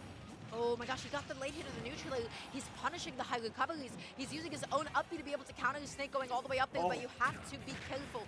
Go up too high, and then grenade also becomes a factor. Nikita going out there. Okay, Epic Gabe, he's able to make it back on safely over the ledge. And Nikita has not been panning out. He grabbed him through the grenade toss, and he's still confirmed. He followed up off of the grenade toss, in fact. Incredible. Knowing how to use your opponent's projectiles against them is a crucial part of playing down against Snake. Okay. He's at 170%, but he is not stopping anytime soon. Down throw, up tilt. He just goes for the back. He goes for the delayed option because he didn't want to hit the grenade. He didn't want to explode the grenade. That was so smart. That was such a good mix-up. That was a lot of damage. Apollo Kage getting the F-tilt. He's going to be able to get the stock off, but he is a lot of damage behind. You can see Epic Gabriel has slowed things down, playing on the opposite side of the stage. Apollo Kage has to approach slowly with grenades. He doesn't Actually have to just runs under. He doesn't have to touch it. He does not have to be anywhere near any of those grenades. Apollo Kage going to be kidnapping his own gyro? My baby now. Sends out the gyro again. Apollo Kage is okay with it being that far away, but the grab comes for Epic Gabriel. Breaks out. Yeah, that's why you don't go through the up air. That's why he went through the back air mix-up. Epic Gabe was like, oh yeah, okay. Well, let's see if he's going to go through the back air mix-up again. But maybe not twice in the same game. Apollo Kage not feeling the pressure to approach at the moment. He's totally okay with just tossing out damage. He's got 3 minutes to chip Epic Gabriel up to 160% himself, but gets a nice back throw combo into the C4 to rack up so much more damage. Now it's looking feasible. Oh, this is anybody's game at this point. 124% now on Epic Gabe. Anybody can do it. He's going to be running in. He's getting aggressive. He's feeling confident in his approaches. Epic Gabe is the one that's playing back. He's playing back now. And Apollo Kage trying to hold down center stage, force Epic Gabriel to make a poor decision, and then fish for those up tilts. A stray up tilt on a jumping Rob will take the stock, but now he's got to start it all over from the side. He's dashing in, he's dashing out, he's trying to pressure him. Wow. But then the C4 coming in, Epic Gabe gonna be nodding. He got hit by that. He didn't see it coming. I did too, man. I gotta keep it honest right now. I lost track of the C4 as well. I had it for the entire game. Yeah. Epic Gabe did too. That's why he got hit. He died to it. Unfortunate. I do have to say though, Epic Gabe really, really good in the Snake matchup at the moment. The thing about Snake that is so tricky is that he makes you afraid of pushing your advantage stage. Rob is so advantage stage heavy, right? When he gets like an F tilt, when he gets like a dash attack, when he gets like a forward, he's able to be close enough that he's able to continue to box. But Snake wants to discourage you from doing so. We're seeing Epic Gabe like start to mix it up a little bit with the shields. I loved more than anything the up tilt back in. That was cool. Those up tilt up airs, you see just how much the grenade is messing that up. And he made it very, very close in that game one. It did come down to the last hit. In fact, he did the unthinkable, reversing a stock in a 160% situation against a Snake, somehow put himself a stock up. He's going to be looking for that same magic in game two as we return to PS2. Gets the back heel, huge for Apollo Kage. And then Nikita is going to be able to connect those projectiles. Oh, you got to be so careful when you try to go for the laser like that. The Nikita is now out of commission, but that up tilt stays online. That up tilt stays on deck. So going up high, trying to find a safe landing. He has the grenade in hand. He waits it out. He waits it out so that he still has the invulnerability during the grab. That His was brain expanded. That's crazy. I mean, just the awareness to know that the grenade is in hand and that if you wait for a half a second, Kage can't mash out and you still get the combo, that's the type of awareness you need to have the entire time if you want to come back while you're down against Snake. There it is again. He waits it out. There you go. Not going to be able to interrupt him anytime soon. Very nicely done. The mind games here. The up air does take the stock off in 65%. This is less of a deficit than Epic Gabriel was in game one. Getting the down tilt. Gets a back heel as well. Oh, looking for the up tilt. Not going to be able to connect the... Oh, he just goes up the raw up air. Just catching Epic Gabe's landing. So aggressive. C4 is on that right platform. Keep an eye on that one as we have the last stock for Epic Gabriel. He has a fresh stock he's got to take off of Apollo Kage. Getting some nice couple-piece hits, not getting hit by mini grenades, but the one that does. There's so much damage being dealt to Epic Gabe. He's doing his best to be able to play back. He gets hit again. He is not able to find any of these clean openings that he's looking for. Throws out the gyro, meaning that Apollo Kage can't come down onto the ground unless it's center stage without it being difficult. Actually, the gyro goes away at just the right time, but Epic Gabriel finds the opening still. Can't get the edge guard on the ledge right now. Apollo Kage gets caught by the up air and is still in disadvantage. Eating some grenades, though. How does he fight back? Tossing out the gyro. Apollo Kage's own grenade is going to detonate on him. He wasn't able to get into the combo off of the C4 because, of course, the gyro interrupted him. Jab block, up smash, classic. Epic Gabe going to be taking it to last stock, but this deficit is huge. Apollo Kage furiously chewing his gum, getting ready to close this game out as well as it started. Now it is a different situation than the last game. Apollo Kage has the percentage advantage on the last stock. That's not how we started, and Epic Gabriel has slowed down the pace of the game tremendously. Oh my gosh, almost following up off of the grenades. He's trying to be flexible. He's evening up the damage at this point, avoiding the C4. The C4 is not online. He goes through the down through, up tilt, the grenade. It popped out. He went for the second one. Oh, the C4, it happened again. When? How? I don't know, I lost it again. Apollo Kage is so sneaky about throwing in these C4s on the ground while in disadvantage. I'm pretty sure he was in a scramble situation with Epic Gabriel when he tossed it down and pulled out a grenade right afterwards. What incredible awareness. What a bailout. Oh my God. He got out of there, man. That was going to be Epic Gabe's game. Apollo Kage, big fan. Maybe kind of stole that one. Yeah, that was definitely highway robbery. Oh my God. He had a lead. Epic Gabe was making a comeback. That's a bit of a heartbreaker for him. Now it's going to be going to game 3. He's down 2 games. Let's see what he got. Going back to PS2, I think Epic Gabriel likes to have all the space in the world to reset neutral. He doesn't want to have to deal with all the space coverage that C4 and grenades on the stage will offer. So he says, let's go to a long stage with platforms so that I can always land and start over. Okay, nice movement with the grenades. Gonna be clanking there, and then it is Apollo Kage who ends up winning that scrap. Waiting, patient, Apollo Kage. Whenever Epic Games sees Apollo Kage shielding, he should think, wait, he's not trying to block my attack. What is he blocking? Oh yeah, his own grenade. I gotta start shielding too. That's like a good tell on Snake, you know? He knew that there was no grenade out there, decides to throw the up throw. Oh my god, he eats him with the down air. Huge lead. What an unsafe position. Saifu, Apollo Kage gonna be eating a big punish as a result. Okay. Some more grenades, but Rob is bulky. How is he going to be able to lose his stock is the question. A grenade coming out, just stopping Epic Games' advantage state. I like that Apollo Kage isn't following high off of these grenades. He's just holding and waiting for the landings. Epic Gabriel does not have a whole lot of safe landing options aside from there. And if you can wait that out or mix it up, you will find the stock. And he is able to find the stock on a falling Epic Gabriel. Waiting out the grenades again. Very nicely done, but then he still had another one. Able just to get a couple of hits in. Oh my god. Okay. Gyro turns the tides just a little bit right now. The up tilt misses, but he continues with the advantage right now. Apollo Kage holding down center. Epic Gabriel dancing in the air. Just tossing out some more grenades, playing it slowly. Epic Gabe is looking through the opening. He almost got the late hit back. Wow, that was so nice. He ran past the grenades, got the throw, but isn't able to confirm because the grenade mix-up. The mind games are too difficult to play around. Okay, watch out for that C4. You see that C4 on the right side of the stage? I see it. I'm watching it this time. It's not last stock, though. Epic Gabe, watch out, look out. Okay, he didn't get hit by it this time around. Able to avoid it successfully. He was up a little bit too high. Back on the right platform is the C4. Epic Gabriel avoiding it, but still approaching. It is important to play around that. Apollo Kage keeping himself safe on the left side of the stage with that C4, but rolls right into a grab. The up throw confirms the stock, and Epic Gabriel maintains the lead. He has no reason to approach you, honestly. He's just holding onto the platform. Apollo Kage, he's just setting up with his grenades. Oh, the grab, not going to be able to connect. Okay, he parries into the dash attack. The Nikita is not going to get too much value right now as Rob can recover very high and very ambiguously. He's playing back. He's playing slowly, but the damage lead is starting to escape him at 101%. This is going to be the point where Apollo Kage is going to start getting a little bit closer. He's setting up with the C4. Epic Gabe is going to be forced at the edge here. What's it going to be? At this point, he'll be probably looking for a down throw sometime soon. 52%. You need to rack up a little bit more than this if you're Epic Gabriel. He does have full laser available. He might try to back up and look for it, but the up tilt, the up air, tacks on a little bit more damage, starts a little bit of juggle, but the C4, we missed it. We missed it again. It was in the center. He took the stock. It was always the ones that we saw. I know. That never ended up connecting, which actually were the ones that Epic Gabe saw too. Okay. He's down quite a bit in damage. We've seen Apollo Kage do these time and time again. Here's the down throw. Back air.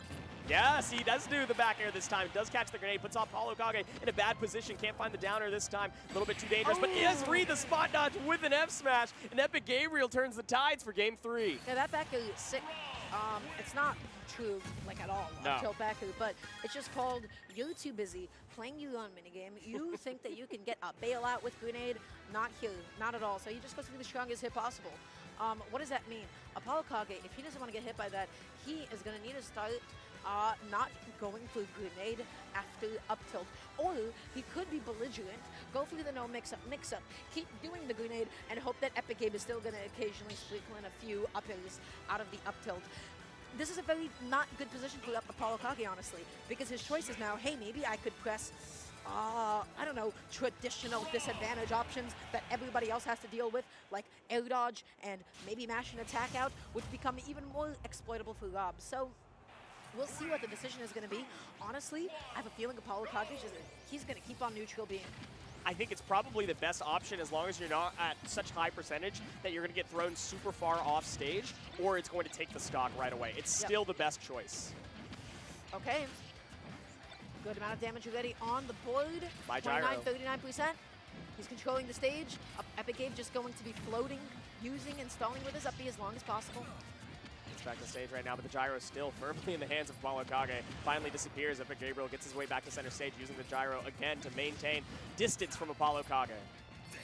Setting up with the grenades. Nice parry from Epic Gabe. are now just about even. He's getting close.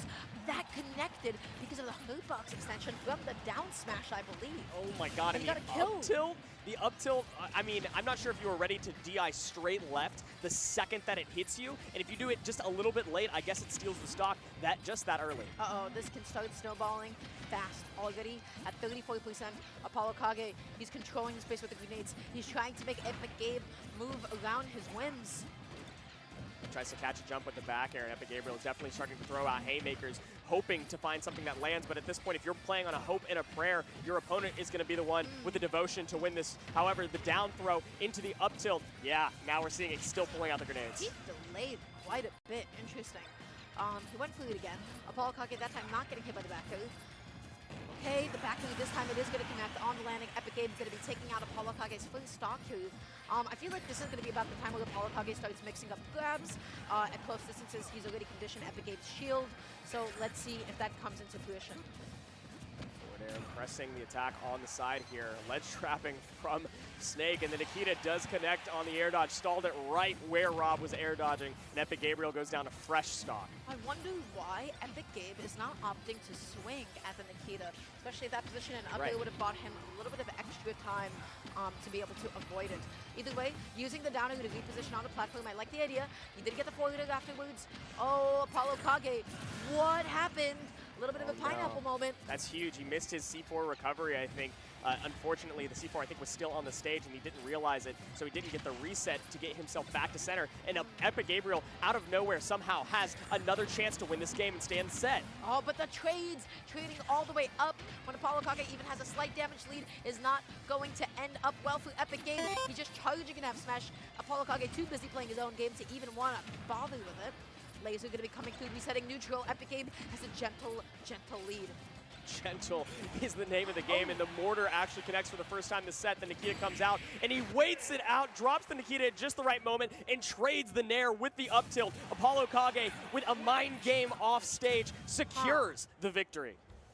The hitbox on neutral, I'm surprised that didn't connect. I think he was just honestly too close. Rob's neutral is big, to be clear. But he was just kind of like getting in like between like the hits. And then also, I think a lot of that can just be summed up by Snake up tilt. Snake up tilt big. Snake And to up be tilt fair, scary. it traded though. Like it did hit, the Nair did wind up connecting, but unfortunately the foot hit first. Yeah. So tough luck for Epic Gabe. He's going to be sent down into the losing side. Apollo Kage, I think he played very well.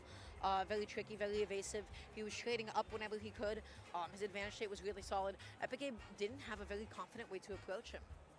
Now, once we get to this point, we are separating the wheat from the chaff, and Epic Gabriel still has a chance in the loser's side to continue this run, but the gameplay is so high level, all of these games can go either way. We've already seen upsets happen, and Epic Gabriel definitely had the chops to win that one. Unfortunately, Apollo Kage comes out ahead. So now, the set that we have coming on up is going to be the one and only Lima up against Odyssey. Quite familiar with Lima, Odyssey, definitely seen the tag, definitely seen the name. Question mark, me Brawler maybe? I was gonna say either Meat Brawler or Diddy Kong. It's Diddy Kong. It's Diddy Kong. So okay. we have Diddy Kong versus Bayonetta. Lima, fresh off of a hot B-tier win at Cost, the two-time Cost champion, coming into this one trying to continue with the run of success that he's had this year. Yeah, so then we'll be seeing Bayonetta up against Diddy Kong. If I'm going to be honest, this should be a matchup where Diddy Kong is not close to Bayonetta, and in fact, I think Diddy Kong actually does quite well. The thing that is so scary about Bayonetta can be like her really big hitboxes, especially with side B. Diddy Kong has one of the best tools in the game to be able to deal with hitboxes, and what is that, you might ask? The answer is Banana. Why? Because that is a projectile that does not care about hitboxes. It is transcendent. It'll be able to go through. I think it's going to be a pretty big tool. Well, it always is for Diddy Kong, but especially more so in this one.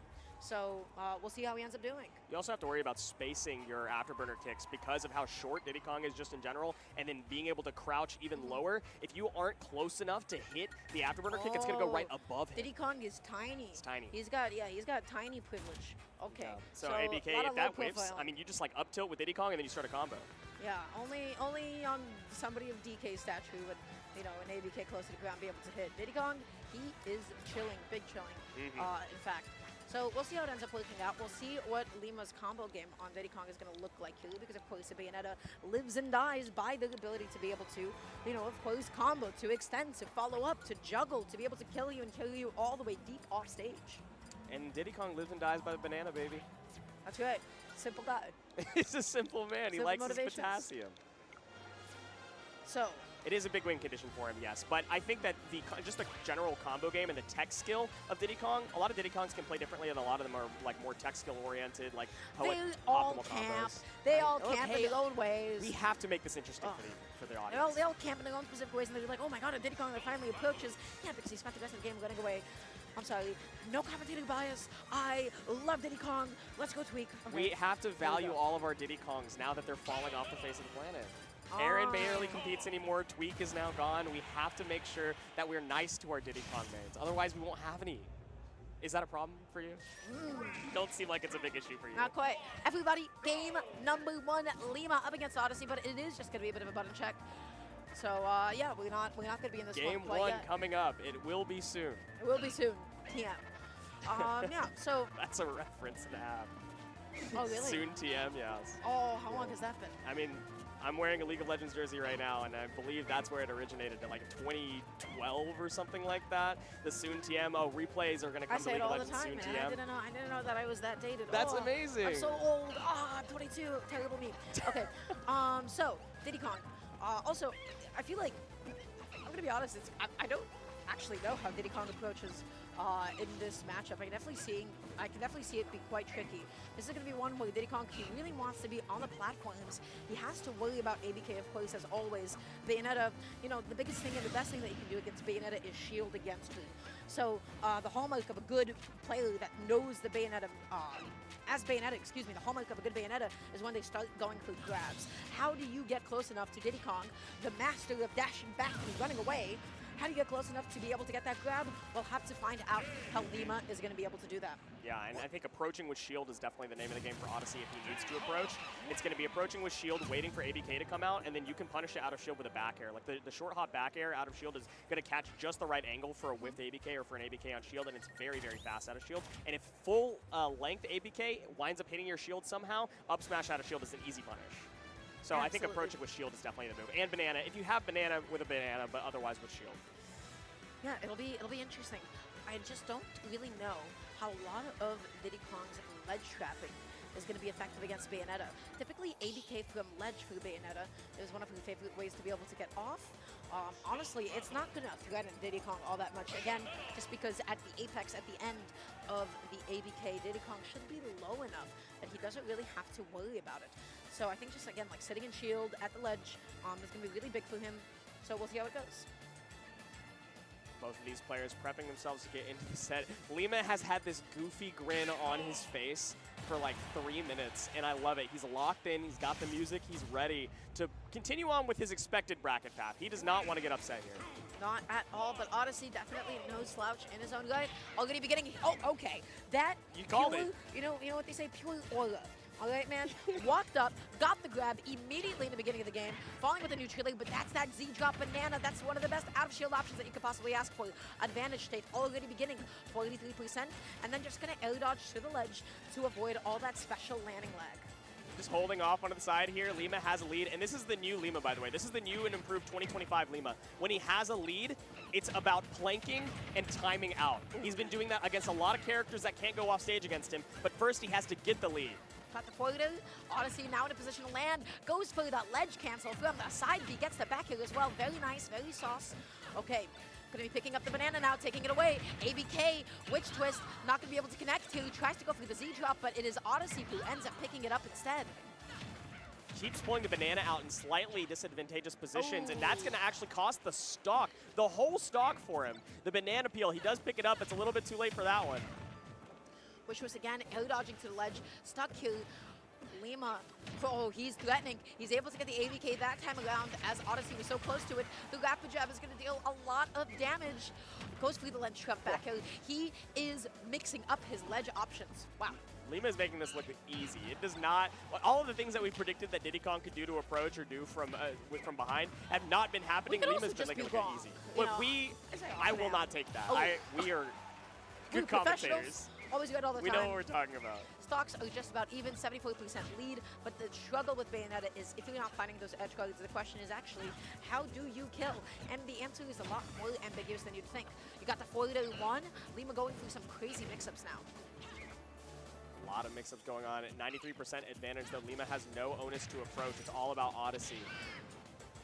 Lima gets the grab. Like you said, defined by the grabs, interrupted. Still going to be able to make this back fairly easy. You have a lot of distance that you can cover horizontally with that option, but the shield poke with the back air keeps Odyssey off stage a little longer. But Bayonetta killing, they don't always go together. That witch twist, what's it going to be? ABK back to that one is going to be able to do it. Nicely done from Lima, and now all of a sudden he is an entire fresh stock up, picking up the banana, a heel slide, whoa, falling off, witch twist, instead of going through the actual second hit of the heel slide, Lima, he is going out there, and Odyssey is dead with style. Oh my God. Was that a footstool downer at the end? That was cute. Whatever that was, he definitely knew. Wow. At the moment he went off stage, he knew this is what he's going for. He also had a nice little grin after that one. He's trying not to smile too hard because he has to do the bans and he doesn't want his opponent to know that he's really, really happy about that one because it's a little disrespectful. But I like it. Aura farming at the start of the game, aura farming at the end. Yeah, he exactly. Man, opening off a game like that just by running up to somebody and grabbing them because they're like, oh man, I got him shield. I'm so afraid of you. Whatever. That was cool. That was great. Yeah. He did it. He solved the problem with Bayonetta, which is actually how do you kill. He was able to get the Witch Twist ABK back in. He was able to edge guard Diddy Kong, which is so huge and so important. You want to knock those barrels out of here. And then Bayonetta has so much offstage presence that Diddy Kong is going to have a tough time. Normally, I gotta say, Diddy Kong doesn't have a tough time getting back on thanks to the help of side B. Bayonetta, she has been nullifying that. And honestly, Banana in this matchup has not been so relevant because he's just never been grounded. No. Lima has never been on the ground to the point where it could trip. Bayonetta is all about witch twists and ABKs and jumping around and not touching the ground at all. So Banana is no longer the game plan. We saw it cost the life of Odyssey multiple times, pulling it out at a poor timing, and then having it in hand. Still good, though. It's still good to have out of shield. But I think you also still have other out of shield options that prioritizing the Banana might not be as valuable as prioritizing airspace. So we're going to this next game. We're going to be opting for a slightly smaller stage, only the center platform that really changes platform pressure, but he opens off with a heel slide, witch twist. Look at the position, calling out the side of the Odyssey, thanking his lucky stars that he made it back on. He got immediately heel slid in the beginning of the game. That's ridiculous. Found the grab on the witch twist. Odyssey tried to turn it around, but barely any value off of that one. You should easily be able to find like 40% from Diddy Kong off of a down throw, but he's not able to find any of it. Lima's aura farming has proven some success right now as Odyssey cannot hit the combos. Making it back on, landing with the neutral on shield, nice back air, up tilt back air, not going to do it, but it was all about the reposition. It was all about the extension. Lima, he did not need to hit that first back air. He put himself on that center platform, and he took it all the way. Oh my God, it does not stop, Kevin. It continues from the Angel platform, off of the Angel platform, into the arms of Bayonetta. Lima swinging successfully to Odyssey, desperate to find some sort of opening, bringing the banana out again, but if you hit in the air, nothing happens. Oh man, the advantage state between these two, I mean, the difference is really showing. Odyssey might get a forwarder, he gets a banana Q, what does he get? He doesn't get the side B. Now Lima gets an ABK, gets a witch twist, gets another. That's 3 special moves, one after another. Oh my gosh, it does not kill, but that is still so much damage. And more importantly, it's such a mental blow for Odyssey. He thought he had an approach option with the banana down tilt, and then it was witch time. Lima is just all over this one. Oh, it is actually Lima who's going to be going down. That was untechable. Okay, making it back on. Being nice and patient over the shield. Going through the footstool. What a landing option. Odyssey looked for an up smash out of shield. At 0% against Bayonetta, I wouldn't be surprised if it was negative on hit. That was such an interesting choice, and it did cost him his stock. Yeah, so now he's an entire stock behind yet again, and we have seen what Lima's able to do with fresh stocks. So able to get the F-throw just for a bit of stage control, backing up a little bit, waiting, up tilting in his face, getting the exact timing that he needed to be able to catch the neutral get up, which was coming through again, dropping back to Yo, his flowchart, his insane. advantage state, he gets in his opponent's heads. My God.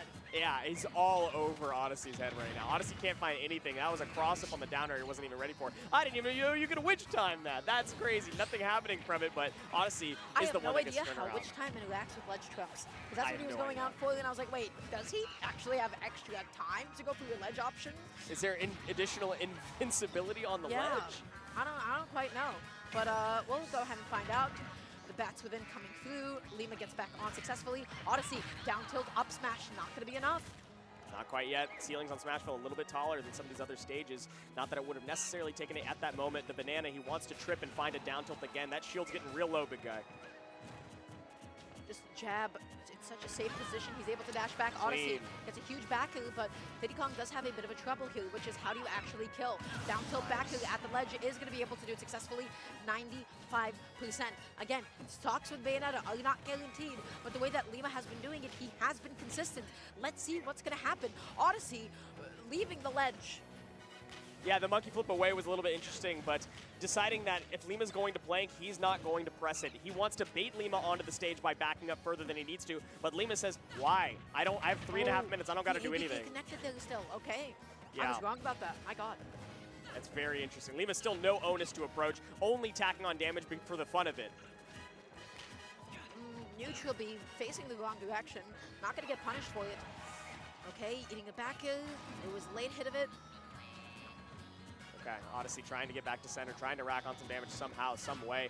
Lima, while he has center, decides to try to force Odyssey into poor situations, but anytime that he's on the ledge, he's just going to play it very slow. Odyssey's beginning to slowly catch his landings after the ABKs. Two-piece guaranteed, dash attack into foil. He's slowly but surely chipping away at this. He is shield camping. He is getting the banana toss out of shield. That is one of Diddy Kong's most powerful options. Okay, up tilt back. Is that going to be it? Yes, it will. Lima coming up 2-0, but Odyssey, he's getting there. He is beginning to catch those landings. Lima definitely did not have any onus there to approach. He could have continued playing on the ledge for the next 3.5 minutes, but I think that he did not want to play it that way. He said, let me approach, let's close this one out, I have the lead, and that gave Odyssey some opportunities. That gave Odyssey some momentum, potentially coming into this game 3, and I'm wondering if Lima is going to be happy about how that game ended, depending on how this one begins. It just feels like Lima is getting so much more reward for each hit than Odyssey is. Odyssey's only getting like a 1-piece, a 2-piece. Lima, minimum 3 hits after an ABK, after a witch twist, after an up tilt, right? Or oftentimes just a little bit more consistent in actually finding those closing kills. Back heel dash attack forward, the longest string that we have seen so far. These Peanut Pop Gun cancel aerials, falling aerials, which are a very high-tech skill, have been proving very successful for Odyssey to rack up some damage on Lima. Looking through the up tilt. That up tilt is so non-committal because of the air dodge, you can just easily reposition and cover the next option. Good high recovery right there. The mix-up. He had all that special landing lag. He decided just to fast fall through the platform when Odyssey was just covering the platform. That was so good from Lima. Lima holding center stage right here, actually gives that up just a little bit. The ABK does not connect. That's that short Diddy Kong, allowing Odyssey some advantage on stage. This is even percentages right now with Banana in hand. He tried to go fancy. Tried to be fancy. Not even just fancy. That was probably optimal too. That would have killed if that connected. But alas, an if is the big word there. Okay, trying to go through the down tilt, not going to be able to get it. He's looking for any way to catch his landings, but Lima is mixing it up between landing on the ground and landing on a platform. Odyssey has not caught on. Center platform should be beneficial for Odyssey if he can start some sort of game plan, but right now Lima using it for ambiguous disadvantage states like you were talking about right now. And now Odyssey on the back seat, 50% down to Lima right now, trying to fish for a landing with the banana, but not able to find it. Okay, just side being over. Lima not going to be able to cover with that ABK, 145%. I'm not sure that the F throw would kill, just went through the down throw because you could try to go for a juggle. Forward should kill off the top at that point. Nicely done. Lima now, 101%. What's it going to be? Is it going to be another down tilt kill confirm? We're going to need to find some sort of kill confirm. Down tilt with the banana if possible. If you can't find it with the banana. Too late, too slow. Did find a back air to continue advantage state. No way, that works. What? That's crazy. Oh my God, that's crazy. He pulled that out in this game 3 specifically. He gets that forward and that killed. Oh no, no! Odyssey, the game is going away from him. He was doing so well. He was beginning to figure out Lima's landings. And then Lima, witch timing the banana that was stationary. Up smash going to be coming through, but is it too late for Odyssey? He is down 2 games. He's down an entire stock. He's getting comboed. He's getting bayonetted. That's already another 57. Kevin, what does he have to do? He's got to find some value. He needs to find a throw, an approach with shield, find a grab, get some chip damage down, and don't prioritize the banana at this moment. It is not helping you. Lima did the thing where he moves a lot and then he stopped moving at all. ABK, oh my gosh, that is so much damage and it does not insane. stop. It's insane that that's something that you can do. Is this matchup actually really bad for Diddy Kong for this reason? It's crazy. You can just witch time a standing banana. This is also Lima at the moment, right? So Lima is doing fantastic. Falling back into the forward as well. Whiffing the dash attack. Lima not going for an immediate punish. Side B finally going to be connecting. A lot of shield pressure happening. Thought the cross-up was going to come through, but Lima landed on the wrong side. Odyssey's one opportunity to rack on some damage is gone, and now he's off stage, eating the guns. How do you get back? Okay, side Bs. Lima not going to be able to catch the end lag of it. Up he's back on. Nice and patient. Forward Down throw. tilt. Yeah, not going to be enough. Easy kill confirm options here for Lima. Odyssey's got to be very careful about how he gets across the stage. The monkey flip does allow him a little bit longer. Anything can kill at this point. So deep into the red. This is the point where the forward throw might kill. And yes, it will. Odyssey going to be out of the game, going to be out of the set. Lima is going to be moving on, and moving on with confidence and with style. So what I really loved about Lima's gameplay more than anything, honestly, was the fact that he was saving a few things for Game 3. In Game 2, I think the biggest thing that you would notice would be that Odyssey was beginning to catch onto the landings. Why is catching Bayonetta's landings important? It's because she gets special landing lag after each time she uses Witch Twist or ABK. That is when she becomes the most exploitable. That's why Bayonettas love going to the ledge. Lima, on Smashville, in Game 2, he was landing on the ground a lot. Odyssey was punishing it. In Game 3, he was immediately air dodging up to the center platform. Odyssey did not catch a single one of those. Lima, once, he also fast fell through it when Odyssey was covering the platform. He could not catch that landing. He couldn't do it at all. It looks very difficult to approach right there because Diddy Kong's aerial speed is fairly slow, so trying to anti-air one of those options when Lima is just that nice distance away from you is very, very difficult. And then you have to close the gap on the ground, and then find a shark aerial underneath if he goes up. Like, the reaction time that you have to punish that is insane. Like, it's not possible. Especially, I mean, he didn't find the space for it. He didn't find the space, he didn't figure it out. It does actually seem quite tough for Diddy Kong to be able to do that as well, especially just because, you know, the advantage state is honestly not that big. At any point in time, you know, similarly to fighting Snake, you know, not with the grenades, but you have to be worried about the mashing witch time, which can then easily turn your combo into their own. So Lima, advantage state on point, pressure on point, neutral on point, safe landings and disadvantage on point. Every single step of the way, it felt like he was coming out on top. Odyssey was getting more confident, he was getting a few hits in, but it was just not enough. Very difficult. Lima is one of the top seeds of the tournament for a reason, continuing his run in this bracket and his incredible 2025. Stocks of Lima in 2025 are way, way up. That's right. We have one more set coming on up. It's going to be Arsenic versus Jade. Now, I have no idea who this is. Great. Arsenic is the Joker that upset Fatality earlier in bracket. Ooh, so huge momentum, probably a big mental boom for him today because he's been feeling really, really strong after that win.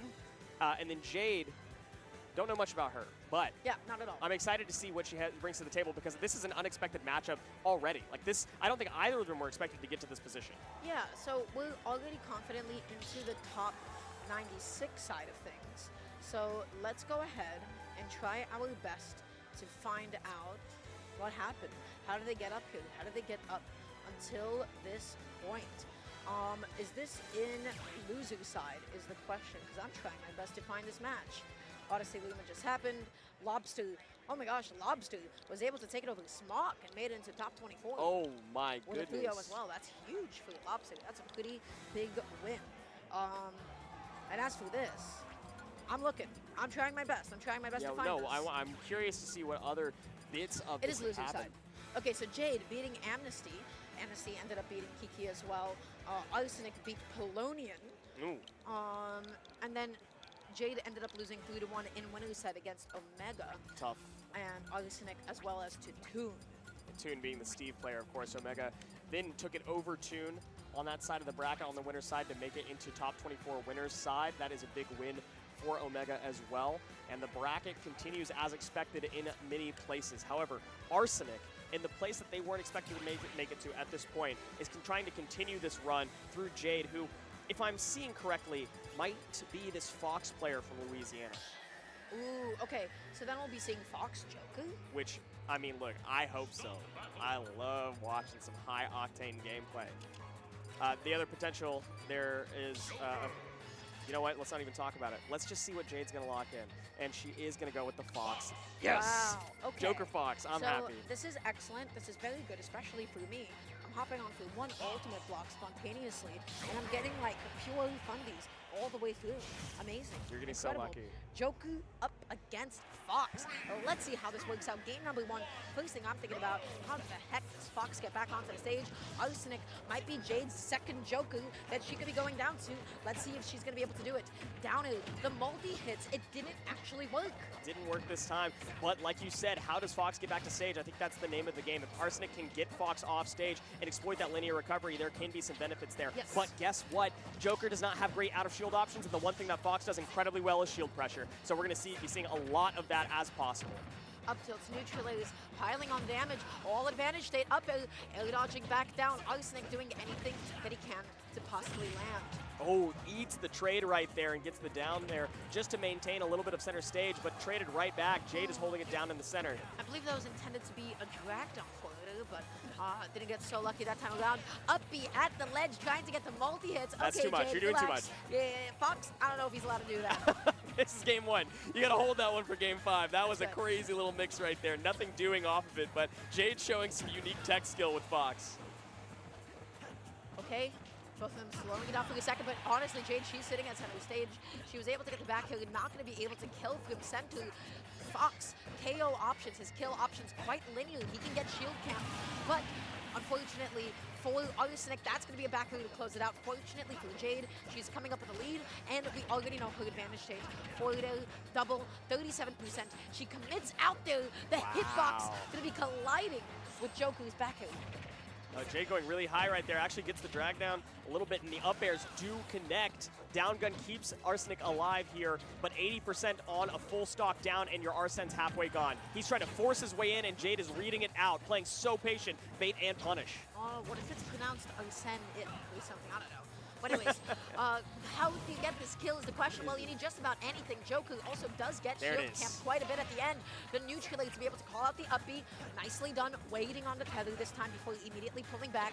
But Jade is just piling on this lead. It's very important right there to wait on the tether recovery, especially as Arsene had just disappeared at that moment. But what more important than that at this moment is Arsenic trying to find a stock take, fishing with these back airs, and the down air was a good option, but it doesn't quite take it. However, the AHA off the top, that's a unique one. Okay, I mean, hey, it's that point in the game, it's that late. Back is going to be killing once again, and now Jade has the biggest lead that she could possibly ask for.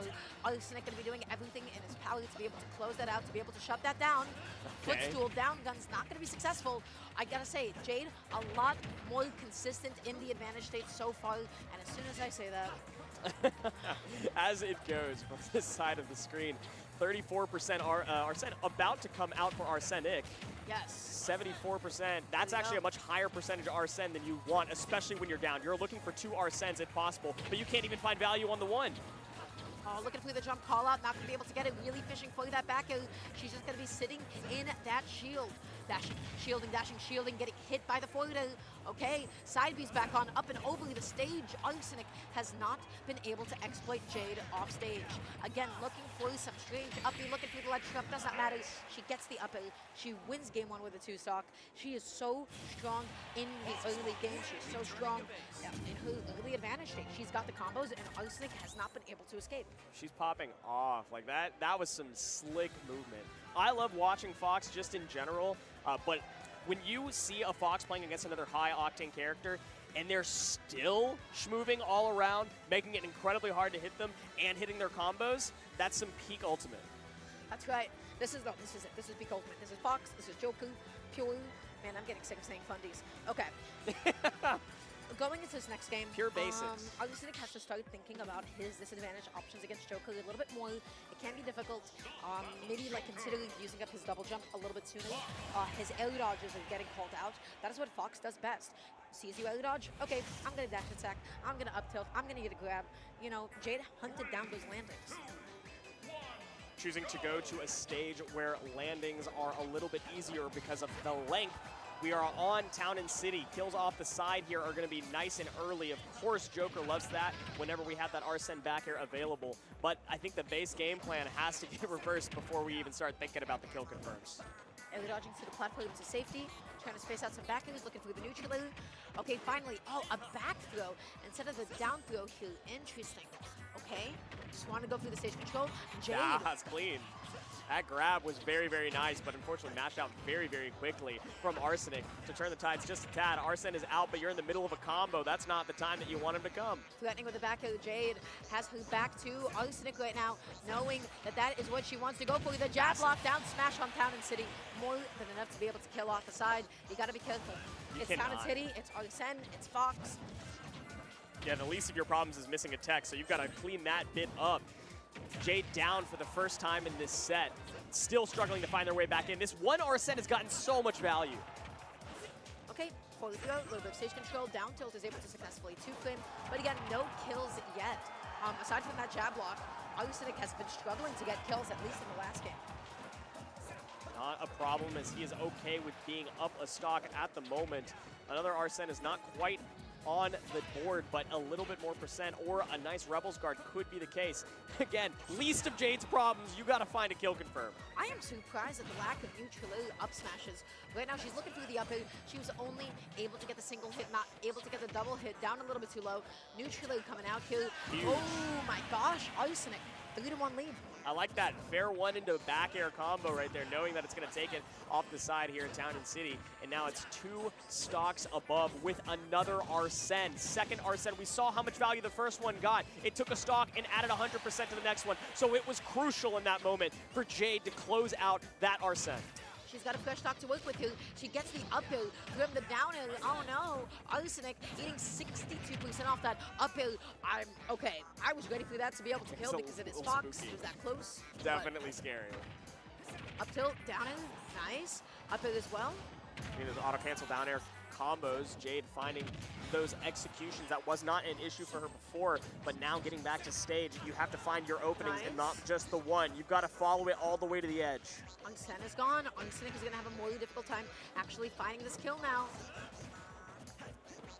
Fading to the back of Fox. The out of shield options for Fox from behind are not very strong, so if you can keep crossing him up, that is the move. Dashing, shielding, getting past the AHA. She needs to be able to find this kill. She needs that up smash, but the F tilt at the ledge, finally going to be able to do it. Jade has been allowed to get back onto the stage, quite frankly, too many times. Arsenic going to be able to punish that side B. She has opted to avoid the ledge. She tries to go over the ledge quite often. So, good game for Arsenic. He got the Joker stuff. He got the jab lock on the edge of Town and City. That's what you could ask for. Jade struggling to kill that time, and that is kind of what you expect out of Fox, because his kill moves are genuinely difficult to land if you're sitting in shield and if you're running away. Up air, back air, up smash, what else is Fox supposed to do?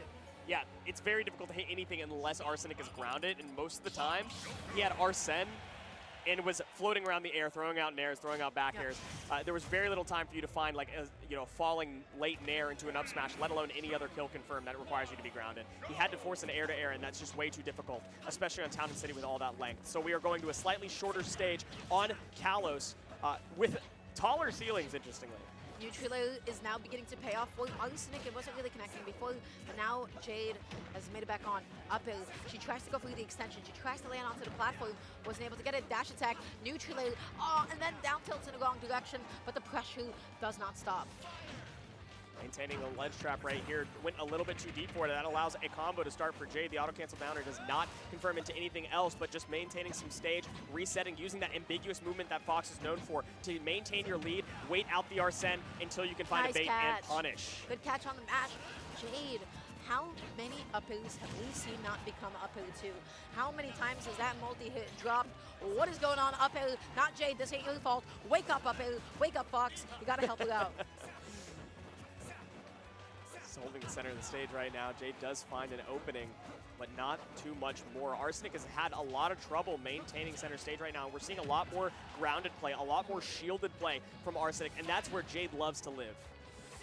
Making it back on, rolling back onto the stage, and just like that, neutral has been reset. She's looking to catch a jump, but Arsenic has not been jumping. He has avoided every back air, every up air. Oh my gosh, goes out there through the edge guard, and it was unsuccessful. He's been misspacing those back airs off stage. Unfortunate that was an opportunity. Not able to close out on it. Oh, the Rebels guard into the instant Arsene come out into the back air. The timing on that option had to be so precise that I'm impressed with Arsenic's awareness. Hey, he saw the 777 on the slot machine. He thought, oh no. Spooky. Okay. Get it back on. Jade gets that dash attack, but it's too late for you to really threaten with up air. Now you need that raw hit. You need the back air. You're able to get it. 61%. You're not down that bad. Jade, as soon as she gets like that down air, as soon as she gets that up air, she's able to even it up. We have seen this before. In the corner, Jade right now having the percentage continuing to rack up on herself, is able to find a down air off of ledge, auto decaps into some up airs. That's a lot of damage traded back. But Arsene is out again. That was 61? That's a Fox damage. Oh, everybody's cheesing at the ledge. Everybody's got to drop down, double jump, something or the other. Okay. Late game ultimate, baby. Oh, Jade so deep off stage, eating the side B once again. How is she going to be able to land and reset neutral? Arsenic has been controlling the stage. F-tilt, spacing her out, calling out that neutral. She's been aggressive with some of these jump short hop aerials. But she's got to recover high, especially with Arsene out. It doesn't even matter the back throw. Steals the stock away from Jade, yeeting off the side. And Jade on the back foot still, even off of the fresh stock, off of the Angel platform. Arsenic's in control. Back throw for a bit of stage control, because that is where Joker is the strongest, that is where Fox is the weakest. Drop down, double jump down. It is coming out, it is connecting. She's not able to catch the landing though, but the up smash punishing Joker, sticking his long legs out. Cut it out. Beautiful. Beautiful bait and punish right there. The up smash confirms the stock, and Jade has another chance to continue on to this one. Down airs into up airs. We saw the 61% before, and we see 64 this time. Arsene is out again. How much value can you find? Every single Arsene that has come out, Arsenic has been able to find a stock. He wants that neutral, he wants that down, he wants to be able to catch Jade on the ground, but now the dash attack is coming through. Jade, the helicopter kick coming out as well, just to stall a little bit, mix up the timing. Dash attack up, that's big damage. Huge opening right there. Arsenic wants to find the thing that he's found every time that Arsene has been out with a stock take, and he's fishing a little bit too hard for it. Jade now in the driver's seat, swinging off the ledge right now. Again, that's been the name of the game for both of them. Holding onto shield, that doesn't neutrally, just trying to bait Arsenic here. I feel like this is going to be a good time for Joku to go for grabs. Jade, okay, jump aerial, jump aerial, jump aerial. Some would say mashing, but guess what? It's not getting punished. That's Fox. It's what you do, right? It's shield pressure, except your opponent isn't shielding. It's the same options either way. I don't even know what to say about that right now. She's off stage. Arsenic gonna be missing the edge guard, put himself into the corner. The dash attack comes through. Double jumping away from the up air just in time. Dashing and shielding. She lands with the forward air. The up air comes through. It does not kill. Fox is not DLC. That did not kill. Huge opening right there. Another Arsene soon to come out. So the next hit that you hit, you want it to kill Jade. You cannot allow the monster to come back. Okay. Slowing down the game here. Now she has resorted to shield camping, dashing and shielding. No way! That's no way! No, it doesn't take it. No way indeed, Kevin. You made sure that it didn't kill. It's all your fault. Don't the up B did put not this kill on off the me. top. 166%. Poor Fox. Poor Fox. What is Fox supposed to do? You need an up smash. You need a back. You need an up air. Or something crazy like that again. But now you have to go up against a fresh Arsene. Anything from Arsenic can kill. Anything can kill at this point besides the back throw from centering stage. It's not going to be enough. Jade. Oh! The back throw. No, not yet. They're both living to obscene percentages. 166% for both, and the next one will hit, and the F-tilt is just long enough. The Arsene out for that last quarter of a second to secure the game. What insanity! She deserved that footstool up B. I wasn't ready for it to kill. You didn't believe. This is your fault. Your heart was not pure. Everybody watching, it was your fault because your heart was not pure and you did not believe that that would kill off the top. Can we cut? Oh. This is so unfair. You cannot put this on me. Jade had the insane thought to use footstool up B to take the game. It was flashy. It was cool. She deserved it. It's probably Fox's best out of shield option at that position, honestly. It probably is. Footstool out of shield, that is the 2025 meta. So going into this next game, she's probably got to feel a little bit bummed out. That was a heartbreaker for her. But now, those drop down, double jump down, it was from the ledge. When will you learn? When will you learn, Arsenic? Don't respect it. Well, respect it a little bit more, actually. Respect the hitbox on it. 87%, that is a late Arsene. A nice place for Jade to be just a tad more damage on the Joker, and you can find that late nair into an up smash. A lot more grounded play has been coming out for Arsene, but unfortunately at this moment, Arsene is the one taking the stock. What a clean reversal from Arsenic, taking it all the way. After that game one, especially, okay, Arsenic now just landing with the neutral, mixing up his drift. Jade is struggling to be able to find these openings. Down tilt going to be connecting here. Okay, what's a tech chase? F tilt Joker. He's got that stick. He's able to poke. So difficult right there. Not actually fishing for tech chases. That's one thing that Fox excels in so well that Jade has not been able to force positions in, is tech chasing into stock confirms. Oh, the neutral getting called out by the dash attack, nicely done. That's typically the position where you would go through like another up air, but the problem was that Joker was a fast follow. Oh my gosh. That was DI. DI. That DI, he died. That's what happens. Down from the ledge again. Stop it. Stop it, Arsenic. Arsenic, just gotta hold your shield. You just gotta back up a little bit. You can use like back fish or something. He's gotten hit by every single one of those. I hate to tell you, that is super standard for Fox players. Oh, no, it is. But Arsenic is just not respected at all. You have to bait it out, right? You have to be able to dash back before it comes out so that you can punish it, and it's just not been happening. Oh, the down smash. Okay, up tilt. Gonna connect it. Nicely done. The game is just about even, but Arsene is on deck, which is a big consideration. You don't want to get hit by that neutral. You don't want to get a jump called out. Jade, she's putting on the damage. Finds the back air off of an errant option in the air. Arsenic got to be a little bit more thoughtful about where you throw out these aerials, especially at this percentage. Dash attack coming through, gonna be pushing Jade off stage. The super delayed angle. Nobody was ready for that mix-up, not Arsenic. Back in center right now, the parry on the back air is a very nice opening, only able to get a jab off of it, and it resets for Jade. Baiting out the up smash, but only getting a dash attack as the punish. Again, resetting, finding a grab. Oh, the up air, okay, as a nice get off me. And now all of a sudden, it is Arsenic's advantage state. The edge guard did not pan out. Okay, Jade, she's looking for the neutral. It didn't connect. The dash attack as they get off me once again, and the back air catching Jade going above the stage. No one send, the back air did a kill, but it's set up into the position for the F tilt to do it. Arsenic is on the precipice of taking this set. It's so difficult. You have these side platforms that you want to be able to maintain like safe recoveries with. For Fox, it's one of the reasons that you pick the stage, but you're not able to find it because Arsenic's been covering every single thing. But now we are on the last stock for both of these guys. Arsenic in the driver's seat, Jade trying to get back into it. The down air connecting once again. That has been her main source of damage. Every single stock in the beginning, every single drop down, double jump down air has connected. Okay, now she has the lead. What will she do with it? The neutral air comes out. Arsenic gnashing out a disadvantage, finding one of his own. The down air, the dash attack. Oh, it wasn't the late hit. If it was a late hit, that could have been the back air. I thought it was going to be a turnaround into the up smash, but unfortunately got the dash attack instead, either from a missed input or because you did not think that the up smash would connect, and that allows Arsenic to live just a little bit longer. The back throw is going to put him off the stage, and she's got to find some sort of recovery. It's so deep right now. Oh, so good using the down B finally to be able to exploit the hitbox, teching, up being back on. Jade has a chance. Arsenic still has Arsene, but who's it going to be? It's going to be Arsenic coming through the back air, trading at the end of the day. Oh my gosh, popping off. What an amazing win to have under your belt. Incredible edge guard sequence from Arsenic. It's just so deserved.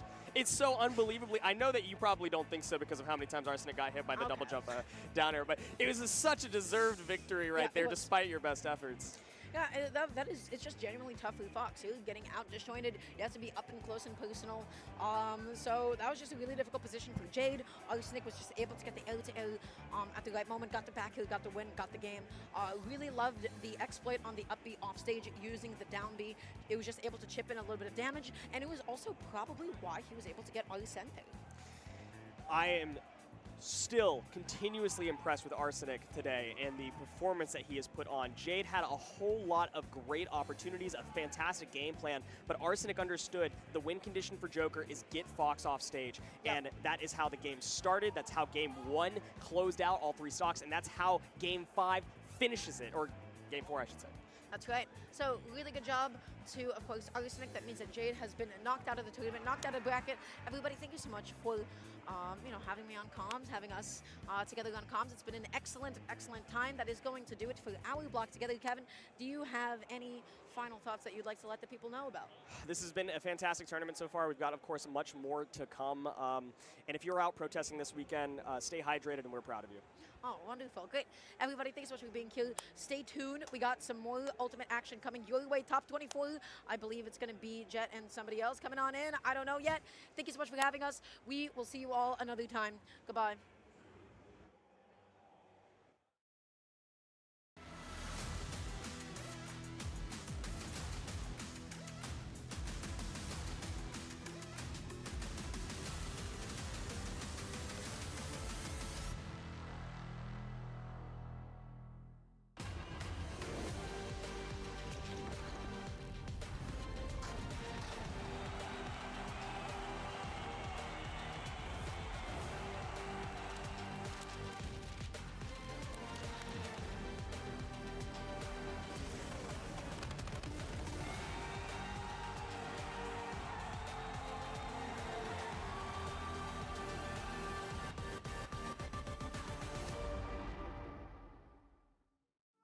Are you enjoying the show?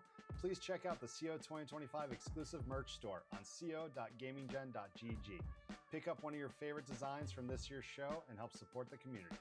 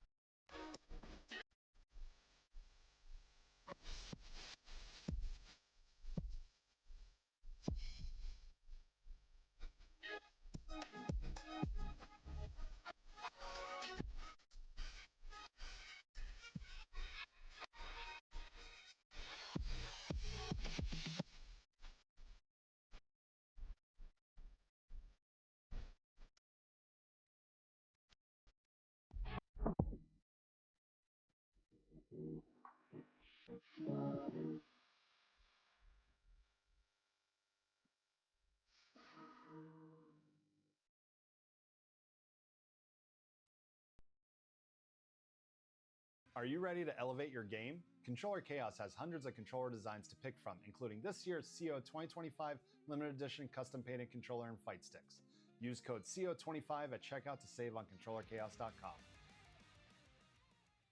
Tenno, officially licensed FGC merch designed by the FGC for the FGC. Discover our newest drops releasing for the first time during CO, including the newest official Street Fighter design, the CO 15-year collaboration, and many returning favorites. Get yours today at merch.10-o.gg. Whether it's sunglasses outside, blue light glasses inside, or night driving lenses in the dark, Zenni has affordable eyewear for everyone. Get 10% off with code CEO at zenni.com.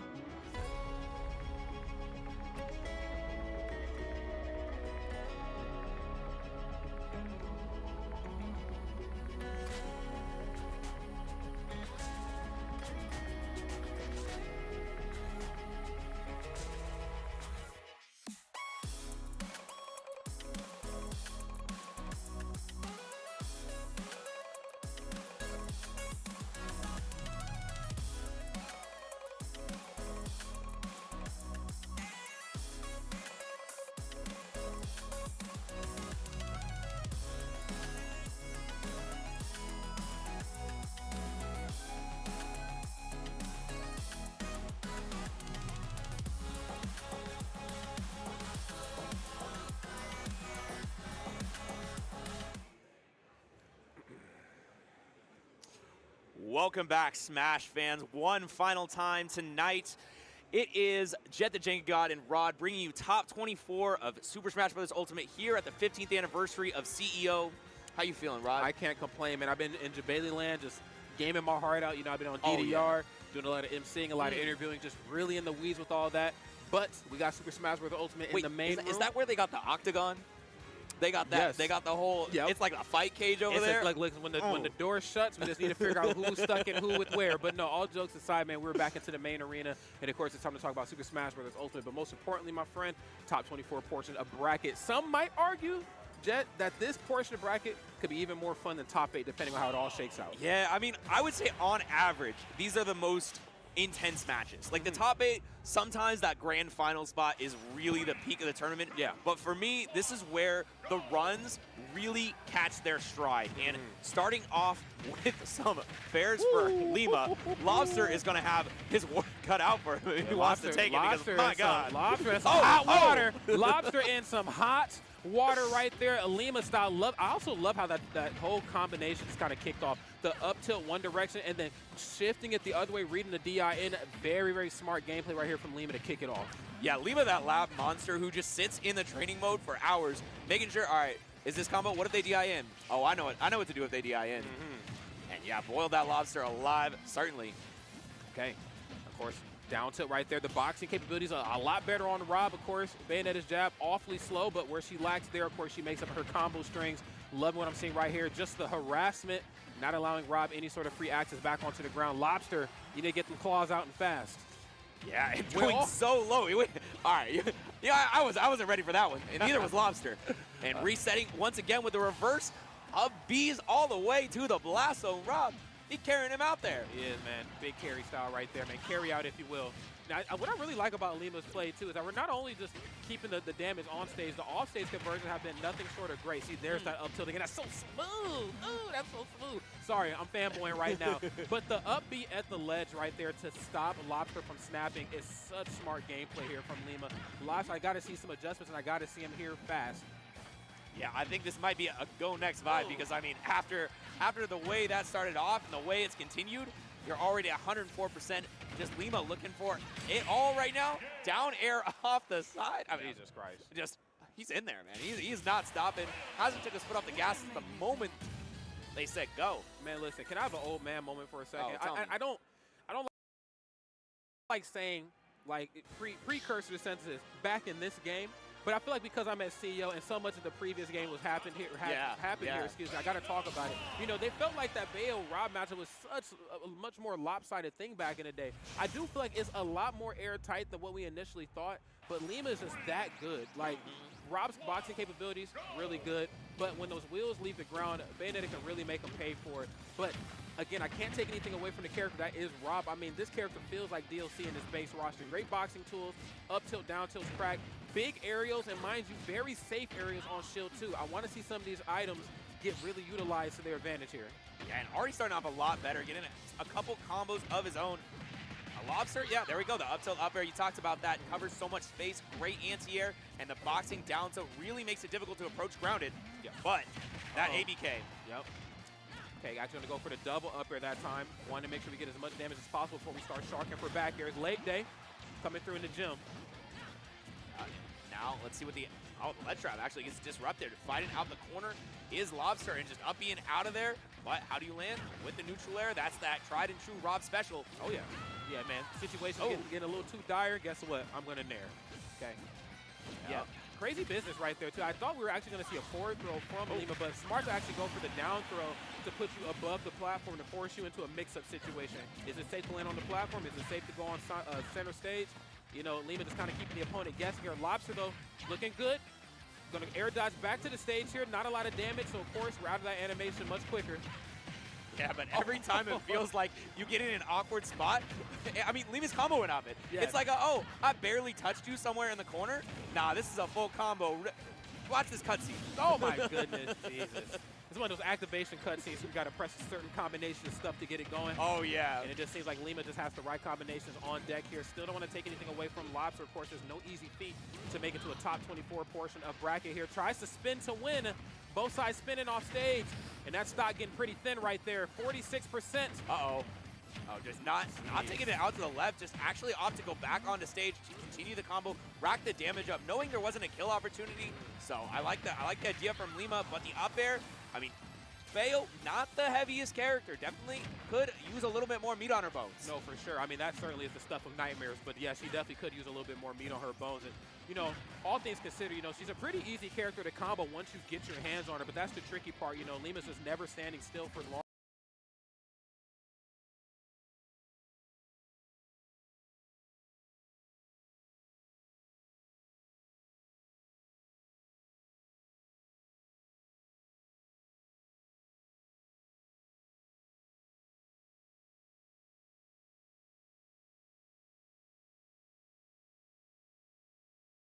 Long enough to make that happen, where most Rob mains are looking for like that grounded gameplay. Lima's like, yo, I'm dancing around, I'm moving, and once you're off your feet, it's damage time. Gyro in hand. Yeah, resets the edge guard. Forward air catches the up B, and there we go. Precision from Lobster, and a lot better situation than the last game, but getting shot to hell. Yeah, seriously. Bullet art, bullet climax, you name it, okay? More bullets than the Matrix right here. Okay. There's that nair we were talking about, criminally safe on shield, but Rob needs everything and then some right here to try to mount this comeback. Oh, hit the wrong direction on the neutral air. That was the attempted 0 to death setup with that. Obviously, drop gyro plus nair, but you're going so low. And hold on a sec, we fighting down here. I can't even see the characters, and they're already going hard. Oh, I mean, that might be the best air dodge I've seen in some time here in Ultimate. I mean, to get back to the ledge, yes, but to also move through Bayonetta, you are in some hot water. Indeed, that's right, and it's boiling over here. There's that back air, 11 frame startup. That's going to be all she wrote right there on that second game. Yeah, Pro lived to 204% though. That's actually a huge differential from the first game. Every time there was an opening for Lima, it seemed like Lobster was getting cooked, getting boiled, as you said before. But this last game, really close. Lots of just ability to stay alive and not getting hit by those killing blows. No doubt about that, man. Yeah, I'm so glad you brought like the importance of survivability. I really have to give it to Lobster. You know, obviously not doing the best here in this set, but I feel like after how that last match wrapped up, that should activate something inside your brain. You say, wait a minute, I can live to crazy percents if I stay on solid ground. I know it's a very easier said than done sort of thing versus Lima, but the matches slow down to a crawl when your feet are on solid ground, and I think that's where Rob can really start to shine here. See? That's a lockdown right now. Back in this air, and of course, dancing over these platforms is not a spot you want to be in. There's back throw. Sets up for something good. Tried to go for the rotor arm off stage. Would have killed for sure if it connected, but once again, a missed tech on the neutral air. You got to be so careful in the corner versus Bayo. And all right, that's a little ill-advised. Let's see what Lima does with it. Big combos with these reverse up airs, but not going to get the full thing, Rod. That's right. Smart right there on Lobster to air dodge through that at the right time, because the way Bayo was facing, had she hit him with Witch Twist, it actually would have forced him out closer to the blast. And as you know, I think you shoot out whichever way she's facing when she does that move. Yeah, and she could turn it around when she does it too, so she could do the up B in either direction and it will send you that way. Sometimes good to mix up people's DI if you do a B reverse Witch Twist. Okay, 3-frame down tilt. Yeah, it was all a ploy. You was never meant to get hit with any of these down tilts. Wait a minute. Into the sky. Actually not gonna get the full combo. It looks like it was disrupted by the gyro, so good on Lobster to keep that in hand, but still probably dead to this back air. No, just barely alive at 162. My God. And I like that fake out there from Lima. The haphazard jump. Then we actually went back down with the dive kick just to regain positioning, excuse me. Oh my goodness, yes. We're just looking for the bullet arts. I mean, at this point in time in the match, you know, again, trying to catch air dodges is kind of your best friend is Bayonetta. And of course, you have nair, you have up air. Of course, you have forward air as well, too. Of course, that one operates a little bit differently, but all her bullet art moves off stage, I mean, they catch air dodges pretty well. Footstool, down there. We're still up in there like swimwear. Yeah, I mean, still living to an insane percent, but I mean, no tech zone for sure. Not allowed to. No. Sitting at 51%. Let's see what Lobster can do with this advantage state. Lima's gotten out a lot of these advantage states just with some evasion of his own, but let's see what we can see. Oh, unfortunately, sets the wrong direction on that down B, and that gyro might be his death knell. Yeah, it might certainly be. The bullet arts right here, just the held down there is enough right here just to really make Lobster sweat. Looking for the uppy, or the up smash, excuse me, but finds a back air. Out into the magnifying glass you go. Lima moves on to the next portion of winners here. The 30-handed 3-0 victory. I mean, Lobster, of course, I want anybody that's tuning in for the first time to think, you know, Lobster don't got it. That's just a really tough matchup as well. And Lima, of course, played absolutely out of his mind there.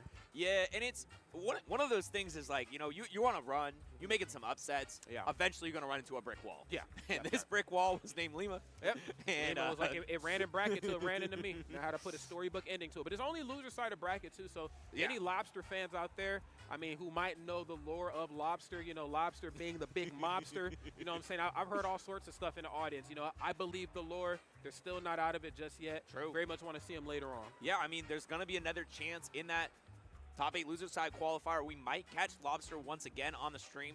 But for now, that is Lima in winner side top 8. You'll be seeing him tomorrow. Rod, you're gonna be on top 8, right? Yep, I'll be on top 8 tomorrow. So yeah, it's gonna be a great one. Very nice. It'll be a good time. But we got another match coming up. Yeah, we most certainly do. And it's Cola, the previous CEO champion, getting ready to face off against Beast Mode Paul, the MomoCon 2025 champion right here. So this is a battle of two young gods, and I'm so excited to see how this one is all going to unfold. A lot of swords to be swung here. Yeah, and I feel like I've heard that Florida's been thirsting for a CEO victory. I would like to see it. I don't think they have one. Is there a CEO victory from Florida side? As far as I know, it hasn't happened. Oh my God. Maybe in a different game, but I don't think in Ultimate. Not in Ultimate. I think it's been a while. Yeah. It's been at least, and there might be some statisticians out there that are very eager, of course, to prove people like us Let wrong. us know if we're wrong. Let us know, though, because if I'm not mistaken, I don't know if we've had a Floridian win a CEO. The closest I think we've had. Oh, wait a minute. No, I don't think so. Cola's the closest. Oh, yeah, living in Cola, Atlanta, Georgia, right? Yeah. Yeah. Dang. Yeah. We got to change the history. Okay, We got to change it. Beast Mode Paul with that MomoCon victory puts himself in the contention, in the talk, and you know the first step is making that top 8. You got to make the top 8 before you win the tournament. And it's no easy feat, but you know somebody has to do it right here. So we got two of our gentlemen in the hot seat right now: Beast Mode Paul, and of course the previous CEO champion Cola getting ready to throw down here. Now, of course, from Beast Mode Paul, we know what we're going to see. The tried and true hero. The real question is for him, which costume? On Cola's side, it could be a matter of Roy, but I got to give it to the Cloud. The Cloud is no slouch. It's been showing up. It's been showing up, and most importantly, showing out. Bro, have you seen the Cola interviews from GBTV? The No. Japanese. Oh man. Oh, is that with Sid? With Sid, yeah, with Sid and Naru. Oh my God, that sounds like comedy gold. It is. Oh my, there's nothing like it. There's nothing. You got to just tune in. Yeah. If you're not a GBTV fan, if you don't follow them on Twitter, check it out because man, that with the Cola interviews are just there's nothing as funny as that. No, absolutely not. Cola is literally just a content machine, and the great part about him is that it's just all unintentional. It's just he's just being unapologetically himself off the sticks, and most importantly, what we're about to see here, of course, is on the sticks as well. True. Now, of course, you take a character like Roy, excuse me, I almost said Crom, like Roy, but Crom, obviously not too far off either. But the Roy, of course, very, very scary character. You have that frame 5 jab, you have the Nair plane, you just have that sheer output of damage that I think could be kind of imposing for most opponents. But you have somebody like Beast Mode Paul who doesn't mind the pressure, knows how to alleviate it, and most importantly, knows how to keep that distance between himself and somebody with no projectiles like Roy. That's going to make all the difference here. Yeah, and Roy is, while he's got like this inexorable offense, he does have, it's expected, right? You know what you're going to get when you see Roy. Yeah. When you see Hero, there's such a large variety of possibilities for what's going to be coming at you. You could be having projectiles. You could be having, you know, just accelerate back air. Oh, yeah. Dash up, grab. Like, there's so many things that you could be dealing with. So it becomes a little bit overwhelming for a lot of people. The mental stack gets broken. It does. It does. I mean, Hero is the epitome of a mixed bag. I mean, there are some characters who have a bit of RNG, but this is the RNG character. RNGesus Christ right here. You're looking at him. Praise be onto his name. That's right. Okay, bringing the Sunday service here just a day early, but that's okay. It's Sunday somewhere in the world, I bet, okay? If my time zone served me correct. And Yeah. Off in Europe, it's probably Sunday already. There it is. There's 6 hours in the future, man. Big shout out to the European Smash scene. Y'all are lit. Oh man. European Smash Scene is so cool. I love the UK Smash Scene specifically. I went there for regen, and bro, they were so chill. It was the best time. Yeah, easily some of the funniest people for sure. I mean, they just you know, like Cola, unapologetically themselves. True. You know, on the sticks, on the mic, you know, off the mic, it doesn't matter. Like, they are a great time, and yes, we are certainly in for a great time ourselves. We have Beast Mode, Paul, and Cola for all of us who are just tuning in. Be sure to hashtag CEO 2025 and show up and show out, of course, on social media if you can't make it. Stay with the latest and the greatest. CEO 2014 was actually the first one I had ever watched all the way through. Oh, yeah? Yeah, and then 2017 was my first time working it. I actually worked top 8 at the Wyndham. So it was me and Max Ketchum, and that was a pretty fun top 8. Dang. Yeah, man, I in the day. People give Jabali a lot of SHIT, you know, because Jabali can be Jabali at times, but I will give him this. He definitely played a big role into where I'm at right now as a commentator. So big shout out to Jabali, man. And shout out to him for making top 8 as well. He made top 8 in what was it, Capcom versus SNK? Yes, he did. So always a good player as well. Impressive to see at your own tournament going that hard. That's right, but we are getting into it right now. Just a couple jabs to check you out, because this is going to be a lot of feeling out spacing at this beginning. Oh yeah, no doubt about that. I mean, again, it's just going to be a game of chicken, and for good reason, because then stuff like this happens. Of course, when Polo starts to break that zone, I completely space on. When we talk about the potency of standing jab and of course short hop fair, but double edge dances catching spot dodges or catch you in the air. It ain't the damage that gets you. It's the knockback, man. I sound like an old man, right? Like, it ain't the cold air, it's the wind, you know? And certainly, I mean, that's some hard-blowing wind right there. It knocked you all the way to the blast zone, and already on to the next stop, 45%. That's You thought you were safe? You thought you were far enough away? Not today. I got speed on my side. I got speed, man. You got Accelerado. I got speed, man. Who you feeling like? There's the backdoor course. As you off stage, try to put him to sleep. A little off the mark, but definitely saves of what's to come. Oh, and we spent the meter, but that's okay. It was worth every penny, or I guess right there, every piece of percent. Yep, I mean, that Magic Burst, it's still an expensive spell, but you can just get it back with enough hits on the other side. But, oh, okay. Wanted a little bit of read action there. Not today. Ain't checking out no books. No, absolutely not, man. Do I look like Arthur Reed to you? Do I look like LeVar Burton to you? I didn't come here to read. I came here to fight. Yeah, no rainbows today. And accelerate just to get back to stage. And now, I love that air dodge through. That's something that Beast Mode Paul does a lot, where he'll use the speed and accelerate plus the air dodge to just get absolutely all the way to center stage. You try to mess with him, it ain't gonna matter. He's invincible. No, he's invincible. Yeah, I mean, it's all for naught at that point for sure. Oh my! See, this hey, look, you talked about as we came into this match, just the sheer what appears at times to be RNG, but it's really just well calculated, you know, utilization of the tools that Beast Mode Paul has. Even when you think he's in disadvantage, you can get thwacked and whacked straight up, bro. Yup.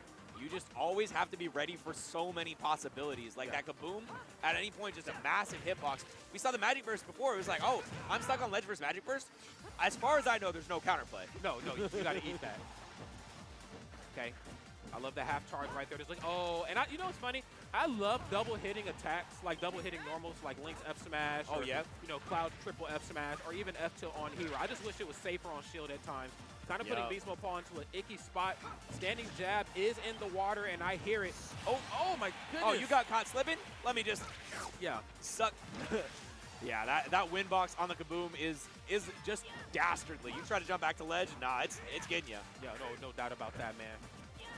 On the way back down, yes, and I love that time. A little bit of a delay just to make sure it lands. That is one luxury you do have. Okay, accelerate once again and just trying to throw a couple projectiles to mess with Cola's timing. But still, Beast Mode Paul on the final throws of his life. If you get caught with a jab in the corner, certainly going to perish. And it always amazes me how Beast Mode Paul can just like slowly but surely bring himself out of a deficit. I mean, if you would have tuned into the first part of this match and thought, yeah, man, Cola's probably going to wash him, I mean, you're not too far off for guessing that. But the fact that he was able to claw his way back into semi-even footing using the grounded up B and then trying to read which way the air dodge is going to go for the up smash, I think that really says a lot. Like, even in your final moments, you still got to go with the game plan. So good stuff to Cola, but Beast Mode Paul looking good. I key that kaboom probably kills. Like, he was frames away from just winning the game. So just that little bit of differential, and that would have been Beast Mode Paul's game. So yeah, I think you make a good point about Beast Mode Paul. Like, he sort of code switches a little bit between his different styles, and he just flips back and forth with how he uses the menu, how he uses his other spells, and that's always constantly rotating through different options that you have to be ready for. Yes, yes. again, even with the normals too, I think one thing that some of the bigger and heavier characters have is that element of surprise that, oh, are we really boxing right now? Yeah, I might, you box, Rob. I might actually 1-2 jab, roll, just to check the temperature. We're not really doing the same type of boxing, but I am down to exchange some blows. You know, his gameplay, Beast Mode Paul's gameplay actually almost reminds me of, I don't know if you remember this guy from Smash 4. He was actually from Florida. His name was Daff. He was one of the best Robins in the business, but the gameplay kind of reminds me of theirs where, like, the code switching. I can be aggressive at times, and those are the moments where they might scare you, then just when you get used to me being aggressive, I slow it down and really beat you. Makes sense, yeah. And but once again, we're starting off hot for the Flare Blade of Roy. But, I mean, just quickly answering back and just a lot of percent on that Crackle slash. That's and just this rinse and repeat ledge trapping. Suddenly, this is looking like Beast Mode Paul's game. Yeah, it most certainly is. Beast Mode Paul just a complete turnaround from what we see in the last game. And this is what you really can't let happen when you fight against a character. Really, funnily enough, any of the DLC characters all kind of have the same, like, you can't let them have the lead. Now, duh, it's fighting games, of course, right? You don't want anybody to have the lead. But a lot of the DLC characters, especially Heroes 1, where you just cannot allow for them to have that because now you got to play their game. Now you have to overextend, and now they're creating themselves space where they get to read your approaches a little bit easier. But, well, doesn't matter what I was saying. Yeah, no, I see what you mean. I see what you mean for sure. You get me? But that time, I mean, just the jab, like you said, it's that frame 5 jab. It's so difficult to deal with in the corner, and it ain't the damage that gets you. Dude, are we getting old on the mic, I think we are, dude. I can feel my bones cracking. Oh my God. Bones cracking off this game, and of course in game as well here too. We got these two monsters right now just slugging it out here, and for good reason. I love that grounded up B. Has him on the top platform. That time, no immediate follow-up, but certainly shades of what's to come. Now, of course, we do see the fish for the up smash, but I think if Beast Mode Paul wants to play it safe, we'll see the grounded up B, especially up underneath the platforms, to keep you guessing, and then we'll start to look for up air. Which way am I going to harass? Yeah, and it's just, oh, okay, that flame slash a hair off from catching. But Accelerate is going to get VMP back to center stage once again with that air dodge. I'm seeing it twice now. We might see Cola get a beat on that and start going for a turnaround, but a parry on the kaboom. Did we just I ain't seen that in my life. Did we just parry the kaboom? Okay. I mean, here we were kind of prophesizing coming to the match, you know, the importance of just keeping space in between you and somebody like Cola's Roy. There's a lot of Roys out there, but there's only one Cola Roy. True. And for good reason, you want to keep your distance until you're perfect ready to come in. But you know, again, whether it's short range, long range, it feels like Cola just has the parries on deck, and that's kind of getting the Beast Mode Paul here a little bit. Yeah, Beast Mode Paul, though, just needs one of his strong aerials, either bear or fair, should get the job done. Let's see what the ledge trap looks like. Up B, a little bit too early, goes for a little bit more charge on that one. Yes, sir. And, who you feeling like? But getting out of there with a DED. Okay. Caught in this corner right now, and still not the worst spot to be in the world either. I think, you know, when you're Beast Mode Paul, you're already used to playing from behind in a lot of matchups, and also just used to being one of the slower characters in whatever matchup you're in. So knowing just how to slow the match down could help you, but fortune favors the bold. And look, one thing about Cola, he ain't knocking on any open doors. So I'm coming through in a big way. Cola looking good right now. Yeah, just cleaning that up so efficiently. I think that was like 81% at the start of the combo. You're just like, all right, I caught you dodging. Not today, son. No. 181% on Cola. Man was not dying. No, you can hit me with whatever you want, but as long as it don't kill. He said, we living. Alrighty, potential final game right here on the winner's side for Beast Mode Paul. Let's see if they can get another game on the board and try to force this to a game 5, or if Cola's just going to get the easy 3-0 in a handshake. Let's see how it all unfolds. Yeah, and the crazy part is Beast Mode Paul is the higher seed in this event. I think he's like a 3rd seed or something. I can see it. Yeah, just because that coming up that hot victory from MomoCon, there's a lot of expectations placed on him, and you know it's a lot different when you're coming in as the expected winner. You know, you're coming in with this expectation. People tend to crack a little bit under pressure like that. No, they do. They do. I mean, you know, sometimes you got to live up to the hype and just show people that it's not hype. You know, it's also flash, but there's a lot of fire back in that flash too. So don't get too close. And I think Beast Mode Paul certainly has what it takes. Just right now, it's the clash of two different ideologies that we see in fighting games, period. You know, you got one guy, again, who wants to slow it down, give you that slow, meticulous, methodic gameplay.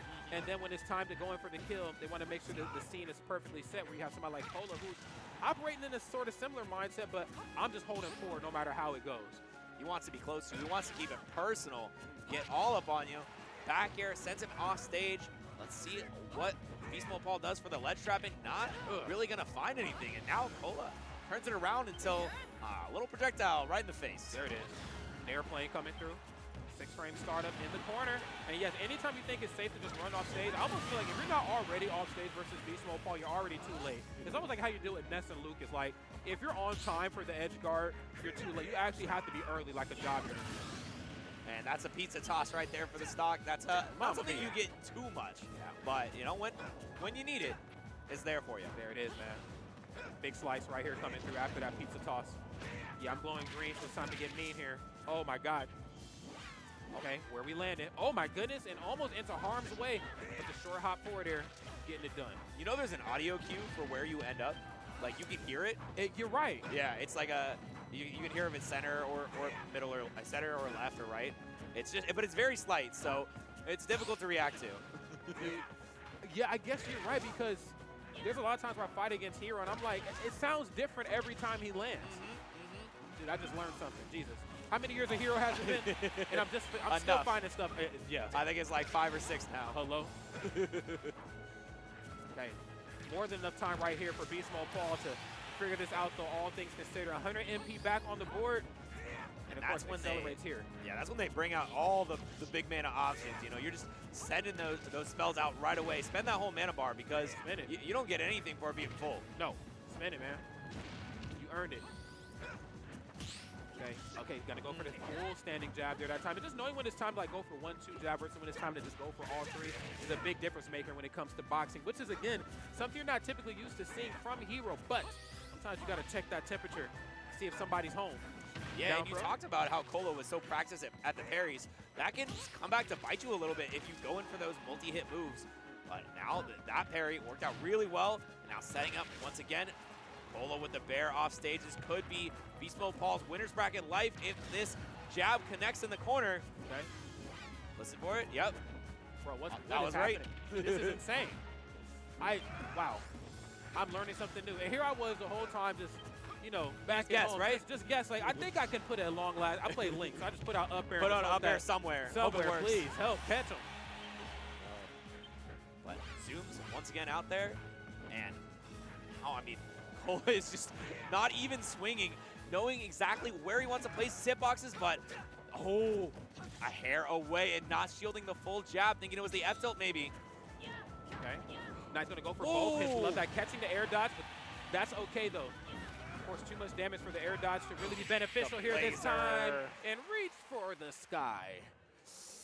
Yeah, Cola a little ill-advised up behind. What was he trying to get there? Maybe a jump in? I don't know. You know, you usually see like, so when they're right next to the small platform, especially if it's one that's center stage, you'll see them go for up B, but then immediately drift back, almost like a fake out. Yeah. But I guess if like you're up close and personal, especially on Colas at dark red percents, there's a good chance it's going to sing into that blast zone, or if not, just straight up KO. Yeah, I mean, I think maybe he was looking for a jump in, trying to get an anti-air with the up B, but does not matter what he was looking for because it did not work out. And now Beast Mode Paul finds himself on the board and a little bit of a breath of relief for him because, you know, when you're down 0-2, you know, it seems so difficult to ever come back in. No facts, man. Down and out Cameron style for sure. Okay, gonna go for the double-edged dance. Kick this thing off, and again, it is Cola in the driver's seat. Moving towards here, the finish line is this first stock being taken. Beast Mode Paul really struggling to alleviate this pressure here. Going to roll in. Great positioning right here from Cola. Back throw, not send you anywhere, but still got position on deck. Yeah, reactions on point as well. Does use that Sizz to get out of there, but that time, once again, the Parry God coming out. Man, why is it everybody from Georgia parries like a monster? I don't know. Something in the water down there for sure. You know, it's crazy. I don't know if I've seen a lot of turnaround F-tilt here from Cola. Really, that's like a sortie classic if you have a traditional F-tilt. It's like run into the corner aggressively, turn around, bait out a roll or a neutral get up, and then boom, turn around F-tilt. But it's smart right there on Cola to even take a character that, depending on who you ask, could be a very cut and dry, a very linear character like Rory, and then still save you some tricks for the 11th hour. Great stuff here. Oh, good Blazer early on, making sure that BMP couldn't get out there in time. Yeah. But I mean, the onus is certainly on our hero player to make something happen. Down smash. Oh no, that ain't gonna work out. Try to catch the roll right there, but for good reason. And of course, Cola, no stranger to playing off stage. The problem is that sometimes when you try to get off stage, you're already just a little too late. Gotta really watch how you play against Beast Mode Paul in the corner. Don't want to take any unnecessary percent. Standing jab, smart stuff. Yeah, finally finds something with that up B, but it's not enough to get the stock, and it's a lot of MPUs. Oh, okay. Sends all the way to the corner with the double-edge dance once again, but not enough to get the stock. Okay. All right, Blazer past the stage. Great choice, and airplane kills off the top. Yep. Not something you see every day. No, absolutely not. But a quick option nonetheless. Like we kind of mentioned before, 6 frame. Yeah, get off my stage. Yeah, come on. He hit him with the Steve Wilkos. He said, get off my stage. Oh, come on. No. But no, all jokes aside, though, yeah, I mean, a 6 frame startup, again, it's a very quick move, and it's just going to be very difficult, I think, for, you know, for a character like Hero just to try to deal with. So, of course, a lot of percent right here, a lot of stocks really to make up, more importantly. It's not a game of percents, it's the stocks that you really got to get rid of. And as it goes to show Cola right now, just looking ready here to close this thing out. Uh-oh, that might be a stock. Yes, sir. And you get one of those every now and then as Hero, and it just gives you the chance to come back into these games. Yes. Even when you're getting beat, even when you're getting cooked, you still always have that option. Yeah, you do. You most certainly do. You always forget about the crits too. Like, oh, I guess I am. Like, I'm at 40%. I'll live. Like, no, it's Hero. Not today. Not on this stock, buddy. Okay. Making it back towards the far right side of the stage here. Okay, the roll in that time. A little uncharacteristic right here from Beast Mode Paul, but you know, in dire straits here. Great shield, but you can't shield in the air. And it is Cola getting the stock off the top there. Clean stuff. A valiant effort right there from Beast Mode Paul, but it is Cola that's going to move on. Yeah, Cola getting that winner side top 8. You know he wants to repeat that tournament victory that he had from before, and no surprise that he was able to take it, but I mean, it was an upset. Yeah. Yo, technically an upset in the books, but the way Cola playing, it didn't look like it. Like Martin Scorsese, it's absolute cinema. I'm just glad I was able to commentate some cinema, man, here with Jet. But all jokes aside, if you just tune in a minute, it's the CEO 2025, the 15th anniversary right here of CEO Excellency, man. Of course, big shout out to Jabali and the team for putting on this show. And if you love the event, if you're loving what you're seeing right here, you just want to show the event some love, hashtag CEO 2025, and join the conversation. Anybody who's in the fighting game space. Not even just the fighting game space. There's like professional athletes here, professional cosplayers, you know, content creators. I mean, just let the world know that you love Jabali. It's only going to make his head that much bigger. True. I actually got to meet him today. It was I just like randomly saw him around. I was like, oh, yeah, I'll introduce myself, just say what's up, and he's a chill dude. He is. He messed with me a little bit. He's like, oh yeah, you haven't done anything too bad in this match scene yet. And I'm like, oh, okay. Oh, Jabali. Thank you. I guess. Thanks. That's one of those compliments where it's just like, oh, I mean, technically you're right, but the way you said it worried me. Yeah, like, what do you know? No, all jokes aside, it's definitely just Jabali Jabanter is what we like. Jabanter for sure. Jabanter right here, yes. But it is Jabali's world, Jabali's tournament, and of course, we're going to jump back into the things here. We have Omega, and we have Apollo Kage. So two of the strongest character representatives here in the Smash Ultimate space. There's been a lot of talks about Omega out there in the wonderful world of the artist formerly known as Twitter.com. We've been talking about Omega possibly being the best Joker out there in the world. He could be. And he could, I mean, he has the stats and most importantly, the competitive prowess to prove that true. Yeah, and then on the other side, Apollo Kage had a bit of a, step back from competitive play for a while, but now he's back in full form, and he's been playing super well so far this weekend. We'll see if he can take down Omega, because I swear, man, Omega's been on some stuff. He most certainly has. Omega's one of those players where you see him play once or twice here, like, I don't know when I'm going to see this guy again, but I know that when I see him, he's going to be in later and even later portions of bracket. And Omega just proved my theory true. So big shout out to him, of course. Top 24, we're playing for that coveted spot, that Sunday spot, and it doesn't get much more difficult than CEO Championship. So let's see how it all unfolds right here. We've talked about it time and time again, the differences between all the snakes. You have some that are a little bit more item happy, like MVD. You have some like Hurt that are just like, sees the game in matrix numbers. I can't even classify. Actually, Hurt's thing is his ability to land properly. Yeah, he has that down pat. But I've always given it to Apollo Kage. His CQC is second to none of all the snakes. Very true, yeah. Apollo Kage, the close quarters master. And now we're going to be hopping into this game one. Let's get it. Omega versus Apollo Kage. Let's do this. Who's going to draw blood first right here? Okay, yeah, just letting the tool sing right there. It's a toy Joker gun. uses gun. Gun attack, right? Super effective. Yeah, you cannot be holding on to those too long, the grenades can be a liability if stuck in your hands. And yeah, already the Arsene is out. And we expect to see it a lot this set, just with the ability to absorb up some juice from the grenades that are left on the ground. Oh, and parry, my God. I guess it's just parry the day. parrying, yes. I swear, man, that state, they parry. I don't know what they do to practice it, but they make it happen. They make it happen. Maybe I missed the memo. Okay, dash attack again. Gonna go for the one hit on the gun. Smart right there. I'm loving that gunplay action. I just need the one hit just to keep you into the corner, and most importantly, out into the blast zone. If you go, Paul Kage off to a pretty cold start. Omega living up to the tag here. Yeah. There. Oh, keeps it going. Oh, come here. You're mine. Do you hear me? Your destiny Get over belongs here. Yeah, get literally. Your destiny belongs to me. So low, not afraid to contest AK down in the corner and catches even with the grenade pull. Although AK going high enough that it's not a problem. Gets that tomahawk-ish into the up tilt. But now still looking for a little bit more in the stock. Has to make something big happen. Double nair the F smash just to let him know I will let this thing sing if I have to. I will air this room out. Okay, love it.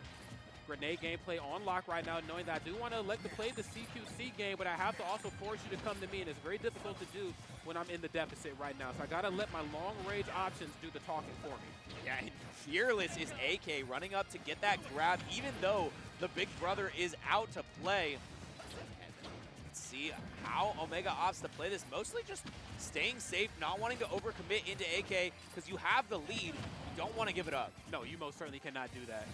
Especially not versus a snake of this stature. I mean, that is literally going to be your worst nightmare. Okay, gets the parry. Nothing off the up tilt, but again, just having, I guess, the presence of mind and really just the fearlessness to walk right up on Omega of all people and just look for up tilt. No shield, no nothing. I think that says a lot about Paul Kage's gameplay here. Yeah, and Omega still aware of that C4 that's on the platform. Could explode at any time, going super high. I mean, this is just going to be a lot of patient play from Omega. Very surprised and impressed how well he can just stay back and not feel like he's going to overcommit. Yeah.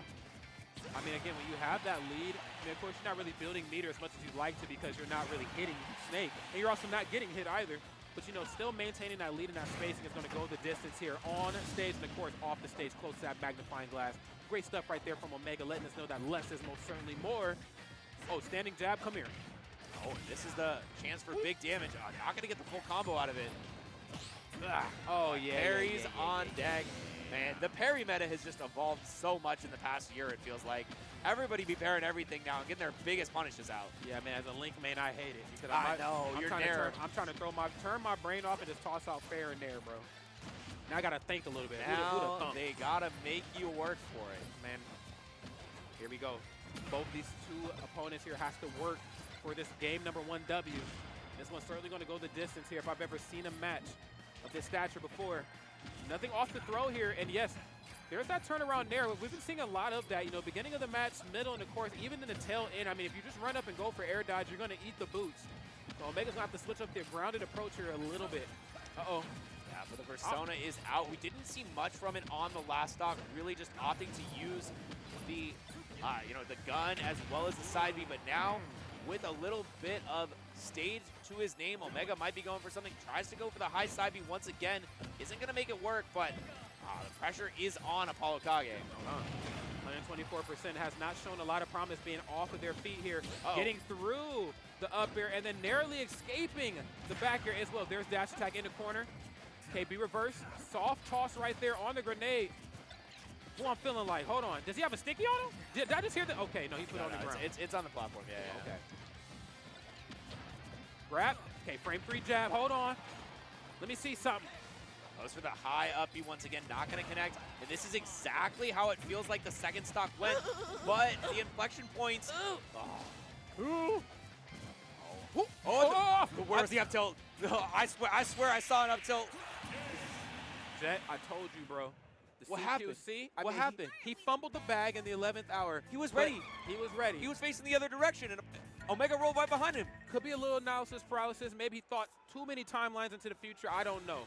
But all I can say is this. It's about to get real scary now. Yeah. Big shout, of course, to Omega. The Joker gameplay crisp as always. But for somebody like Apollo Kage just to walk up and not do anything, even with that much percent online, bro, we are in for a set. I'm so excited. Yeah, and By the way, for those who are keeping track at home, the last winner's top 8 qualifier has concluded. Onan did take out Jazzo in a 3-1 fashion, so they are going to be your other top 8 contender on the winner's side. This will be rounding out our winners matches, and we'll get to you in a sec on that because there is still a bit more Smash to be played. Oh, no doubt about that, man. Omega, of course, going up in a major way, but we will see what the answer back is going to be here from AK. Okay, nice. Going to go for the down air. That first stomp very quick, so toss that out pretty religiously up close. Up and once again, trying to keep the pressure on in the corner. Oh! AK going so high, does manage to air dodge past that down smash, but for a second, I was a little terrified. Oh my God, he just has coverage galore. Gonna go for the up smash, but going for the counter, sending it directly back down. Great presence of mind right there from Omega. Okay, right for F tilt, and let me see that Nikita play. Let me see it. Let me see the Nikita play. Oh, he doesn't. Yeah, he gets away with it, but still gets caught with the C4. And now the Nikita, it's out again, and it's tech, but unfortunately does not be in the right position. Okay, and grabbed him out of Cypher? What the? Grabbed him out of Cypher. What the hell? What the helly is what the kids say. What the heliante? Dang, man. Okay, unfortunate stuff right there. I was getting ready to fix my lips and say, you know, hey, Apollo Kage, you're giving him the lead. What are you to do now? This is not a position you want to be in. Even if you're as talented as Omega, you have to figure out a way to get this back towards even footings. But great equalizer that is the offstage gameplay is Omega again. Yeah. Here we go. Back up in this. Wow. I'm not sure. I'm not sure what Omega's plan is. I know what his plan is. His plan is to kill you. My God. 67%. He went so many times just attacking the grenade on shield, and apparently he had a plan. The plan was to break it. 67% before the hit. I just want to put that into perspective. Yeah, I mean, you get it. Most characters with a charge F smash will get that done. Dang, man. Did that KO off top, or was that a blast KO? That one right there that just happened? Yeah, the F smash. No, the F smash KO off the right. Okay. Damn. I was about to say, now if that was a star KO with that smash, I'm like, damn, man. Nah. Even with the big ceiling, the star KO came off the up smash from AK. Yeah. Okay. There we go. I was going to say, man, I might need to look at the numbers, look at the settings, okay? Oh, my, who you feeling like? Okay, wait a minute. Yeah, that high blast zone saving AK's life right there, but another grenade going to come out just in time as he's hunted, man. We see him with these downers. We know he wants it all. Oh, yeah, he wants it all. He wants it now right there, man. Okay, not a lot of percent here separating these two animals. And it looks like the dash hack comes through, and then I'm going to get the up air, the boots on deck. Play with fire a little bit too hard there. Omega, it felt like he had no fear going into those grenades, and sometimes that's the right option to go for. You know, Sure. you just gotta fight the snake fire with fire, but sometimes, you know, you play with fire, you get burnt, and Apollo Kage, he's ready to follow up directly after the explosion, get an early kill, and get that game 2 on the board. Yeah, no doubt. I mean, definitely bringing in fire, too. Let him know that there is some flash in my CQC, but it's definitely backed by a lot of fire indeed. And I got to give it to Omega. You know, in the beginning portion of this set, did a really good job of just like finding those gaps in between when Apollo Kage would scramble and go for neutral special just to get himself out of harm's way with the grenade, and when it was time to just land normally. I think in those later interactions, especially at the tail end of that last game, struggling a little bit to find those gaps. So Apollo Kage kind of making him guess a little bit more, and like you were saying, Omega kind of guessed wrong. Game number 3 here is upon us. We'll see what the switch up is going to be right now. And as of now, Omega has gotten hit with every explosion in the book. So definitely needs to shape up his offensive pressure if he wants to keep this game in his favor. But, I mean, right now it's looking like the AK show. Yeah, it most definitely is, man. I dare somebody to try to change the channel. It ain't happening here just yet. Nice. Gets the KO off the backboard, but then just when you thought it was safe, it wasn't. The C4 coming through in a big way right there. Okay. Frame 3 on the stomp. There's back air, and that move lasts forever. And I don't know if you've been watching Omega's player cam, but bro is expressive. He is making faces. He is moving around, but did he accidentally grab the grenade? Is that what happened? I think he did. Yeah, that was supposed to be an F smash for sure. Yeah. But it's still going to work out fine. Does get the stock with a back air. 82% to his name, but an Arsene is out. I mean, it's about to end, though. Got to watch out for the Nikita. Oh, that Nikita just reels in time. Has just been the bane of Omega's existence off stage. I mean, you know, it's not quite something you're used to seeing Joker being kind of edge guard in that sort of way. He usually has the tools to maneuver about, but Apollo Kage right here said, look, I'm going to take it back to early ultimate. I get you off stage, side B show. Yeah, we hanging out. We We loitering, bro. No problems there. And if you pull out a grenade, I got some guns to explode them. Just shooting the grenades right out your hands. I don't know if it's just me, but like it could be the stream. The characters just look faster when they're running. Like when I just watched Snake run, I was like, damn, has he always been that fast? Man, he got moves. He kind of got some wheels on him. I don't know. I think it might be the fact that it's like a rather small screen, so it just looks like he's moving fast because he's moving all the way across it so quickly. Okay, maybe that's what it was. It scared me. I said, now wait a minute, did Snake get a speed boost, a speed buff? I certainly hope not. That man, bro. Okay, you don't need it. Glad we on the same page. Glad we are on the same page indeed. And yes, the downers. I mean, to kick off the match, we did see a lot of nairs in the beginning, but now it's just been the downer up close, knowing that first stop is, frame 3. Once, him and Omega get up close and personal, I'm going to down there up close every time. Should be the quicker of the two options that get tossed out. Yeah, and right now, AK opting to stall out the entire thing of Arsene with these grenades way up in the sky, throwing some Nikitas down for your trouble too, but it's not going to matter. You stall out the whole Arsene, but the final thralls of it are enough to get that stock. He said a good Arsene is a dead Arsene. He ain't safe until he's gone. Yep. Standing jab right now. I like this. Omega just kind of nickel and diming his way back into even footing. Side special looking for residual damage. And of course, the Nair. -5 on shield. Pretty safe. We're going to see a lot of that too as the percent start to climb. There's dash attack though. Oh, the back air certainly would have ended the game, but this time Omega was wary for it. And yeah, it's a little extra damage, you know. Not able to, oh yeah, you can't be fighting that move. That move is the, bro, Apollo Kage barely threw out an up tilt that entire game. And suddenly when he needed it most, it appeared. It's the boots, man. Like boots on the ground, man. It's one of my favorite line dances. The boots are getting busy. True. Man, Snake probably does a lot of yoga to be able to get his leg up that high, because that's a kick. Yeah, man. That's a freaky dude. No. I'm sorry, bro. I'm sorry, bro. Nah, you good. The Florida degeneracy is running through my veins right now. But no, all jokes aside, yeah, I feel like Snake, a body contortionist for sure.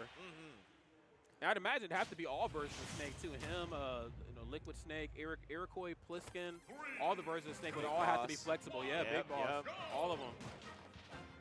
They said, man, when we clone him, he said, look, no matter what happens when we clone him, he got to be flexible. He got to be flexible. That's the one caveat. Trying to break the Cypher low to get an early stock does not work out here. And now Omega is into the Arsene form, but he still has his work cut out for him because Apollo Kage is setting up shop. He's like, what you want? You want grenades? You want C4? I got it all. I mean, when you got real estate like this, you ain't got no choice but to become an entrepreneur and set up shop. So Apollo Kage is doing just that, though. I can't help but to feel like this might kind of come back and bite him in the butt just a little bit, Funnily enough, Snake is a projectile character, but in terms of like other projectile characters in the game, he's more set up than he gets out projectiles based on the points I'm trying to make. But he does have a good system against somebody who doesn't have what he has. But one thing I think really bites him in the butt versus other characters is that, the further you are away from him, the easier it is to see what he's doing. He really, really benefits from just, we have just enough space to play kind of far away, but not, far enough away for you to be safe for what I'm doing. But on a stage like Kalos, I can just stay as far away as possible. Yeah, and it seems like that's working out relatively well for Omega, but somehow the residual damage was enough for that forwarder to kill off the top. Not something you see every day. Okay, you're mine. Love that. Not today. He said, come here. Okay, I love the parry again, even through the smoke and the flames, figuring out a way just to parry. Shows footing. There's down air that time. A little bit early on the activation, and of course, going to make him pay for it. Nikita? I mean, it seems like AK opted to just blow himself up to get back to stage, and it worked out, is able to find that center Pokeball. It's still a battle to live through the Arsene. Apollo Kage's almost weathered the storm, just a couple more seconds left. However, the final seconds are always the most dangerous of it. Okay. Both sides bleeding out here for two very different reasons. Of course, 197%, and this is kind of what I was worried about before. You have a lot of players how this Apollo Kage to, still work with a sizable amount of room, even though Omega, of course, playing a character like Joker, you don't really have any issues kind of traversing a stage like this. Very quick in them Chelsea boots. But, again, you got it. And no even camouflage there that time. You just really have to watch where you step. I've been told that some people, what they'll do is they'll put their tongue where the C4 is in their mouth. They'll like point their tongue at the C4. like Whoa. on the roof of their mouth. Whoa. That's the way they keep track of it. Damn. And then you never forget. Wow, now that is some. I'm telling you, I'm learning a lot right now. Because here I am just trying to use my old man eyes to Yeah, figure out who's who. you and can't be where. tracking that too. No, not while you gaming. Those days are long behind me. Those days are long behind me. But a bunch of damage already put on the final stock for Omega. He is almost lapped in percent right now, as AK is just playing around the offense so well. Damn. Once again, these river kicks, man. Damn, bro, he just again, stomped the yard. My boy Columbus short. Okay, yeah, that might be it. Nikita does it, and a little bit of you know, the sad head nod when you beat somebody kind of badly in the last game. You're like, yeah, you know, I did that. I did that. Yeah, you know, I think we've reached a point in Ultimate where I'm like, I do feel bad for some of the ways I KO opponents, but then I think, oh yeah, but you know what though, Joker has a comeback mechanic and it's kind of cracked. Nah, I'm gonna press the B. I'm gonna press the B. You play a Link, bro. You don't gotta feel bad for nothing. I don't feel bad at all, actually. I don't. Like, oh, did forward air kill you at 70, 60? My bad, bro. I didn't make the game. I didn't make the game. That ain't my fault, bro. That's right. I hit you with my moves. Yeah. Or you do that reverse up B right past the ledge where you scoop them up past it and you kill it 40. You're like, did I do that? No doubt about it. Things are certainly getting done on the sticks, man. And yes, that was Omega and, of course, Apollo Kage. They, of course, just put on a phenomenal show.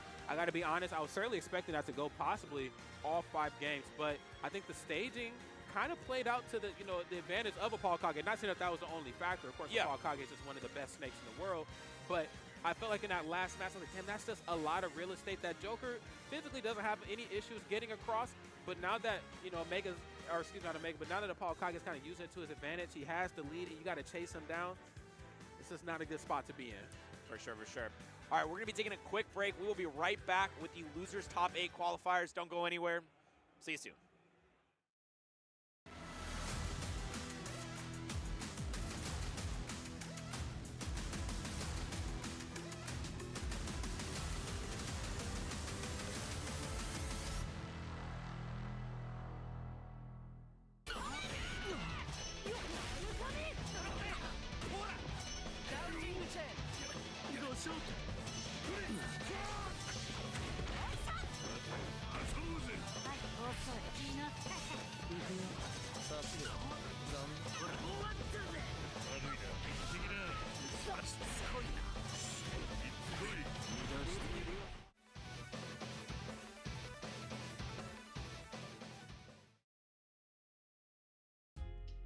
Whether it's sunglasses outside, blue light glasses inside, or night driving lenses in the dark, Zenni has affordable eyewear for everyone. Get 10% off with code CEO at zenni.com.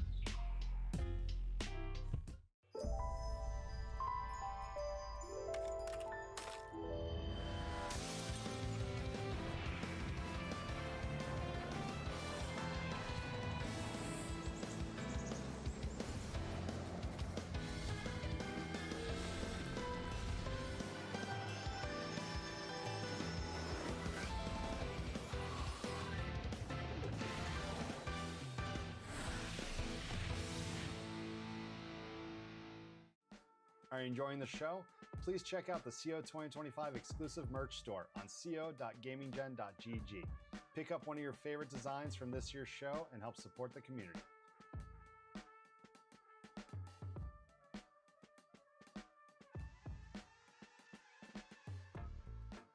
Collision is back and better than ever. The Tri-State region's premier Smash Bros. Tournament returns August 22nd to 24th, bringing Melee, Ultimate, and Rivals of Aether 2 to our new home, the Meadowlands Expo Center in Secaucus, New Jersey.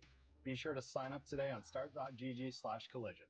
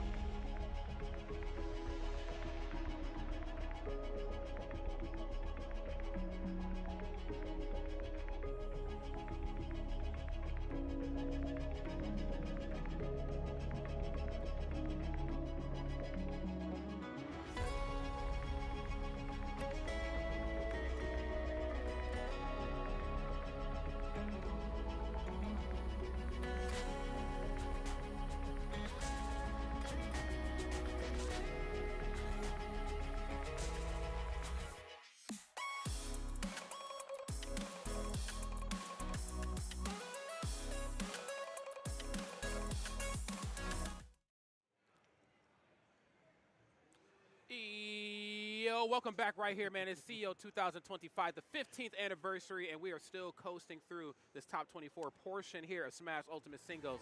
It's Rod, it's Jeff the Jenga guy. Talk to me, baby. How you still feeling? Oh, man, I'm still feeling good. You know, we have these last couple matches that will be securing the final slots in the top 8.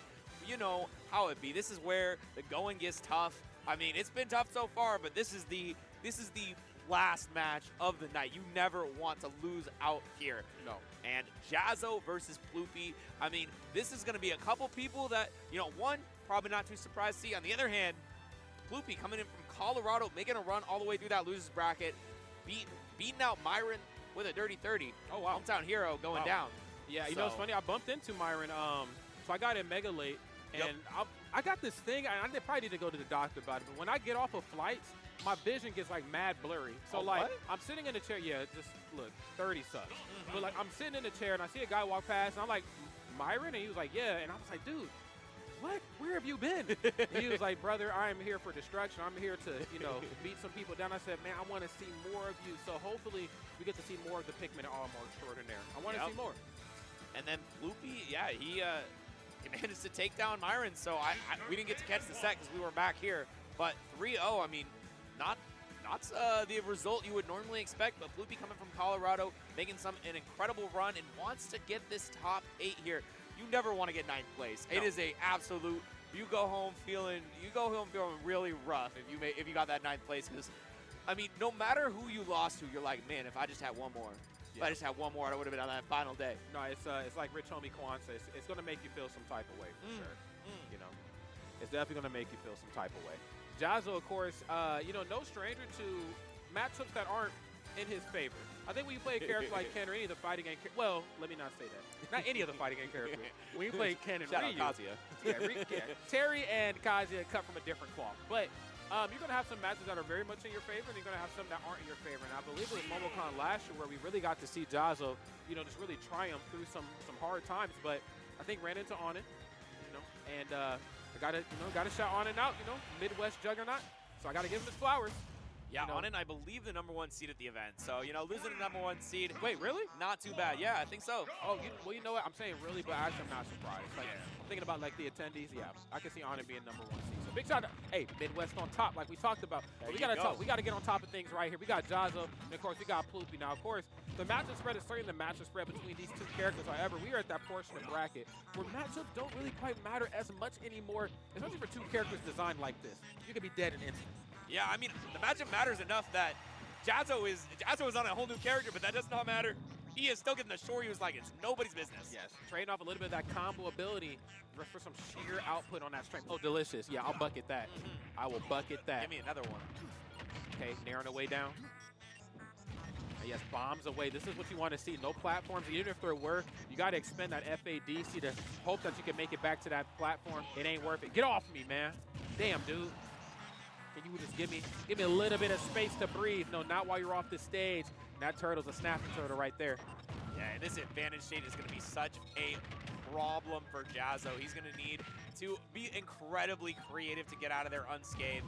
And already just taking a quick 42, but you know, the Shakanetsus are a great way to zone break a little bit. As long as they aren't in a range, that bucket is reactable. And that's the Tatsu back right there. Oh, and then actually going to go for the down tip, but then catches the air dots in. Ploopy said, get plooped on, bro. You will get plooped on up in here, okay? Make it stinky in here. Another one. Okay. It sends all the way up to the sky, picking up a couple more hits with these up airs, and they just make the focus attack such a non-factor. A lot of times you get to land with it almost for free, but this up air, even if you get the one cancel, the neutral air is right behind it. It's ready to make it happen in a back air for your troubles. 88% to Ploopy's name, and like I said before, man, he's looping on him. He's looping on him for sure. Oh, just kidding. That's right. Turns it right around. That's right. Get flushed. No, all jokes is here's the thing though. Ploopy looking good.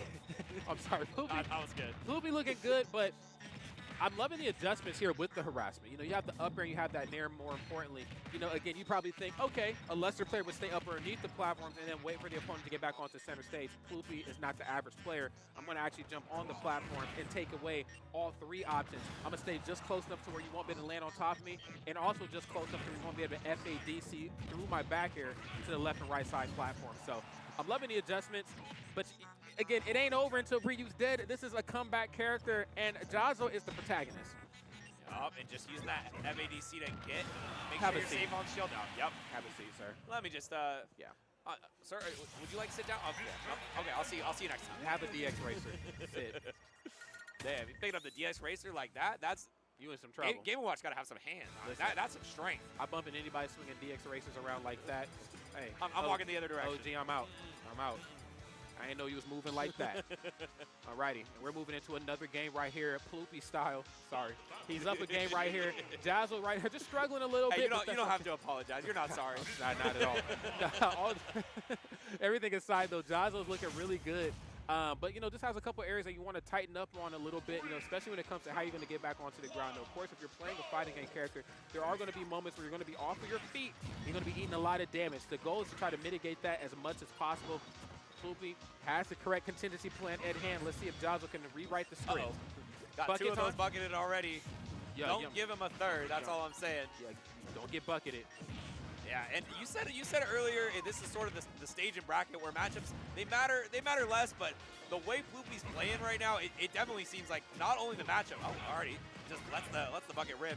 Not only the matchup, just the way he's approaching it is not the correct answer at the moment for Jazzo. He needs to come out with something different because it feels like the moment he gets in the sky, it's just curtains. Yeah, it is.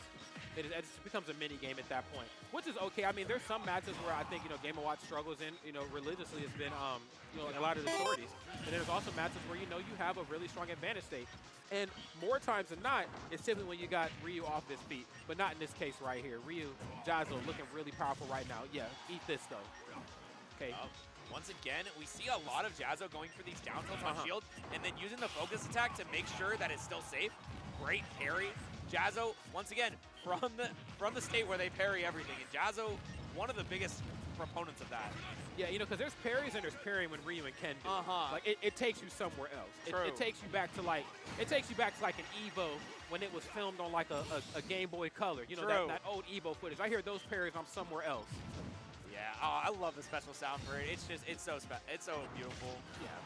That was some spectacular stuff. Indeed, nice. Being able just to, frames away, pixels away, excuse me. You know, narrowly escaped that back air there. 125%, and Jazzo looking good. Up B. Okay, eats through the focus attack, but doesn't quite get anything off of it. Still being able to harass Jazzo, but I mean, right now, Ploopy is kind of struggling to find the kill. Up air, maybe a neutral air to kill off the top. Goes for it, but it's not going to work out. And the up tilt, a rare breed of kills, but it still is going to happen. And neutral air into it. All right, he wanted it all. I mean, as you should. I mean, this guy's been shoryuing me. You expect me not to hit him with the hammer? True. It's all fair at that point. Gloves are off. Yeah, Ploopy had in the winner's side versus BFP, went for a hammer that if it was a 9, he would have won the game. Nether, and that was a full 0 to death. It was. Bo didn't even need no 9s. I don't think he reset neutral, so that might have been a 0 to death there. Oh my God. Who are you feeling like? Jazzo. Okay. But Ploopy, once again, with this advantage state, brings him up to the lead. And Jazzo trying to fight in the corner, trying to use the Shakus, but that's tough. And this time, Ploopy wise to the focus attack after the down tilt, just goes for a grab instead of an up B out of shield. Okay. Okay, nice. Looking for the upper, and I love that. The immediate run off to the back air, knowing that anytime I'm above my opponent, they will try to go to, you know, hit me with like a short hop nair probably at that range, or maybe even an up air depending on what I'm feeling like. But the back row is phenomenal coverage, but still in the passenger seat here in this match. The funny part is that right now Game & Watch is at kill percent and Ryu is not. Yeah. Take everything you thought you knew about the game and toss it out the window, man. Yeah, certainly going to be a kill percent to an up smash like that, but you have to make something. You have to make something happen for that one. Yeah, you most definitely and do. Apparently, Ploopy does, and a mini pop off to put him up 2-0. Oh, I mean, with a huge comeback, he was down an entire stock. Hey man, he's plooping all over the place. What can you do? Plooping left, plooping right. What can you do? I tell you what. Alrighty, Jazzo, of course, none too thrilled about how that last match wrapped up. Want to see some adjustments here. I don't think, you know, Jazzo, of course, playing bad at all. I think playing very, very good, especially given how tough it can be to land. You know, having FADC kind of stripped away from you, which I'm saying stripped away from you just because it's an option, not because it's something that Jazo is like autopiloting into. But it is a really good option for landing. But when I have, you know, Nair, when I have back here, more importantly, to the left and right sides of you, you just don't quite have that ability anymore. So adjusting is going to be the game plan here for Jazo until the very, very end.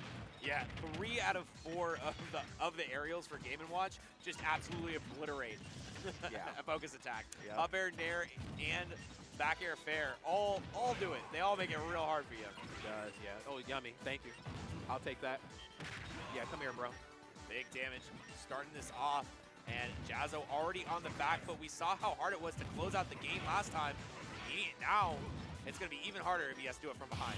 Yeah, well, what's crazy, too, is that in the beginning portion of the game, I was thinking, okay, he's been up being a lot, and of course, he's hitting it. It's going up against focus attack, which is fine. It's not a multi-hit the way it's starting up. But now I'm like,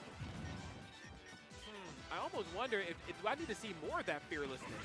Like, I was a little haphazard on it. Like, you know, this isn't really the area you want to be in versus Jazo's, Ryu, and Ken. But, I mean, again, if he's not going to punish you for it, he's not going to hit you with down tilt to make you pay.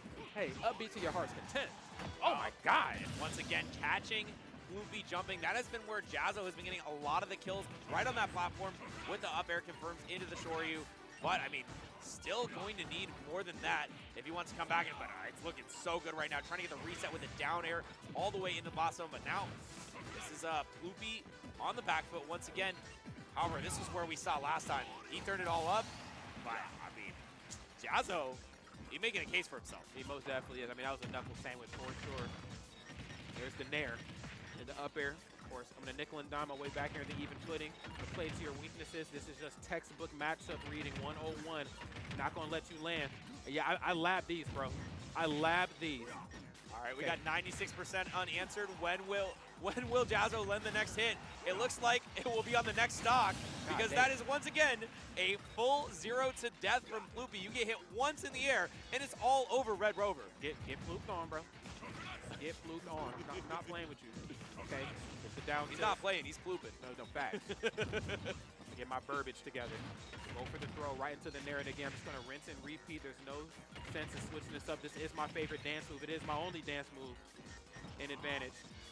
And crowd a mix up there from Jazo works out for him. He does use the focus attack and the jump at the same time and almost Shoryu's off the top. That could have been the first game for Jazo, but no!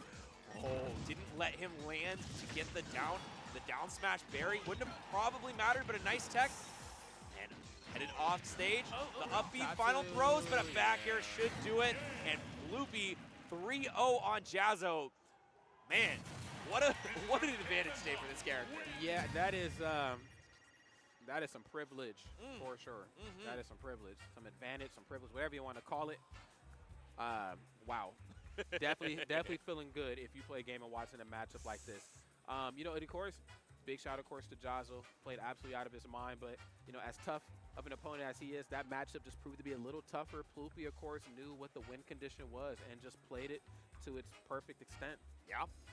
Just flawless vertical advantage. Just every single time he had Jazo up in the sky, never got to have his feet on the ground. Yeah, and even in those moments where they were face-to-face, you know, again, a different character, a lesser opponent combination, you know, down tilt city. You know, we've seen shades of it, 1-2 jab, Shoryu, you know, the down tilt into something. But I think, you know, Floopy just became a little bit more wise and said, okay, when I'm face-to-face, I'm just going to up B and get out of the way. Yep. You know, I'm already up in the air. Sure, he can react to it. He's going to try to up B to catch me. Chances are while he's up being, I'm on my way down. You're off your feet. Now you're in some trouble. So, I mean, just no matter which way we kind of spun the timeline, it all kind of played out to the advantage of Floopy. Big shout, of course, to Jazo, but it is Floopy moving on to that next portion. Yup. Floopy doing such a good job. And 3-0, I believe 4 times in a row after losing to Beast Mode Paul in winners. Oh, wow. He went and just 3-0, 3-0, 3-0 all the way through the bracket, making it to the final day. Long trail of Floop right there in that bracket. Yeah, just all the way through the losers bracket. Yeah. So that's the number 2. Just like that, y'all. Okay, we got our next match here upon us. We got Toon versus Lobster. I think we're gonna have. I think it's Beast Mode Paul first versus Hyper Kirby.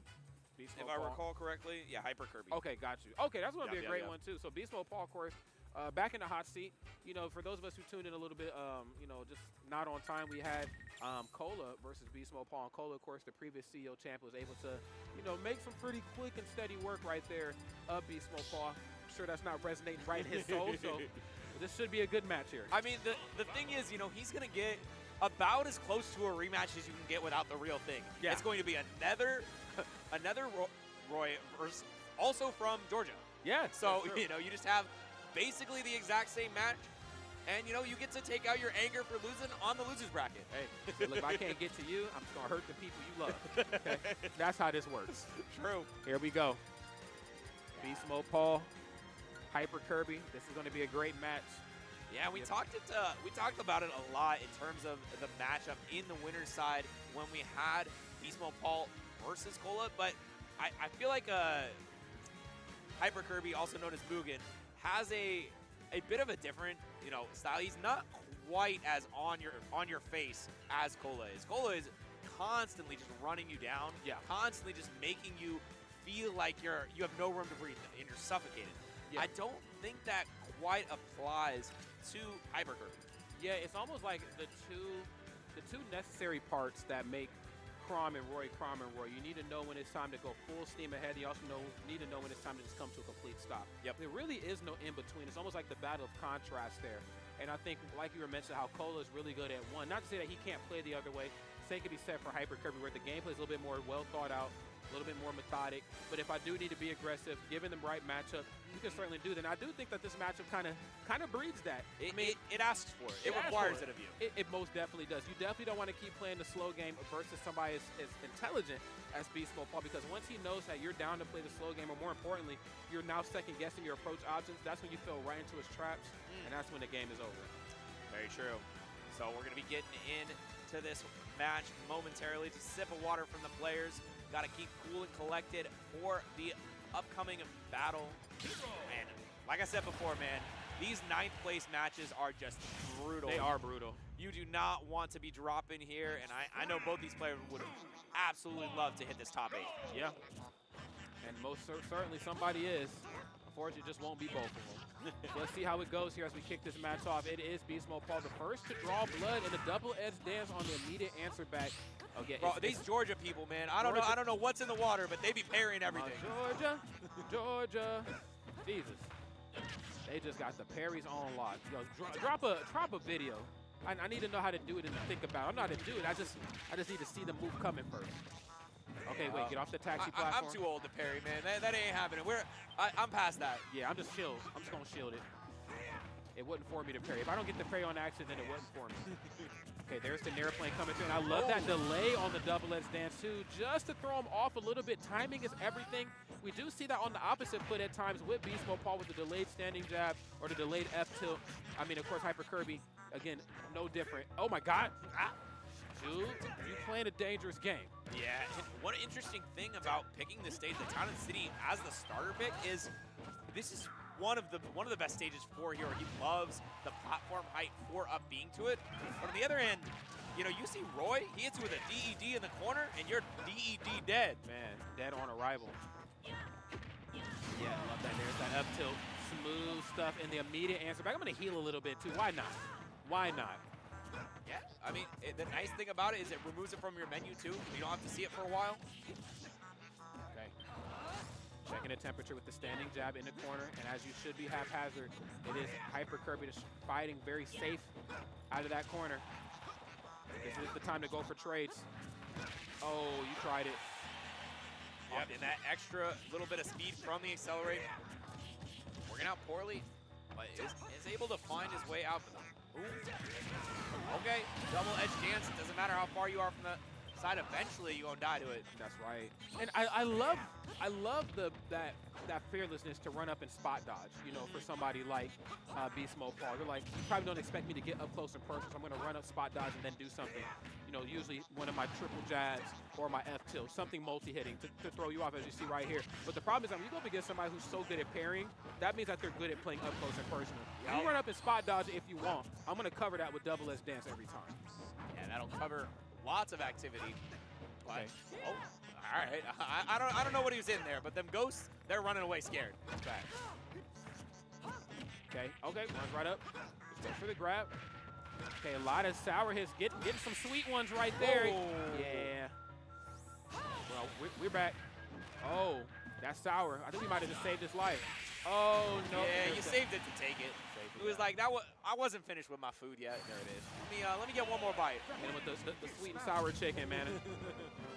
All right. I always think of the Sour Patch Kids. Oh, yeah. Sour, then sweet. And then gone. Exactly. You know what?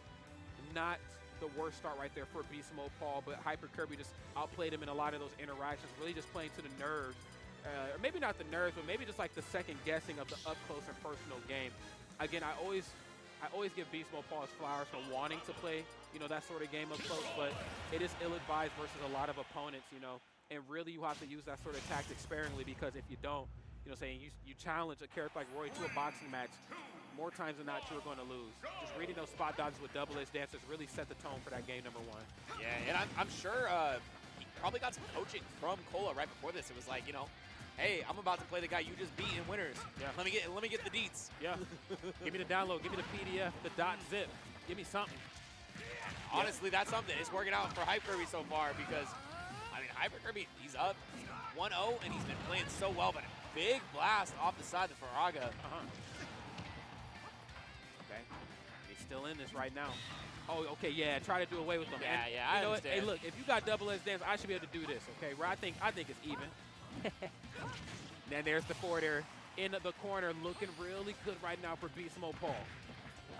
Trying to get, okay. I don't know where he's going, but it worked out. I got to give it to Heroes throw animations. They're just some of the cooler ones in the game. Love that up throw. Love forward throw as well. Just throwing the sword in the ground and just no sword needed, bro. Yeah, I'm gonna throw you. If I needed to throw somebody as far as possible, that's probably how I'm throwing someone. Yeah, maybe do a spin too. I don't know. That's a chuck. Yeah, I just got chucked. That's what that is right there. You just got cut. There's the F tilt in the corner. Hyper Kirby looking good, even in this game up. Slight deficit here. You've allowed Beast Mode Paul, a little bit of a lead. 57% can feel like 157% lead, depending especially on when the your situation. shield gets completely broken. No!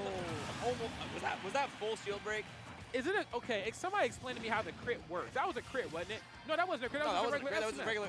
He just got a strong S smash. When you charge a smash attack, it changes a lot. Like, you get a lot more knockback. Maybe you know what it is. We just don't see as many charged F smashes because the shield breaks are so rare. Yeah, right? I just feel like I don't know how I'm feeling. I'm feeling a type of way though, but I ain't upset. Let me put it this way: if you're 30%, you're dead. Damn. Really? Yeah. Dude, I'm glad I don't play. I'd be feeling a sort of way, but that's all right though. That's okay. Both of these two right now still have a lot more match here left to play. The double edge dance. Hey, you see Beast Mode Paul's face? He's like, bro, I died to that. He said, after he killed at 46%. He was like, well, I never. Bro, you ain't got no room to complain. No, not at all. Both of these two characters could just do away with the stock very quickly. Okay, standing jab on that shield. Oh my God, the turnaround F tilt facing the wrong way. Yeah, sir, you ain't had no business in shield right there. Yeah, you got to be pairing that if you want to shield. And sometimes people will do that. They'll be like, all right, I have no shield, but I'm just going to parry whatever you do. And funnily enough, in the right position to go for the parry as well. I thought for sure we'd see that. And you see like a jab, jair, something, but, kind of caught him asleep at the wheel.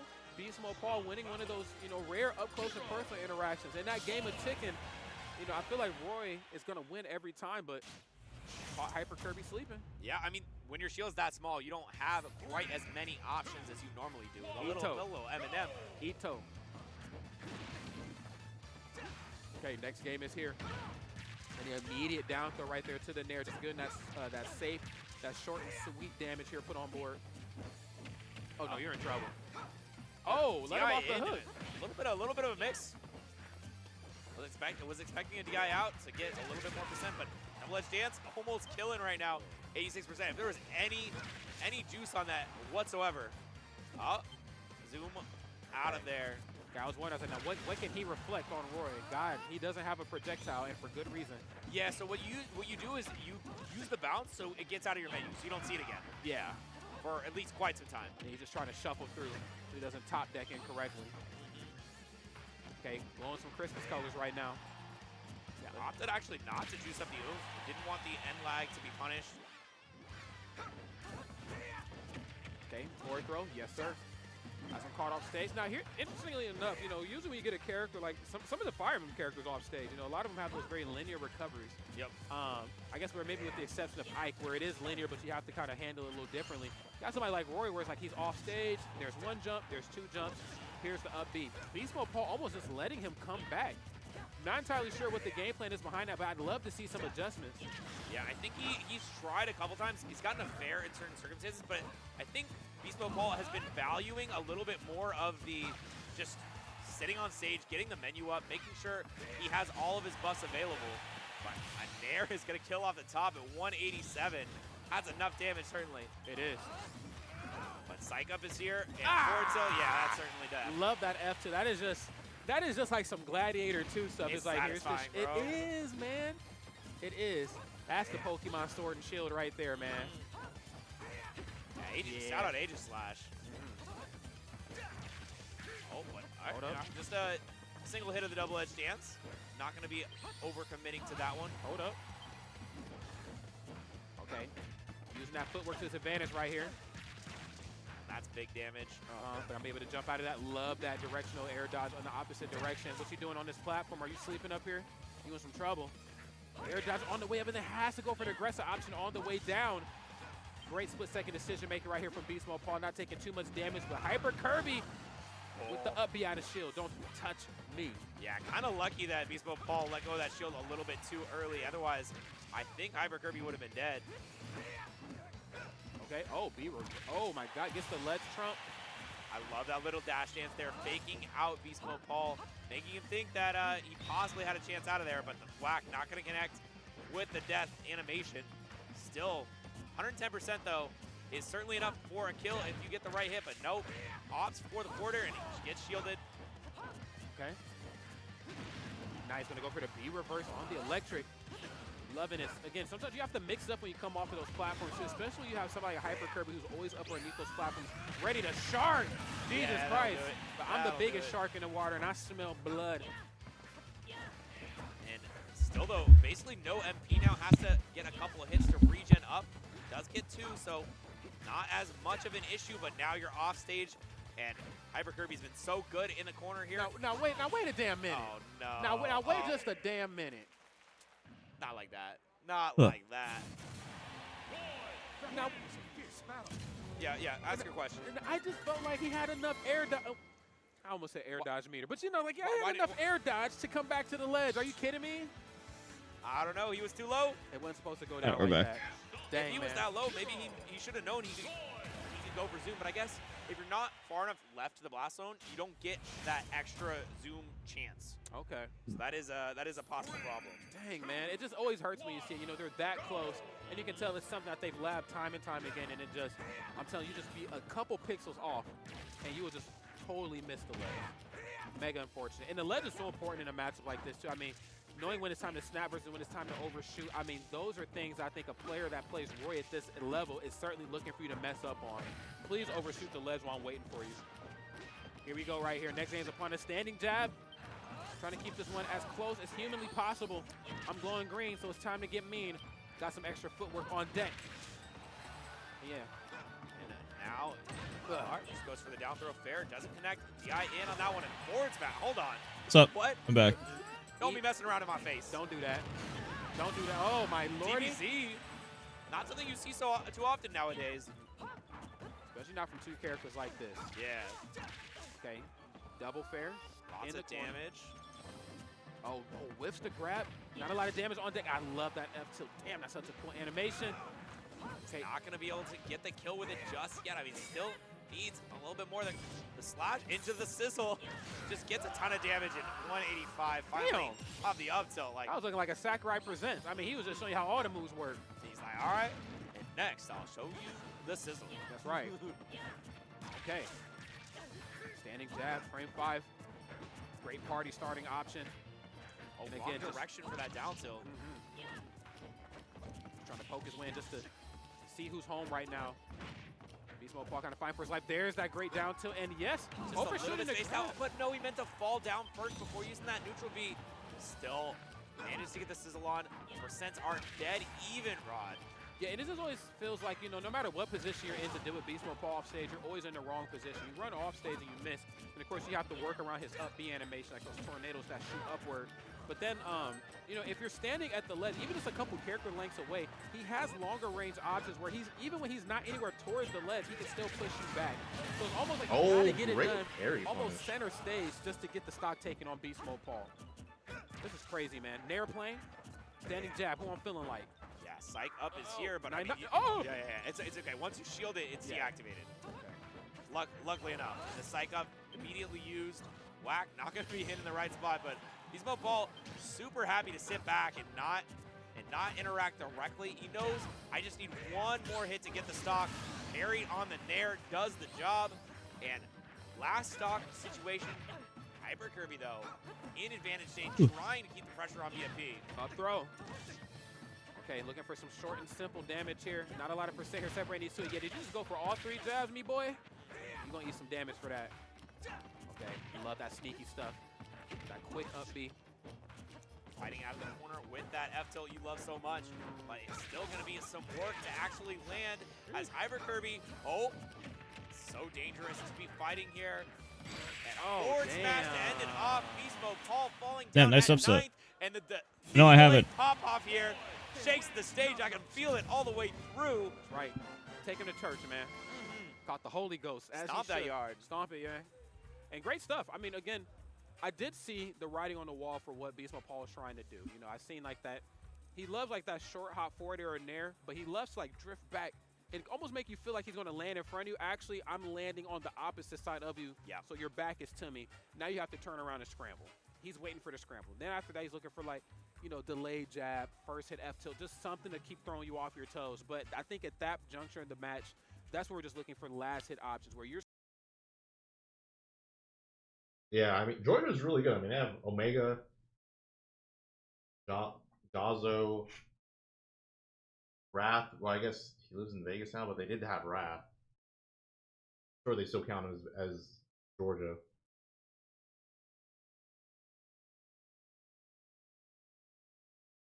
Anticipated, but it ain't a bad run. It's not a bad run at all, man. No, indeed. I mean, and that I believe that puts us at 7 Thank you, out Clara. of our top 8. I think we have one more possibility to make it through.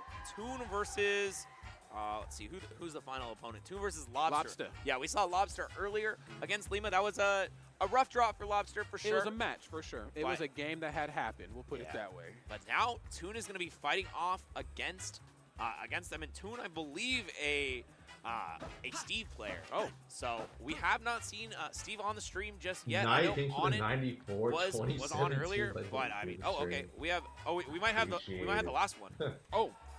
Okay, so cool. We got Tuna and Lobster, and then we got okay. we got Omega and Karu. I'm with it. So whatever top 8 That's still qualifiers one going of to be the happening on the craziest stream. things.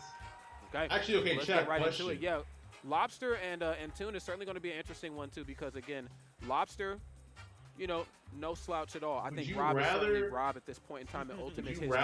Very strong character, but you know, has some very strong pros.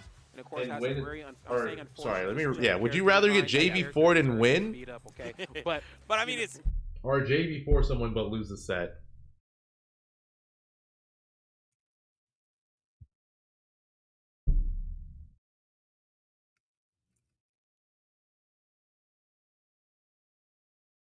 Win is more important.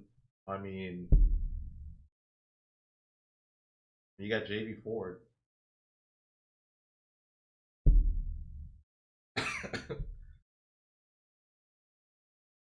We're stalking someone in Melee, and JV5 stalking someone's different though.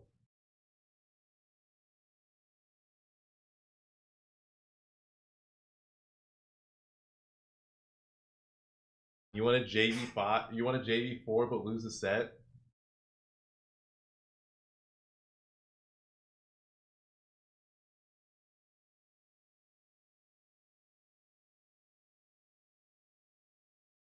Win for sure.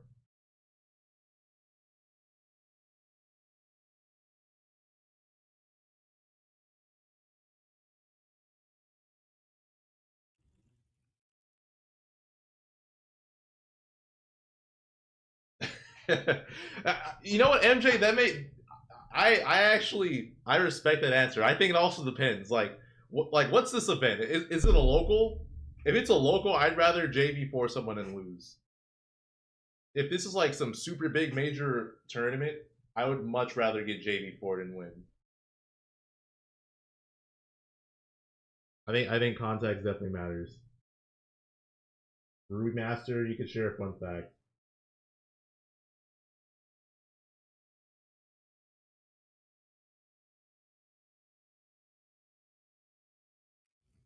A JV5 is a 4-sock with 0% in SSBM? That's crazy. I don't think I ever would have known that.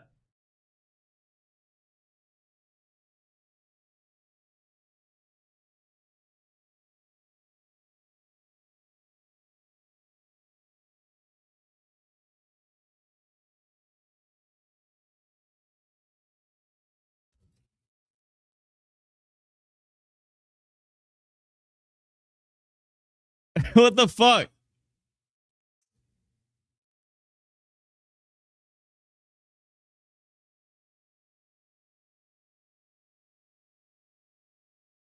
What the fuck? Who's the who's the motherfucker?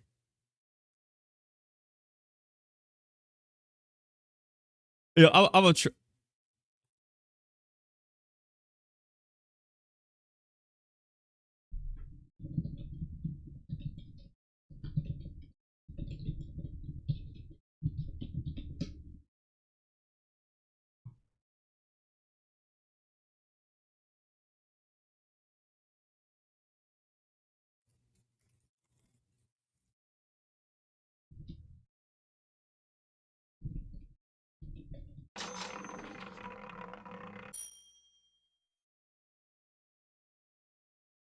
Yo, Francisco Salgado, thank you for the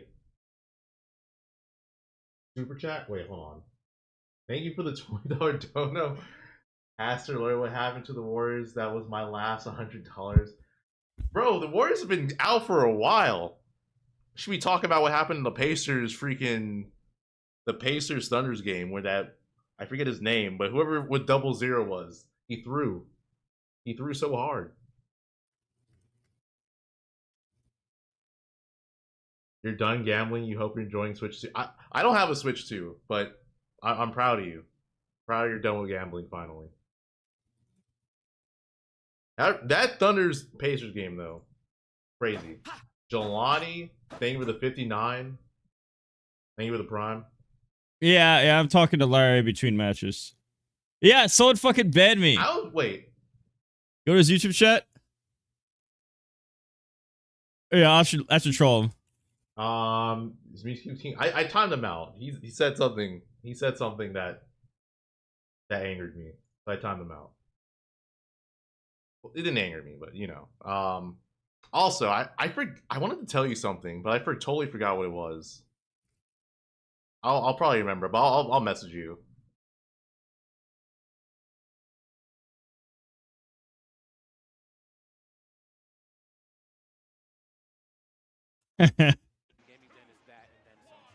Here we go right now. The team is split up between NAIC and CEO, but we are all right. CEO. We got Lobster. I like trolling people. Lobster versus Tomb. Okay. Yeah. I mean, because Steve does You may not like it, but this is what Peak Ultimate looks like. Right. Scientists hate him. Yeah, doctors hate Tomb for discovering. Yeah, I can see the color change. What's his secret? Alrighty. The secret is he plays Steve, baby. There it is. There it is.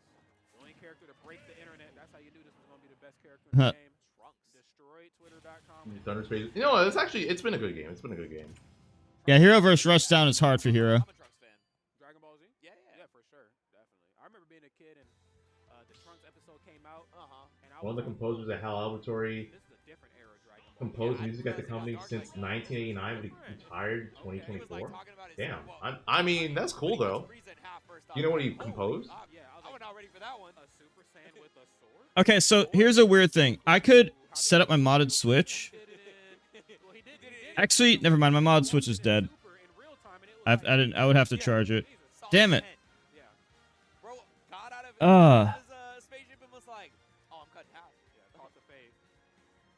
I could set a... You see, the problem is, with my setup, it's hard to switch between the modded switch and the switch. Let's see if it's charged. How you think this is gonna go? You know, we got Rob versus Steve, two of the best characters in the game. It's tough. I mean, you know, there's a part of me that wants to say the matchup is going to go the way that we've seen it go time and time again. You know, you have Rob trying to find those moments few and far between when it's okay to box, but what it's really going to come down to is just I need to manage my laser properly, knowing when it's time to use that to try to keep Steve off of their feet or just to keep them guessing. Don't want them to disengage. Mewtwo King says gifting subs is 35% off. So if you want to gift the sub, 35% off. Despite how safe my aerials are, is going to be a bit of a trouble, a bit of a piece of trouble. Not an entire piece of trouble, but just one small piece. Because if I jump improperly. No, just in general. I think it's Twitch in general. So like, if anyone gets a sub, it's 35% off. I'll tell you what, it's reminiscent when I see Steve hit up tilt on Rob. Oh, okay, July. I remember what I wanted to ask you. When you trying to come over again, and we could stream watching videos again. Oh, I also remembered something else. Badlands Chugs is gonna be on America's Got Talent. And 600 iron, and you know, and gold and all of that stuff. You might as well call it quits. Yes. But Rob, with the gyro, really good at disrupting minecart. Dude, that's hype, right? Really good at contesting any. Yeah, dude, Badlands Chugs gonna be on America's Got Talent. Going down with that anvil, you can catch him before it falls, and you know he just has a lot of tools that beat out what Steve needs to go for when he has, you know, all of his resources. If I watch, it's literally only gonna be it's literally only gonna be because of him. Fighting Steve with everything, but the thing is, with Rob, you actually can. Yeah. Versus some other characters, you might as well, like I said, call it quits. Yeah, you know what? I've always think like in terms of pop culture references. When you fight Steve, it almost Yo, Lane. Yeah, dude, Badlands Chugs is hype. You're fighting like this unkillable thing. Like, Can't wait to see him chug the ocean. Cut him in half, and then he reforms. Yeah, like that's with the walls. Yeah, and there's like almost a bit of personality, almost a bit of something behind the eyes of Steve, where it's like he's almost into this. Like, you know, or like an agent from the Matrix. It's just like it's a fight that you're just not really gonna win. It can't be won, but sometimes. Pray don't go O2 at Supernova. You got this. At what cost? You know, like what did I have to sell of my soul to beat this character? Yeah, the solution was almost worse than the initial issue. Here we go. I think we are finally here. Yeah, no, like actually lovely. He's gonna be on America's Got Talent. We gotta make sure you go to the bathroom first. Yep. And then and call Bloopy. Call Bloopy. Just cause. Just cause. Yes, both sides officially done icing each other out. Okay. More ice than a Nelly music video right here, man. Wait, what are they doing? Ice every damn way. They have like audio issues or something. I literally haven't been paying attention. I've just been looking at chat. In the bottom row is what? Gold. And guess what? Steve has both. Here we go, y'all. Lobster and Toad. Way to bring it back. Stevie, I would rather not do any of those things. Actually, I'll say the beginning. I'd rather see the beginning. And I also forgot the importance of gyro. The Z drop on the gyro too, just to keep that weapon. I'm gonna see if it works. Love that right there from Lobster. Tune right now getting a little foolish. I'm backing off. Yeah, and he backs off and gets a. Okay, so if I remember right, Toon lost to Omega in winners. And now the gyro is out of there. Toon finally goes for an upbeat, missed a nil that he was looking for, and now has the gyro in hand and opts to. Yo, and Nat, thanks for the 20. Subway just moved to my first apartment. I got no bed or no table. Work on Monday. Is this adulthood? I mean, you got a floor though. So in actuality, you do have a bed and a table. It's just, you know, it's the floor. The floor is your everything. Cardboard. You could get a cardboard box. True. Takes high-level players to top-level players. Again, knowing when it's time to just go for a normal comeback to the stage versus when it's time to expend a little bit of damage here. Using that forward air just to regain some footing. Definitely going to mile right there for him. Get these blocks out of here, man. I'm sick of these. Oh, off the backboard, bro? Wait, what the NBA backboard Street actually hell? saves him. No, it did. It saved me a couple times on the court, man. A backboard hate to see me coming. I'm not looking for no. Wait, is this? Who let the old guy on the court? Wait, I thought The floor can Trunks be your bed. It cannot be your table. was supposed to be Onan. I remember there was a Steve named Trunks, and I thought he was Onan. Using your okay, I mean, you can use luggage as a table, yeah. That works too. Also, chat, do you want to play a bit of Ultimate after this set? Death's Door up throw. Yes, that is another one. And we have how many diamonds on deck now? Diamonds, bro. I mean, too many. I'm telling you, too many diamonds, man. A rapper's best friend right here. There's up smash. Caught him with the scoop there that time. A little. Yeah, I'm making an arena right now, so if anyone wants to play for a little bit, right now would be a good time, because I'm about to start Ultimate. Who's staying out longer? Because I'm only gonna make max players 2, so it doesn't lag as much. Actually, I could do max players 3, but it's probably better to do max players 2. Honestly, just for the sake of less lag.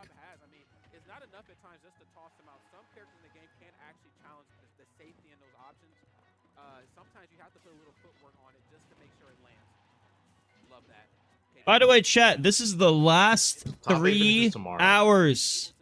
This is the final 3 hours for discounted on gifted subs. Subs get a discount right now. Earlier, but I'm not going to be streaming top 8 because I'm going to a Catan tournament. Sellers of Catan. Oh, wow. Board smash to close out game 1. A little bit too predictable from our Rob friend, the Lobster. Yes, Robster. Robster. We're putting it both together. Lobster Rob is Robster. Last 3 hours to get 75% off gifted subs. Last 3 hours. It almost feels like self-spacing. Yeah, like it's big, it's safe on backward, and it shoots him backwards. But did he parry the hit as he was coming in, and then he was able to step into F smash? Because you know. Yep. Okay, that's what it is. Yeah. So it not every character would have been able to land. Yeah. Okay, not every character could have did that. Yeah, you have to have a little bit of range on your F smash, and it's got to be fast. Okay. Which, you know, Steve, he's got both those qualities. Man, don't he though? Uh-oh. Okay, I thought he was going to do like that minecart shenanigans. Sometimes we don't get the combos we want, and it happens, you know. We'll do better next time. We most certainly will have to. Okay. That's right. Building up a wall right now, man. Opposite, get the gold tools just enough time to build out the full diamond. And one of the things about Hollow Bastion having 2 different sets of mining places, so you have to be careful where you mine if you want to make sure you get the correct resource bar filled up. Okay. Got to be careful where you mine indeed. Because again, I think, you know, Rob is some of those characters that can break those walls down pretty quickly due to how fast his normal Smash. Oh, wow, that's so caught. Got the turnaround, so managed to hit. And big bodies. Diamond is available. But after this set, I'm going to start the Ultimate. Okay, I'm here for it, Lobster. Let's see them big meaty claws, man. Ain't that what they said in SpongeBob? Let's see them. Yeah, Larry the Lobster, shout out. But goes Oh, barely miss. and opting to not really Oh, it's probably going to be a lot of damage. punish. Yes, gets the up tilt with the diamond. Oh, he tried to end it all. Hoping that Lobster would SDI out.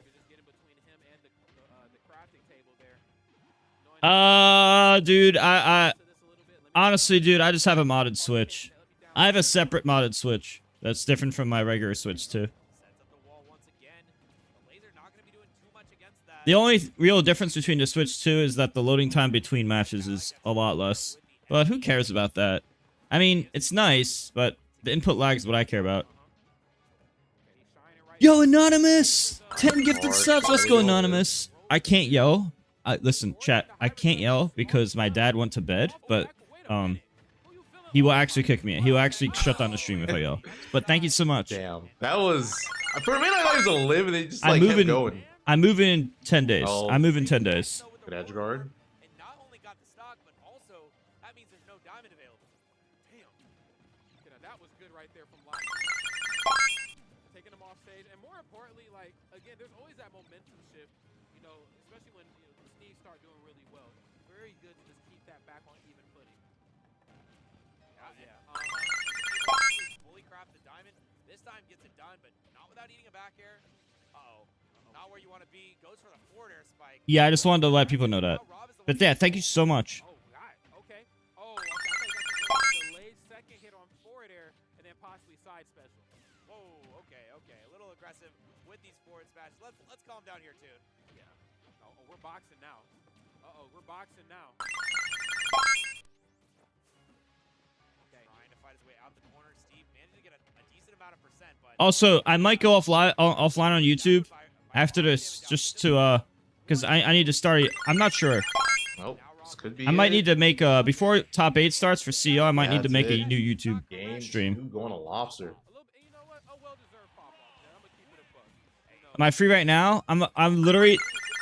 This is literally the last set, Snuck, and then I'm starting Ultimate. I'm starting Ultimate Arena right after this. Why ask? Literally after this match, I'm probably starting. I already have the Ultimate Arena set up.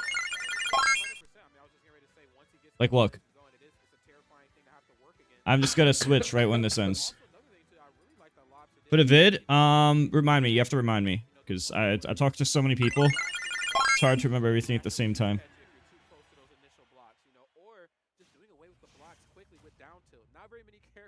I talked to so many people that, like, you're gonna have to be more specific. Like hundreds of people, you know.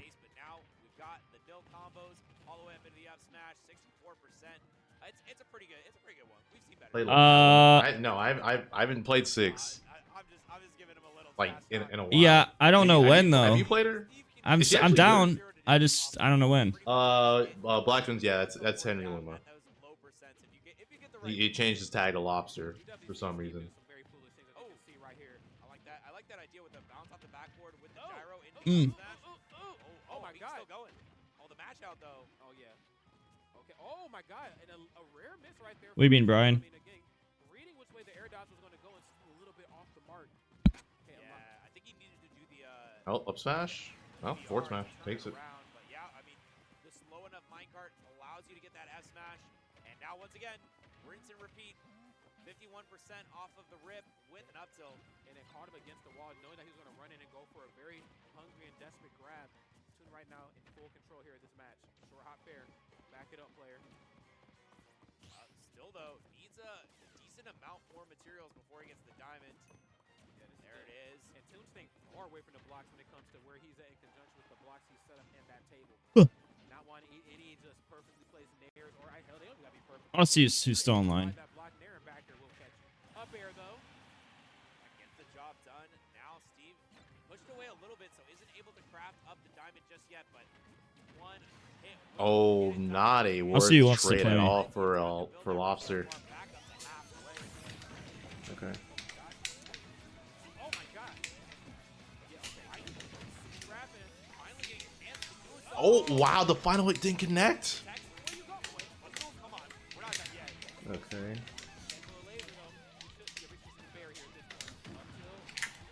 Oh my lord, a lobster.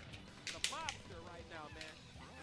Making a case for himself right now after those first 2 stocks. I'll see you something.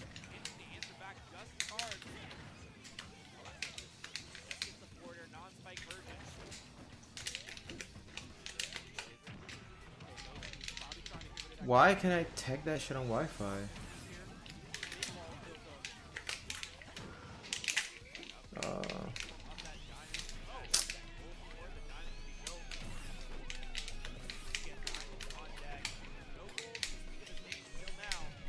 Truly aggravating. Oh. Surprised Toon went for forward smash there instead of this like up tilt into. Probably could have up tilt nil up smash.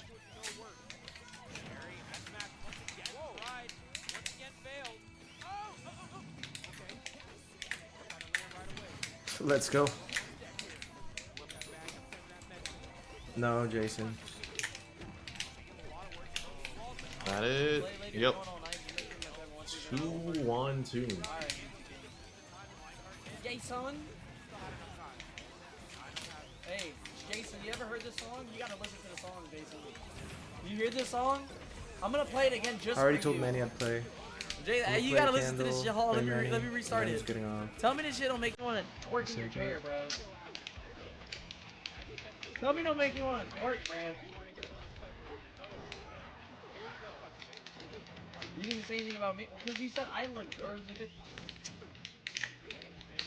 What? You want me to tell you look good too?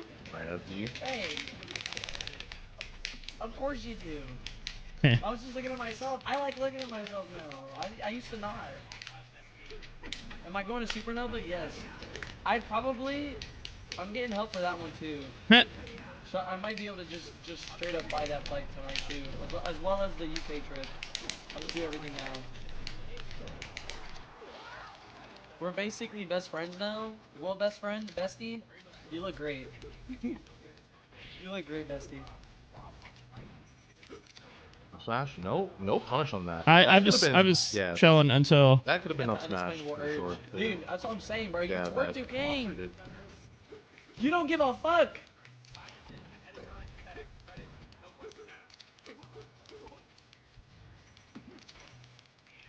I'm gonna go to Supernova, trust Nope. me.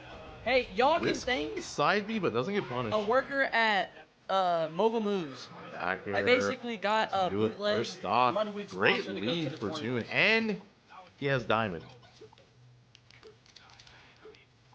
He's gonna get another one pretty soon for his second stock. If he Well, loses I'll first, let you know, bro. I'll let you know. I might not play with you tonight, but I also might be down. I'm in a good mood. I probably will play you. I'll probably be playing for like 6 hours today. okay, the block wall saved him there.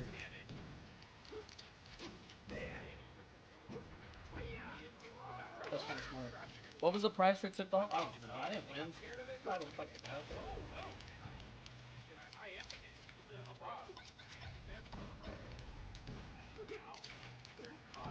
Well, that's barely didn't kill. Look at MUG game. Did he hide? Don't give a fuck. Sorry about that one though, but yeah, it has diamond on deck. That's gonna do it. One stock away.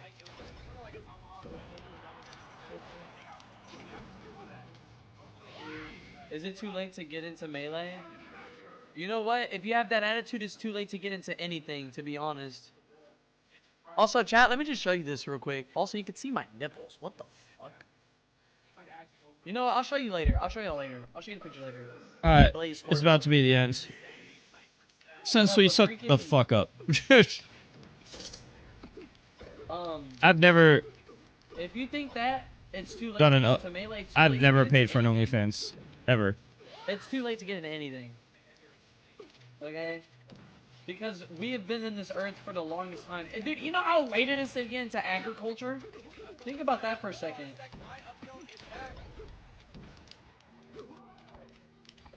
Oh, well, that's probably it. Yep. Alright, I'm gonna go. Toon takes it 3-1 over Henry Luma, and damn, bro, just Lobster just walked out. He just walked out. Toon looks happy. I mean, top 8 at CEO. Is this No, his done. first Yeah, I'm gonna do a time bit of ultimate. in the US? I mean, regardless, congrats to No. him. Good stuff. Top 8's tomorrow. Top 8's tomorrow. Makes it the top 8 tomorrow. Gets to go out on the ring.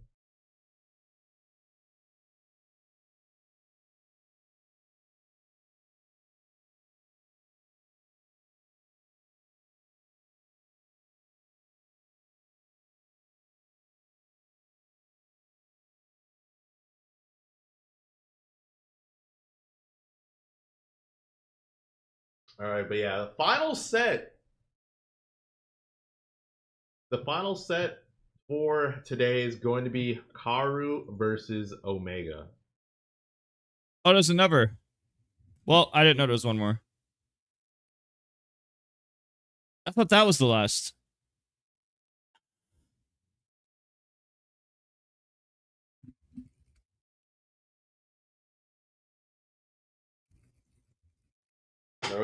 No, dude, he didn't handshake, just walked off. It's like, you know what? I got a flight to catch.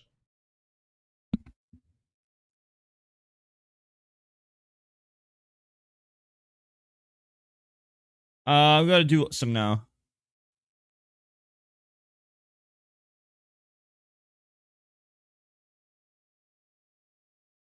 No, yeah, I mute in between sets.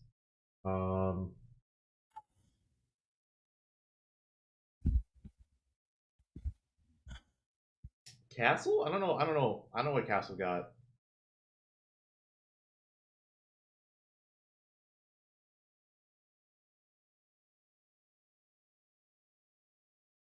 Joker is just the worst of all worlds. Yeah. Yeah, I we mean, go like way I back. mentioned Before, I don't want to talk ill of anybody besides myself, but I play Adult Link.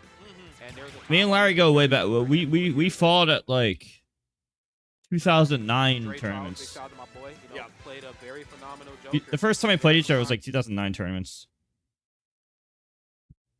That was 16 years ago. I'm just like, this ain't right.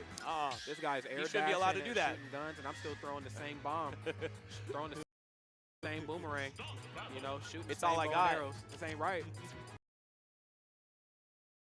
I'm the hero of time. This ain't right. I'm supposed to vanquish guys like this. I'm just saying, in the next match, I really hope we get the Tears of the Kingdom. Link, you know, he got the master hand out there, you know. Link's actually the most broken character in the game. It would be so sick. I would die on the Master Sword on that hill. Oh, I want it. I want it to happen. I want Link to be broken. He deserves to be broken at least once, right? He's got 0 games where he's top tier. At all. I mean, it just sucks, man. This might be actually the best he's ever been. Yeah, this might be the best. It might be. It honestly might be. Yeah, and that's depressing. He deserves to be broken. Only thing getting broken right now are hearts. One of these two players, unfortunately, are going to have to, you know, drop out of the whole tournament. The other one's going to move on to Championship Sunday on the loser side of bracket. Let's see how it all unfolds. Karu, exclamation point. This ain't just normal Karu. This is Karu, and you got to shout it out. F-tilt. Oh, my gosh. And even that combo going, love the Nair follow-up, and let's see how it goes. As the Arsene out, he catches the jump with You it. can air dodge Another that. axe attempted, but the up tilt managed to catch on the platform. And now though, Joker, he's almost in. Damn, I would have made Sunday easy. Starting off I could have so made Sunday hot. in both Right games. now, Karu. Dash attack. Maybe I should have went. Oh, yummy. I'll eat that. Doesn't get... Oh, F-tilt? Not actually enough. Yeah, actually SDI'd up and out, so wasn't in range of the F-tilt, but still Karu escaping that scary situation. Then again, You Steve's in never the wanna game. Be off stage against Joker. The back air is a Could be. disaster for you. Actually, I know some counterplay to Steve. Got some authority to those throws. Love when the Belmonts are on screen. Okay, holy water. Oh, he does know about it. Who is Karu? Who is Karu? Where are you? Where are you all my life? Where have you been? Oh, man. Damn it, I might be a Karu fan. I'm already a Karu fan. I saw the Skeleton match earlier. Bro beat Skeleton and then didn't even pop off. Didn't move a muscle. I think he might have nodded. Yeah. I understand it now, as the young people like to say. Okay. Oh, man. Nice slide into the DMs there. Great stuff. Have them caught in the corner, knowing that they were going to nair on the way back down. Not a bad option right there in Omega's toolkit. Again, I just need to give myself just a little bit of space. The pressure just a little bit too thick up close. And I do know that when Belmont decides to get a little handsy, it's usually going to come at the expense of nair. Don't want to deal with that at all. Yep, and Come Belmont here. still has to deal with another Arsene using that reverse projectile, and yet the thing is, when it's coming backwards, even if you counter it, it doesn't go the other direction. That ain't nothing but the Lord right there. Yep. If I may say so myself. Oh, great anti-airs we've seen from Karu multiple times with this upbeat. That was so smart. How did he get out of there? Yeah, went for the high recovery. That's some melee stuff. Knowing that I need to go for the high recovery immediately. No. I messed up. But you know what, though? I see it. I see what you're seeing. Because can the Belmonts punish regrabs? Does down smash? Down smash, yeah, down smash Okay. does it. It depends on your ledge grabs. Okay, because So definitely certain people can do it. Was even in the position, I don't think, for down smash. So went for the re-grab, but unfortunately came back to bite him. Yeah, usually what they end up doing is they use the holy water dribble, the one that dribbles off the ledge. But it's mostly a reset. It doesn't actually do a lot of damage. And now, I mean, still able to just get away with murder as 182%. How does Belmont live this long, Rod? That ain't natural. There you go. A little bit of the commentary cursing right there. But, no, to answer your question, again, you just have to be a distance demon. It's that matchup unfamiliarity piled in by the fact that Karu is just a really good player with a really strong understanding of what his character can do versus some of the better characters in the game. And then on top of that, he's a distance demon. You can't KO him easily. Big opportunity here for Omega. Just gets a dash attack, sends it into the corner. What's wrong with my internet? Nair catching out, but Nair the other way. Karu sets up some damage, 100% already on Omega. Setting up the dribble. Not enough damage to get the kill just yet, but it's a lot of pressure in the corner. And Omega rolling through it all. Okay. Omega definitely knocking on Death's door. Arsene is here. That's yours. Holy water at the ledge, but nice exchange right here. Just opting to play relatively safe. Who's with this internet? Puts you in such a bad spot, but the cross is a lifesaver. It's a holy cross for a reason. The forward tilt, weak spot, not enough to get the kill, but one more hit. Oh, the upward angle. If it was a forward angle, it would have hit, and it probably kills. Uh-oh. This is not what you want to see right now after a strong opening. Oh, baby. Damn, Swing that whip. Sheesh. Spin it around. Dang, man. Cracking the whip right there is Karu. And I was getting ready to say, hey, this is not the spot you want to be in. You know, you opened up so well, and then things just start to slowly but surely just kind of unravel for you. You don't want your opponent to know that you're a strong opener, but you ain't a closer. Yeah, I mean, Karu's certainly closing. I ain't never seen a Belmont just land and go for a down smash immediately. What a way to make a statement. What a way to finish the first game of this final top 8 qualifier. The winner of this going to be our last competitor tomorrow. And I mean, I certainly know neither of these ones want to give an inch. No. Okay. And I mean, as you shouldn't either. I mean, I think these are two characters for two very different reasons. You don't want them to get any sort of real momentum. Yep. I think we just seen like prime examples. Belmont, strong opening. You give them the lead early on, it just becomes your worst nightmare. Now it's a mini game. Back air, yes sir. Yeah, one of the tough things about this matchup for Belmont generally, yeah, that ain't true, is that you have to angle the whip down to hit Joker as he's running, because he's got such a skinny body that if you go for a forward air on a grounded Joker, he might just run completely under it. Oh my God. I mean, just running right up on him right there is Omega. I do like the attempt though. The turnaround, immediate F tilt. He said, look man, I need to get back up 15 feet. Okay, holy water. Trying to hold him down at the ledge. Exactly what you want. Yeah, Arsene expired, but I really think that Arsene is not as big of a factor in this matchup. No, not at all. Because you generally can just kill by a back air off stage regardless of the efficiency. Okay, not going for the second hit there, the slide. Okay, Omega just pounding down this ledge, yes, and then forcing the advantage to that top platform. Omega right now with the lead. All right, let's see how this ledge drop looks. Just a couple little absorbing. That we need another axe up in the sky to get the job done. Up tilt, not enough, but it does bring Arsene out, and the big difference now is if you get a combo, it's going to deal twice the damage. All right, I'm back. Last thing you want right now, especially being a deficit, is that much more damage put on board for yourself. Holy shit, man. What looked to be down smash there. Start a new game, because, yeah. Yeah, thank you for the gifted, Jason. Yeah, get your gifted now if you want to contribute to the sub goal. Now's the best time to do it. Eating them alive right now. Hold up. Downward angle gun. Yeah, no more of that.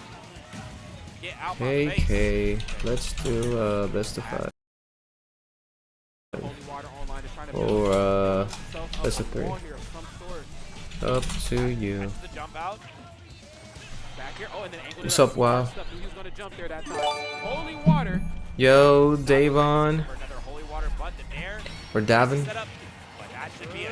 Devin? Devin? Devin or Devin? It's definitely Devin. Thank you for the gifted. Well, I'm talking to Sonic's stream at the same time.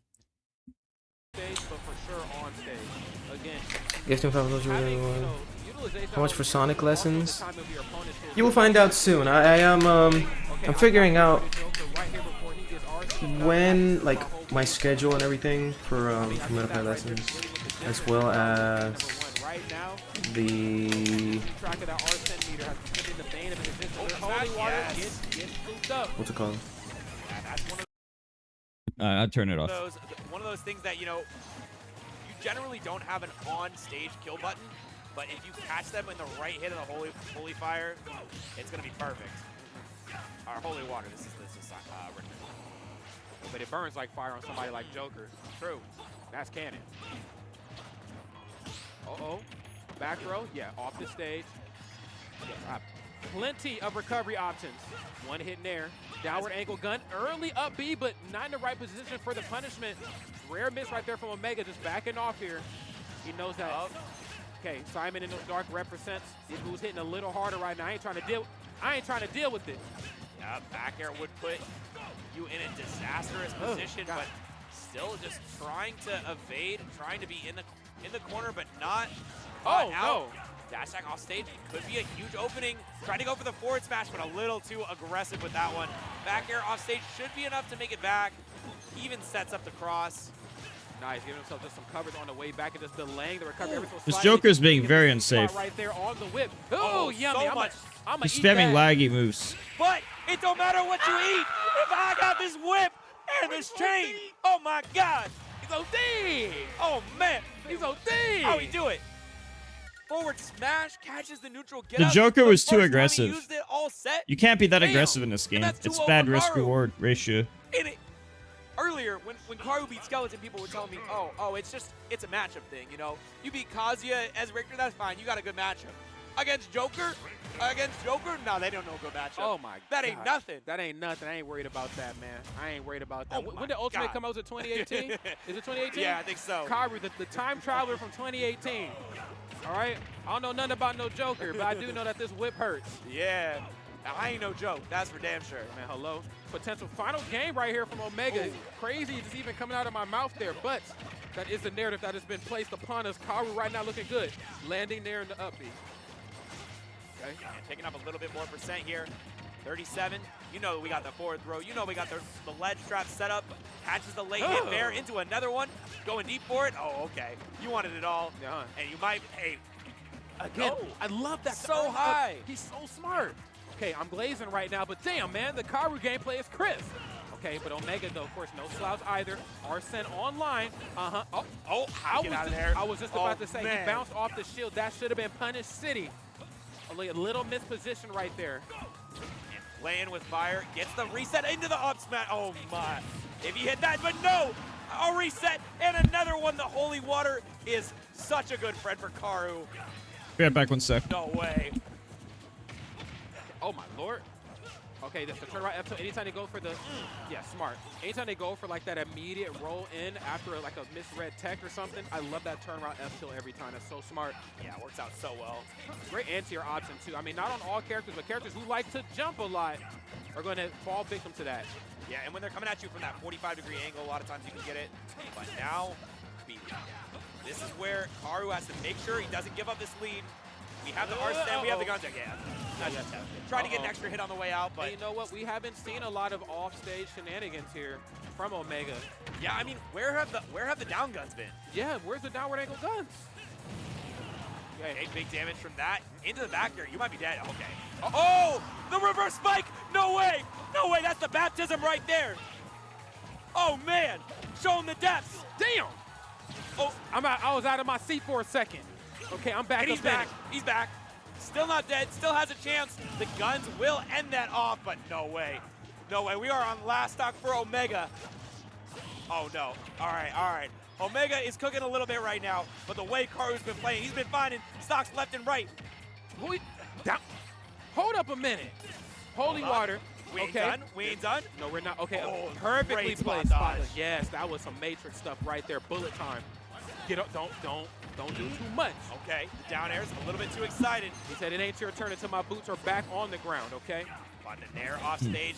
Even with that Arsene, your recovery is going to be a little bit worse. Dash attack covers the down air once again. And here he is coming back in. Arsene is almost over, but it's not over just yet.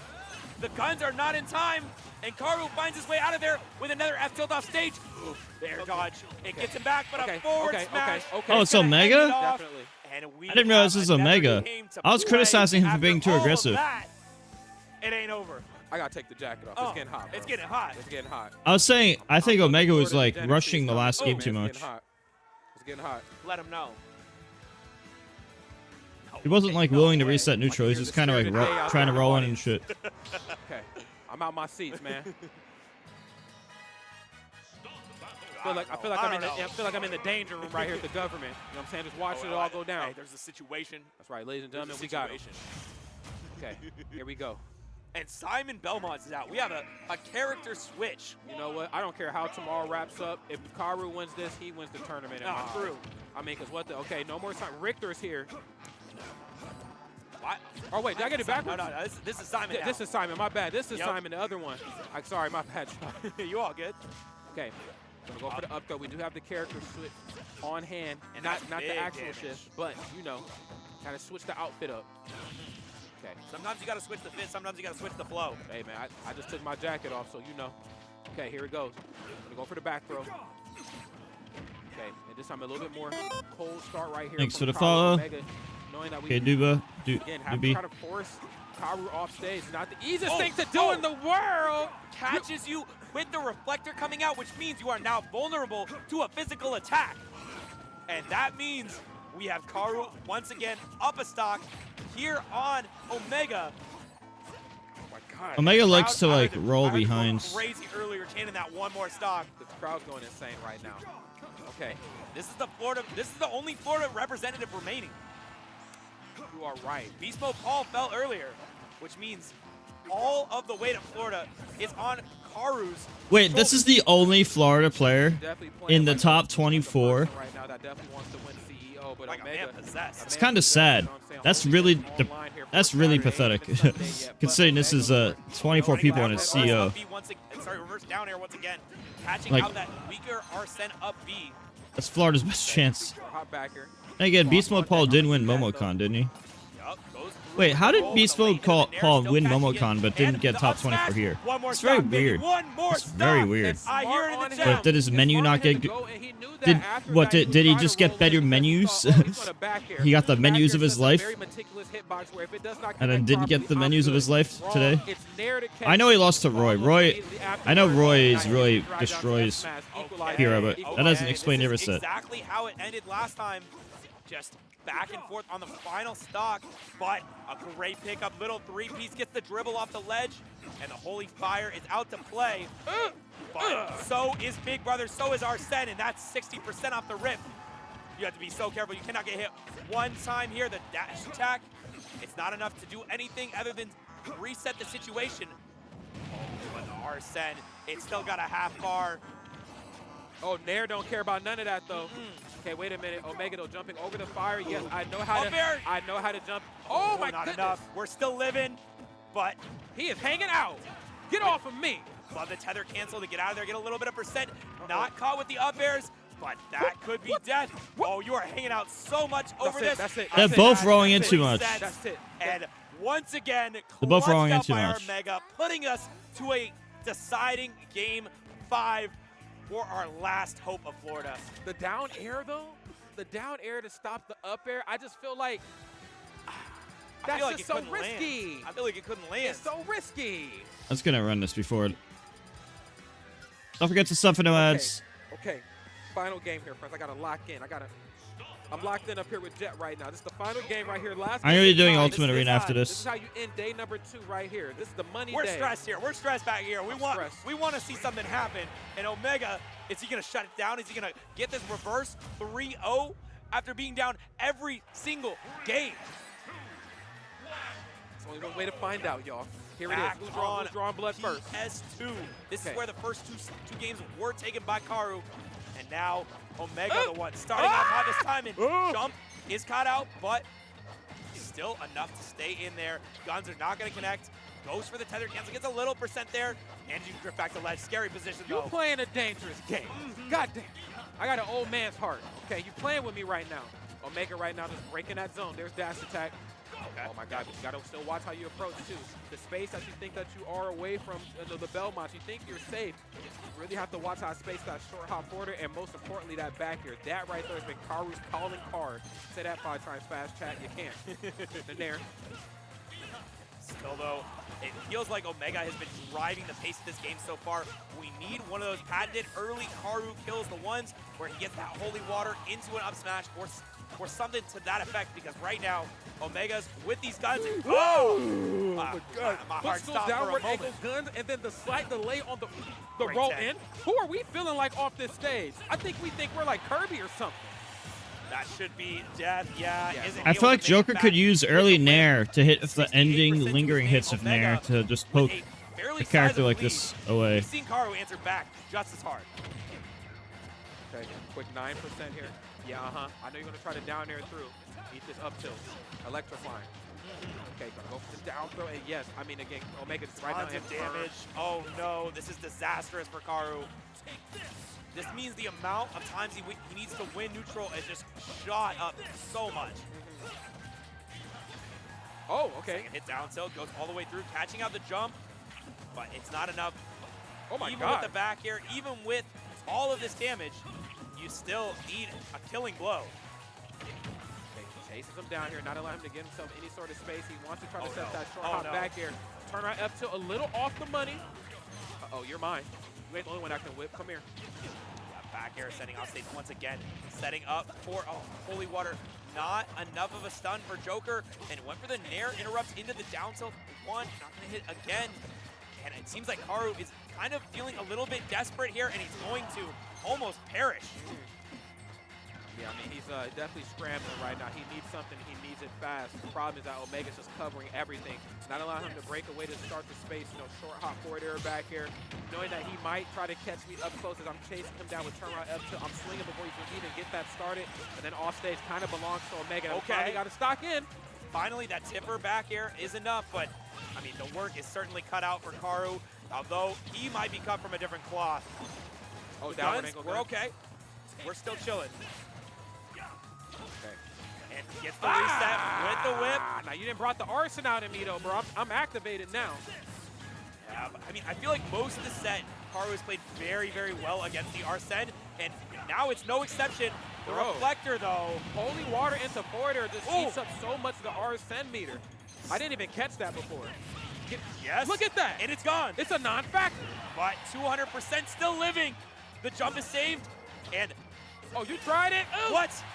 How is he staying alive? This is Simon Belmont. This is Richter Belmont at 200%. Omega is too aggressive and You disadvantaged. need to play your game because you know you ain't got no business off that stage. Okay, Omega right now back onto the green. He has to cross up back. Except that time, but every other time he was. But Short now and simple.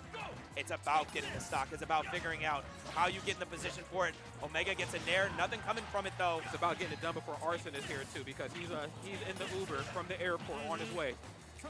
He's like, I'm 2 minutes out. But those 2 minutes are canceled because the Uber, it had to turn right around. Damn. Okay. We're vibing. We're vibing. This One is more game stock 5. chance This is coming the out. final stock. Karu has to make sure he plays perfectly. But right now, he is getting every hit. He's setting up in the corner another back air. Arsene almost arriving once again. And, oh, that's Ain't big no damage. way. What the hell is going on here? Karu. No, no! Oh! Oh! That could have been it all. The forward smash was charged for so long, but now Arsene has his hands on you. Doing a lie here. Hanging out the leads. Yes. Baiting him out. Okay, Cross coming back the other way. He said, I know you want to get on the other side of me. Okay, the back air, the one more Arsene hit, and managing to get out of dodge just in time. We're seeing up smash, but it's not in time. And a forward How did he smash. miss that? Wild. Errant in the other direction.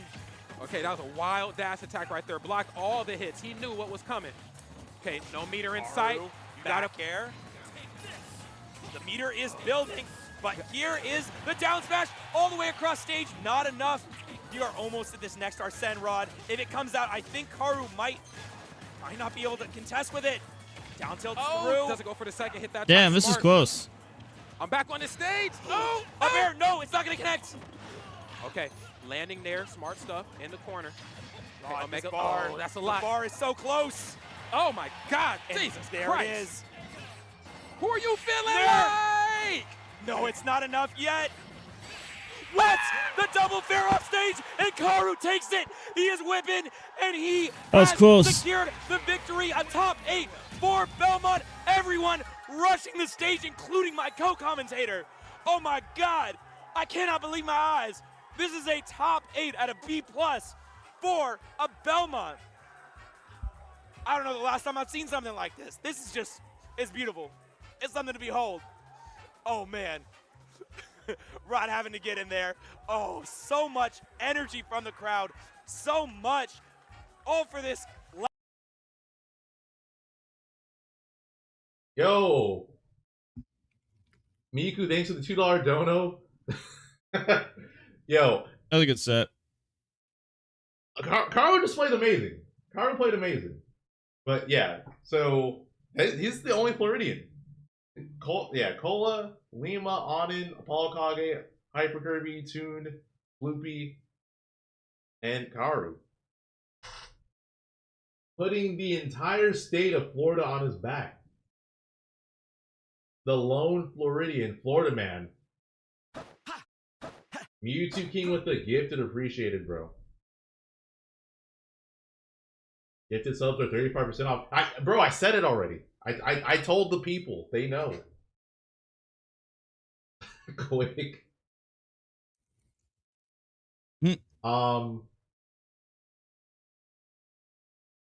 But yeah, on that note. Oh, I guess you're telling them to. Yeah. I get it. All right. Top 8 is tomorrow.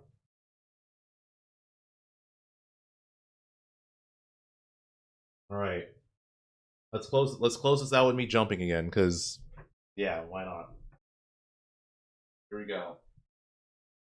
What the fuck? It's so stupid.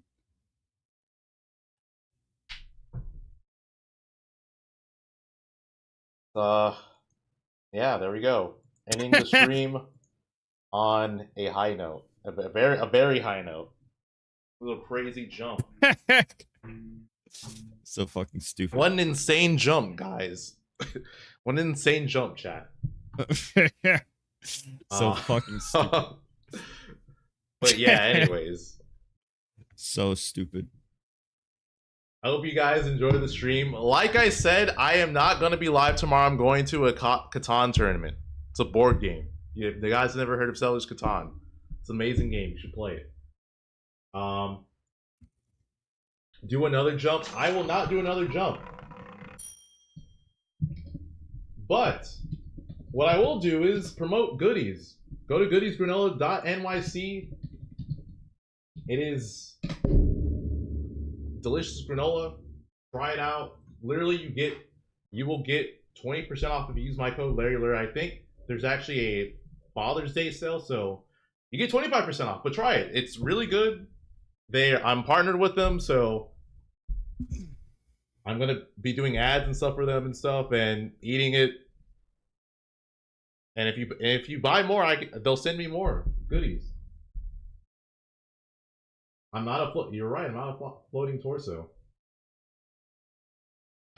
Father's Day. Shut up. All right. Anyways, that's it for the stream, guys. I hope you enjoyed. Have a good rest of your weekend. Take care.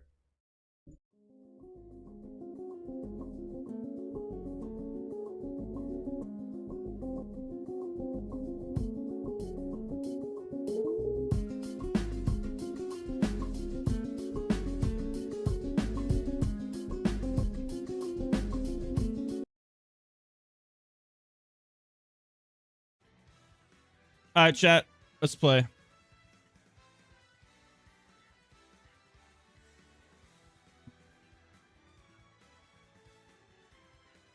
Who? Thank you, Larry. All right, guys. I'm going to be going all night. If you want to play some Melee, I'm playing everybody. Just a quick reminder, chat. This is the last 2 hours. Last 2 hours where all gifted subs get 35% off or more. I'll be going all night. I'm also going to be watching CEO Top 8. And this is also the last 48. This is the last 24 hours for Factor. Anyway, the room is JRMQ5. Password 1. Come join. That's the info. I'm going to post it in chat. Come join. Yeah, that was fast. Alright. Let's get in. I'm going to rotate a bunch of fun characters.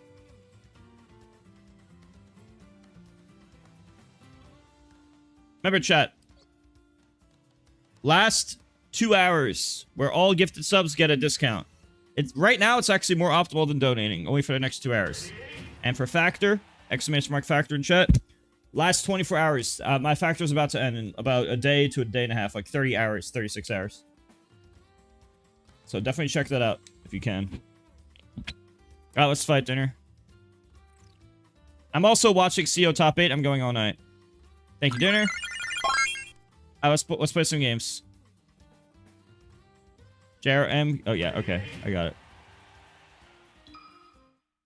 I'll be streaming this on Twitch and YouTube tomorrow. The top 8 of Melee and Ultimate. I'm going to probably do Ultimate and Melee tonight.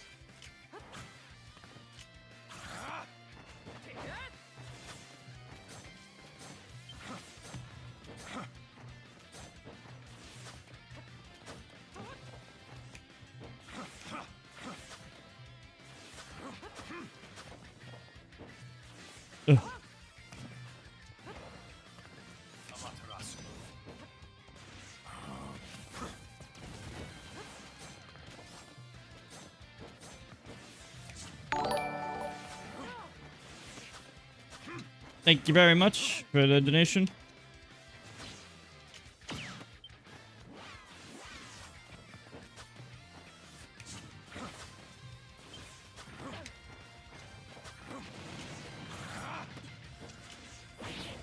What?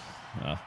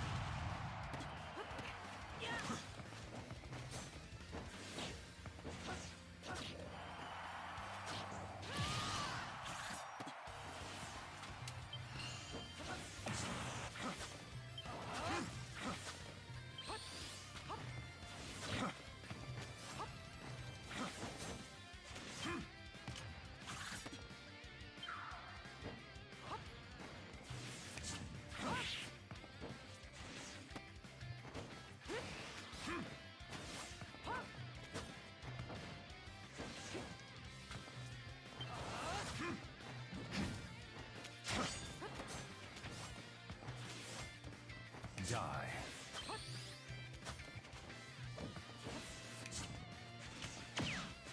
You won't get away.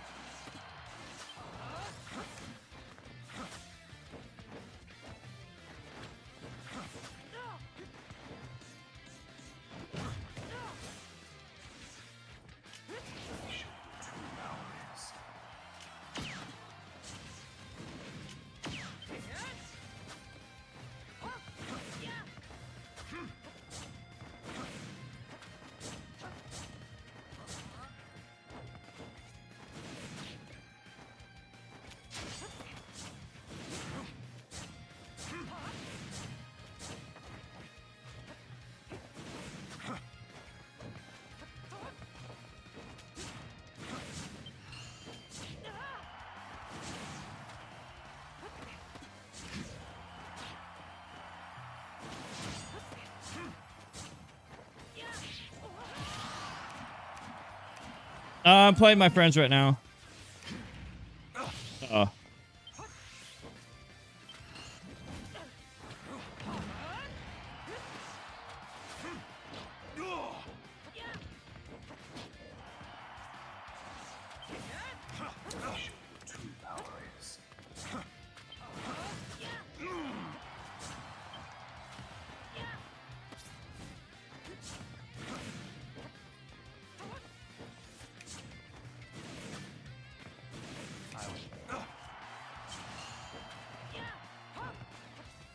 Too slow. Hero is really broken against Sephiroth specifically.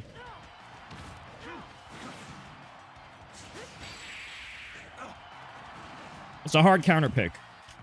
But not only is it a hard counter pick, Hero is also the better character. So Hero has like a 7... I see Hero beats Sephiroth 70-30. I'd say it's 70-30 Hero favor, in my opinion. But Sephiroth has some matchups like Luigi, where he counters Luigi. Luigi's very top tier, but Sephiroth counters Luigi. But if you... The thing of Sephiroth, he has to counter you. If he doesn't counter you, he kind of sucks. Which means he can only really do a certain matchup. The opponent has to move their physical body toward him. If the opponent is not moving their physical body toward him, like a fighting game character or Luigi, then he can't do much. But if they do have to move their physical body toward him, he can use the runaway tactics and the planking tactics to make it so they can't get into his sword. And it can't hit him on the ledge. It really depends on which game plan you execute. It depends on their moveset and game plan. If Sephiroth has to move forward, then he's bad.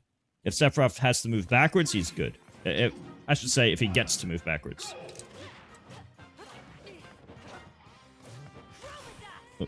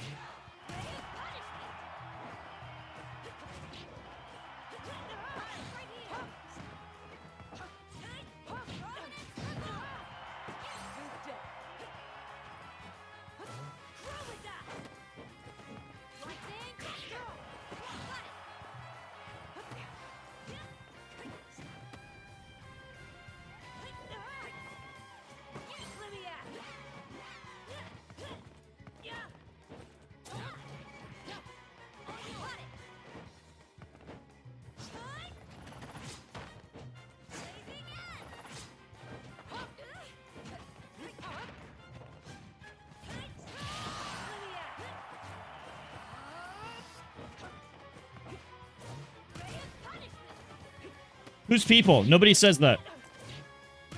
Hero 1 Momocon. Hero 1 Momocon.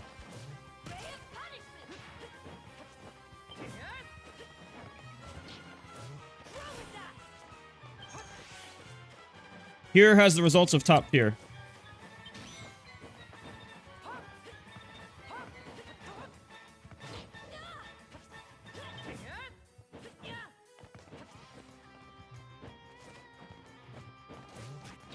Everybody's bad compared to Steve.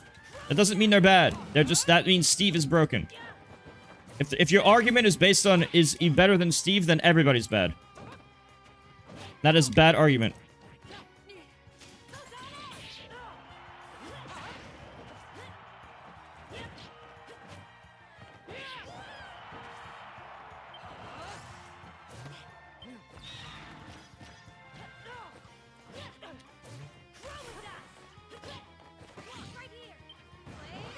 Damn, you keep getting lucky with the recovery.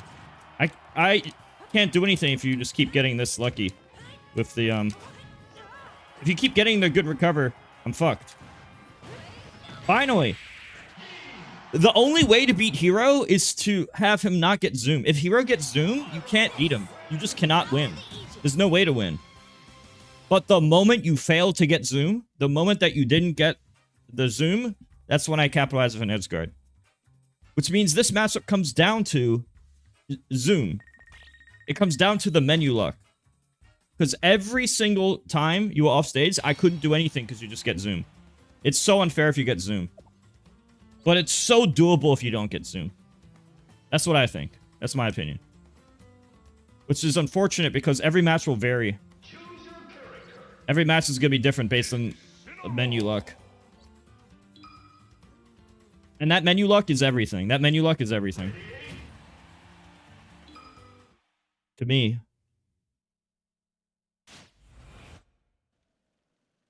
Yeah, Aegis is not top 10. But I played them a long time, so I'm going to keep using them.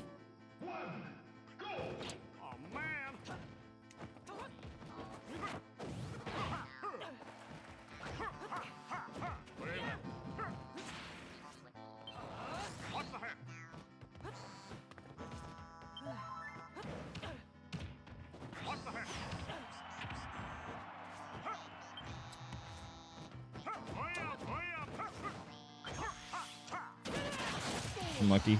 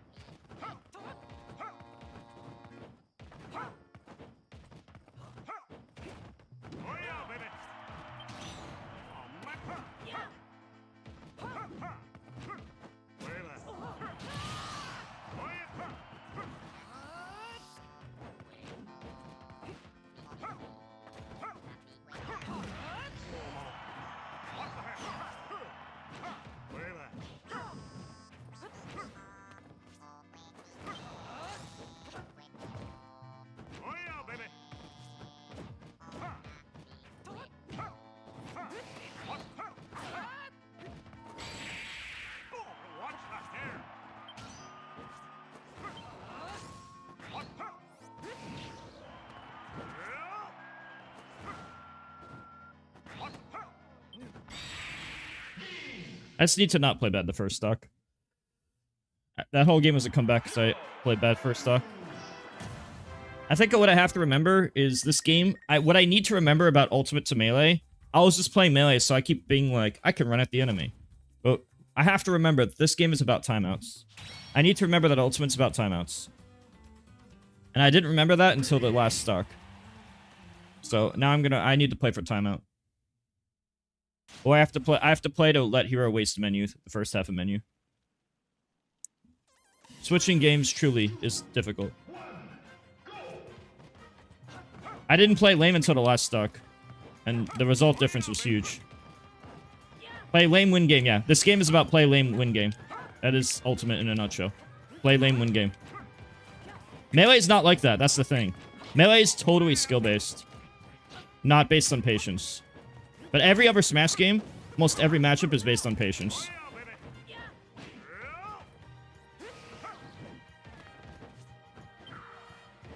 It's less about how... It's half how good you are, but half how patient you are.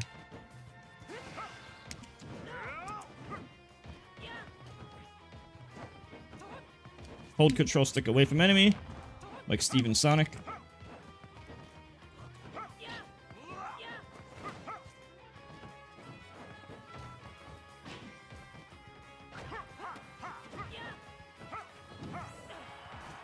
Hope he doesn't get zoom. He did, so he recovers. You have to wait for menu. Can't edge guard. No edge guarding. But you can, but he got caught off guard. He didn't tech. He could have teched. That's his fault. Buffer system.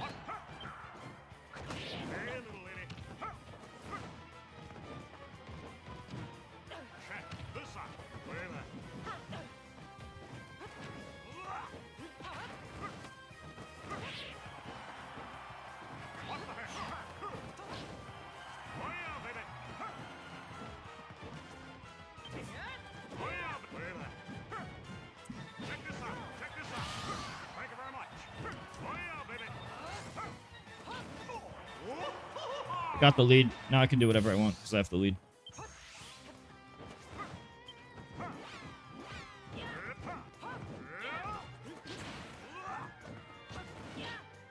Never mind.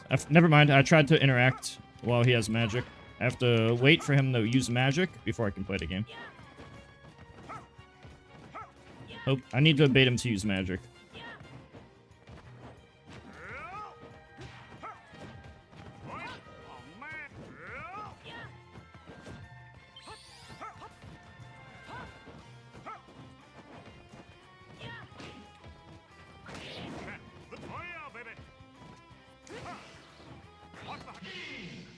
Wait for you have to also wait for mistakes.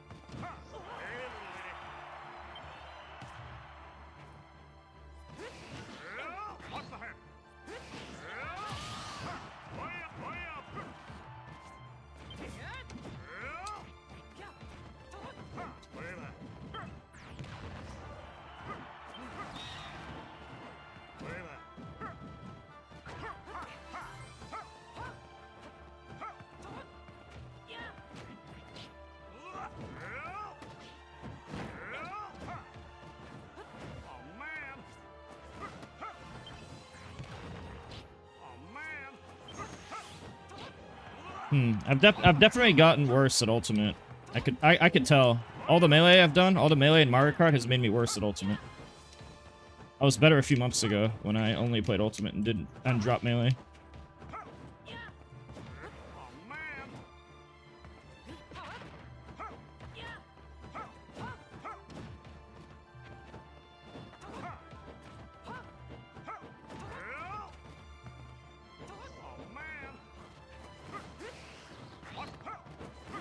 I'm doing much worse against the same opponents that I was doing much better against in February. This is the proof that I've gotten much worse.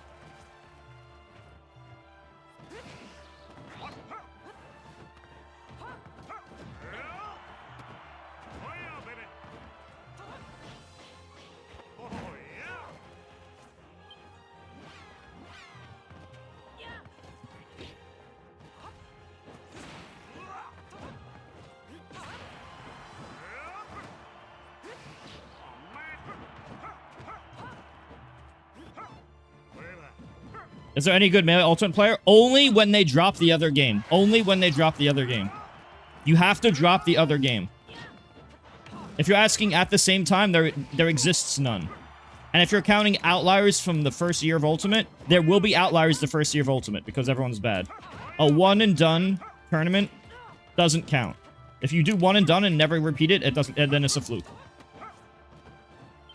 So the answer to that question is no. Unless you count one and dones. Which you should not.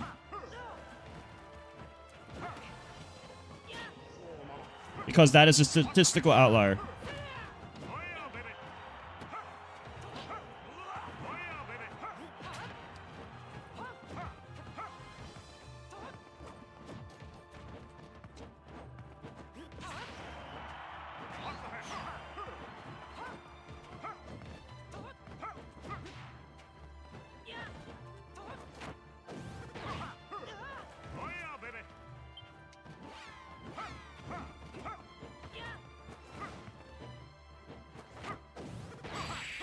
That was literally the only way I win. That's the only way I win. I was just hoping that you just hit Sabi. Otherwise I lose. Incineroar actually has no win condition on somebody who only runs away from him. The problem with this game is if you make your entire game plan not fighting the enemy but running away from the enemy mindlessly, that Incineroar can't even play the game. You literally have to just make your game plan, turn brain off, run away. Turn brain off, run away, turn brain off, run away. Hold away on control stick repeatedly. It's actually that... Incineroar's slow speed makes him... It's actually that brain dead to beat him. He's only good if you actually try to interact with him. And that's why... The more I play the game, the more I'm like, yeah, this character should never win.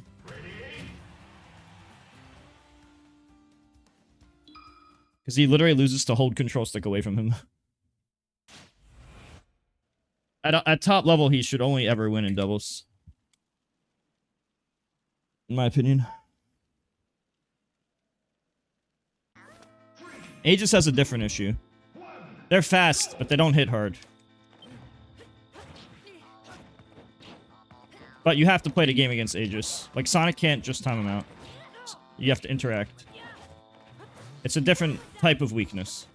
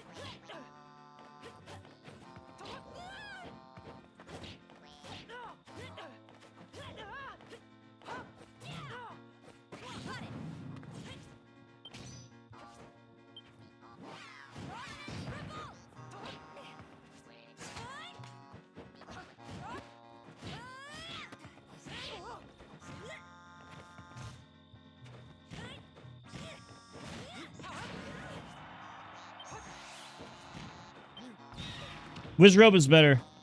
Me, Plup and Wizzy have had our moments, but they were only in the first year of the game. Also, I'm a better well-rounded player than them. I would say I'm the best between Melee and Ultimate, honestly. But as you can see, I have much to be desired when it comes to consistency. It always takes me a while to warm up in the game I'm not used to. Like, if I was playing Ultimate, if my last stream was Melee, then I suck at Ultimate. And if my last stream was Ultimate, then I suck at... Whatever my last stream was, I'm bad at the opposite game. I'm only good at the game I'm warmed up in. And it's always been like that for me for the past 6 years. Because the input delay, it's so different. The mentality, the input delay, the buffering, it's such a difference.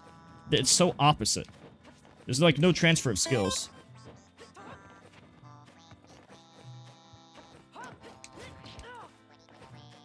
There's Leffen? What do you mean? One and dones don't count. If you do a one and done the first year of the game when everyone's bad, and then you never repeat that, then it's a one and done, doesn't count.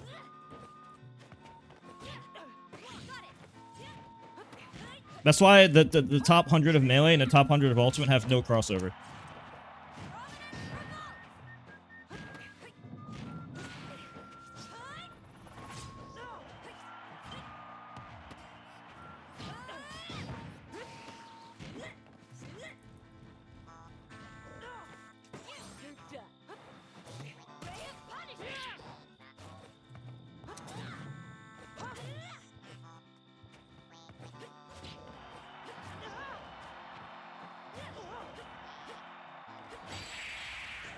Yeah, you just have to Mithra neutral repeat. You just have to spam Mithra neutral.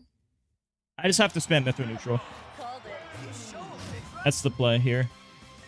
Mithra neutral over and over.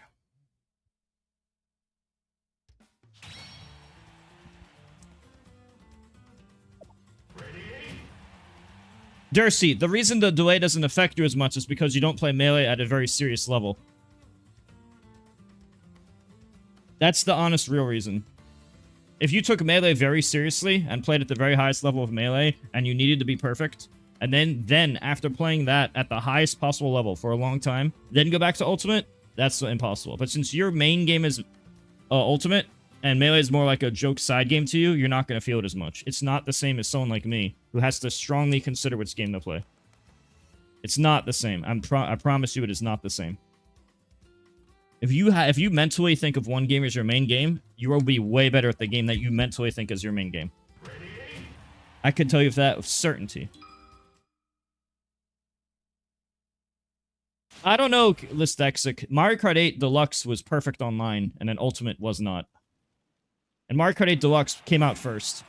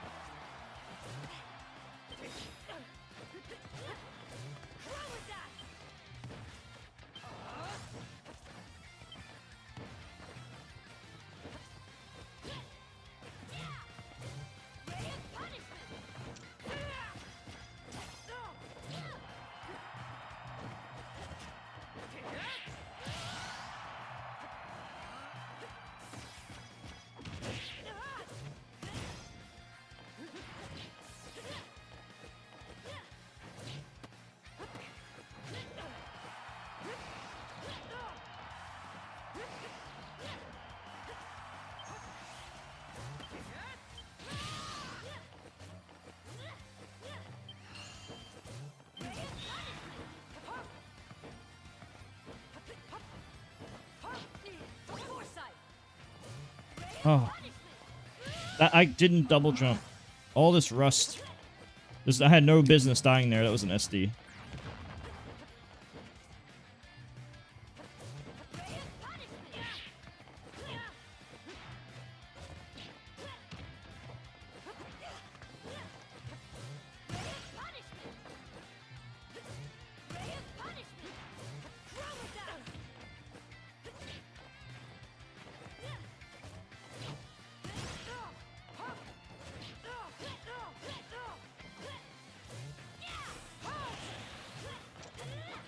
There's you care about melee more and ultimate. It's not the same. I care about them equally, and I find the switch impossible. Maybe the level you're playing at just isn't high enough. You just don't play at a high enough level of melee to feel it. I got distracted that game. I really dislike this controller for ultimate. I find my character doing turnaround in both ultimate and melee. It has something to do with the vertical and horizontal snapback. This is an issue that I don't have with my vanilla melee controllers, but I do have with this orange fob. Specifically, this orange fob and not other orange fobs. Only this one, which is unfortunate because I do not have a second fob. I have no second fob replacement, so there's nothing I can do about the flaws in my controller, which are holding me back right now. Very frustrating.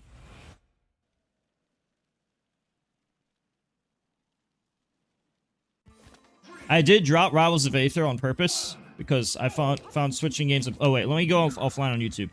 We have to go offline on YouTube. YouTube chat. I will now be going to twitch.tv/MutaKing for the remainder of stream.